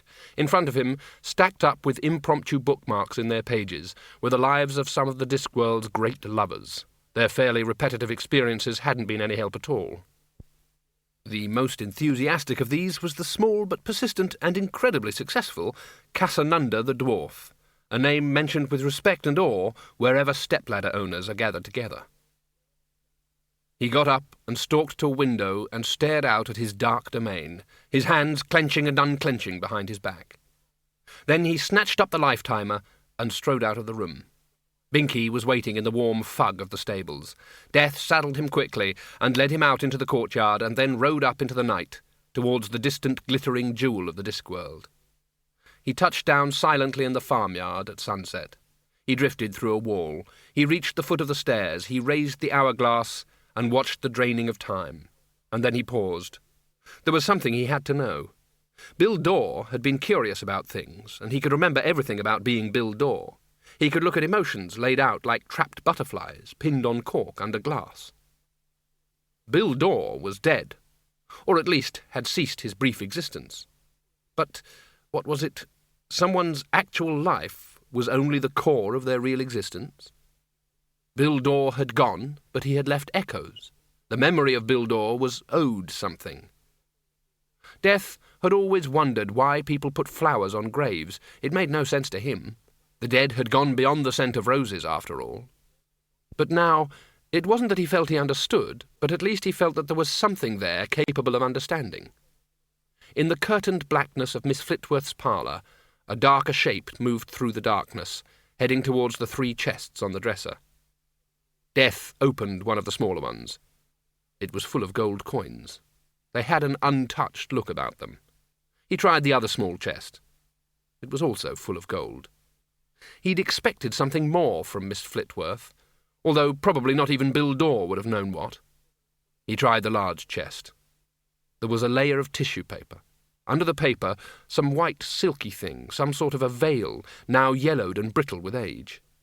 He gave it an uncomprehending stare and laid it aside. There were some white shoes. Quite impractical for farm wear, he felt. No wonder they'd been packed away. There was more paper, a bundle of letters tied together. He put them on top of the veil. There was never anything to be gained from observing what humans said to one another. Language was just there to hide their thoughts. And then there was, right at the bottom, a smaller box. He pulled it out and turned it over and over in his hands. Then he unclicked the little latch and lifted the lid. Clockwork Word. The tune wasn't particularly good. Death had heard all the music that had ever been written, and almost all of it had been better than this tune. It had a plinkety-plonkety quality, a tinny little 1-2-3 rhythm. In the musical box, over the busily spinning gears, 2 wooden dancers jerked around in a parody of a waltz. Death watched them until the clockwork ran down. Then he read the inscription. It had been a present. Beside him, the life-timer poured its grains into the bottom bulb. He ignored it. When the clockwork ran down, he wound it up again. 2 figures spinning through time. And when the music stopped, all you needed was to turn the key. When it ran down again, he sat in the silence and the dark and reached a decision. There were only seconds left. Seconds had meant a lot to Bill Dore, because he'd had a limited supply. They meant nothing at all to Death, who'd never had any. He left the sleeping house, mounted up, and rode away. The journey took an instant that would have taken mere light 300 million years, but Death travels inside that space where time has no meaning. Light thinks it travels faster than anything, but it's wrong. No matter how fast light travels, it finds the darkness has always got there first and is waiting for it. There was company on the ride. Galaxies, stars, ribbons of shining matter, streaming and eventually spiralling towards the distant goal. Death on his pale horse moved down the darkness like a bubble on a river. And every river flows somewhere. And then, below, a plain. Distance was as meaningless here as time, but there was a sense of hugeness. The plain could have been a mile away or 1,000,000 miles. It was marked by long valleys or rills, which flowed away to either side as he got closer and landed. He dismounted and stood in the silence. Then he went down on one knee, changed the perspective. The furrowed landscape falls away into immense distances, curves at the edges, becomes a fingertip. Azrael raised his finger to a face that filled the sky, lit by the faint glow of dying galaxies. There are 1 billion deaths, but they are all aspects of the one death. Azrael, the great attractor, the death of universes, the beginning and end of time. Most of the universe is made up of dark matter, and only Azrael knows who it is. Eyes so big that a supernova would be a mere suggestion of a gleam on the iris turned slowly and focused on the tiny figure on the immense walled plains of his fingertips. Beside Azrael, the big clock hung in the centre of the entire web of the dimensions and ticked onwards. Stars glittered in Azrael's eyes. The death of the Discworld stood up. "Lord, I ask for—" 3 of the servants of Oblivion slid into existence alongside him. One said, "Do not listen, he stands accused of meddling." One said, "And morticide." One said, "And pride, and living with intent to survive." One said, "And siding with chaos against good order."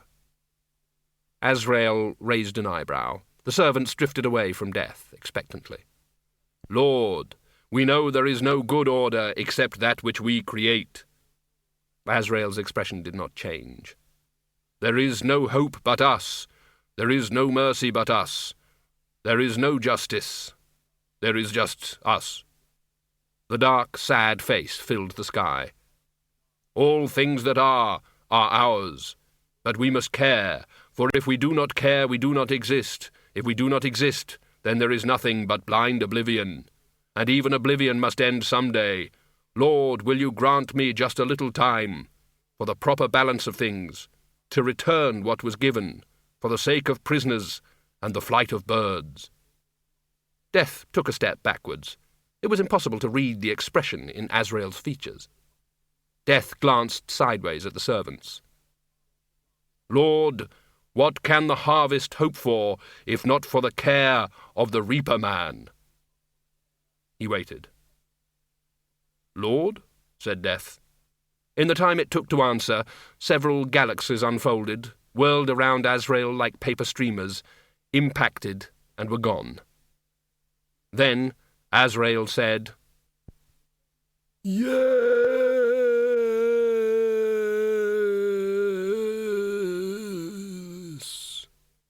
And another finger reached out across the darkness towards the clock. There were faint screams of rage from the servants, and then screams of realization, and then 3 brief blue flames. All other clocks, even the handless clock of Death, were reflections of the clock. Exactly reflections of the clock. They told the universe what the time was, but the clock told time what time is. It was the mainspring from which all time poured. And the design of the clock was this, that the biggest hand only went around once.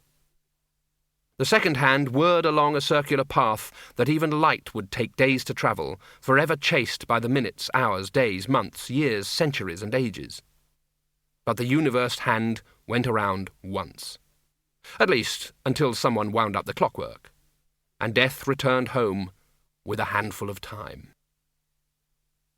A shop bell jangled. Druto Pole, florist, looked over a spray of Floribunda Mrs. Shover. Someone was standing among the vases of flowers. They looked slightly indistinct. In fact, even afterwards, Druto was never sure who had been in his shop and how his words had actually sounded. He oiled forward, rubbing his hands. How may I help? Flowers. Druto hesitated only for a moment. And the, destination for these, A lady. And do you have any preference? Lilies. Ah, are you sure that, lilies are... I like lilies. It's just that lilies are a little bit sombre. I like sombre. The figure hesitated. What do you recommend? Druto slipped smoothly into gear. Roses are always very well received, he said, or orchids. Many gentlemen these days tell me that ladies find a single specimen orchid more acceptable than a bunch of roses. Give me lots.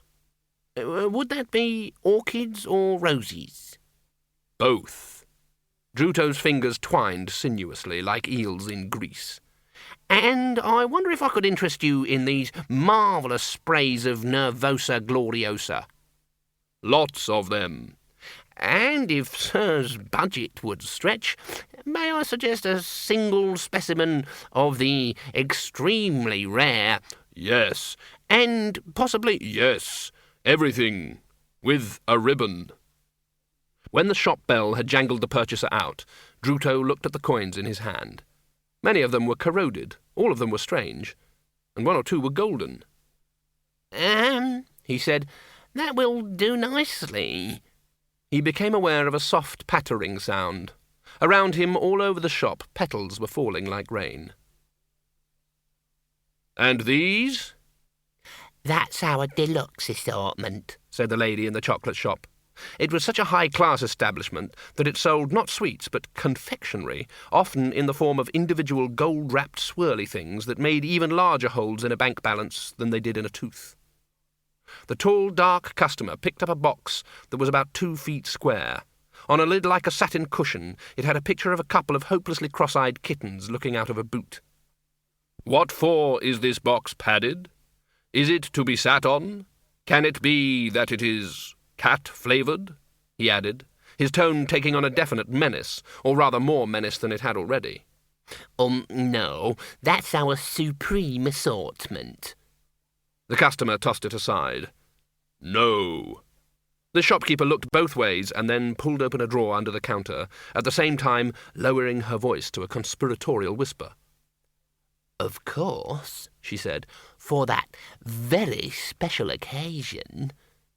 It was quite a small box. It was also entirely black, except for the name of the contents in small white letters. Cats, even in pink ribbons, wouldn't be allowed within a mile of a box like this. To deliver a box of chocolates like this, dark strangers drop from chairlifts and abseil down buildings. The dark stranger peered at the lettering. Dark enchantments, he said. I like it. For those... intimate moments, said the lady. The customer appeared to consider the relevance of this. Yes, that seems appropriate. The shopkeeper beamed. Shall I wrap them up then? Yes, with a ribbon. And will there be anything else, sir? The customer seemed to panic. Else? Should there be anything else? Is there something else? What is it that should be done? I'm sorry, sir? A present for a lady. The shopkeeper was left a little adrift by this sudden turning of the tide of conversation. She swam towards a reliable cliché. Well, they do say, don't they, that diamonds are a girl's best friend, she said brightly. Diamonds? Oh, diamonds. Is that so? They glittered like bits of starlight on a black velvet sky. This one, said the merchant, "is a particularly excellent stone, don't you think? Note the fire, the exceptional—" "How friendly is it?" The merchant hesitated. He knew about carrots, about adamantine lustre, about water and make and fire, but he'd never before been called upon to judge gems in terms of general affability. "Quite, well-disposed?" he hazarded. "No." The merchant's fingers seized on another splinter of frozen light. "Now, this," he said, confidence flowing back into his voice, "is from the famous Shortshanks mine. May I draw your attention to the exquisite—" He felt the penetrating stare drill through the back of his head. "But not, I must admit, noted for its friendliness," he said lamely. The dark customer looked disapprovingly around the shop. In the gloom, behind troll-proof bars, gems glowed like the eyes of dragons in the back of a cave. "Are any of these friendly?" he said. "Sir, I think I can say, without fear of contradiction, that we have never based our purchasing policy on the amiability of the stones in question," said the merchant.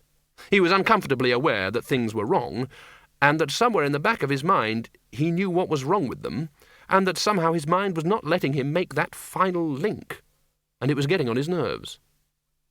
"Where is the biggest diamond in the world?" "The biggest? That's easy. It's the Tear of Offla. It's in the innermost sanctuary of the lost jewelled temple of doom of Offla the crocodile god in darkest Hawandaland, and it weighs 850 carats. And, sir, to forestall your next question, I personally would go to bed with it." One of the nice things about being a priest in the lost jewelled temple of doom of Offla the crocodile god was that you got to go home early most afternoons. This was because it was lost. Most worshippers never found their way there. They were the lucky ones. Traditionally, only two people ever went into the innermost sanctuary. They were the high priest and the other priest who wasn't high. They had been there for years and took turns at being the high one. It was an undemanding job, given that most prospective worshippers were impaled, squashed, poisoned or sliced by booby traps, even before making it as far as the little box and the jolly drawing of a thermometer outside the vestry. Lost Jewelled Temple Roof Repair Fund, only 6,000 gold pieces to go. Please give generously. Thank you. They were playing Cripple Mr. Onion on the high altar beneath the very shadow of the jewel-encrusted statue of Offla himself, when they heard the distant creak of the main door. The high priest didn't look up. "Hey up," he said. "Another one for the big rolling ball, then?" There was a thump and a rumbling grinding sound, and then a very final bang. "Now," said the high priest, "what was the stake?" "2 pebbles," said the low priest. "Right." The high priest peered at his cards. "OK, I'll see your 2 pebbles." There was the faint sound of footsteps. "Chap with a whip got as far as the big sharp spikes last week," said the low priest. There was a sound like the flushing of a very old dry lavatory. The footsteps stopped. The high priest smiled to himself. "Right," he said. "See your 2 pebbles and raise your 2 pebbles." The low priest threw down his cards. "Double onion," he said. The high priest looked down suspiciously. The low priest consulted a scrap of paper. "That's 300,964 pebbles you owe me," he said. There was the sound of footsteps. The priests exchanged glances.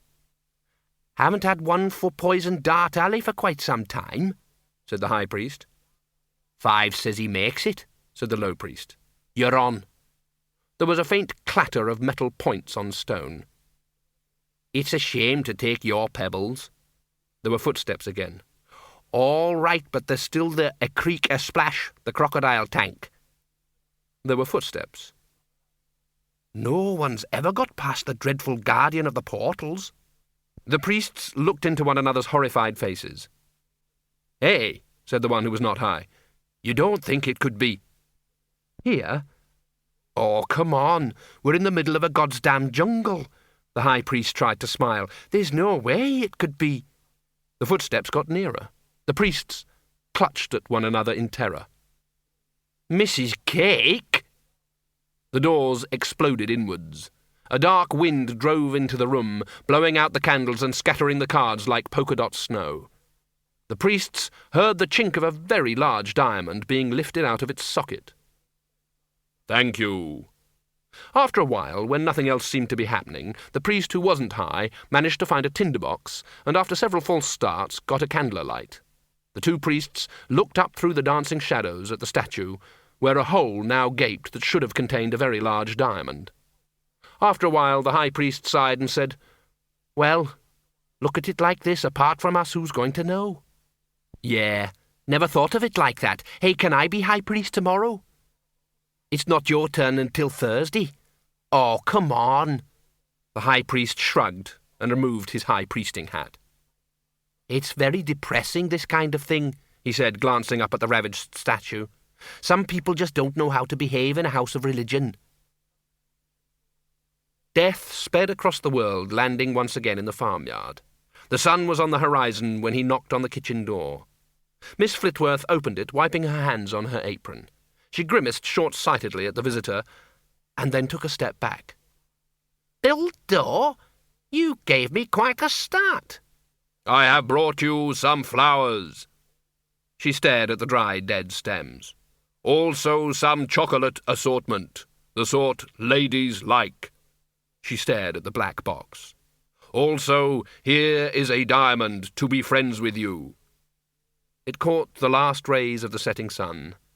Miss Flitworth finally found her voice. "Bill Dore, what are you thinking of?" "I have come to take you away from all this." "You have? Where to?" Death hadn't thought this far. "Where would you like?" "I ain't proposing to go anywhere tonight except to the dance," said Miss Flitworth firmly. Death hadn't planned for this either. "What is this dance?" "Harvest dance, you know, it's tradition. When the harvest is in, it's a sort of a celebration, and like a Thanksgiving." "Thanksgiving to who?" "Dunno. No one in particular, I reckon. Just general thankfulness, I suppose." "I had planned to show you marvels, fine cities, anything you wanted." "Anything?" "Yes."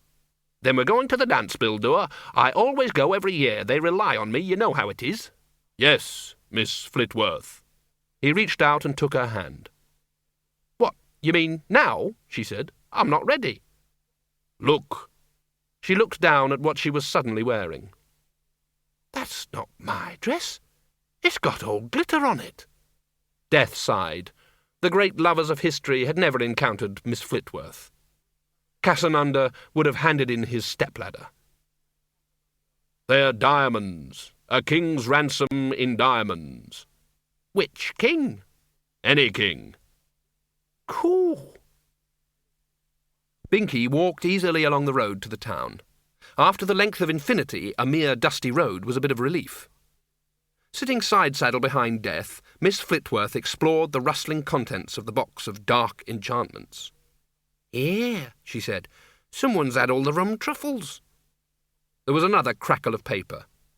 "And from the bottom layer, too. I hate that. People starting the bottom layer before the top one's been properly finished. And I can tell you've been doing it because there's a little map in the lid, and by rights there should be rum truffles. Bill Dore?" "I'm sorry, Miss Flitworth." "This big diamond's a bit heavy. Nice, though," she added, grudgingly. "Where'd you get it?" "From people who thought it was the tear of a god." "And is it?" "No, gods never weep. It is common carbon that has been subject to great heat and pressure. That is all." "Inside every lump of coal there's a diamond waiting to get out, right?" "Yes, Miss Flitworth." There was no sound for a while, except the clip-clop of Binky's hooves. Then Miss Flitworth said, archly, "I do know what's going on, you know. I saw how much sand there was. And so you thought, she's not a bad old stick. I'll show her a good time for a few hours. And then when she's not expecting it, it'll be time for the old coup de grace. Am I right?" Death said nothing. "I am right, aren't I?" "I can't hide anything from you, Miss Flitworth." I suppose I should be flattered, yes? I expect you've got a lot of calls on your time. More than you could possibly imagine, Miss Flitworth. In the circumstances, then, you might as well go back to calling me Renata again. There was a bonfire in the meadow beyond the archery field. Death could see figures moving in front of it. An occasional tortured squeak suggested that someone was tuning up a fiddle. I always come along to the harvest dance, said Miss Flitworth, conversationally. Not to dance, of course. I generally look after the food and so on. Why? Well, someone's got to look after the food. I meant, why don't you dance? 'Cause I'm old, that's why. You are as old as you think you are. Yeah? Really? That's the kind of stupid thing people always say. They always say, my word, you're looking well. They say, there's life in the old dog yet, many a good tune played on an old fiddle. That kind of stuff, it's all stupid.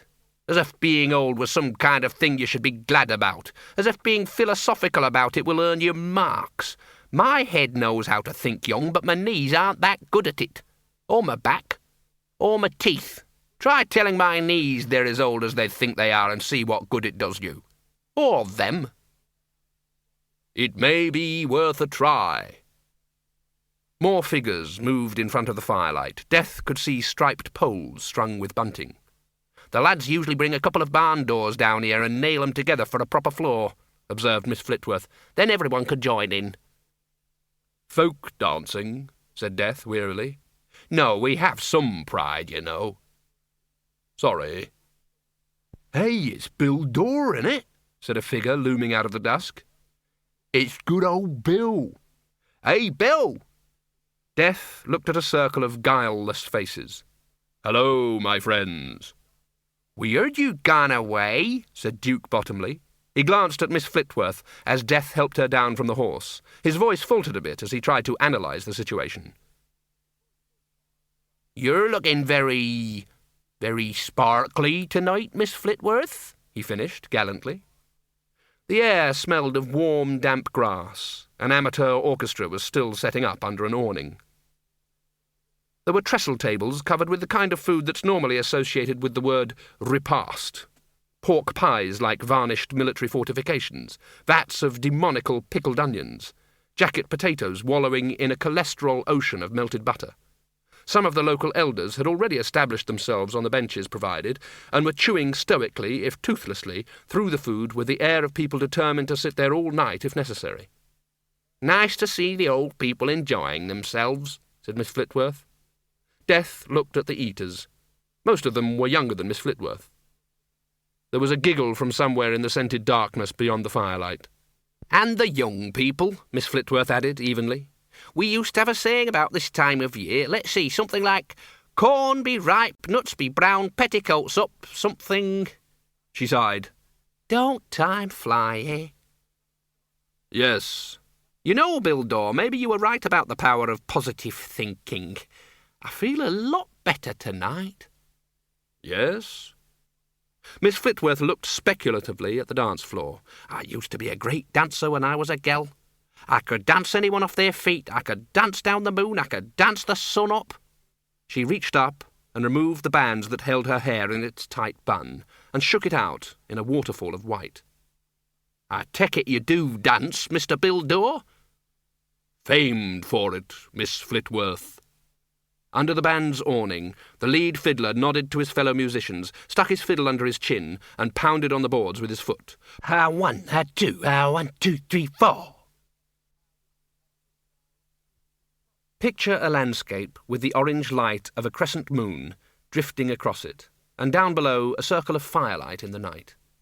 There were the old favourites, the square dances, the reels, the whirling, intricate measures which, if the dancers had carried lights, would have traced out topological complexities beyond the reach of ordinary physics, and the sort of dances that led perfectly sane people to shout out things like do-si-do and och-I without feeling massively ashamed for quite a long time.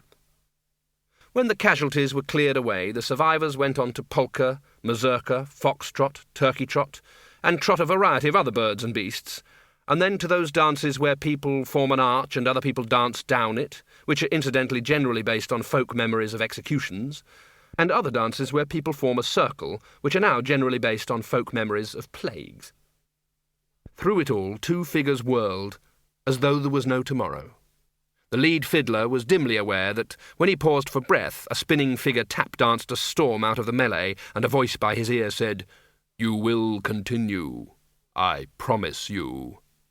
When he flagged a second time, a diamond as big as his fist landed on the boards in front of him. A small figure sashayed out of the dancers and said, "If you boys don't go on playing, William Spigot, I will personally make sure your life becomes absolutely foul." And it returned to the press of bodies. The fiddler looked down at the diamond. It could have ransomed any 5 kings the world would care to name. He kicked it hurriedly behind him. "More power to your elbow, eh?" said the drummer, grinning. "Shut up and play." He was aware that tunes were turning up at the ends of his fingers that his brain had never known. The drummer and the piper felt it too. Music was pouring in from somewhere. They weren't playing it was playing them. "It is time for a new dance to begin." "Jerum-da-dum-da-dum," hummed the fiddler, the sweat running off his chin as he was caught up in a different tune. The dancers milled around uncertainly, unsure about the steps, but one pair moved purposefully through them at a predatory crouch, arms clasped ahead of them like the bowsprit of a killer galleon. At the end of the floor they turned in a flurry of limbs that appeared to defy normal anatomy, and began the angular advance back through the crowd. "What's this one called?" "Tango." "Can you get put in prison for it?" "I don't believe so." "Amazing." The music changed. "I know this one. It's the Kermish bullfight dance. Olé!" "With milk?" A high-speed fusillade of hollow snapping noises suddenly kept time with the music. "Who's playing the maracas?" Death grinned. "Maracas? I don't need maracas." And then it was now. The moon was a ghost of itself on one horizon. On the other, there was already the distant glow of the advancing day. They left the dance floor. Whatever had been propelling the band through the hours of the night drained slowly away. They looked at one another. Spigot the fiddler glanced down at the jewel. It was still there. The drummer tried to massage some life back into his wrists. Spigot stared helplessly at the exhausted dancers. "Well then," he said, and raised his fiddle one more time. Miss Flitworth and her companion listened from the mists that were threading around the field in the dawn light. Death recognised the slow, insistent beat. It made him think of wooden figures whirling through time until the spring unwound. "I don't know that one." "It's the last waltz." "I suspect there's no such thing." "You know," said Miss Flitworth, "I've been wondering all evening how it's going to happen, how you're going to do it. I mean, people have to die of something, don't they? I thought maybe it was going to be of exhaustion, but I've never felt better.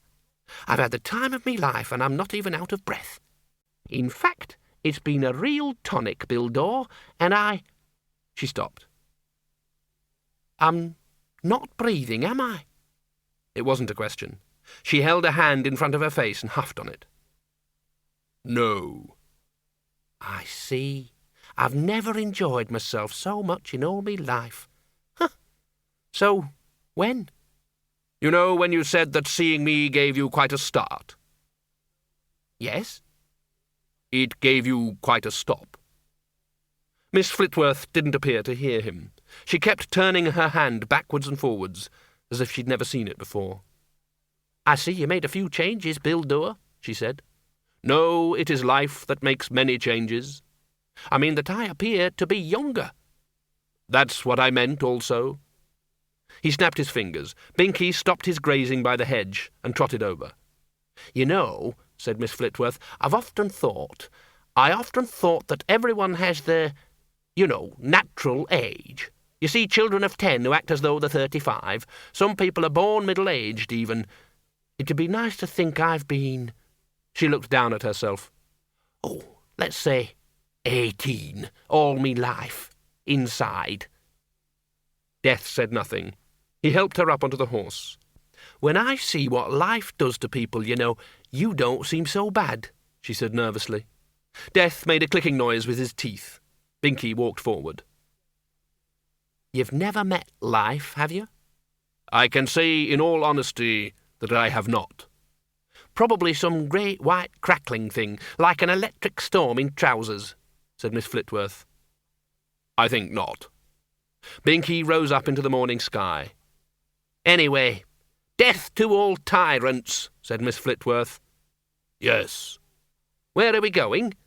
Binky was galloping, but the landscape did not move. That's a pretty good horse you've got there, said Miss Flitworth, her voice shaking. Yes. But, what is he doing? Getting up speed. But we're not going anywhere. They vanished. They reappeared. The landscape was snow and green ice on broken mountains.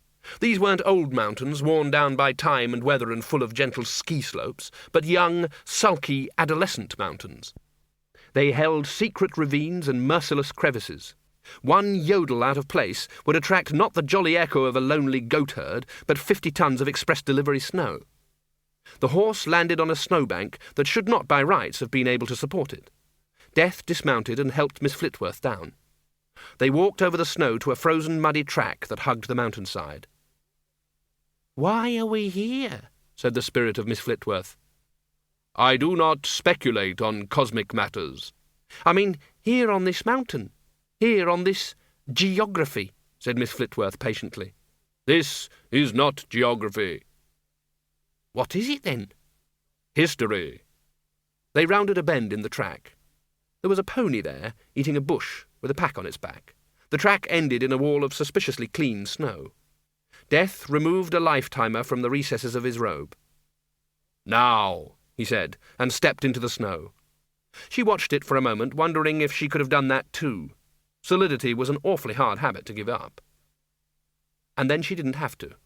Someone came out. Death adjusted Binky's bridle and mounted up. He paused for a moment to watch the two figures by the avalanche. They had faded almost to invisibility, their voices no more than textured air. All he said was, wherever you go together. I said, where? He said he didn't know. What's happened? Rufus, you're going to find this very hard to believe, my love. And who was that masked man? They both looked round. There was no one there. In the village in the Ramtops, where they understand what the Morris dance is all about, they dance it just once, at dawn, on the first day of spring. They don't dance it after that, all through the summer.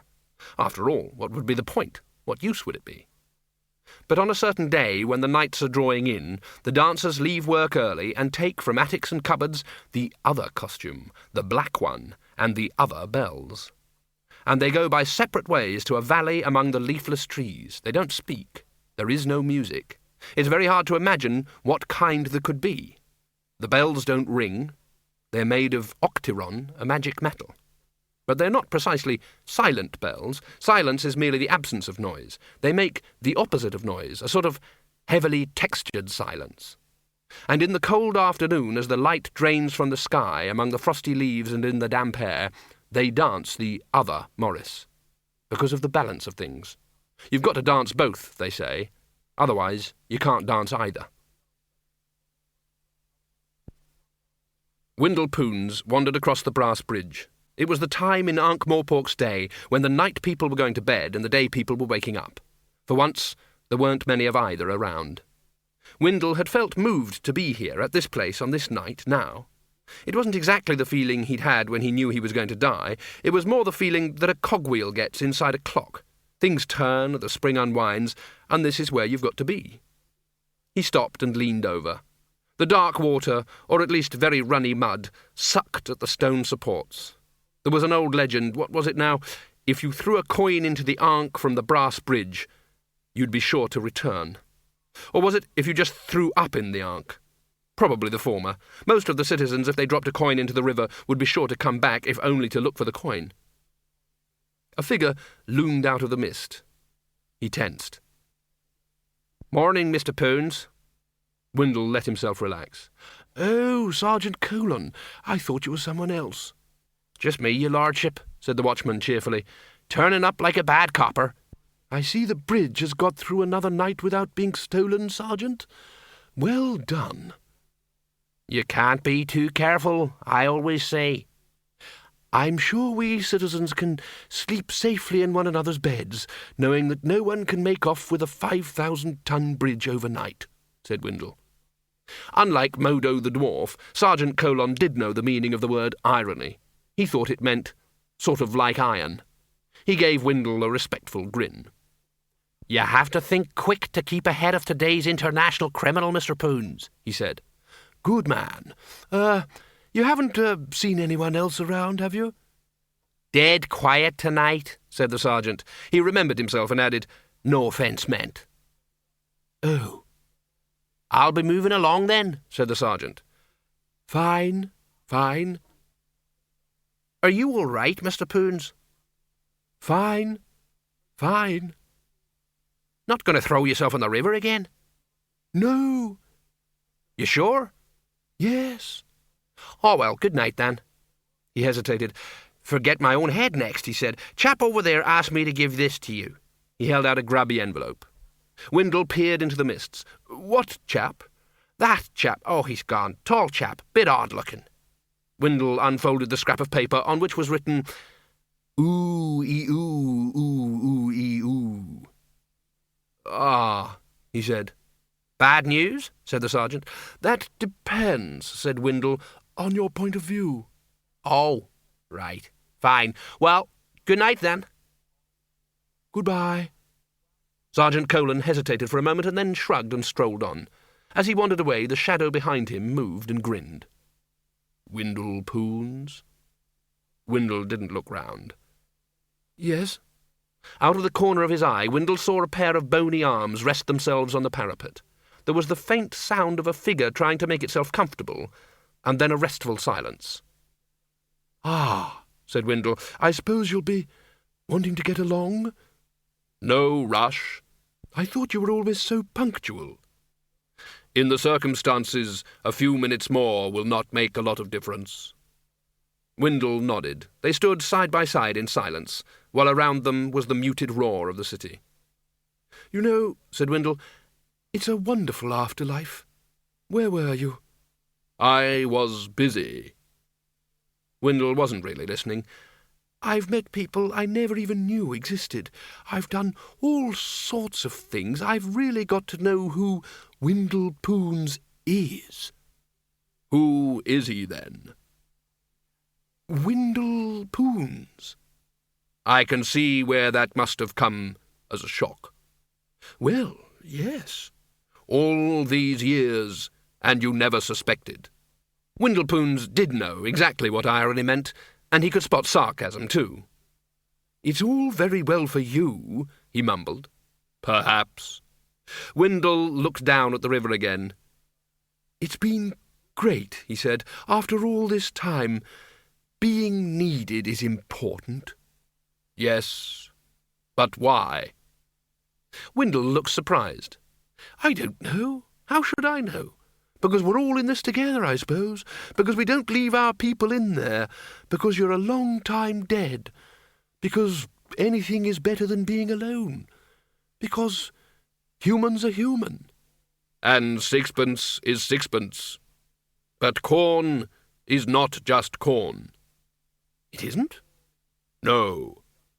Windle leaned back. The stone of the bridge was still warm from the day's heat. To his surprise, Death leaned back as well. "Because you're all you've got," said Death. "What?" "Oh, yes, that as well. It's a great big cold universe out there." "You'd be amazed." "One lifetime just isn't enough." "Oh, I don't know." "Windle Poons?" "Yes?" "That was your life." And with great relief and general optimism, and a feeling that on the whole everything could have been much worse, Windle Poons died. Somewhere in the night, Reg Shoe looked both ways, took a furtive paintbrush and a small pot of paint from inside his jacket, and painted on a handy wall, "Inside every living person is a dead person waiting to get out." And then it was all over. The end. Death stood at the window of his dark study, looking out onto his garden. Nothing moved in that still domain. Dark lilies bloomed by the trout pool where the little plaster skeleton gnomes fished. There were distant mountains. It was his own world. It appeared on no map. But now, somehow it lacked something. Death selected a scythe from the rack in the huge hall. He strode past the huge clock without hands and went outside. He stalked through the black orchard where Albert was busy about the beehives, and on until he climbed a small mound on the edge of the garden. Beyond to the mountains was unformed land. It would bear weight. It had an existence of sorts, but there had never been any reason to define it further. Until now, anyway. Albert came up behind him, a few dark bees still buzzing around his head. "What are you doing, master?" he said. "Remembering." "Ah?" "I remember when all this was stars." What was it? Oh, yes. He snapped his fingers. Fields appeared, following the gentle curves of the land. "Golden," said Albert. "That's nice. I've always thought we could do with a bit more colour around here." Death shook his head. It wasn't quite right yet. Then he realized what it was. The life-timers. The great room filled with the roar of disappearing lives was efficient and necessary. You needed something like that for good order. But he snapped his fingers again, and a breeze sprang up. The cornfields moved, billow after billow unfolding across the slopes. "Albert?" "Yes, master?" "Have you not got something to do, some little job?" "I don't think so," said Albert. "Away from here, is what I mean." "Ah, what you mean is you want to be alone," said Albert. "I am always alone, but just now I want to be alone by myself." "Right, I'll just, go and do some little jobs back at the house, then," said Albert. "You do that." Death stood alone, watching the wheat dance in the wind. Of course it was only a metaphor. People were more than corn. They whirled through tiny crowded lives, driven literally by clockwork, filling their days from edge to edge with the sheer effort of living. And all lives were exactly the same length. Even the very long and the very short ones, from the point of view of eternity, anyway. Somewhere the tiny voice of Bildor said, "From a point of view of the owner, longer ones are best." Squeak! Death looked down. A small figure was standing by his feet. He reached down and picked it up, held it up to an investigative eye socket. "I knew I'd missed someone." The Death of Rats nodded. "Squeak?" Death shook his head.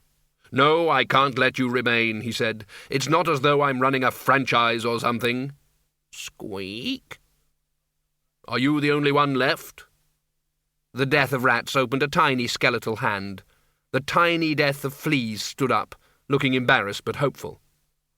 "No, this shall not be. I am implacable. I am Death, alone." He looked at the Death of Rats. He remembered Azrael in his Tower of Loneliness. "Alone." The Death of Rats looked back at him. Squeak? Picture a tall, dark figure surrounded by cornfields. "No, you can't ride a cat. Whoever heard of the Death of Rats riding a cat? The Death of Rats would ride some kind of dog." Picture more fields, a great horizon-spanning network of fields rolling in gentle waves. "Don't ask me, I don't know. Some kind of terrier, maybe."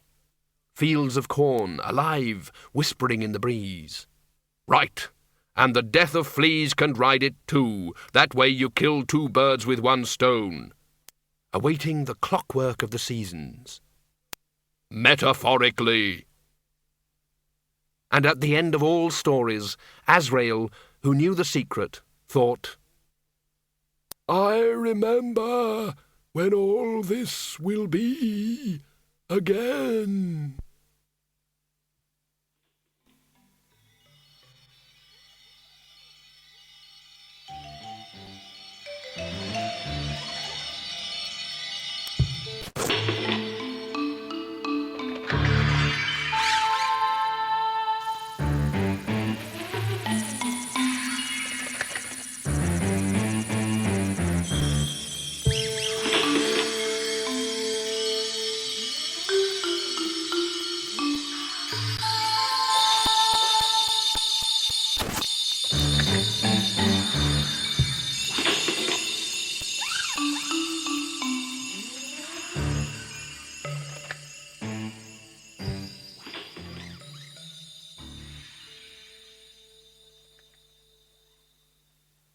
That is the end of Reaper Man by Terry Pratchett, and it was read by Nigel Planer.